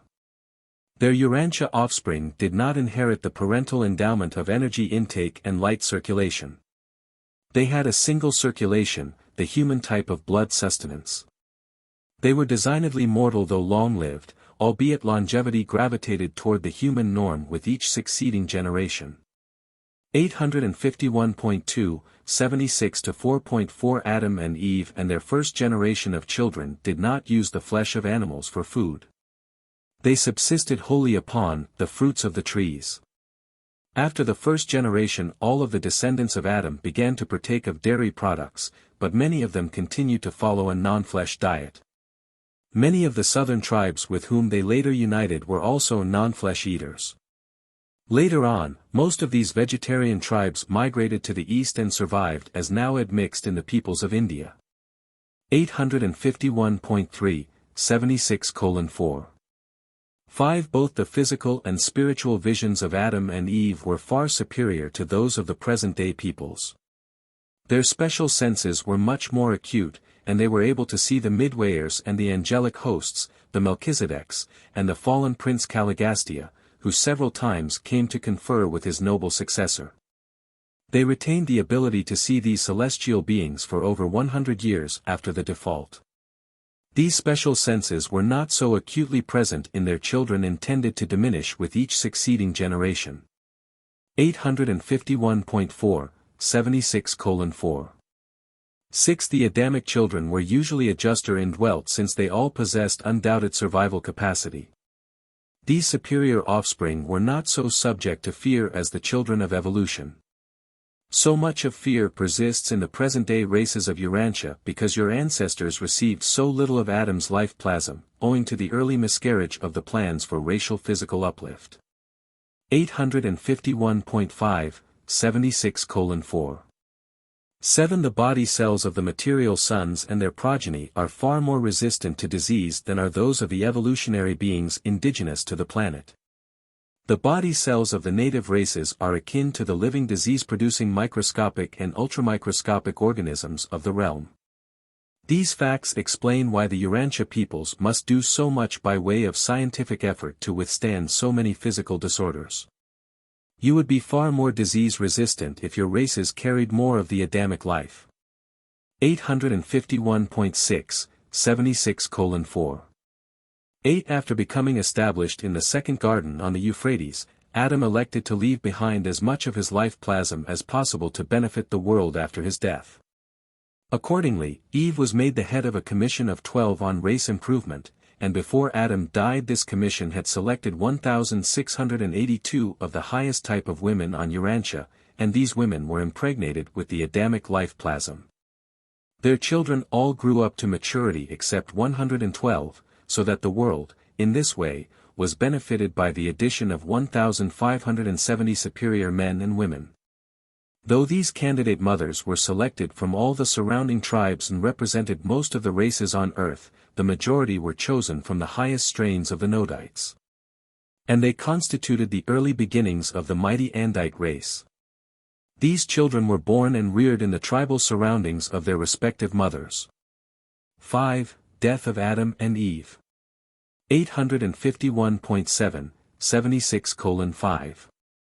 1. Not long after the establishment of the second Eden, Adam and Eve were duly informed that their repentance was acceptable, and that, while they were doomed to suffer the fate of the mortals of their world, they should certainly become eligible for admission to the ranks of the sleeping survivors of Urantia. They fully believed this gospel of resurrection and rehabilitation which the Melchizedek so touchingly proclaimed to them. Their transgression had been an error of judgment and not the sin of conscious and deliberate rebellion. 852.1, 76:5. 2. Adam and Eve did not, as citizens of Jerusalem, have thought adjusters, nor were they adjuster indwelt when they functioned on Urantia in the first garden. But shortly after their reduction to mortal status they became conscious of a new presence within them and awakened to the realization that human status coupled with sincere repentance had made it possible for adjusters to indwell them. It was this knowledge of being adjuster indwelt that greatly heartened Adam and Eve throughout the remainder of their lives. They knew that they had failed as material sons of Satania, but they also knew that the paradise career was still open to them as ascending sons of the universe. 852.2, 76:5. 3. Adam knew about the dispensational resurrection which occurred simultaneously with his arrival on the planet, and he believed that he and his companion would probably be repersonalized in connection with the advent of the next order of sonship. He did not know that Michael, the sovereign of this universe, was so soon to appear on Urantia. He expected that the next son to arrive would be of the Avonal order. Even so, it was always a comfort to Adam and Eve, as well as something difficult for them to understand, to ponder the only personal message they ever received from Michael. This message, among other expressions of friendship and comfort, said, "I have given consideration to the circumstances of your default, I have remembered the desire of your hearts ever to be loyal to my Father's will. And you will be called from the embrace of mortal slumber when I come to Urantia if the subordinate sons of my realm do not send for you before that time." 852.3, 76:5.4. And this was a great mystery to Adam and Eve. They could comprehend the veiled promise of a possible special resurrection in this message, and such a possibility greatly cheered them. But they could not grasp the meaning of the intimation that they might rest until the time of a resurrection associated with Michael's personal appearance on Urantia. And so the Edenic pair always proclaimed that a Son of God would sometime come, and they communicated to their loved ones the belief, at least the longing hope, that the world of their blunders and sorrows might possibly be the realm whereon the ruler of this universe would elect to function as the paradise bestowal son. It seemed too good to be true, but Adam did entertain the thought that strife-torn Urantia might, after all, turn out to be the most fortunate world in the system of Satania, the envied planet of all Nebadon. 852.4, 76:5. 5 Adam lived for 530 years, he died of what might be termed old age. His physical mechanism simply wore out, the process of disintegration gradually gained on the process of repair, and the inevitable end came. Eve had died 19 years previously of a weakened heart. They were both buried in the center of the Temple of Divine Service which had been built in accordance with their plans soon after the wall of the colony had been completed. And this was the origin of the practice of burying noted and pious men and women under the floors of the places of worship. 852.5, 76:5.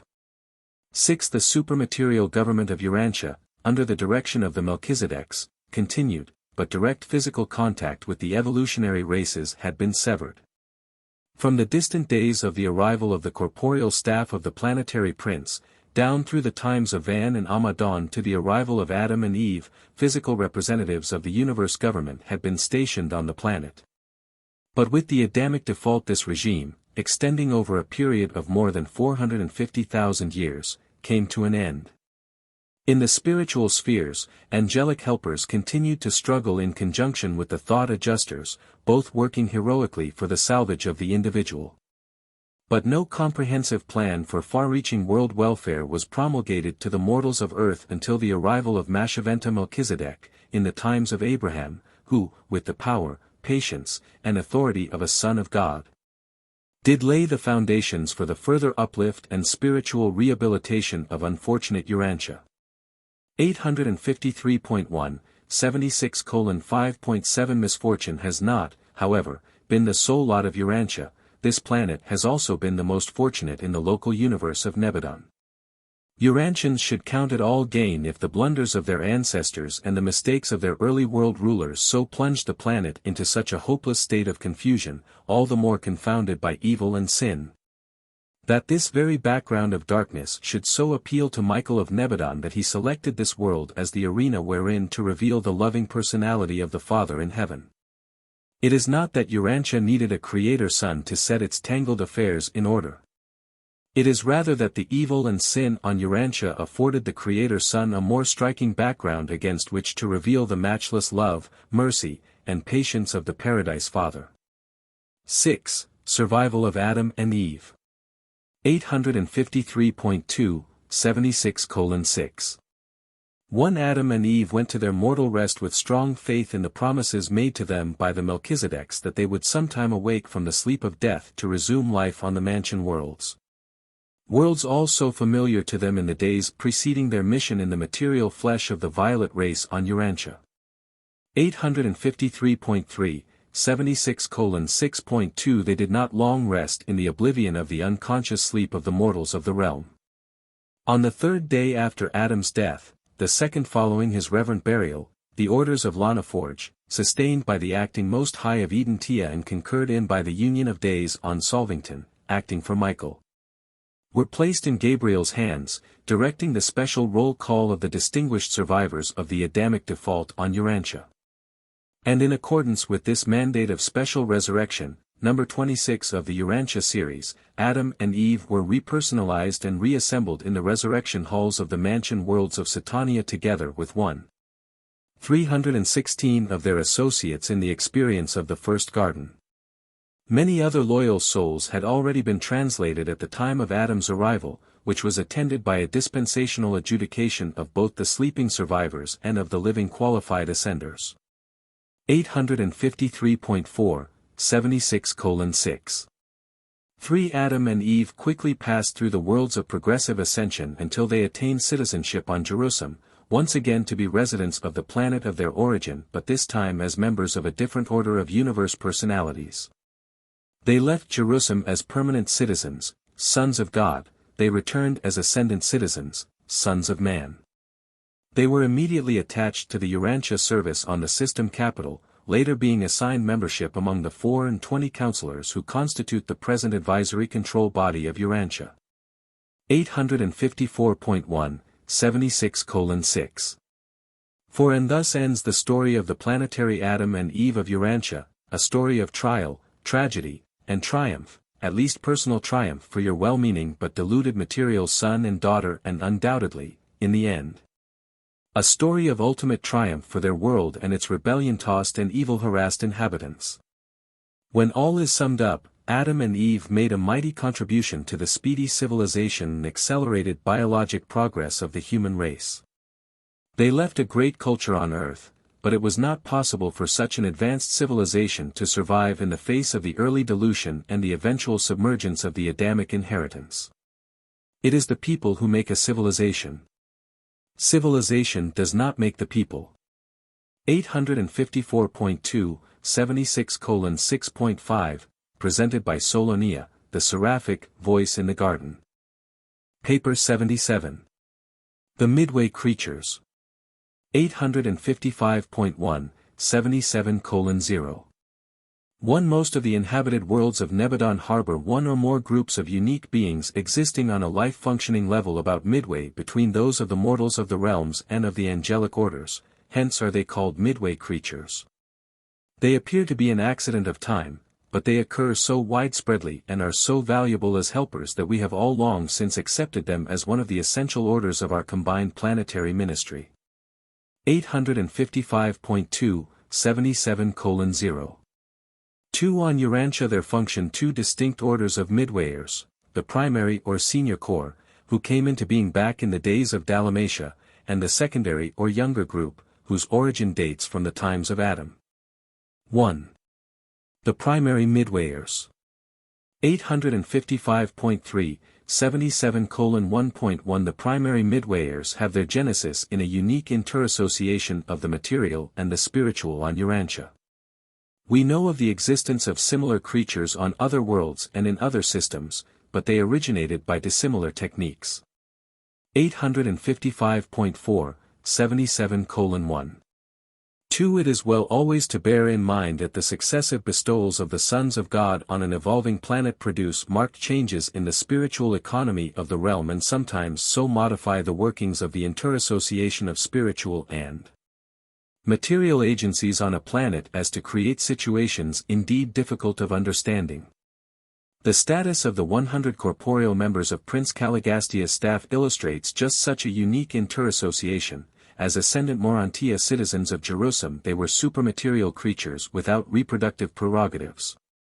As descendant planetary ministers on Urantia they were material sex creatures capable of procreating material offspring, as some of them later did.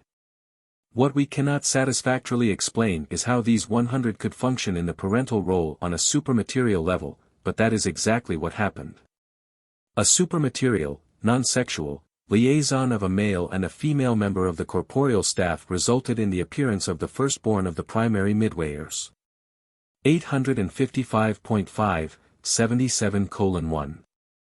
3. It was immediately discovered that a creature of this order, midway between the mortal and angelic levels, would be of great service in carrying on the affairs of the prince's headquarters. And each couple of the corporeal staff was accordingly granted permission to produce a similar being. This effort resulted in the first group of 50 Midway creatures. 855.6, 77:1.4. After a year of observing the work of this unique group, the planetary prince authorized the reproduction of Midwayers without restriction.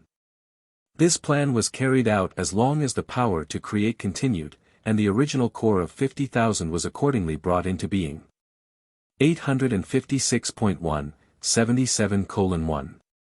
5. A period of 1/2 year intervened between the production of each Midwayer, and when 1,000 such beings had been born to each couple, no more were ever forthcoming. And there is no explanation available as to why this power was exhausted upon the appearance of the 1,000th offspring. No amount of further experimentation ever resulted in anything but failure. 856.2, 77:1. 6. These creatures constituted the intelligence core of the prince's administration. They ranged far and wide, studying and observing the world races and rendering other invaluable services to the prince and his staff in the work of influencing human society remote from the planetary headquarters. 856.3, 77:1. 7. This regime continued until the tragic days of the Planetary Rebellion, which ensnared a little over 4/5 of the primary Midwayers. The loyal corps entered the service of the Melchizedek receivers, functioning under the titular leadership of Van until the days of Adam. 2. The Nodite race. 856.4, 77:2. 1. While this is the narrative of the origin, nature, and function of the Midway creatures of Urantia, the kinship between the two orders, primary and secondary, makes it necessary to interrupt the story of the primary Midwayers at this point in order to follow out the line of descent from the rebel members of the corporeal staff of Prince Caligastia from the days of the Planetary Rebellion to the times of Adam. It was this line of inheritance which, in the early days of the Second Garden, furnished 1/2 of the ancestry for the secondary order of Midway creatures. 856.5, 77:2. 2. The physical members of the prince's staff had been constituted sex creatures for the purpose of participating in the plan of procreating offspring embodying the combined qualities of their special order united with those of the selected stock of the Andean tribes. And all of this was in anticipation of the subsequent appearance of Adam. The life carriers had planned a new type of mortal embracing the union of the conjoint offspring of the prince's staff with the first-generation offspring of Adam and Eve. They had thus projected a plan envisioning a new order of planetary creatures whom they hoped would become the teacher-rulers of human society. Such beings were designed for social sovereignty, not civil sovereignty. But since this project almost completely miscarried, we shall never know what an aristocracy of benign leadership and matchless culture Urantia was thus deprived of. For when the corporeal staff later reproduced, it was subsequent to the rebellion and after they had been deprived of their connection with the life currents of the system. 856.6, 77:2. 3. The post-rebellion era on Urantia witnessed many unusual happenings. A great civilization, the culture of Dalmatia, was going to pieces. The Nephilim, Nodites, were on earth in those days, and when these sons of the gods went into the daughters of men and they bore to them, their children were the mighty men of old, the men of renown. While hardly sons of the gods, the staff and their early descendants were so regarded by the evolutionary mortals of those distant days, even their stature came to be magnified by tradition. This, then, is the origin of the well-nigh universal folk tale of the gods who came down to earth and there with the daughters of men begot an ancient race of heroes. And all this legend became further confused with the race mixtures of the later appearing Adamites in the Second Garden. 857.1, 77:2. For since the 100 corporeal members of the prince's staff carried germ plasm of the Andonic human strains, it would naturally be expected that, if they engaged in sexual reproduction, their progeny would altogether resemble the offspring of other Andonite parents. But when the 60 rebels of the staff, the followers of Nod, actually engaged in sexual reproduction, their children proved to be far superior in almost every way to both the Andonite and the Sangic peoples. This unexpected excellence characterized not only physical and intellectual qualities but also spiritual capacities. 857.2, 77:2. 5. These mutant traits appearing in the first Nodite generation resulted from certain changes which had been wrought in the configuration and in the chemical constituents of the inheritance factors of the Andonic germ plasm. These changes were caused by the presence in the bodies of the staff members of the powerful life maintenance circuits of the Satania system. These life circuits caused the chromosomes of the specialized Urantia pattern to reorganize more after the patterns of the standardized Satania specialization of the ordained Nebadon life manifestation. The technique of this germ plasm metamorphosis by the action of the system life currents is not unlike those procedures whereby Urantia scientists modify the germ plasm of plants and animals by the use of X-rays. 857.3, 77:2. 6. Thus did the Nodite peoples arise out of certain peculiar and unexpected modifications occurring in the life plasm which had been transferred from the bodies of the Andonite contributors to those of the corporeal staff members by the Avalon surgeons. 857.4, 77:2.7. It will be recalled that the 100 Andite germ plasm contributors were in turn made possessors of the organic complement of the tree of life, so that the Satania life currents likewise invested their bodies. The 44 modified Andinites who followed the staff into rebellion also made it among themselves and made a great contribution to the better strains of the Nodite people. 857.5, 77:2. 8. These two groups, embracing 104 individuals who carried the modified Andinite germ plasm, constitute the ancestry of the Nodites, the eighth race to appear on Urantia. And this new feature of human life on Urantia represents another phase of the outworking of the original plan of utilizing this planet as a life modification world, except that this was one of the unforeseen developments. 857.6, 77:2. 9. The Pure-Line Nodites were a magnificent race, but they gradually mingled with the evolutionary peoples of Earth, and before long great deterioration had occurred. 10,000 years after the rebellion they had lost ground to the point where their average length of life was little more than that of the evolutionary races. 857.7, 77:2. 10. When archaeologists dig up the clay tablet records of the later-day Sumerian descendants of the Nodites, they discover lists of Sumerian kings running back for several thousand years. And as these records go further back, the reigns of the individual kings lengthen from around 25 or 30 years up to 150 years and more. This lengthening of the reigns of these older kings signifies that some of the early Nodite rulers, immediate descendants of the prince's staff, did live longer than their later-day successors, and also indicates an effort to stretch the dynasties.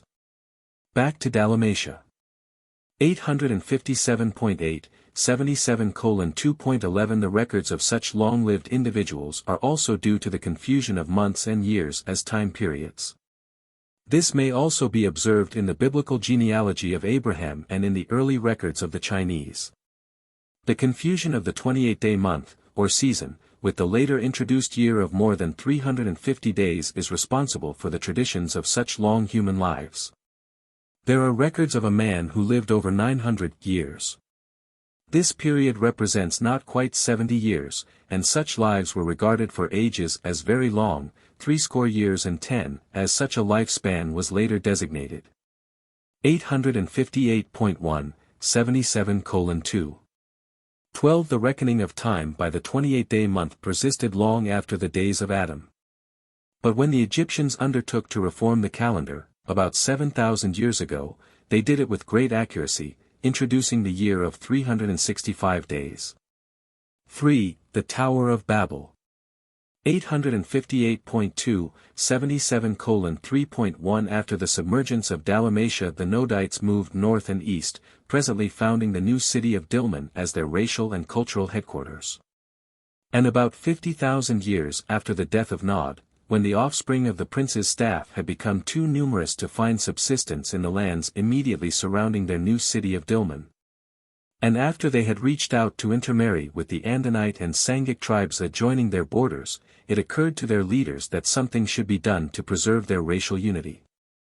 Accordingly, a council of the tribes was called, and after much deliberation the plan of Bablot, a descendant of Nod, was endorsed. 858.3, 77:3. 2. Bablot proposed to erect a pretentious temple of racial glorification at the center of their then occupied territory. This temple was to have a tower the like of which the world had never seen. It was to be a monumental memorial to their passing greatness. There were many who wished to have this monument erected in Dilmun, but others contended that such a great structure should be placed a safe distance from the dangers of the sea, remembering the traditions of the engulfment of their first capital, Dalmatia. 858.4, 77:3.3. Bablot planned that the new buildings should become the nucleus of the future center of the Nodite culture and civilization. His counsel finally prevailed, and construction was started in accordance with his plans. The new city was to be named Bablot after the architect and builder of the tower. This location later became known as Bablod and eventually as Babel. 858.5, 77:3. But the Nodites were still somewhat divided in sentiment as to the plans and purposes of this undertaking. Neither were their leaders altogether agreed concerning either construction plans or usage of the buildings after they should be completed. After 4.5 years of work a great dispute arose about the object and motive for the erection of the tower. The contentions became so bitter that all work stopped. The food carriers spread the news of the dissension, and large numbers of the tribes began to foregather at the building site. 3 differing views were propounded as to the purpose of building the tower. 858.6, 77:3.51. The largest group, almost one-half, desired to see the tower built as a memorial of Nodite history in racial superiority. They thought it ought to be a great and imposing structure which would challenge the admiration of all future generations. 858.7, 77:3.62. The next largest faction wanted the tower designed to commemorate the Dilmun culture. They foresaw that Bablot would become a great center of commerce, art, and manufacture. 859.1, 77:3.73.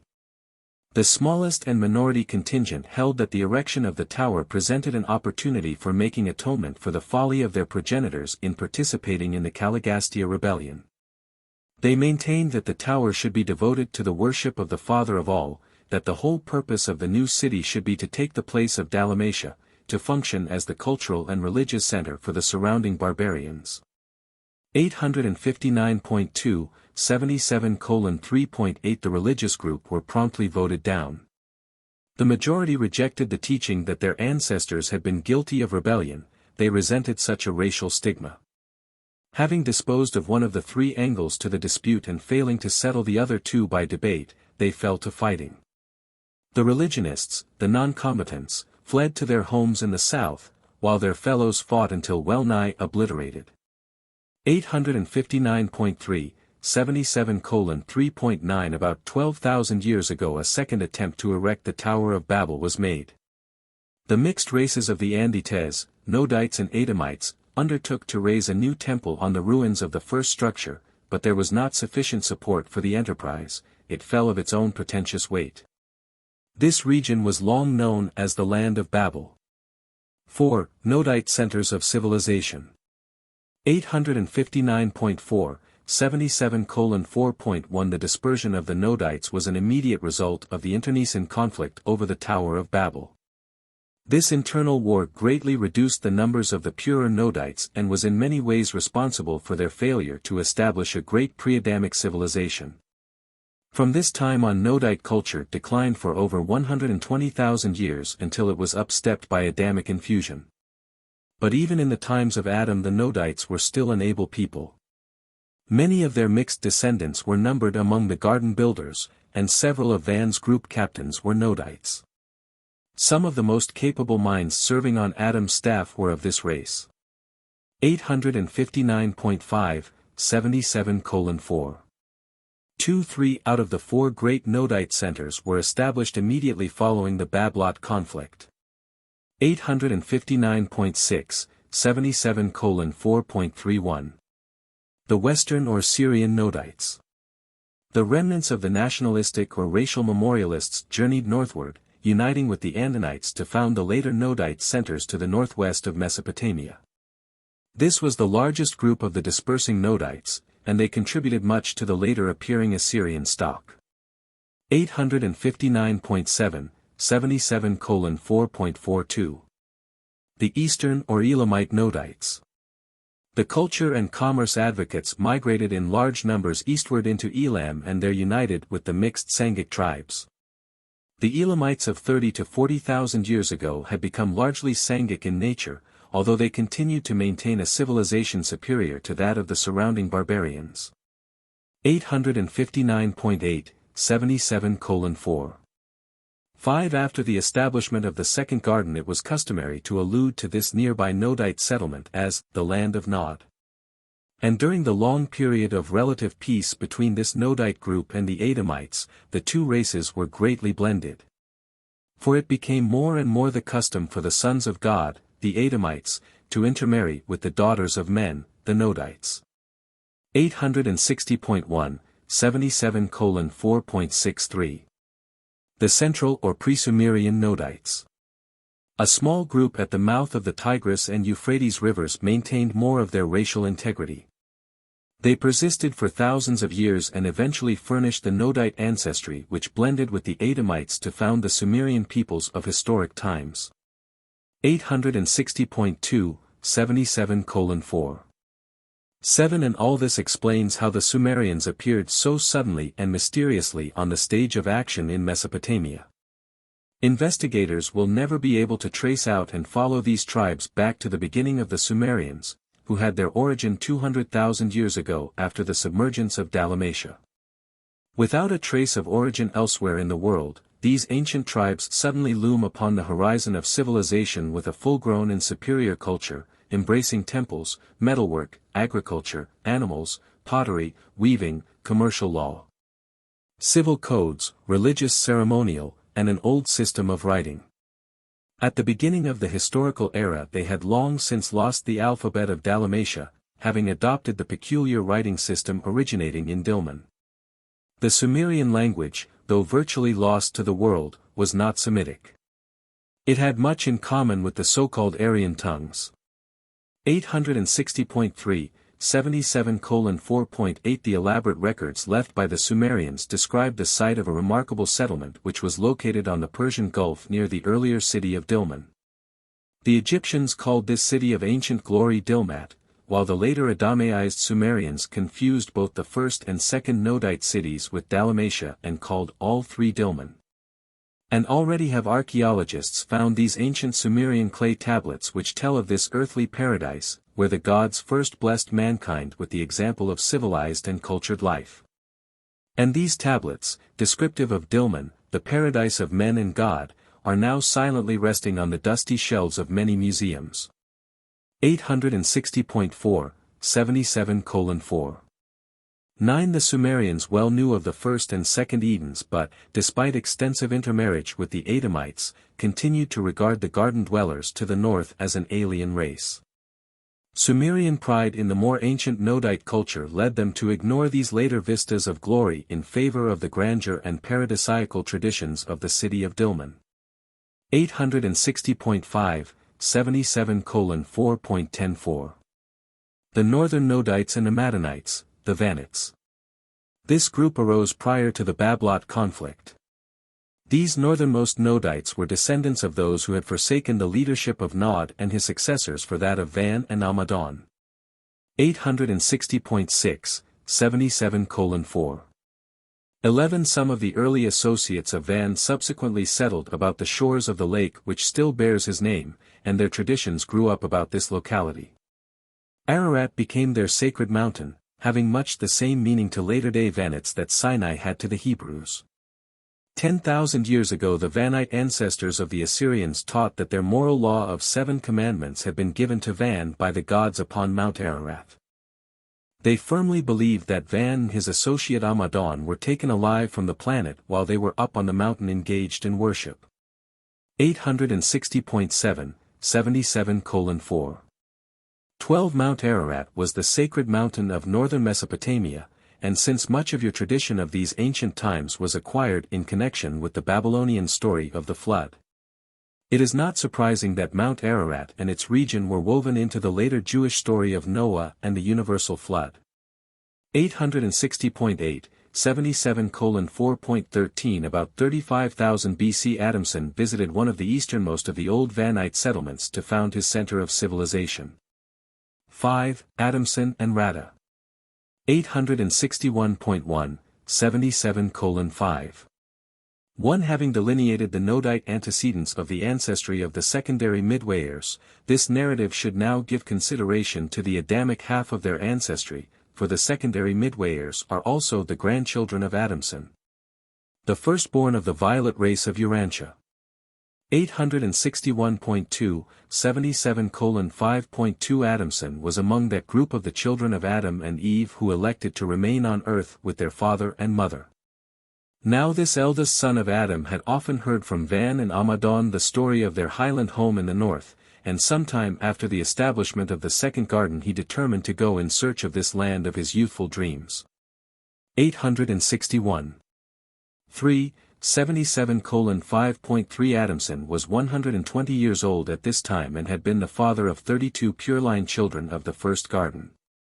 He wanted to remain with his parents and assist them in upbuilding the second garden, but he was greatly disturbed by the loss of his mate and their children, who had all elected to go to Urantia along with those other Adamic children who chose to become wards of the Most High's. 861.4, 77:5.4 Adamson would not desert his parents on Urantia. He was disinclined to flee from hardship or danger, but he found the associations of the second garden far from satisfying. He did much to forward the early activities of defense and construction but decided to leave for the north at the earliest opportunity. And though his departure was wholly pleasant, Adam and Eve were much grieved to lose their eldest son, to have him go out into a strange and hostile world, as they feared, never to return. 861.5, 77:5. 5. A company of 27 followed Adamson northward in quest of these people of his childhood fantasies. In a little over 3 years Adamson's party actually found the object of their adventure, and among these people he discovered a wonderful and beautiful woman, 20 years old, who claimed to be the last pure-line descendant of the prince's staff. This woman, Rada, said that her ancestors were all descendants of 2 of the fallen staff of the prince. She was the last of her race, having no living brothers or sisters. She had about decided not to mate, had about made up her mind to die without issue, but she lost her heart to the majestic Adamson. And when she heard the story of Eden, how the predictions of Van and Amadon had really come to pass, and as she listened to the recital of the garden default, she was encompassed with but a single thought, to marry this son and heir of Adam. And quickly the idea grew upon Adamson. In a little more than 3 months they were married. 861.6, 77:5.6 Adamson and Rada had a family of 67 children. They gave origin to a great line of the world's leadership, but they did something more. It should be remembered that both of these beings were really superhuman. Every 4th child born to them was of a unique order. It was often invisible. Never in the world's history had such a thing occurred. Rada was greatly perturbed, even superstitious, but Adamson well knew of the existence of the primary Midwayers, and he concluded that something similar was transpiring before his eyes. When the second strangely behaving offspring arrived, he decided to mate them, since one was male and the other female, and this is the origin of the secondary order of Midwayers. Within 100 years, before this phenomenon ceased, almost 2,000 were brought into being. 862.1, 77:5.7 Adamson lived for 396 years. Many times he returned to visit his father and mother. Every 7 years he and Rada journeyed south to the second garden, and meanwhile the Midwayers kept him informed regarding the welfare of his people. During Adamson's life they did great service in upbuilding a new and independent world center for truth and righteousness. 862.2, 77:5. 8 Adamson and Rada thus had at their command this corps of marvelous helpers, who labored with them throughout their long lives to assist in the propagation of advanced truth and in the spread of higher standards of spiritual, intellectual, and physical living.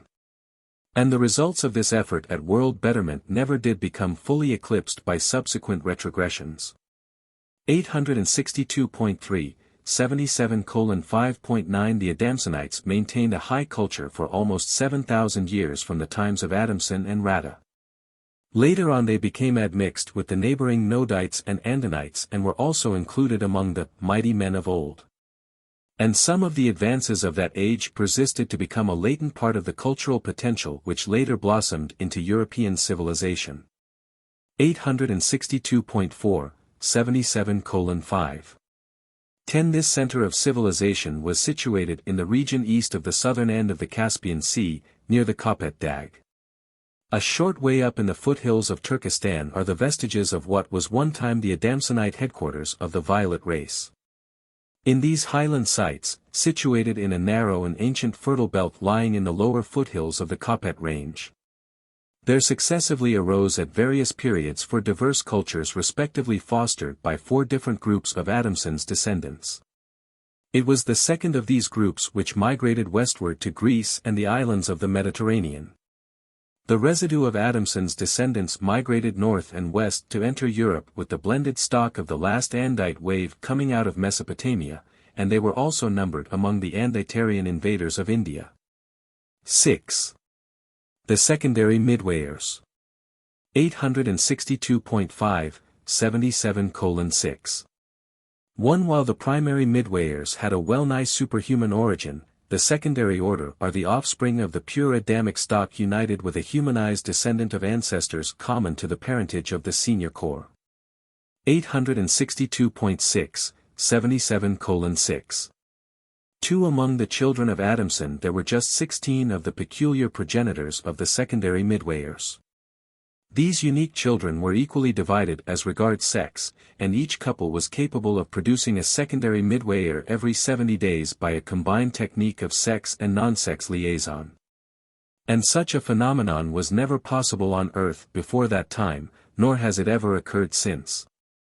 862.7, 77:6.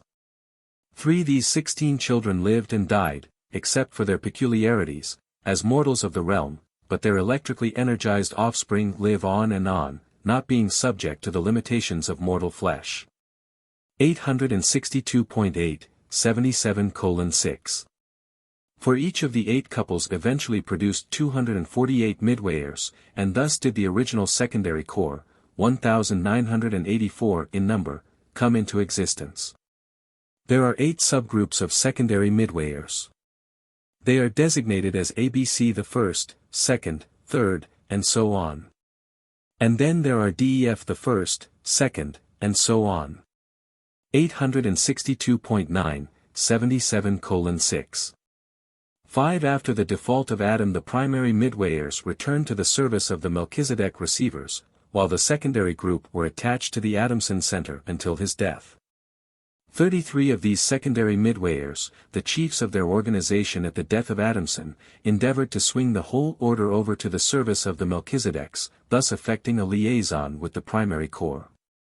But failing to accomplish this, they deserted their companions and went over in a body to the service of the planetary receivers. 863.1, 77:6. 6. After the death of Adamson the remainder of the secondary Midwayers became a strange, unorganized, and unattached influence on Urantia. From that time to the days of Mashaventa Melchizedek they led an irregular and unorganized existence. They were partially brought under control by this Melchizedek but were still productive of much mischief up to the days of Christ Michael. And during his sojourn on earth they all made final decisions as to their future destiny, the loyal majority then enlisting under the leadership of the primary Midwayers. 7. The rebel Midwayers. 863.2, 77:7. 1. The majority of the primary Midwayers went into sin at the time of the Lucifer rebellion.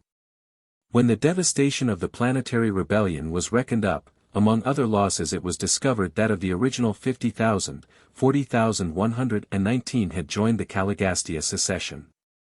863.3, 77:7. 2. The original number of secondary Midwayers was 1,984, and of these 873 failed to align themselves with the rule of Michael and were duly interned in connection with the planetary adjudication of Urantia on the day of Pentecost. No one can forecast the future of these fallen creatures. 863.4, 77:7.3. Both groups of rebel Midwayers are now held in custody awaiting the final adjudication of the affairs of the system rebellion. But they did many strange things on Earth prior to the inauguration of the present planetary dispensation. 863.5, 77:7. For these disloyal Midwayers were able to reveal themselves to mortal eyes under certain circumstances, and especially was this true of the associates of Beelzebub, the leader of the apostate secondary Midwayers. But these unique creatures must not be confused with certain of the rebel cherubim and seraphim who also were on earth up to the time of Christ's death and resurrection. Some of the older writers designated these rebellious Midway creatures as evil spirits and demons, and the apostate seraphim as evil angels. 863.6, 77:7. 5. On no world can evil spirits possess any mortal mind subsequent to the life of a paradise bestowal son.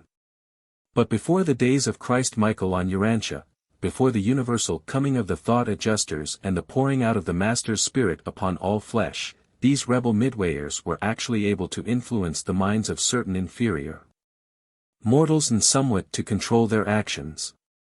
This was accomplished in much the same way as the loyal Midway creatures function when they serve as efficient contact guardians of the human minds of the Urantia Reserve Corps of Destiny at those times when the adjuster is, in effect, detached from the personality during a season of contact with superhuman intelligences. 863.7, 77:7.6. It is no mere figure of speech when the record states, and they brought to him all sorts of sick people, those who were possessed by devils and those who were lunatics. Jesus knew and recognized the difference between insanity and demoniacal possession, although these states were greatly confused in the minds of those who lived in his day and generation. 863.8, 77:7. 7. Even prior to Pentecost no rebel spirit could dominate a normal human mind, and since that day even the weak minds of inferior mortals are free from such possibilities. The supposed casting out of devils since the arrival of the Spirit of Truth has been a matter of confounding a belief in demoniacal possession with hysteria, insanity, and feeble-mindedness. But just because Michael's bestowal has forever liberated all human minds on Urantia from the possibility of demoniacal possession, do not imagine that such was not a reality in former ages. 864.1, 77:7. 8. The entire group of rebel Midwayers is at present held prisoner by order of the Most Highs of Urantia. No more do they roam this world on mischief bent. Regardless of the presence of the thought adjusters, the pouring out of the Spirit of Truth upon all flesh forever made it impossible for disloyal spirits of any sort or description ever again to invade even the most feeble of human minds. Since the day of Pentecost there never again can be such a thing as demoniacal possession. 8. The United Midwayers. 864.2, 77:8. 1. At the last adjudication of this world, when Michael removed the slumbering survivors of time, the Midway creatures were left behind, left to assist in the spiritual and semi-spiritual work on the planet. They now function as a single corps, embracing both orders and numbering 10,992. The United Midwayers of Urantia are at present governed alternately by the senior member of each order. This regime has obtained since their amalgamation into one group shortly after Pentecost. 864.3, 77:8.2. The members of the older or primary order are generally known by numerals. They are often given names such as 1, 2, 3 the first, 4, 5, 6 the first, and so on.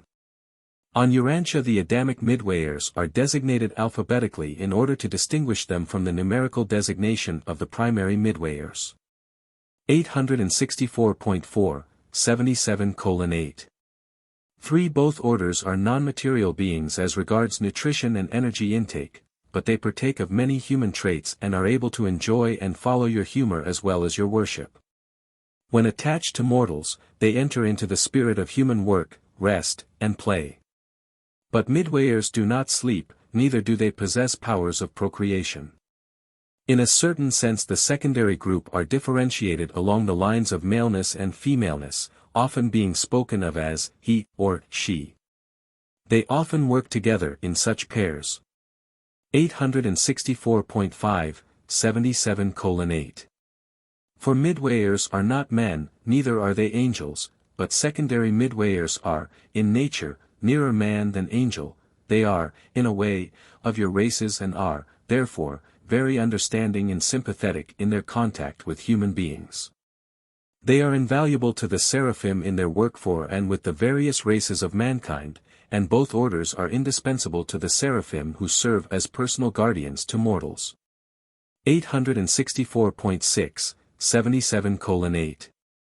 5. The United Midwayers of Urantia are organized for service with the planetary seraphim in accordance with innate endowments and acquired skills, in the following groups.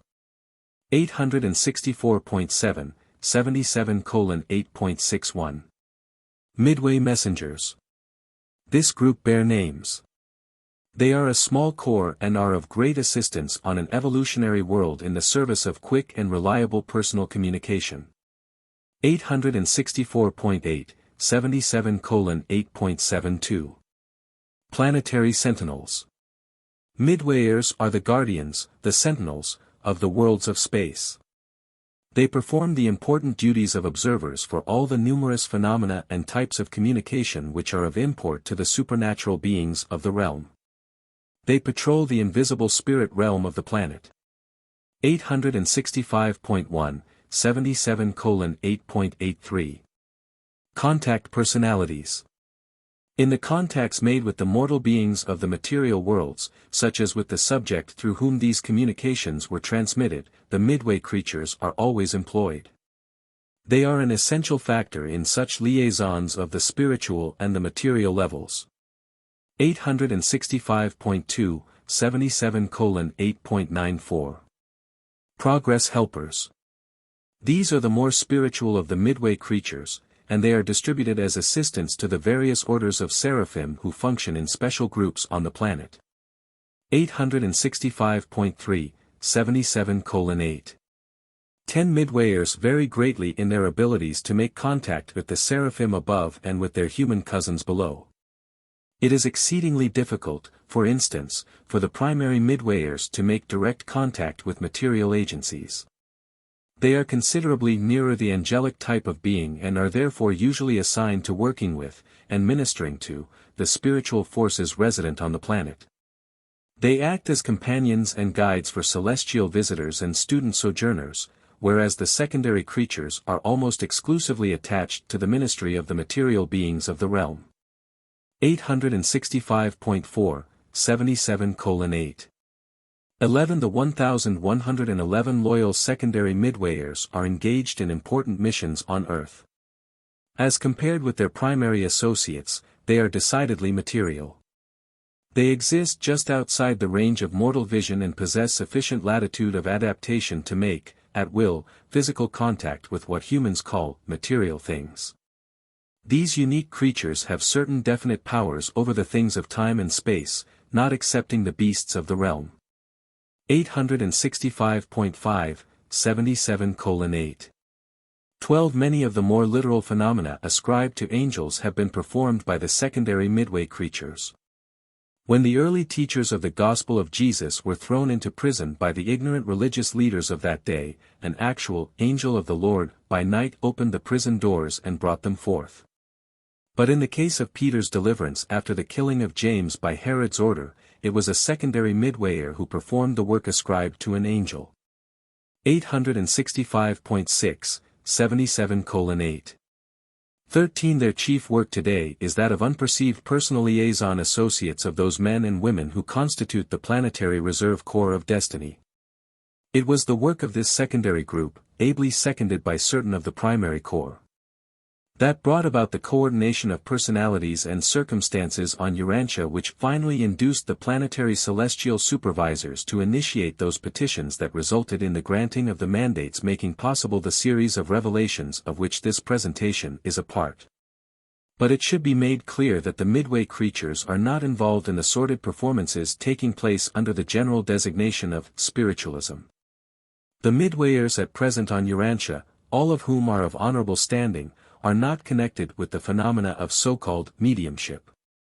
And they do not, ordinarily, permit humans to witness their sometimes necessary physical activities or other contacts with the material world, as they are perceived by human senses. 9. The permanent citizens of Urantia. 865.7, 77:9.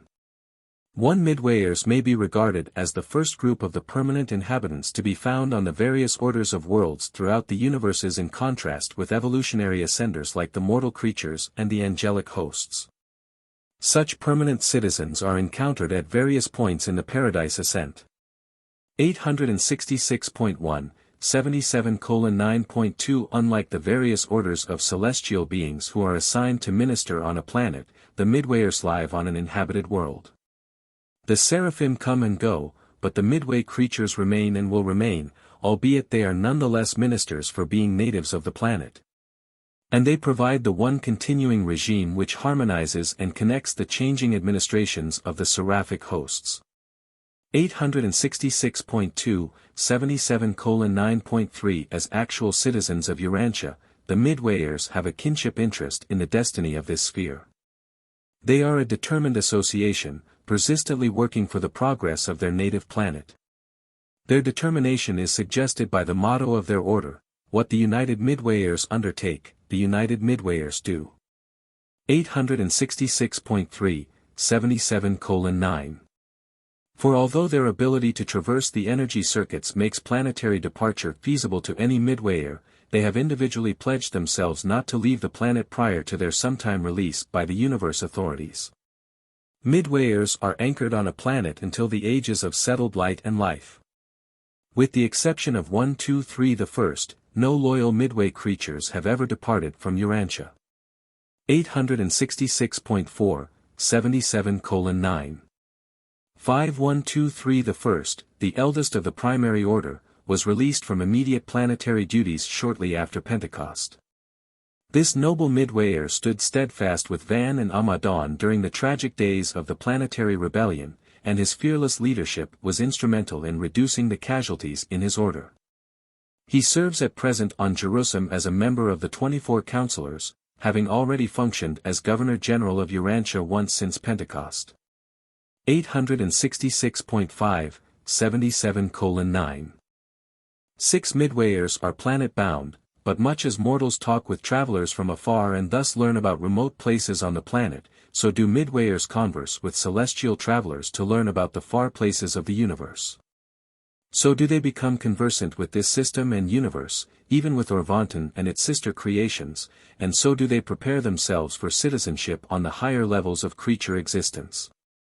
866.6, 77:9 7 While the Midwayers were brought into existence fully developed, experiencing no period of growth or development from immaturity, they never ceased to grow in wisdom and experience.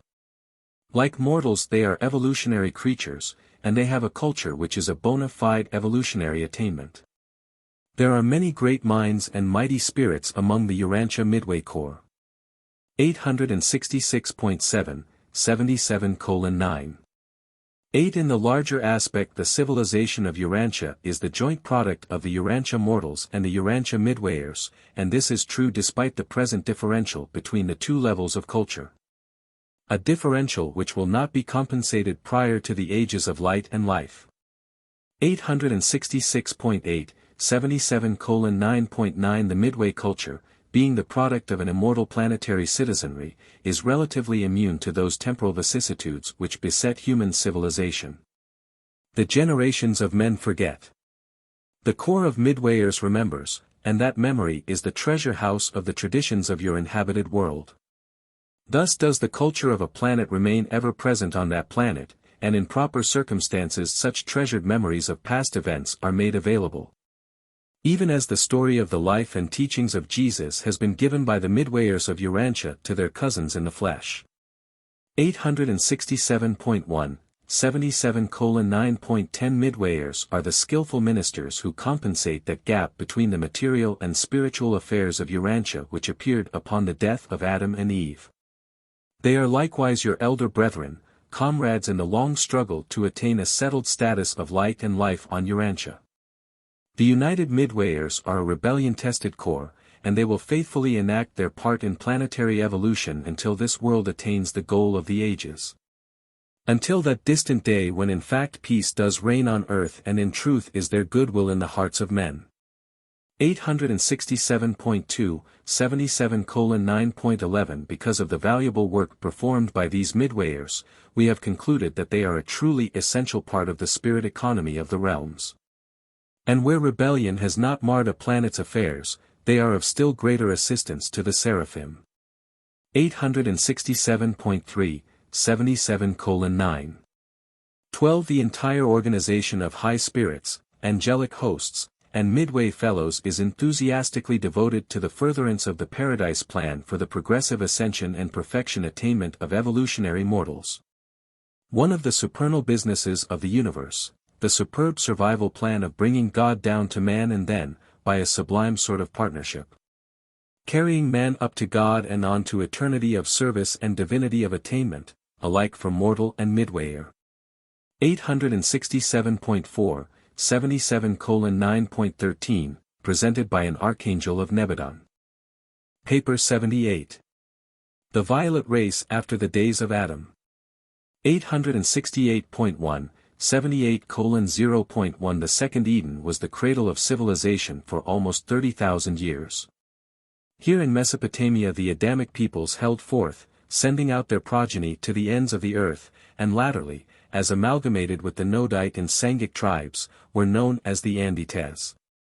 From this region went those men and women who initiated the doings of historic times, and who have so enormously accelerated cultural progress on Urantia. 868.2, 78:0. 2. This paper depicts the planetary history of the violet race, beginning soon after the default of Adam, about 35,000 BC, and extending down through its amalgamation with the Nodite and Sangic races, about 15,000 BC. To form the Andite peoples and on to its final disappearance from the Mesopotamian homelands, about 2000 BC. 1. Racial and cultural distribution. 868.3, 78:1. 1. Although the minds and morals of the races were at a low level at the time of Adam's arrival, physical evolution had gone on quite unaffected by the exigencies of the Caligastia rebellion. Adam's contribution to the biologic status of the races, notwithstanding the partial failure of the undertaking, enormously upstepped the people of Urantia. 868.4, 78:1. 2. Adam and Eve also contributed much that was of value to the social, moral, and intellectual progress of mankind. Civilization was immensely quickened by the presence of their offspring. But 35,000 years ago the world at large possessed little culture. Certain centers of civilization existed here and there, but most of Urantia languished in savagery. Racial and cultural distribution was as follows. 868.5, 78:1.31. The Violet Race, Adamites and Adamsonites. The chief center of Adamite culture was in the Second Garden, located in the triangle of the Tigris and Euphrates rivers. This was indeed the cradle of Occidental and Indian civilizations. The secondary or northern center of the Violet Race was the Adamsonite headquarters, situated east of the southern shore of the Caspian Sea near the Kopet Mountains. From these two centers there went forth to the surrounding lands the culture and life plasm which so immediately quickened all the races. 868.6, 78:1.42. Pre-Sumerians and other Nodites. There were also present in Mesopotamia, near the mouth of the rivers, remnants of the ancient culture of the days of Dalmatia. With the passing millenniums, this group became thoroughly admixed with the Adamites to the north, but they never entirely lost their Nodite traditions. Various other Nodite groups that had settled in the Levant were, in general, absorbed by the later expanding Violet Race. 869.1, 78:1.53. The Andinites maintained 5 or 6 fairly representative settlements to the north and east of the Adamson headquarters. They were also scattered throughout Turkestan, while isolated islands of them persisted throughout Eurasia, especially in mountainous regions. These aborigines still held the northlands of the Eurasian continent, together with Iceland and Greenland. But they had long since been driven from the plains of Europe by the Blue Man and from the river valleys of farther Asia by the expanding Yellow Race. 869.2, 78:1.64. The Red Man occupied the Americas, having been driven out of Asia over 50,000 years before the arrival of Adam. 869.3, 78:1.75. The Yellow Race. The Chinese peoples were well established in control of Eastern Asia. Their most advanced settlements were situated to the northwest of modern China in regions bordering on Tibet. 869.4, 78:1.86. The Blue Race. The Blue Men were scattered all over Europe, but their better centers of culture were situated in the then fertile valleys of the Mediterranean basin and in northwestern Europe. Neanderthal absorption had greatly retarded the culture of the Blue Man, but he was otherwise the most aggressive, adventurous, and exploratory of all the evolutionary peoples of Eurasia. 869.5, 78:1.97. Pre-Dravidian India. The complex mixture of races in India, embracing every race on Earth, but especially the green, orange, and black, maintained a culture slightly above that of the outlying regions. 869.6, 78:1.108.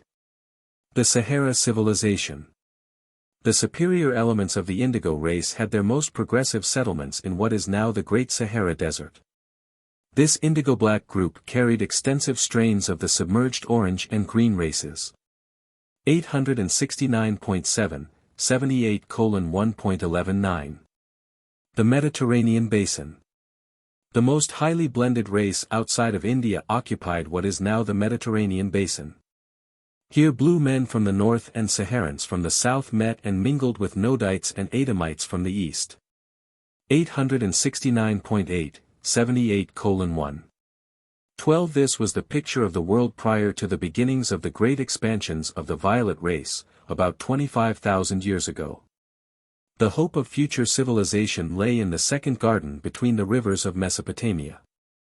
Here in southwestern Asia there existed the potential of a great civilization, the possibility of the spread to the world of the ideas and ideals which had been salvaged from the days of Dalmatia and the times of Eden. 869.9, 78:1. 13 Adam and Eve had left behind a limited but potent progeny, and the celestial observers on Urantia waited anxiously to find out how these descendants of the erring material son and daughter would acquit themselves. 2. The Adamites in the Second Garden. 869.10, 78:2. 1 For thousands of years the sons of Adam labored along the rivers of Mesopotamia, working out their irrigation and flood control problems to the south, perfecting their defenses to the north, and attempting to preserve their traditions of the glory of the first Eden. 869.11, 78:2.2 The heroism displayed in the leadership of the Second Garden constitutes one of the amazing and inspiring epics of Urantia's history. These splendid souls never wholly lost sight of the purpose of the Adamic mission. And therefore did they valiantly fight off the influences of the surrounding and inferior tribes while they willingly sent forth their choicest sons and daughters in a steady stream as emissaries to the races of Earth. Sometimes this expansion was depleting to the home culture, but always these superior peoples would rehabilitate themselves. 870.1, 78:2. 3 The civilization, society, and cultural status of the Adamites were far above the general level of the evolutionary races of Urantia. Only among the old settlements of Van and Amadon and the Adamsonites was there a civilization in any way comparable. But the civilization of the Second Eden was an artificial structure, it had not been evolved, and was therefore doomed to deteriorate until it reached a natural evolutionary level. 870.2, 78:2. For Adam left a great intellectual and spiritual culture behind him, but it was not advanced in mechanical appliances since every civilization is limited by available natural resources, inherent genius, and sufficient leisure to ensure inventive fruition. The civilization of the Violet race was predicated on the presence of Adam and on the traditions of the first Eden. After Adam's death and as these traditions grew dim through the passing millenniums, the cultural level of the Adamites steadily deteriorated until it reached a state of reciprocal balance with the status of the surrounding peoples and the naturally evolving cultural capacities of the Violet race. 870.3, 78:2.5 But the Adamites were a real nation around 19,000 BC, numbering 4.5 million, and already they had poured forth millions of their progeny into the surrounding peoples. 3. Early expansions of the Adamites. 870.4, 78:3. 1. The violet race retained the Edenic traditions of peacefulness for many millenniums, which explains their long delay in making territorial conquests. When they suffered from population pressure, instead of making war to secure more territory, they sent forth their excess inhabitants as teachers to the other races. The cultural effect of these earlier migrations was not enduring, but the absorption of the Adamite teachers, traders, and explorers was biologically invigorating to the surrounding peoples. 870.5, 78:3. 2. Some of the Adamites early journeyed westward to the valley of the Nile, others penetrated eastward into Asia, but these were a minority. The mass movement of the later days was extensively northward and thence westward. It was, in the main, a gradual but unremitting northward push, the greater number making their way north and then circling westward around the Caspian Sea into Europe. 870.6, 78:3. 3. About 25,000 years ago many of the purer elements of the Adamites were well on their northern trek. And as they penetrated northward, they became less and less Adamic until, by the times of their occupation of Turkestan, they had become thoroughly admixed with the other races, particularly the Nodites. Very few of the pure-line violet peoples ever penetrated far into Europe or Asia. 870.7, 78:3.4. From about 30,000 to 10,000 BC epoch-making racial mixtures were taking place throughout southwestern Asia. The highland inhabitants of Turkestan were a virile and vigorous people. To the northwest of India much of the culture of the days of Vand persisted. Still to the north of these settlements the best of the early Andinites had been preserved. And both of these superior races of culture and character were absorbed by the northward moving Adamites. This amalgamation led to the adoption of many new ideas. It facilitated the progress of civilization and greatly advanced all phases of art, science, and social culture. 871.1, 78-3.5. As the period of the early Adamic migrations ended, about 15,000 BC. There were already more descendants of Adam in Europe and Central Asia than anywhere else in the world, even than in Mesopotamia. The European blue races had been largely infiltrated. The lands now called Russia and Turkestan were occupied throughout their southern stretches by a great reservoir of the Adamites mixed with Nodites, Andinites, and red and yellow Sangics. Southern Europe and the Mediterranean fringe were occupied by a mixed race of Andinite and Sangic peoples, orange, green, and indigo, with a sprinkling of the Adamite stock. Asia Minor and the Central Eastern European lands were held by tribes that were predominantly Andinite. 871.2, 78:3. 6. A blended colored race, about this time greatly reinforced by arrivals from Mesopotamia, held forth in Egypt and prepared to take over the disappearing culture of the Euphrates Valley. The black peoples were moving farther south in Africa and, like the red race, were virtually isolated. 871.3, 78:3.7. The Saharan civilization had been disrupted by drought and that of the Mediterranean basin by flood. The blue races had, as yet, failed to develop an advanced culture.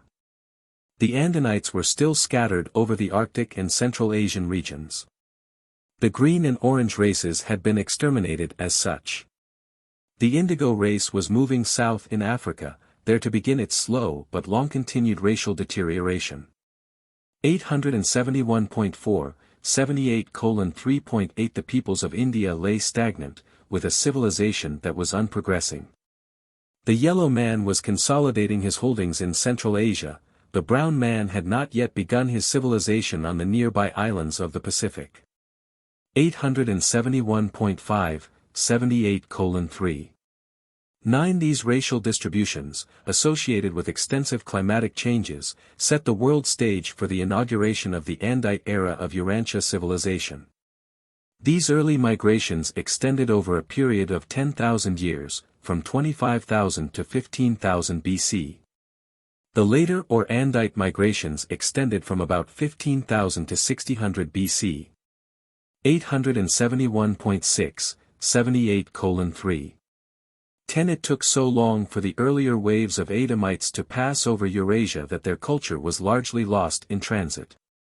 Only the later Andites moved with sufficient speed to retain the ethnic culture at any great distance from Mesopotamia. 4. The Andites. 871.7, 78:4.1 The Andite races were the primary blends of the pure-line violet race and the Nodites plus the evolutionary peoples.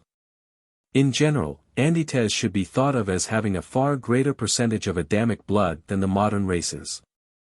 In the main, the term Andite is used to designate those peoples whose racial inheritance was from 1/8 to 1/6 violet.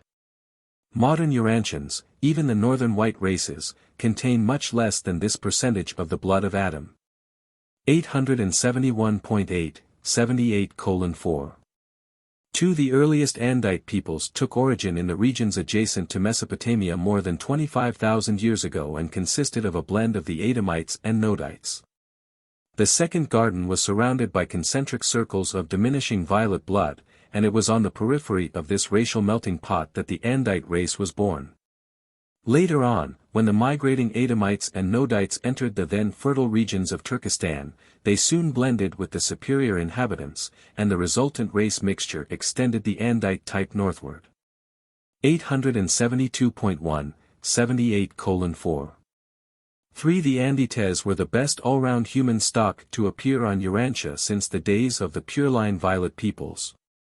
They embraced most of the highest types of the surviving remnants of the Adamite and Nodite races and, later, some of the best strains of the yellow, blue, and green men. 872.2, 78:4.4 These early Andites were not Aryan, they were pre-Aryan. They were not white, they were pre-white. They were neither an Occidental nor an Oriental people. But it is Andite inheritance that gives to the polyglot mixture of the so-called white races that generalized homogeneity which has been called Caucasoid. 872.3, 78:4. 5. The purer strains of the violet race had retained the Adamic tradition of peace-seeking, which explains why the earlier race movements had been more in the nature of peaceful migrations. But as the Adamites united with the Nodite stocks, who were by this time a belligerent race, their Andite descendants became, for their day and age, the most skillful and sagacious militarists ever to live on Urantia. Thenceforth the movements of the Mesopotamians grew increasingly military in character and became more akin to actual conquests. 872.4, 78:4.6 These Andites were adventurous, they had roving dispositions. An increase of either Sangic or Andinite stock tended to stabilize them. But even so, their later descendants never stopped until they had circumnavigated the globe and discovered the last remote continent. 5. The Andite migrations. 872.5, 78:5. 1. For 20,000 years the culture of the Second Garden persisted, but it experienced a steady decline until about 15,000 BC, when the regeneration of the Sethite priesthood and the leadership of Amos-Ad inaugurated a brilliant era. The massive waves of civilization which later spread over Eurasia immediately followed the great renaissance of the Garden consequent upon the extensive union of the Adamites with the surrounding mixed Nodites to form the Andites. 872.6, 78:5. 2. These Andites inaugurated new advances throughout Eurasia and North Africa. From Mesopotamia through Xinjiang the Andite culture was dominant, and the steady migration toward Europe was continuously offset by new arrivals from Mesopotamia. But it is hardly correct to speak of the Andites as a race in Mesopotamia proper until near the beginning of the terminal migrations of the mixed descendants of Adam. By this time even the races in the Second Garden had become so blended that they could no longer be considered Adamites. 872.7, 78:5. 3. The civilization of Turkestan was constantly being revived and refreshed by the newcomers from Mesopotamia, especially by the later Andite cavalrymen. The so-called Aryan mother tongue was in process of formation in the highlands of Turkestan. It was a blend of the Andonic dialect of that region with the language of the Adamsonites and later Andites. Many modern languages are derived from this early speech of these Central Asian tribes who conquered Europe, India, and the upper stretches of the Mesopotamian plains. This ancient language gave the Occidental tongues all of that similarity which is called Aryan. 872.8, 78:5.4 by 12,000 BC. 3/4 of the Andite stock of the world was resident in northern and eastern Europe, and when the later and final exodus from Mesopotamia took place, 65% of these last waves of emigration entered Europe. 873.1, 78:5. 5. The Andites not only migrated to Europe but to northern China and India, while many groups penetrated to the ends of the earth as missionaries, teachers, and traders. They contributed considerably to the northern groups of the Saharan Sangic peoples. But only a few teachers and traders ever penetrated farther south in Africa than the headwaters of the Nile. Later on, mixed Andites and Egyptians followed down both the east and west coasts of Africa well below the equator, but they did not reach Madagascar. 873.2, 78:5.6. These Andites were the so-called Dravidian and later Aryan conquerors of India. And their presence in Central Asia greatly upstepped the ancestors of the Turanians.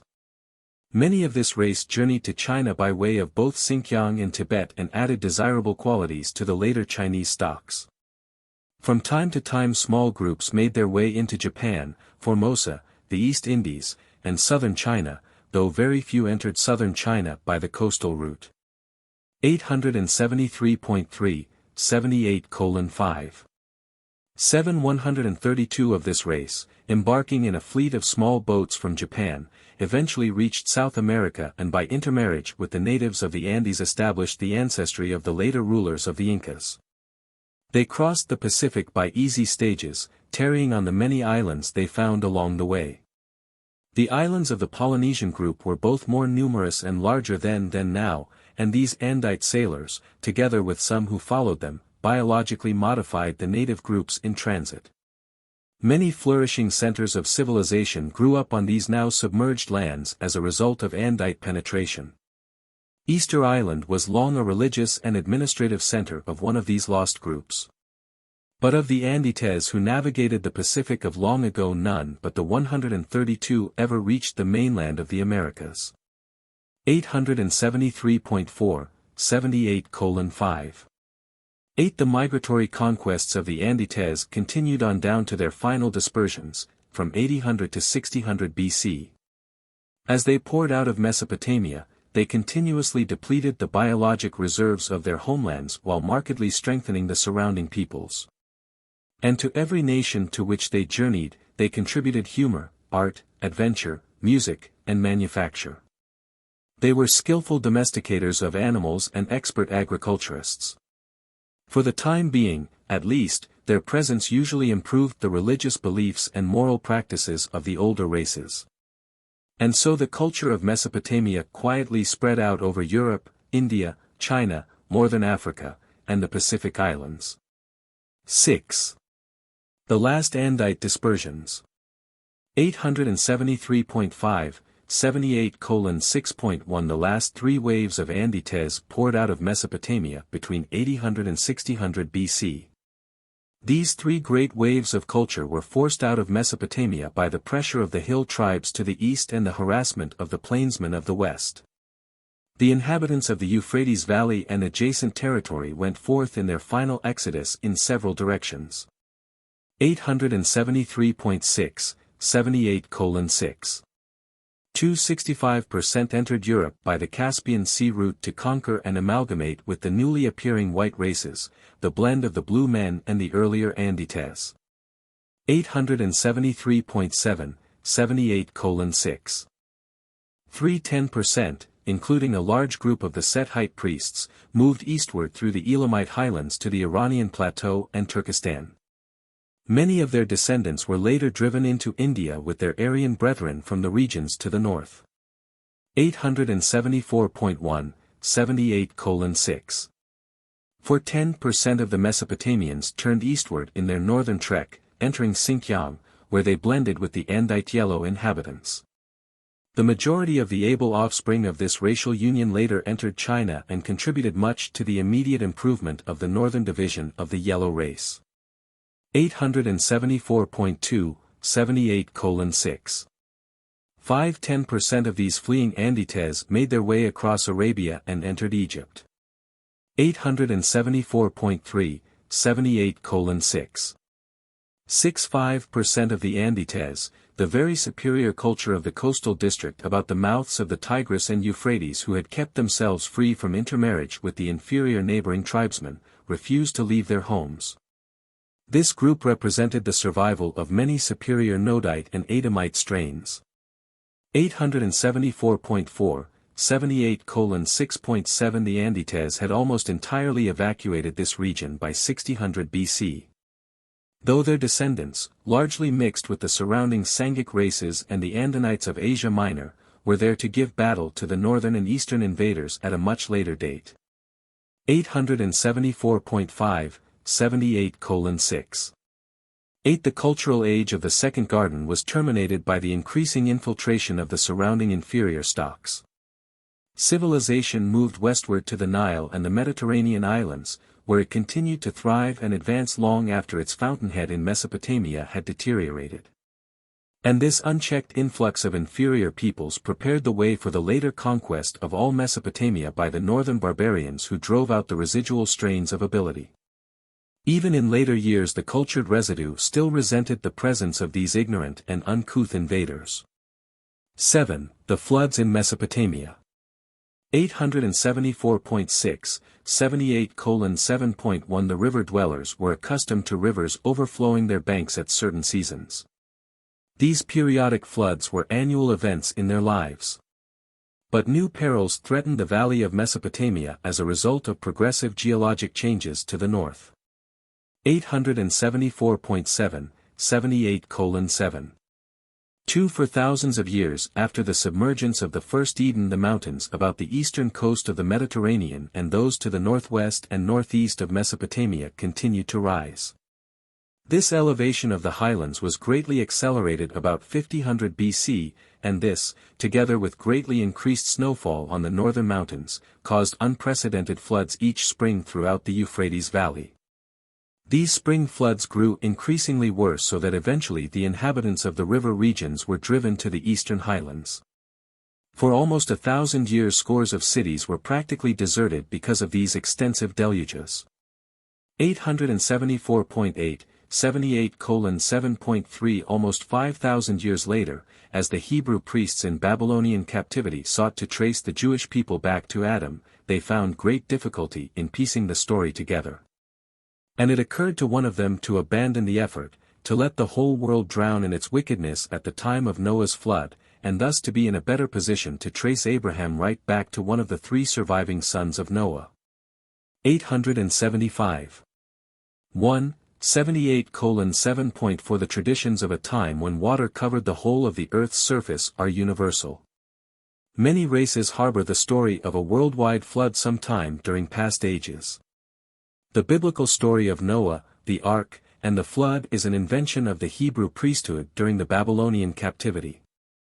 There has never been a universal flood since life was established on Urantia. The only time the surface of the earth was completely covered by water was during those Archaeozoic ages before the land had begun to appear.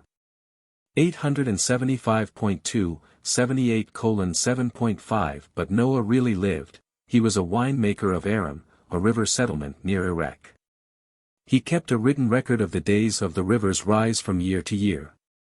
He brought much ridicule upon himself by going up and down the river valley advocating that all houses be built of wood, boat fashion, and that the family animals be put on board each night as the flood season approached. He would go to the neighboring river settlements every year and warn them that in so many days the floods would come. Finally a year came in which the annual floods were greatly augmented by unusually heavy rainfall so that the sudden rise of the waters wiped out the entire village. Only Noah and his immediate family were saved in their houseboat. 875.3, 78:7. 6. These floods completed the disruption of Andite civilization. With the ending of this period of deluge, the Second Garden was no more. Only in the south and among the Sumerians did any trace of the former glory remain. 875.4, 78:7. 7. The remnants of this, one of the oldest civilizations, are to be found in these regions of Mesopotamia and to the northeast and northwest. But still older vestiges of the days of Dalmatia exist under the waters of the Persian Gulf, and the first Eden lies submerged under the eastern end of the Mediterranean Sea. 8. The Sumerians, last of the Andites. 875.5, 78:8. 1. When the last Andite dispersion broke the biologic backbone of Mesopotamian civilization, a small minority of this superior race remained in their homeland near the mouths of the rivers. These were the Sumerians, and by 6000 BC. They had become largely Andite in extraction, though their culture was more exclusively Nodite in character, and they clung to the ancient traditions of Dalmatia. Nonetheless, these Sumerians of the coastal regions were the last of the Andites in Mesopotamia. But the races of Mesopotamia were already thoroughly blended by this late date, as is evidenced by the skull types found in the graves of this era. 875.6, 78:8.2. It was during the flood times that Susa so greatly prospered. The first and lower city was inundated so that the second or higher town succeeded the lower as the headquarters for the peculiar art crafts of that day. With the later diminution of these floods, Ur became the center of the pottery industry.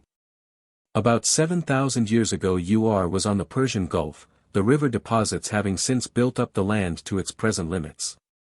These settlements suffered less from the floods because of better controlling works and the widening mouths of the rivers. 875.7, 78:8. 3. The peaceful grain growers of the Euphrates and Tigris valleys had long been harassed by the raids of the barbarians of Turkestan and the Iranian plateau. But now a concerted invasion of the Euphrates valley was brought about by the increasing drought of the highland pastures. And this invasion was all the more serious because these surrounding herdsmen and hunters possessed large numbers of tamed horses. It was the possession of horses which gave them a tremendous military advantage over their rich neighbors to the south. In a short time they overran all Mesopotamia, driving forth the last waves of culture which spread out over all of Europe, Western Asia, and Northern Africa.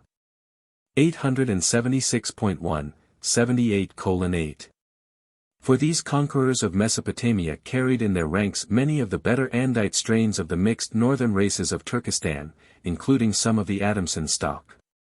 These less advanced but more vigorous tribes from the north quickly and willingly assimilated the residue of the civilization of Mesopotamia and presently developed into those mixed peoples found in the Euphrates Valley at the beginning of historic annals. They quickly revived many phases of the passing civilization of Mesopotamia, adopting the arts of the valley tribes and much of the culture of the Sumerians. They even sought to build a third Tower of Babel and later adopted the term as their national name. 876.2, 78:8. 5. When these barbarian cavalrymen from the northeast overran the whole Euphrates Valley, they did not conquer the remnants of the Andites who dwelt about the mouth of the river on the Persian Gulf.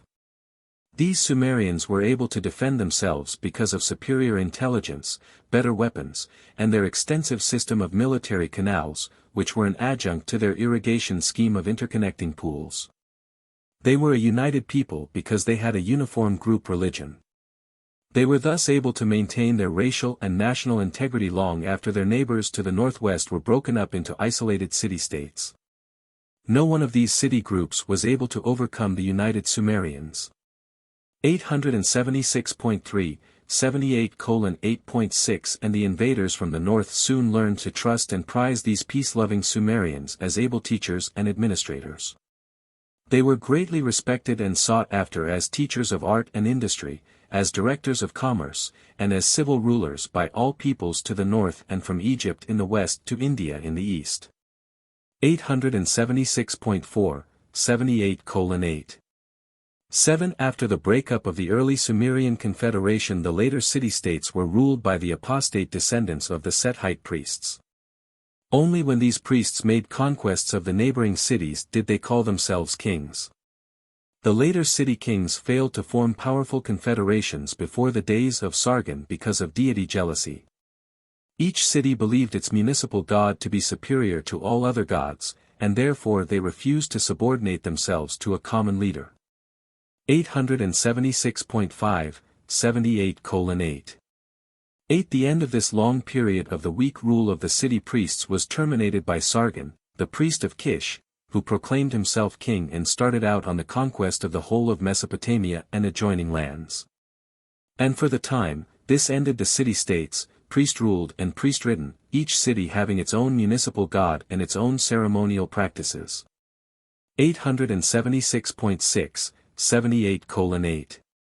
9. After the breakup of this Kish confederation there ensued a long period of constant warfare between these valley cities for supremacy. And the rulership variously shifted between Sumer, Akkad, Kish, Erech, Ur, and Susa. 876.7, 78:8.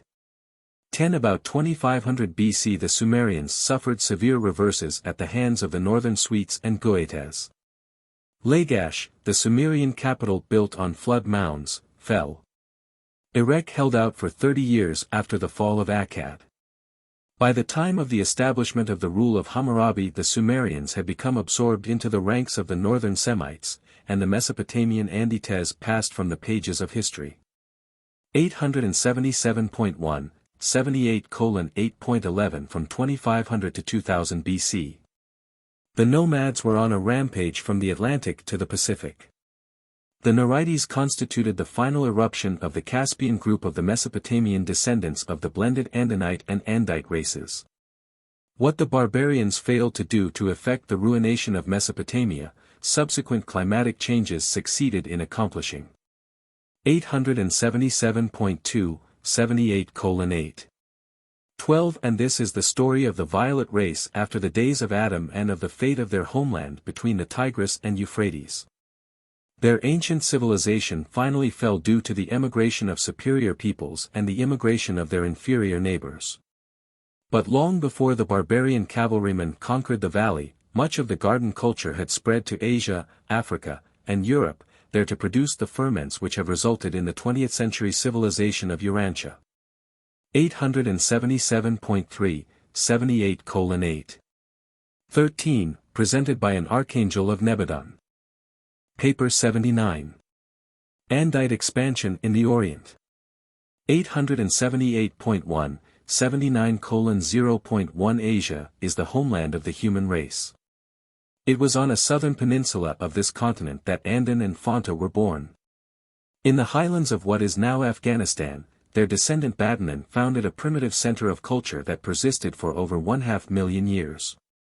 Here at this eastern focus of the human race the Sangic peoples differentiated from the Andonic stock, and Asia was their first home, their first hunting ground, their first battlefield. Southwestern Asia witnessed the successive civilizations of Dalmatians, Nodites, Edomites, and Andites, and from these regions the potentials of modern civilization spread to the world. 1. The Andites of Turkestan. 878.2, 79:1. 1. For over 25,000 years, on down to nearly 2000 BC, the heart of Eurasia was predominantly, though diminishingly, Andite. In the lowlands of Turkestan the Andites made the westward turning around the inland lakes into Europe, while from the highlands of this region they infiltrated eastward. Eastern Turkestan, Xinjiang, and, to a lesser extent, Tibet were the ancient gateways through which these peoples of Mesopotamia penetrated the mountains to the northern lands of the Yellow Men. The Andite infiltration of India proceeded from the Turkestan highlands into the Punjab and from the Iranian grazing lands through Baluchistan. These earlier migrations were in no sense conquests. They were, rather, the continual drifting of the Andite tribes into western India and China. 878.3, 79:1. 2. For almost 15,000 years centers of mixed Andite culture persisted in the basin of the Darim River in Xinjiang and to the south in the highland regions of Tibet, where the Andites and Andonites had extensively mingled. The Darim Valley was the easternmost outpost of the true Andite culture. Here they built their settlements and entered into trade relations with the progressive Chinese to the east and with the Andinites to the north. In those days the Darim region was a fertile land, the rainfall was plentiful. To the east the Gobi was an open grassland where the herders were gradually turning to agriculture. This civilization perished when the rain winds shifted to the southeast, but in its day it rivaled Mesopotamia itself. 878.4, 79:1.3 by 800 BC. The slowly increasing aridity of the highland regions of Central Asia began to drive the Andites to the river bottoms and the seashores. This increasing drought not only drove them to the valleys of the Nile, Euphrates, Indus, and Yellow rivers, but it produced a new development in Andite civilization. A new class of men, the traders, began to appear in large numbers. 879.1, 79:1. For when climatic conditions made hunting unprofitable for the migrating Andites, they did not follow the evolutionary course of the older races by becoming herders. Commerce and urban life made their appearance. From Egypt through Mesopotamia and Turkestan to the rivers of China and India, the more highly civilized tribes began to assemble in cities devoted to manufacture and trade. Adonia became the Central Asian commercial metropolis, being located near the present city of Ashgabat. Commerce in stone, metal, wood, and pottery was accelerated on both land and water. 879.2, 79:1.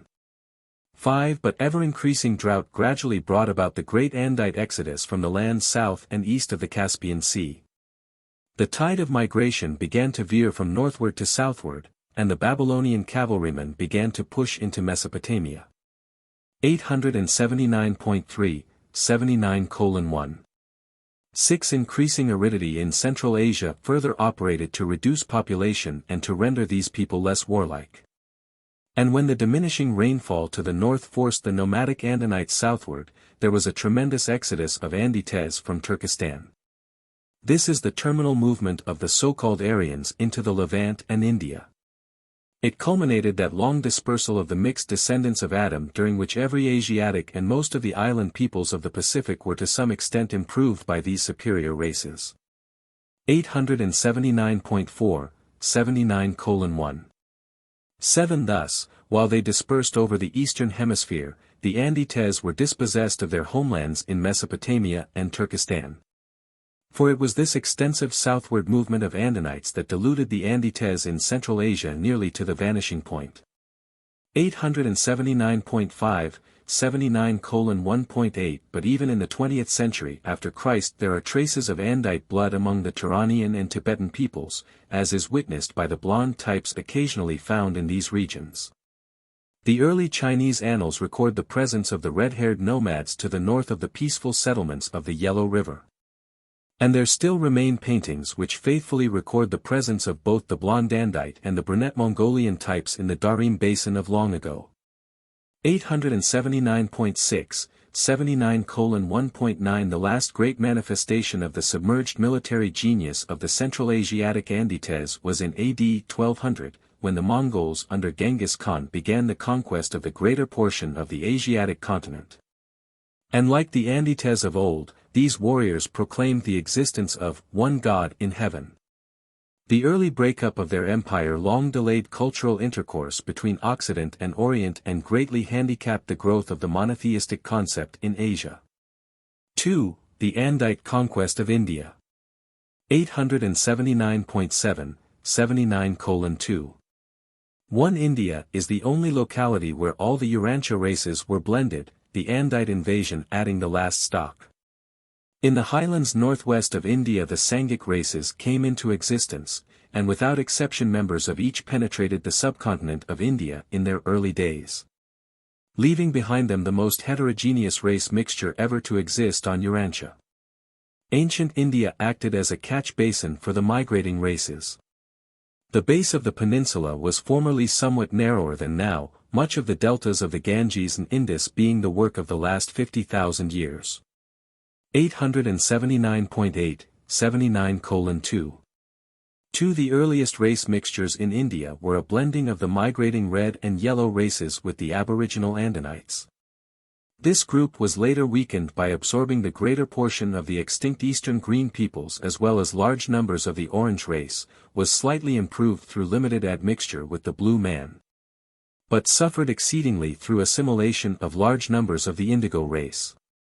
But the so-called Aborigines of India are hardly representative of these early people, they are rather the most inferior southern and eastern fringe, which was never fully absorbed by either the early Andites or their later appearing Aryan cousins.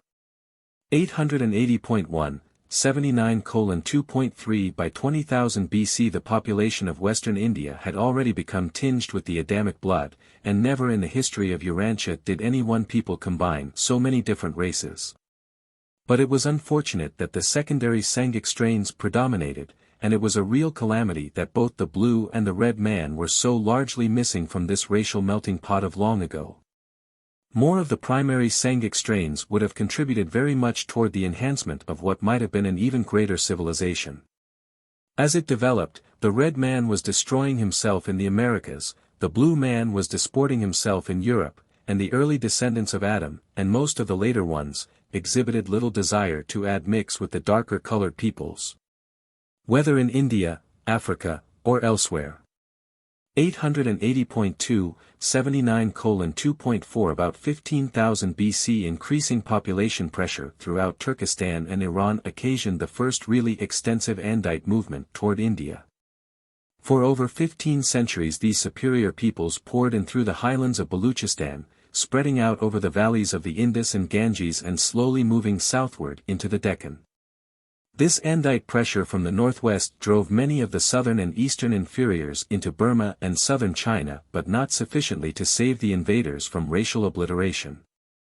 880.3, 79:2.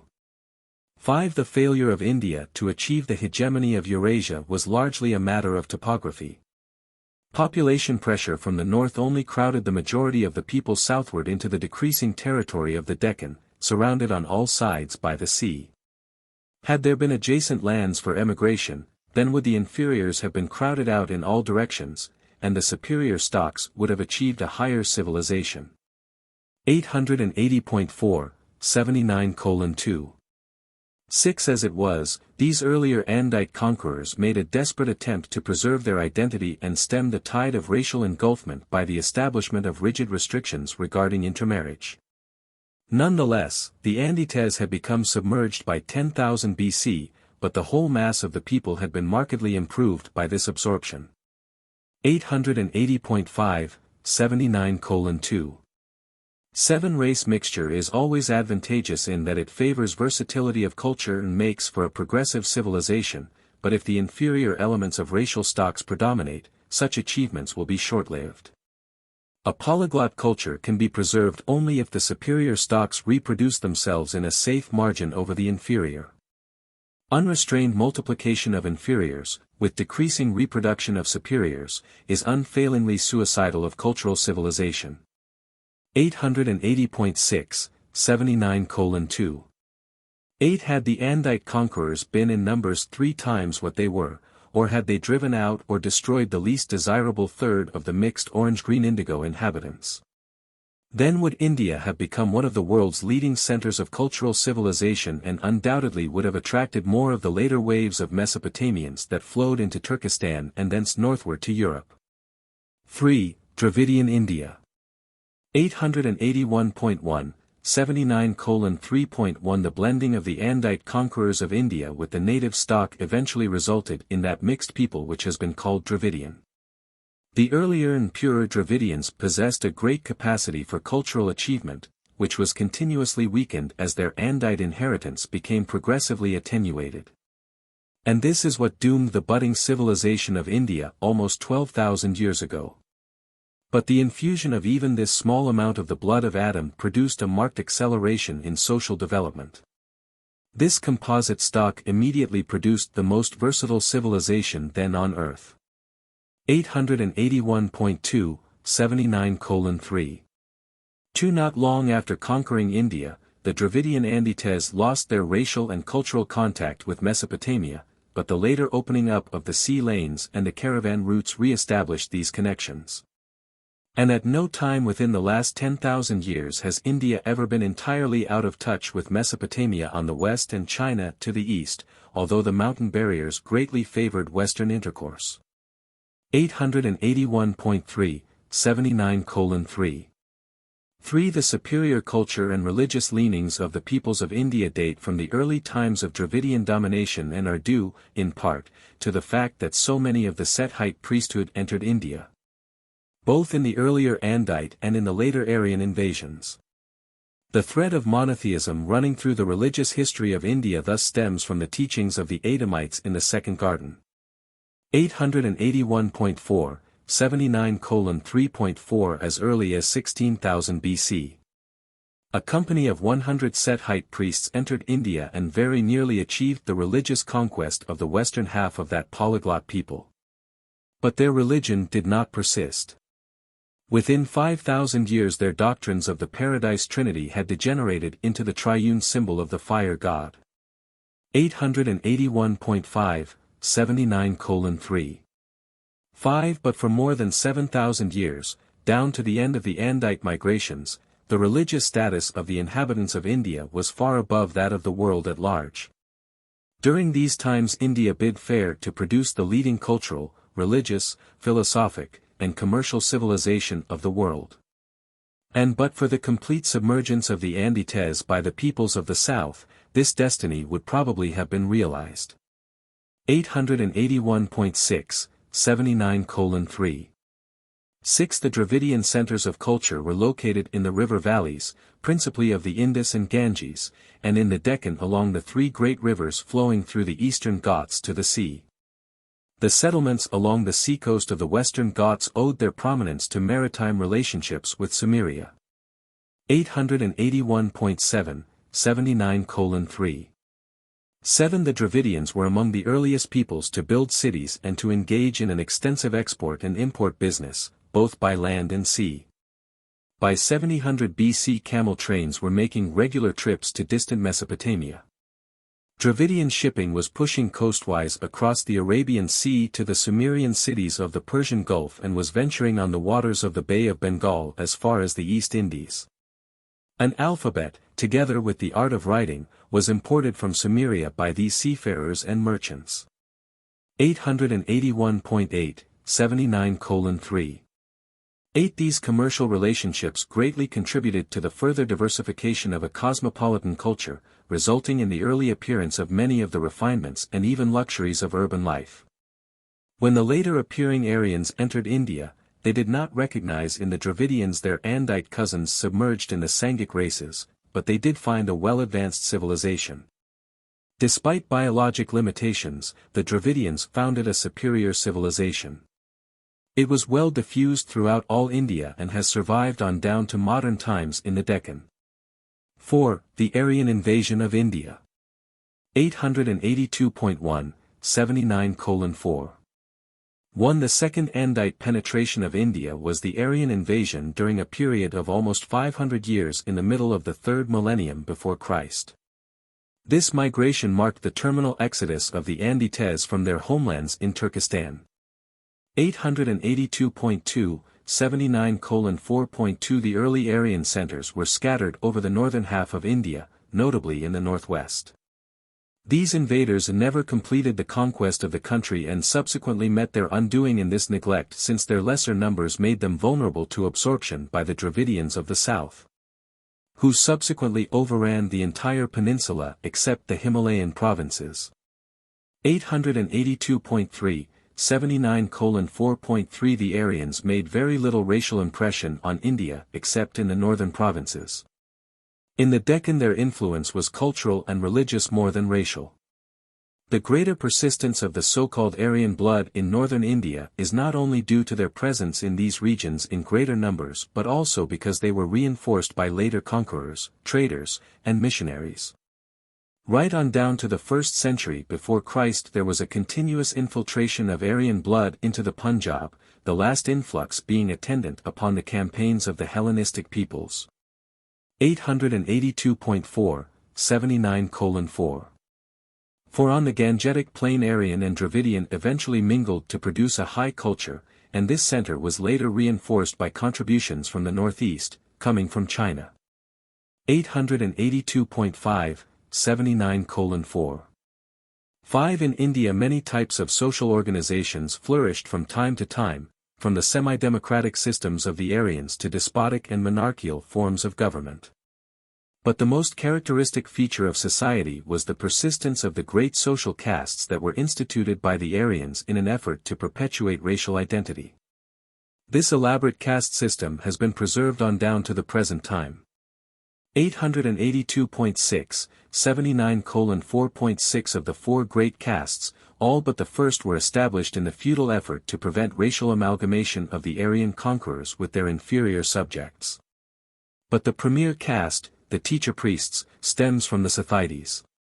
The Brahmins of the 20th century after Christ are the lineal cultural descendants of the priests of the Second Garden, albeit their teachings differ greatly from those of their illustrious predecessors. 882.7, 79:4. 7. When the Aryans entered India, they brought with them their concepts of deity as they had been preserved in the lingering traditions of the religion of the Second Garden. But the Brahmin priests were never able to withstand the pagan momentum built up by the sudden contact with the inferior religions of the Deccan after the racial obliteration of the Aryans. Thus the vast majority of the population fell into the bondage of the enslaving superstitions of inferior religions, and so it was that India failed to produce the high civilization which had been foreshadowed in earlier times. 882.8, 79:4. 8. The spiritual awakening of the 6th century before Christ did not persist in India, having died out even before the Mohammedan invasion. But someday a greater Gautama may arise to lead all India in the search for the living God. And then the world will observe the fruition of the cultural potentialities of a versatile people so long comatose under the benumbing influence of an unprogressing spiritual vision. 883.1, 79:4. 9. Culture does rest on a biologic foundation, but caste alone could not perpetuate the Aryan culture, for religion, true religion, is the indispensable source of that higher energy which drives men to establish a superior civilization based on human brotherhood.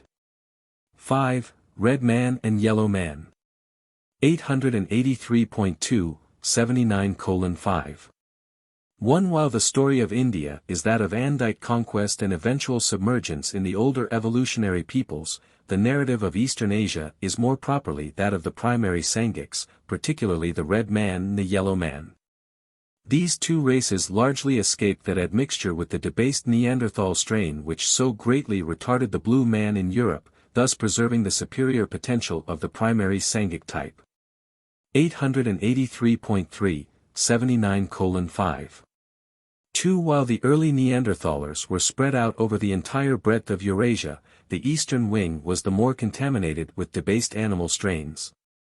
These subhuman types were pushed south by the Fifth Glacier, the same ice sheet which so long blocked Sangic migration into eastern Asia. And when the Red Man moved northeast around the highlands of India, he found northeastern Asia free from these subhuman types. The tribal organization of the red races was formed earlier than that of any other peoples, and they were the first to migrate from the Central Asian focus of the Sangics.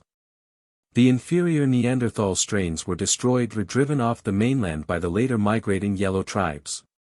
But the Red Man had reigned supreme in Eastern Asia for almost 100,000 years before the yellow tribes arrived. 883.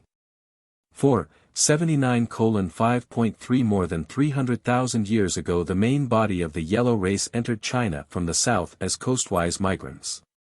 Each millennium they penetrated farther and farther inland, but they did not make contact with their migrating Tibetan brethren until comparatively recent times. 883.5, 79:5. For growing population pressure caused the northward-moving yellow race to begin to push into the hunting grounds of the Red Man.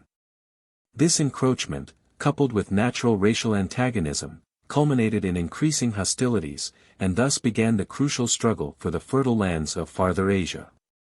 883.6, 79:5. 5. The story of this age-long contest between the red and yellow races is an epic of Urantia history. For over 200,000 years these two superior races waged bitter and unremitting warfare. In the earlier struggles the red men were generally successful, their raiding parties spreading havoc among the yellow settlements.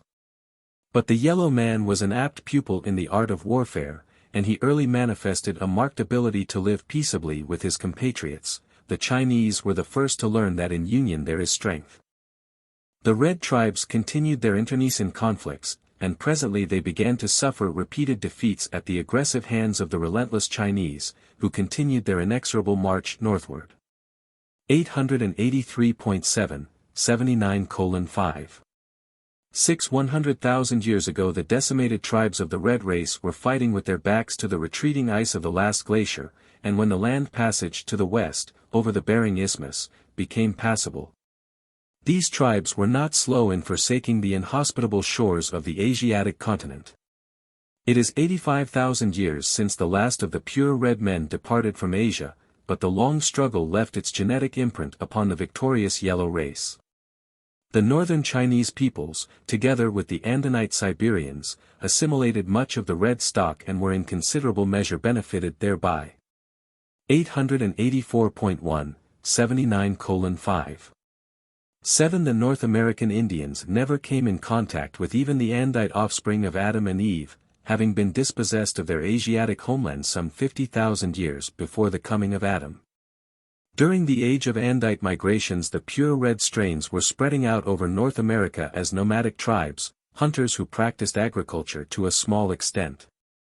These races and cultural groups remained almost completely isolated from the remainder of the world from their arrival in the Americas down to the end of the first millennium of the Christian era, when they were discovered by the white races of Europe.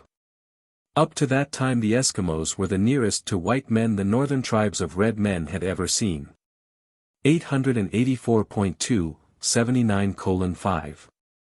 8. The red and the yellow races are the only human stocks that ever achieved a high degree of civilization apart from the influences of the Andites. The oldest Amerindian culture was the Anomalontan Center in California, but this had long since vanished by 35,000 BC. In Mexico, Central America, and in the mountains of South America the later and more enduring civilizations were founded by a race predominantly red but containing a considerable admixture of the yellow, orange, and blue. 884.3, 79:5. 9. These civilizations were evolutionary products of the Sangiks, notwithstanding that traces of Andite blood reached Peru. Excepting the Eskimos in North America and a few Polynesian Andites in South America, the peoples of the Western Hemisphere had no contact with the rest of the world until the end of the first millennium after Christ.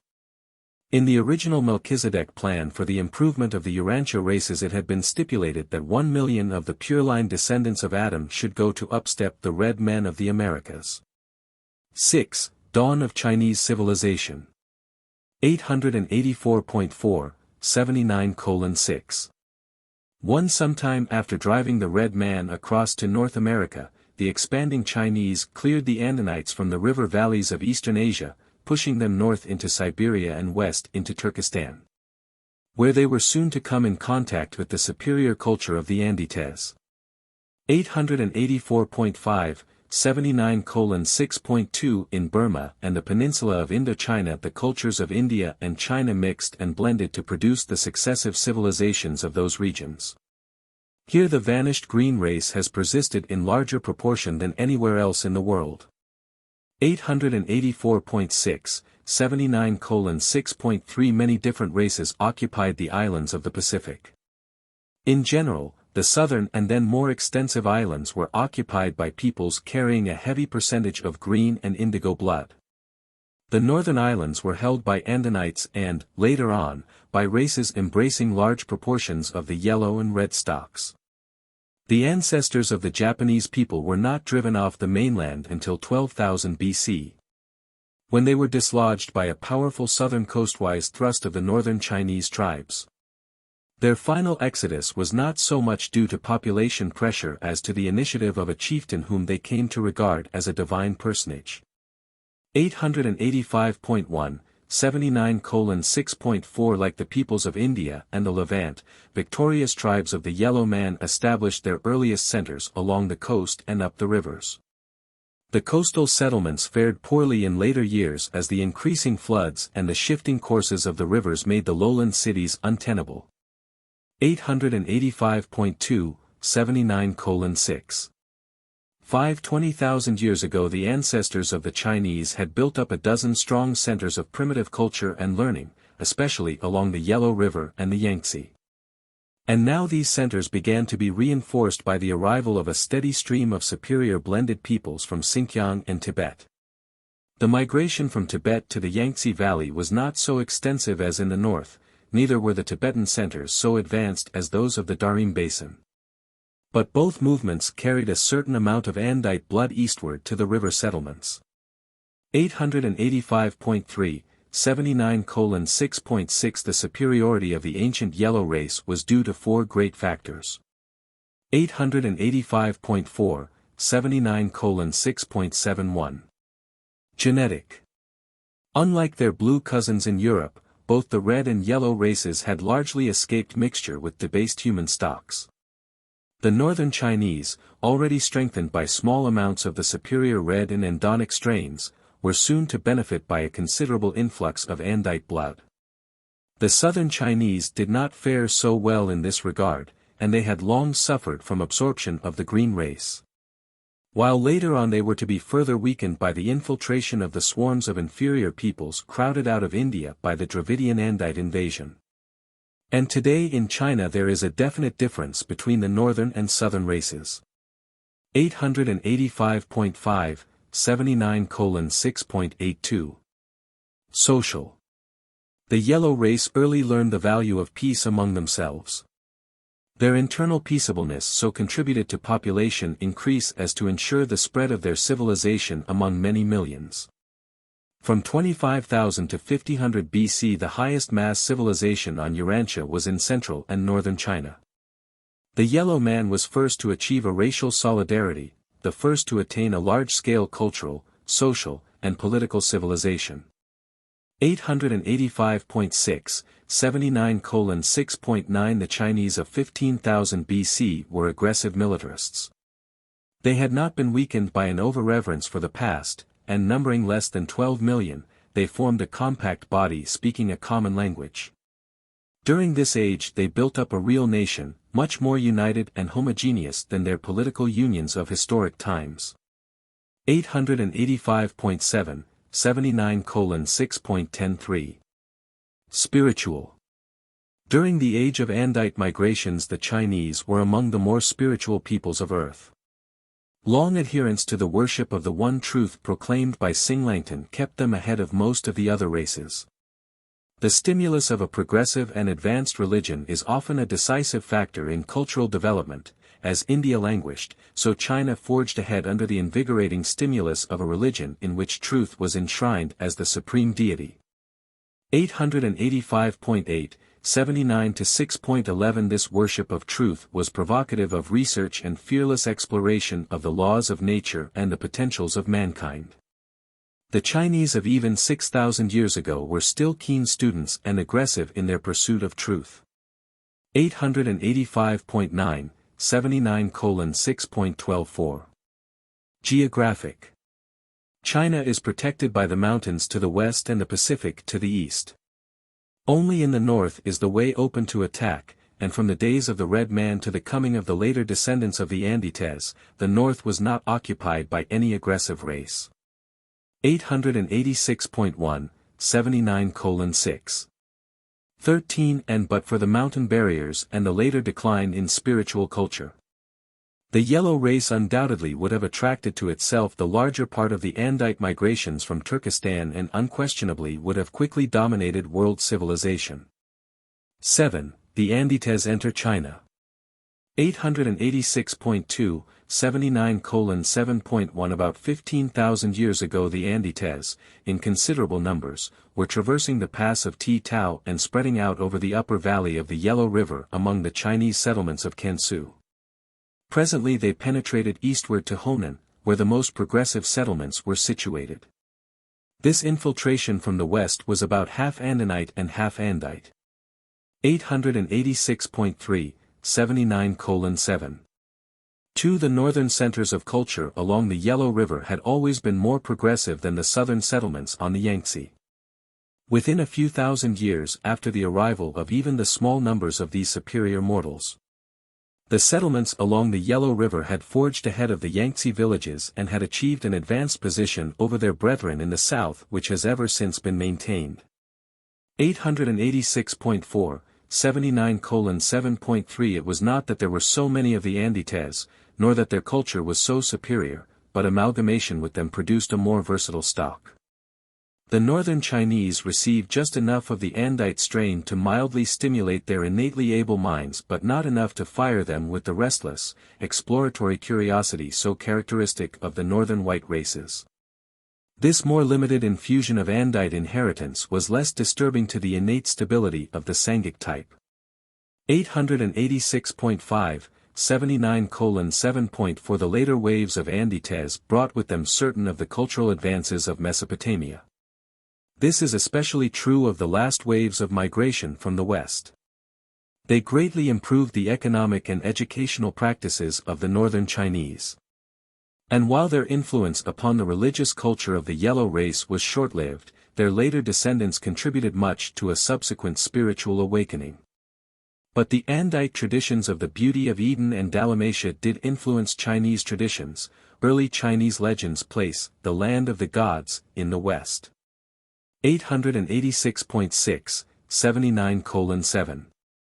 5. The Chinese people did not begin to build cities and engage in manufacture until after 10,000 BC, subsequent to the climatic changes in Turkestan and the arrival of the later Andite immigrants.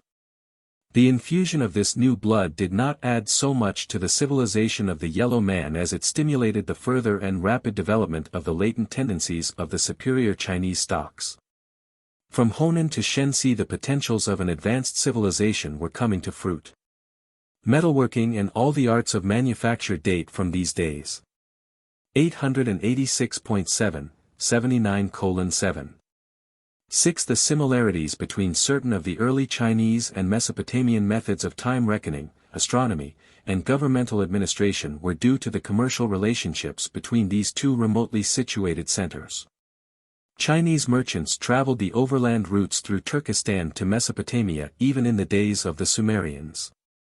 Nor was this exchange one-sided. The valley of the Euphrates benefited considerably thereby, as did the peoples of the Gangetic Plain. But the climatic changes and the nomadic invasions of the 3rd millennium before Christ greatly reduced the volume of trade passing over the caravan trails of Central Asia. 8. Later Chinese civilization. 887.1, 79:8. 1. While the red man suffered from too much warfare, it is not altogether amiss to say that the development of statehood among the Chinese was delayed by the thoroughness of their conquest of Asia. They had a great potential of racial solidarity, but it failed properly to develop because the continuous driving stimulus of the ever-present danger of external aggression was lacking. 887.2, 79:8. 2. With the completion of the conquest of Eastern Asia, the ancient military state gradually disintegrated, past wars were forgotten. Of the epic struggle with the red race there persisted only the hazy tradition of an ancient contest with the archer peoples. The Chinese early turned to agricultural pursuits, which contributed further to their Pacific tendencies, while a population well below the land-man ratio for agriculture still further contributed to the growing peacefulness of the country. 887. 3. 79:8.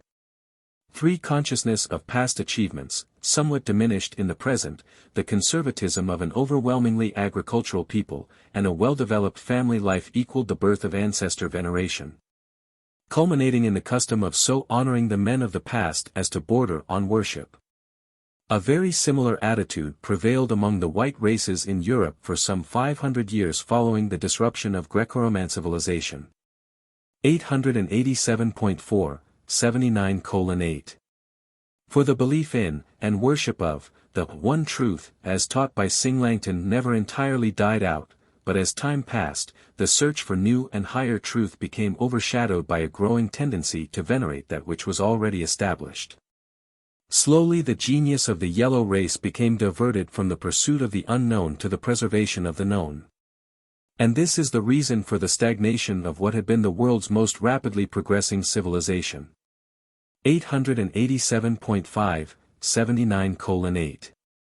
5 Between 400 and 500 BC the political reunification of the yellow race was consummated, but the cultural union of the Yangtze and Yellow River centers had already been effected. This political reunification of the later tribal groups was not without conflict, but the societal opinion of war remained low. Ancestor worship, increasing dialects, and no call for military action for thousands upon thousands of years had rendered this people ultra-peaceful. 887.6, 79:8. 6 Despite failure to fulfill the promise of an early development of advanced statehood, the yellow race did progressively move forward in the realization of the arts of civilization, especially in the realms of agriculture and horticulture. The hydraulic problems faced by the agriculturists in Shenxi and Honan demanded group cooperation for solution. Such irrigation and soil conservation difficulties contributed in no small measure to the development of interdependence with the consequent promotion of peace among farming groups. 887.7, 79:8. 7 Soon developments in writing, together with the establishment of schools, contributed to the dissemination of knowledge on a previously unequaled scale. But the cumbersome nature of the ideographic writing system placed a numerical limit upon the learned classes despite the early appearance of printing. And above all else, the process of social standardization and religio-philosophic dogmatization continued apace. The religious development of ancestor veneration became further complicated by a flood of superstitions involving nature worship, but lingering vestiges of a real concept of God remained preserved in the imperial worship of Shantiai. 888.1, 79:8. 8 The great weakness of ancestor veneration is that it promotes a backward-looking philosophy. However wise it may be to glean wisdom from the past, it is folly to regard the past as the exclusive source of truth. Truth is relative and expanding. It lives always in the present, achieving new expression in each generation of men, even in each human life. 888.2, 79-8.9 The great strength in a veneration of ancestry is the value that such an attitude places upon the family. The amazing stability and persistence of Chinese culture is a consequence of the paramount position accorded the family, for civilization is directly dependent on the effective functioning of the family. And in China the family attained a social importance, even a religious significance, approached by few other peoples. 888.3, 79:8. 10 The filial devotion and family loyalty exacted by the growing cult of ancestor worship ensured the building up of superior family relationships and of enduring family groups. All of which facilitated the following factors in the preservation of civilization. 888. 4, 79:8.11.1. Conservation of property and wealth. 888.5, 79:8.12.2. Pooling of the experience of more than one generation. 888.6, 79:8.13.3. Efficient education of children in the arts and sciences of the past. 888.7, 79:8.14.4. Development of a strong sense of duty, the enhancement of morality, and the augmentation of ethical sensitivity. 888.8, 79:8. 15 The formative period of Chinese civilization, opening with the coming of the Andites, continues on down to the great ethical, moral, and semi-religious awakening of the 6th century before Christ. And Chinese tradition preserves the hazy record of the evolutionary past. The transition from mother to father family, the establishment of agriculture, the development of architecture, the initiation of industry, all these are successively narrated. And this story presents, with greater accuracy than any other similar account, the picture of the magnificent ascent of a superior people from the levels of barbarism. During this time they passed from a primitive agricultural society to a higher social organization embracing cities, manufacture, metalworking, commercial exchange, government, writing, mathematics, art, science, and printing. 888.9, 79:8. 16 And so the ancient civilization of the yellow race has persisted down through the centuries. It is almost 40,000 years since the first important advances were made in Chinese culture, and though there have been many retrogressions, the civilization of the sons of Han comes the nearest of all to presenting an unbroken picture of continual progression right on down to the times of the 20th century. The mechanical and religious developments of the white races have been of a high order, but they have never excelled the Chinese in family loyalty, group ethics, or personal morality. 888.10, 79:8. 17 This ancient culture has contributed much to human happiness. Millions of human beings have lived and died, blessed by its achievements. For centuries this great civilization has rested upon the laurels of the past, but it is even now reawakening to envision anew the transcendent goals of mortal existence, once again to take up the unremitting struggle for never-ending progress. 888.11, 79:8.18, presented by an Archangel of Nebadon. Paper 80. Andite expansion in the Occident. 889.1, 80:0. 1 Although the European blue man did not of himself achieve a great cultural civilization, he did supply the biologic foundation which, when its Adamaized strains were blended with the later Andite invaders, produced one of the most potent stocks for the attainment of aggressive civilization ever to appear on Urantia since the times of the Violet race and their Andite successors. 889.2, 80:0.2 The modern white peoples incorporate the surviving strains of the Adamic stock which became admixed with the Sangic races, some red and yellow but more especially the blue. There is a considerable percentage of the original Andinite stock in all the white races and still more of the early Nodite strains. 1. The Adamites enter Europe. 889.3, 80:1. 1 Before the last Andites were driven out of the Euphrates Valley, many of their brethren had entered Europe as adventurers, teachers, traders, and warriors. During the earlier days of the Violet race the Mediterranean trough was protected by the Gibraltar Isthmus and the Sicilian land bridge. Some of man's very early maritime commerce was established on these inland lakes, where blue men from the north and the Saharans from the south met Nodites and Adamites from the east. 889.4, 80:1. 2 In the eastern trough of the Mediterranean the Nodites had established one of their most extensive cultures and from these centers had penetrated somewhat into southern Europe but more especially into northern Africa. The broad-headed Nodite-Andinite Syrians very early introduced pottery and agriculture in connection with their settlements on the slowly rising Nile Delta. They also imported sheep, goats, cattle, and other domesticated animals and brought in greatly improved methods of metalworking, Syria then being the center of that industry. 889.5, 80:1. 3 For more than 30,000 years Egypt received a steady stream of Mesopotamians, who brought along their art and culture to enrich that of the Nile Valley. But the ingress of large numbers of the Sahara peoples greatly deteriorated the early civilization along the Nile so that Egypt reached its lowest cultural level some 15,000 years ago. 889.6, 80:1. 4 But during earlier times there was little to hinder the westward migration of the Adamites. The Sahara was an open grazing land overspread by herders and agriculturists. These Saharans never engaged in manufacture, nor were they city builders. They were an indigo-black group which carried extensive strains of the extinct green and orange races. But they received a very limited amount of the violet inheritance before the upthrust of land and the shifting water-laden winds dispersed the remnants of this prosperous and peaceful civilization. 890.1, 80:1. 5 Adam's blood has been shared with most of the human races, but some secured more than others. The mixed races of India and the darker peoples of Africa were not attractive to the Adamites. They would have mixed freely with the red man had he not been far removed in the Americas, and they were kindly disposed toward the yellow man, but he was likewise difficult of access in faraway Asia.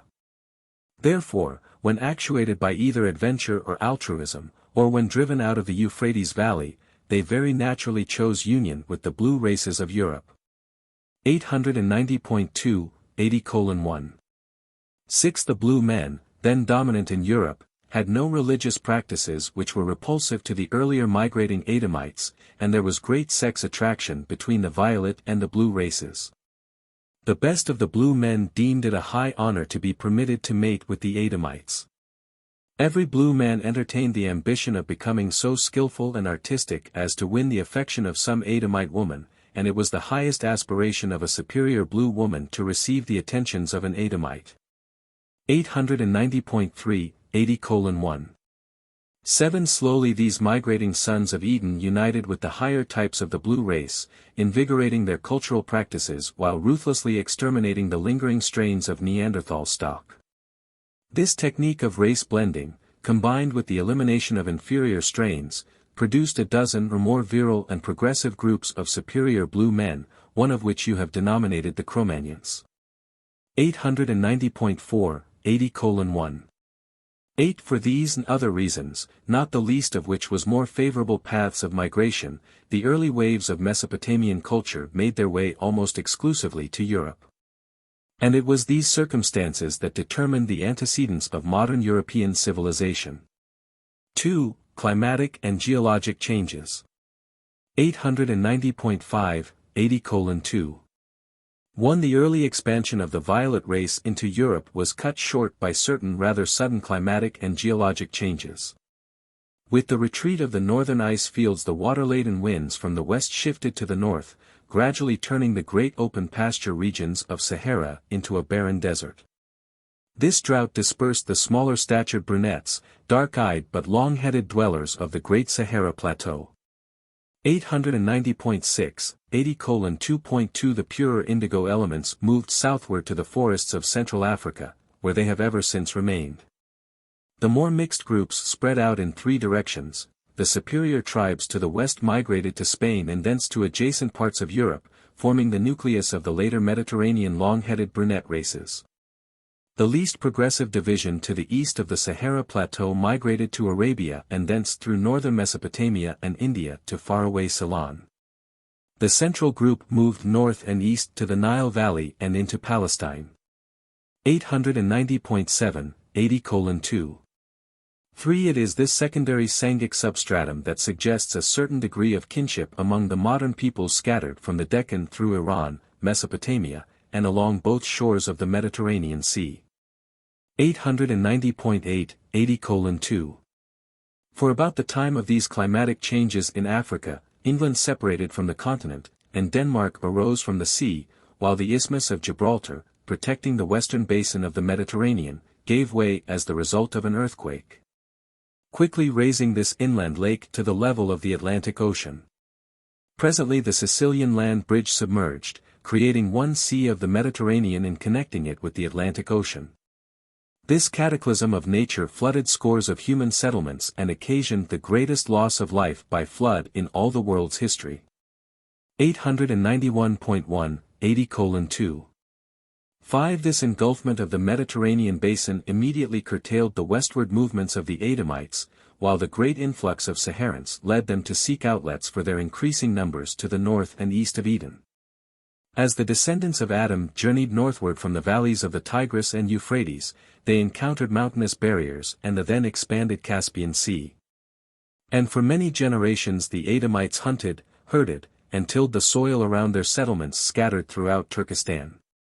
Slowly this magnificent people extended their territory into Europe. But now the Adamites enter Europe from the east and find the culture of the blue man thousands of years behind that of Asia, since this region has been almost entirely out of touch with Mesopotamia. 3. The Cro-Magnoid blue man. 891.2, 80:3. 1. The ancient centers of the culture of the blue man were located along all the rivers of Europe, but only the Somme now flows in the same channel which it followed during pre-glacial times. 891.3, 80:3. 2. 2. While we speak of the blue man as pervading the European continent, there were scores of racial types. Even 35,000 years ago the European blue races were already a highly blended people carrying strains of both red and yellow. While on the Atlantic coastlands and in the regions of present-day Russia they had absorbed a considerable amount of Andite blood and to the south were in contact with the Saharan peoples. But it would be fruitless to attempt to enumerate the many racial groups. 891.4, 80:3. 3. The European civilization of this early post-Adamic period was a unique blend of the vigor and art of the blue men with the creative imagination of the Adamites. The blue men were a race of great vigor, but they greatly deteriorated the cultural and spiritual status of the Adamites. It was very difficult for the latter to impress their religion upon the Cro-Magnoids because of the tendency of so many to cheat and to debauch the maidens. For 10,000 years religion in Europe was at a low ebb as compared with the developments in India and Egypt.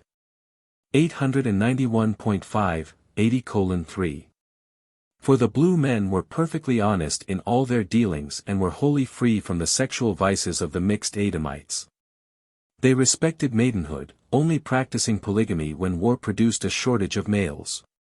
891.6, 80:3. 5. These Cro-Magnon peoples were a brave and far-seeing race. They maintained an efficient system of child culture.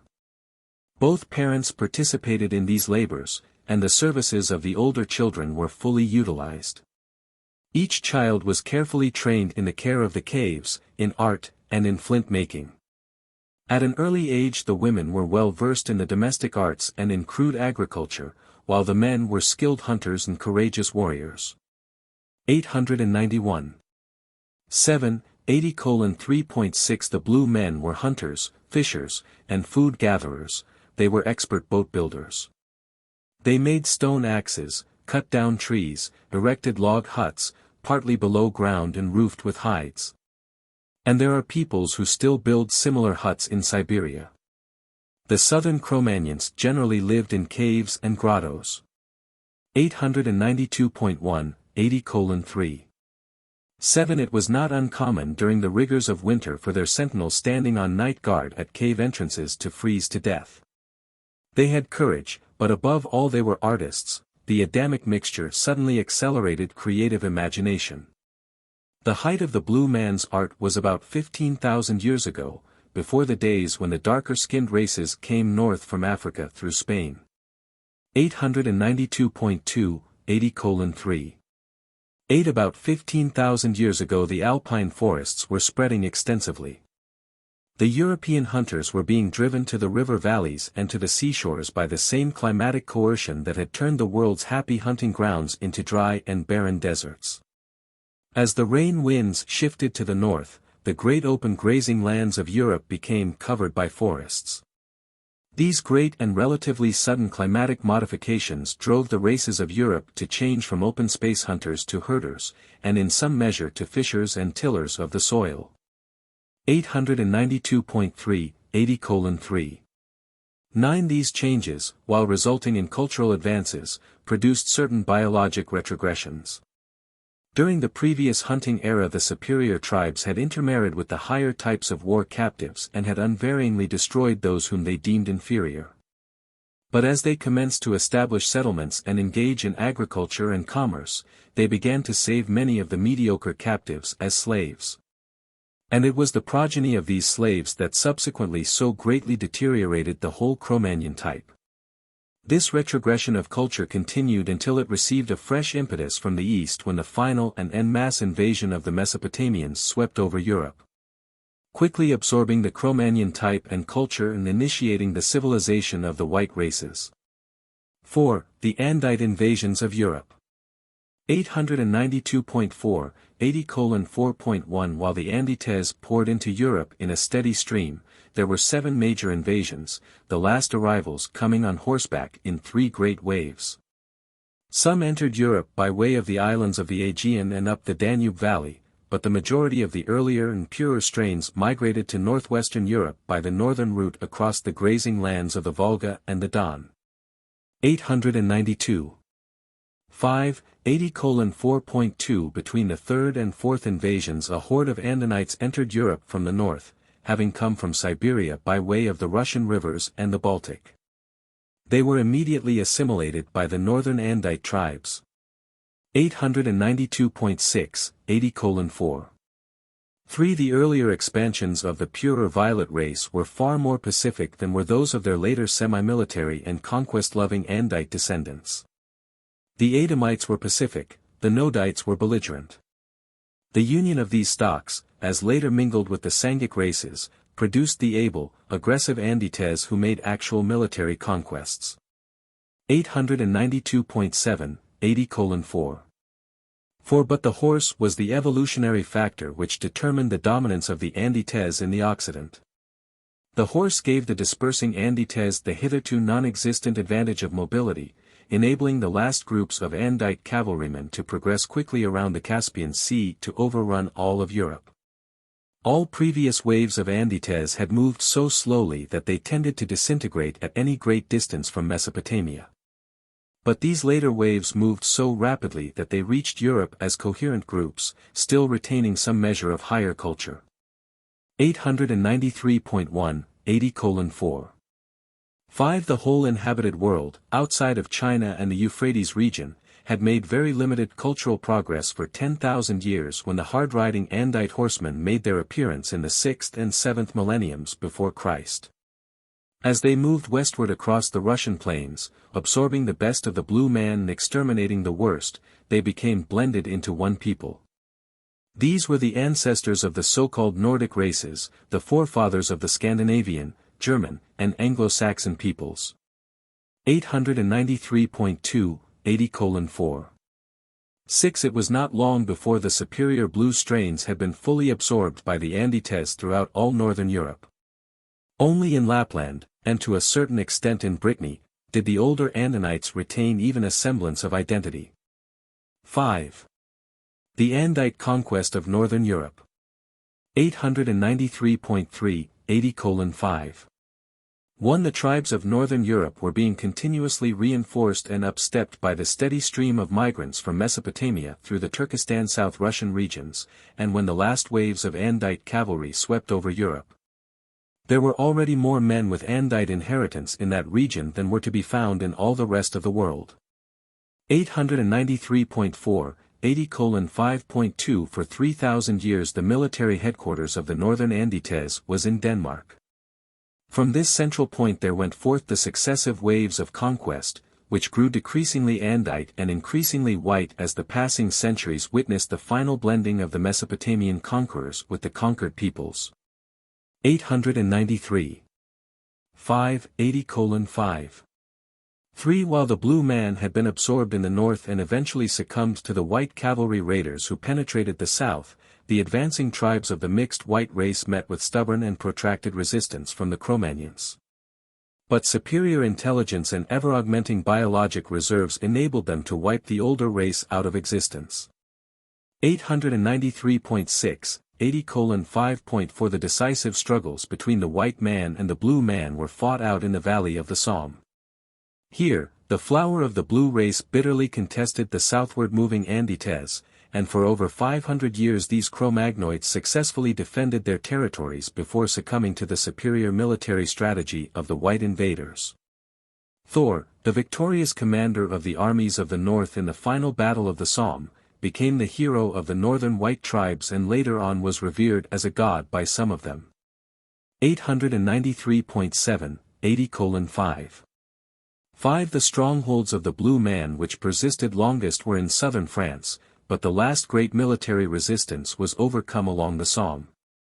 The later conquest progressed by commercial penetration, population pressure along the rivers, and by continued intermarriage with the superiors, coupled with the ruthless extermination of the inferiors.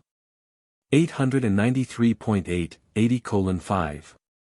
6. When the tribal council of the Andite elders had adjudged an inferior captive to be unfit, he was, by elaborate ceremony, committed to the shaman priests, who escorted him to the river and administered the rites of initiation to the happy hunting grounds, lethal submergence.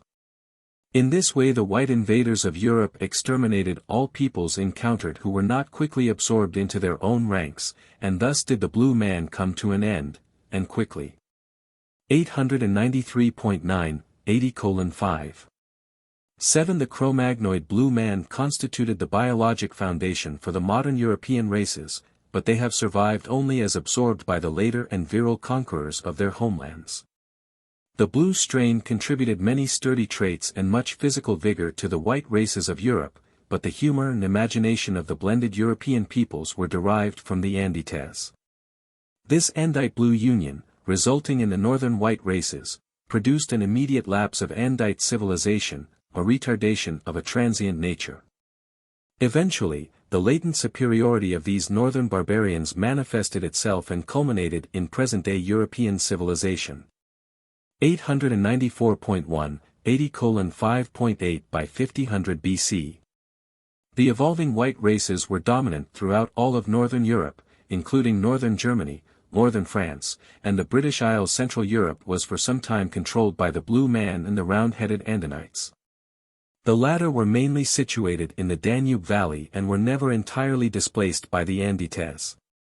6. The Andites along the Nile. 894.2, 80:6.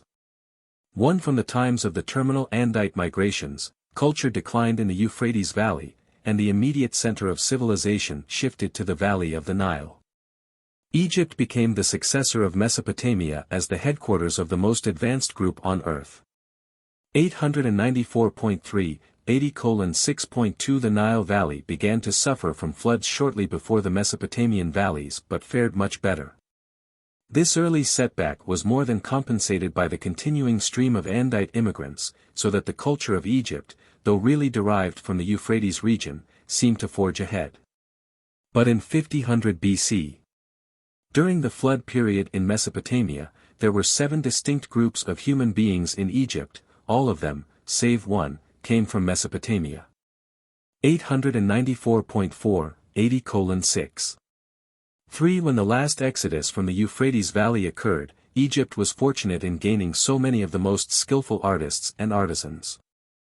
These Andite artisans found themselves quite at home in that they were thoroughly familiar with river life, its floods, irrigations, and dry seasons. They enjoyed the sheltered position of the Nile Valley. They were there much less subject to hostile raids and attacks than along the Euphrates.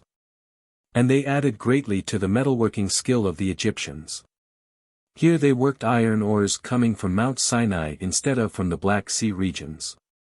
894.5, 80:6.4. The Egyptians very early assembled their municipal deities into an elaborate national system of gods. They developed an extensive theology and had an equally extensive but burdensome priesthood. Several different leaders sought to revive the remnants of the early religious teachings of the Scythites, but these endeavors were short-lived. The Andites built the first stone structures in Egypt. The first and most exquisite of the stone pyramids was erected by Imhotep, an Andite architectural genius, while serving as prime minister. Previous buildings had been constructed of brick, and while many stone structures had been erected in different parts of the world, this was the first in Egypt. But the art of building steadily declined from the days of this great architect. 894. 6, 80:6. 5. This brilliant epoch of culture was cut short by internal warfare along the Nile, and the country was soon overrun, as Mesopotamia had been, by the inferior tribes from inhospitable Arabia and by the blacks from the south. As a result, social progress steadily declined for more than 500 years. 7. Andites of the Mediterranean Isles. 895.1, 80:7. 1. During the decline of culture in Mesopotamia there persisted for some time a superior civilization on the islands of the eastern Mediterranean. 895.2, 80:7.2. About 12,000 BC a brilliant tribe of Andites migrated to Crete. This was the only island settled so early by such a superior group, and it was almost 2,000 years before the descendants of these mariners spread to the neighboring isles. This group were the narrow-headed, smaller-statured Andites who had intermarried with the Vanite division of the northern Nodites. They were all under 6 feet in height and had been literally driven off the mainland by their larger and inferior fellows. These immigrants to Crete were highly skilled in textiles, metals, pottery, plumbing, and the use of stone for building material. They engaged in writing and carried on as herders and agriculturists. 895.3, 80:7. 3 Almost 2,000 years after the settlement of Crete, a group of the tall descendants of Adamson made their way over the northern islands to Greece, coming almost directly from their highland home north of Mesopotamia. These progenitors of the Greeks were led westward by Sato, a direct descendant of Adamson and Rata. 895.4, 80:7. For the group which finally settled in Greece consisted of 375 of the selected and superior people comprising the end of the second civilization of the Adamsonites. These later sons of Adamson carried the then most valuable strains of the emerging white races. They were of a high intellectual order and, physically regarded, the most beautiful of men since the days of the first Eden. 895.5, 80:7. 5 Presently Greece and the Aegean Islands region succeeded Mesopotamia and Egypt as the occidental center of trade, art, and culture. But as it was in Egypt, so again practically all of the art and science of the Aegean world was derived from Mesopotamia except for the culture of the Adamsonite forerunners of the Greeks. All the art and genius of these latter people is a direct legacy of the posterity of Adamson, the first son of Adam and Eve, and his extraordinary second wife, a daughter descended in an unbroken line from the pure Nodite staff of Prince Caligastia. No wonder the Greeks had mythological traditions that they were directly descended from gods and superhuman beings. 895.6, 80:7. 6 The Aegean region passed through 5 distinct cultural stages, each less spiritual than the preceding. And ere long the last glorious era of art perished beneath the weight of the rapidly multiplying mediocre descendants of the Danubian slaves who had been imported by the later generations of Greeks. 895.7, 80:7.7 It was during this age in Crete that the mother cult of the descendants of Cain attained its greatest vogue. This cult glorified Eve in the worship of the Great Mother. Images of Eve were everywhere. Thousands of public shrines were erected throughout Crete and Asia Minor. And this mother cult persisted on down to the times of Christ, becoming later incorporated in the early Christian religion under the guise of the glorification and worship of Mary, the Earth Mother of Jesus. 895.8, 80:7.8 By about 6500 BC. There had occurred a great decline in the spiritual heritage of the Andites. The descendants of Adam were widespreadly dispersed and had been virtually swallowed up in the older and more numerous human races. And this decadence of Andite civilization, together with the disappearance of their religious standards, left the spiritually impoverished races of the world in a deplorable condition. 896.1, 80:7.9 By 5000 BC. The 3 purest strains of Adam's descendants were in Sumeria, northern Europe, and Greece. The whole of Mesopotamia was being slowly deteriorated by the stream of mixed and darker races which filtered in from Arabia. And the coming of these inferior peoples contributed further to the scattering abroad of the biologic and cultural residue of the Andites. From all over the Fertile Crescent the more adventurous peoples poured westward to the islands. These migrants cultivated both grain and vegetables, and they brought domesticated animals with them. 896.2, 80:7.10 About 5000 BC. A mighty host of progressive Mesopotamians moved out of the Euphrates Valley and settled upon the island of Cyprus. This civilization was wiped out about 2,000 years subsequently by the barbarian hordes from the north. 896.3, 80:7. 11 Another great colony settled on the Mediterranean near the later site of Carthage. And from North Africa large numbers of Andites entered Spain and later mingled in Switzerland with their brethren who had earlier come to Italy from the Aegean Islands. 896.4, 80:7. 12 When Egypt followed Mesopotamia in cultural decline, many of the more able and advanced families fled to Crete, thus greatly augmenting this already advanced civilization. And when the arrival of inferior groups from Egypt later threatened the civilization of Crete, the more cultured families moved on west to Greece. 896.5, 80:7. 13 The Greeks were not only great teachers and artists, they were also the world's greatest traders and colonizers. Before succumbing to the flood of inferiority which eventually engulfed their art and commerce, they succeeded in planting so many outposts of culture to the west that a great many of the advances in early Greek civilization persisted in the later peoples of southern Europe. And many of the mixed descendants of these Adamsonites became incorporated in the tribes of the adjacent mainlands. 8. The Danubian Andinites. 896.6, 80:8. 1. The Andite peoples of the Euphrates Valley migrated north to Europe to mingle with the Blue Men and west into the Mediterranean regions to mix with the remnants of the commingled Saharans and the southern Blue Men. And these two branches of the white race were, and now are, widely separated by the broad-headed mountain survivors of the earlier Andinite tribes which had long inhabited these central regions. 896.7, 80:8. 2. These descendants of Andin were dispersed through most of the mountainous regions of Central and Southeastern Europe. They were often reinforced by arrivals from Asia Minor, which region they occupied in considerable strength. The ancient Hittites stemmed directly from the Andinite stock, their pale skins and broad heads were typical of that race. This strain was carried in Abraham's ancestry and contributed much to the characteristic facial appearance of his later Jewish descendants who, while having a culture and religion derived from the Andites, spoke a very different language. Their tongue was distinctly Andinite. 897.1, 80:8. 3. The tribes that dwelt in houses erected on piles or log piers over the lakes of Italy, Switzerland, and southern Europe were the expanding fringes of the African, Aegean, and, more especially, the Danubian migrations. 897.2, 80:8.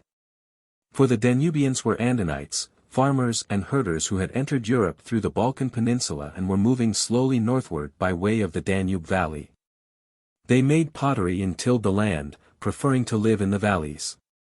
The most northerly settlement of the Danubians was at Liege in Belgium.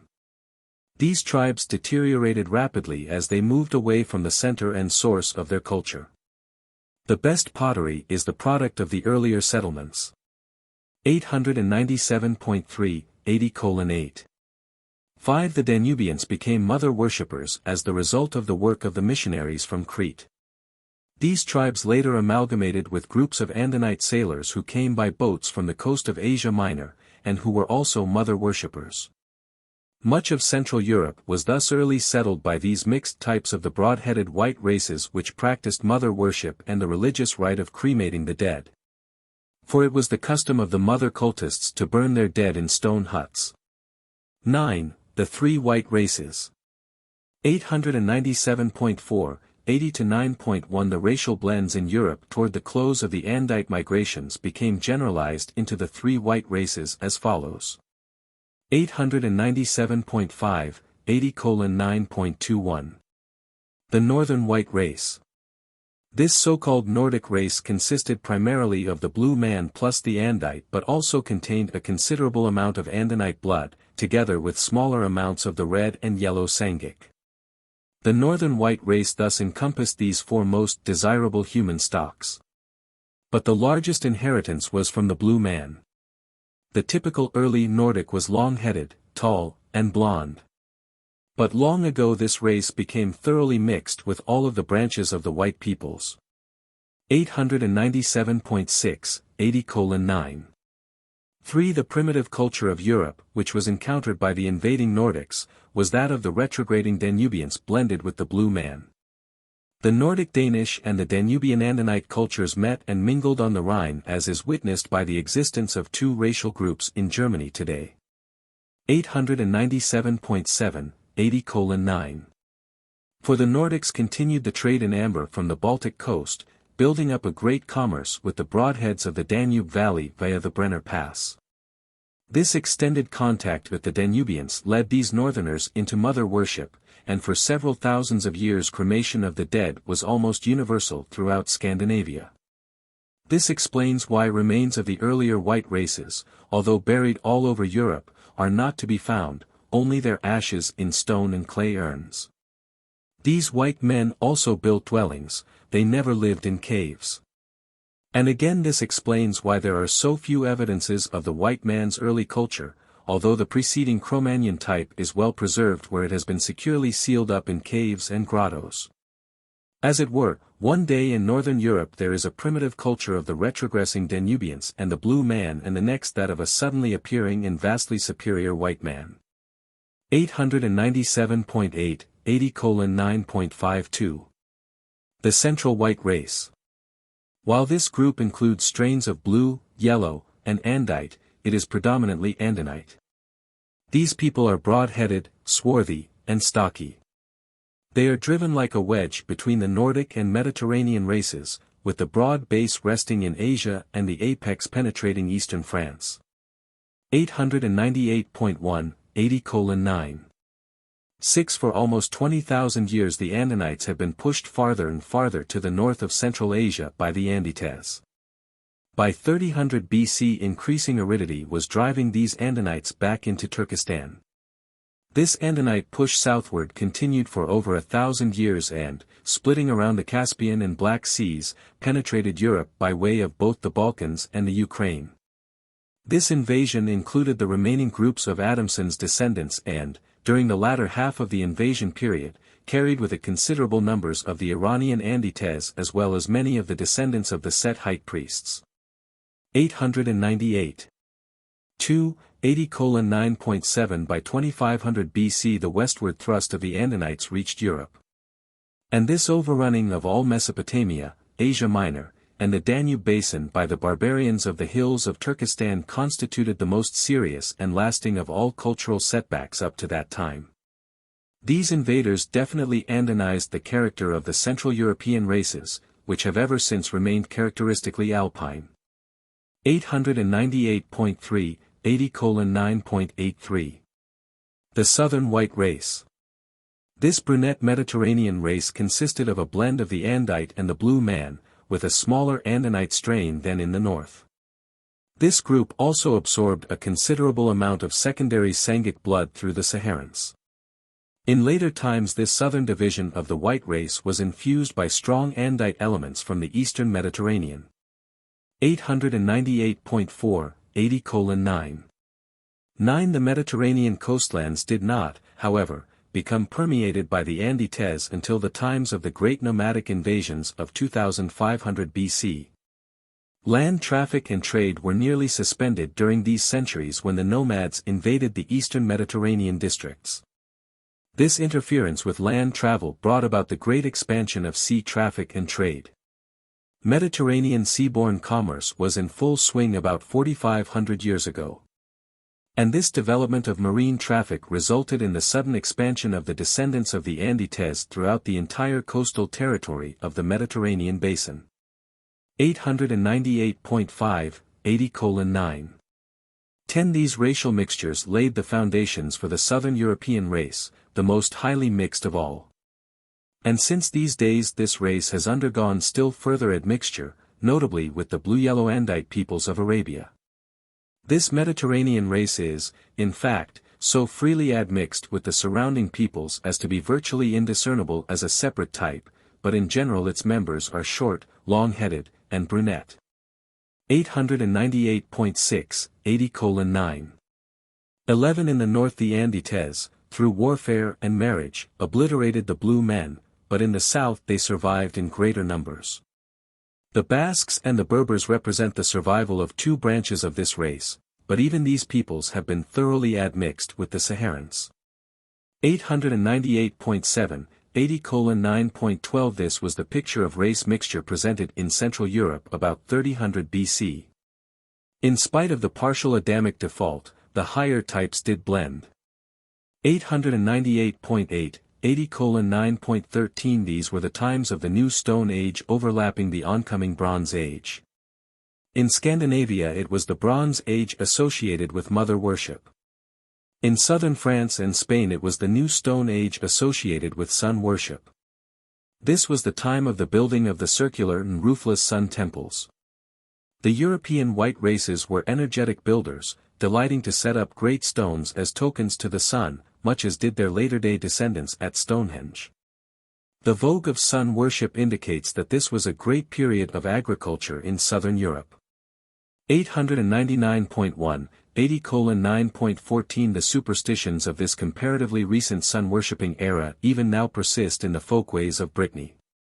Although Christianized for over 1500 years, these Bretons still retain charms of the New Stone Age for warding off the evil eye. They still keep thunderstones in the chimney as protection against lightning. The Bretons never mingled with the Scandinavian Nordics. They are survivors of the original Andite inhabitants of Western Europe, mixed with the Mediterranean stock. 899.2, 80:9. 15 But it is a fallacy to presume to classify the white peoples as Nordic, Alpine, and Mediterranean. There has been altogether too much blending to permit such a grouping. At one time there was a fairly well-defined division of the white race into such classes, but widespread intermingling has since occurred, and it is no longer possible to identify these distinctions with any clarity. Even in 3000 BC, the ancient social groups were no more of one race than are the present inhabitants of North America. 899.3, 80:9.16 This European culture for 5,000 years continued to grow and to some extent intermingle. But the barrier of language prevented the full reciprocation of the various Occidental nations. During the past century this culture has been experiencing its best opportunity for blending in the cosmopolitan population of North America. And the future of that continent will be determined by the quality of the racial factors which are permitted to enter into its present and future populations, as well as by the level of the social culture which is maintained. 899.4, 80:9. 17, presented by an Archangel of Nebadon.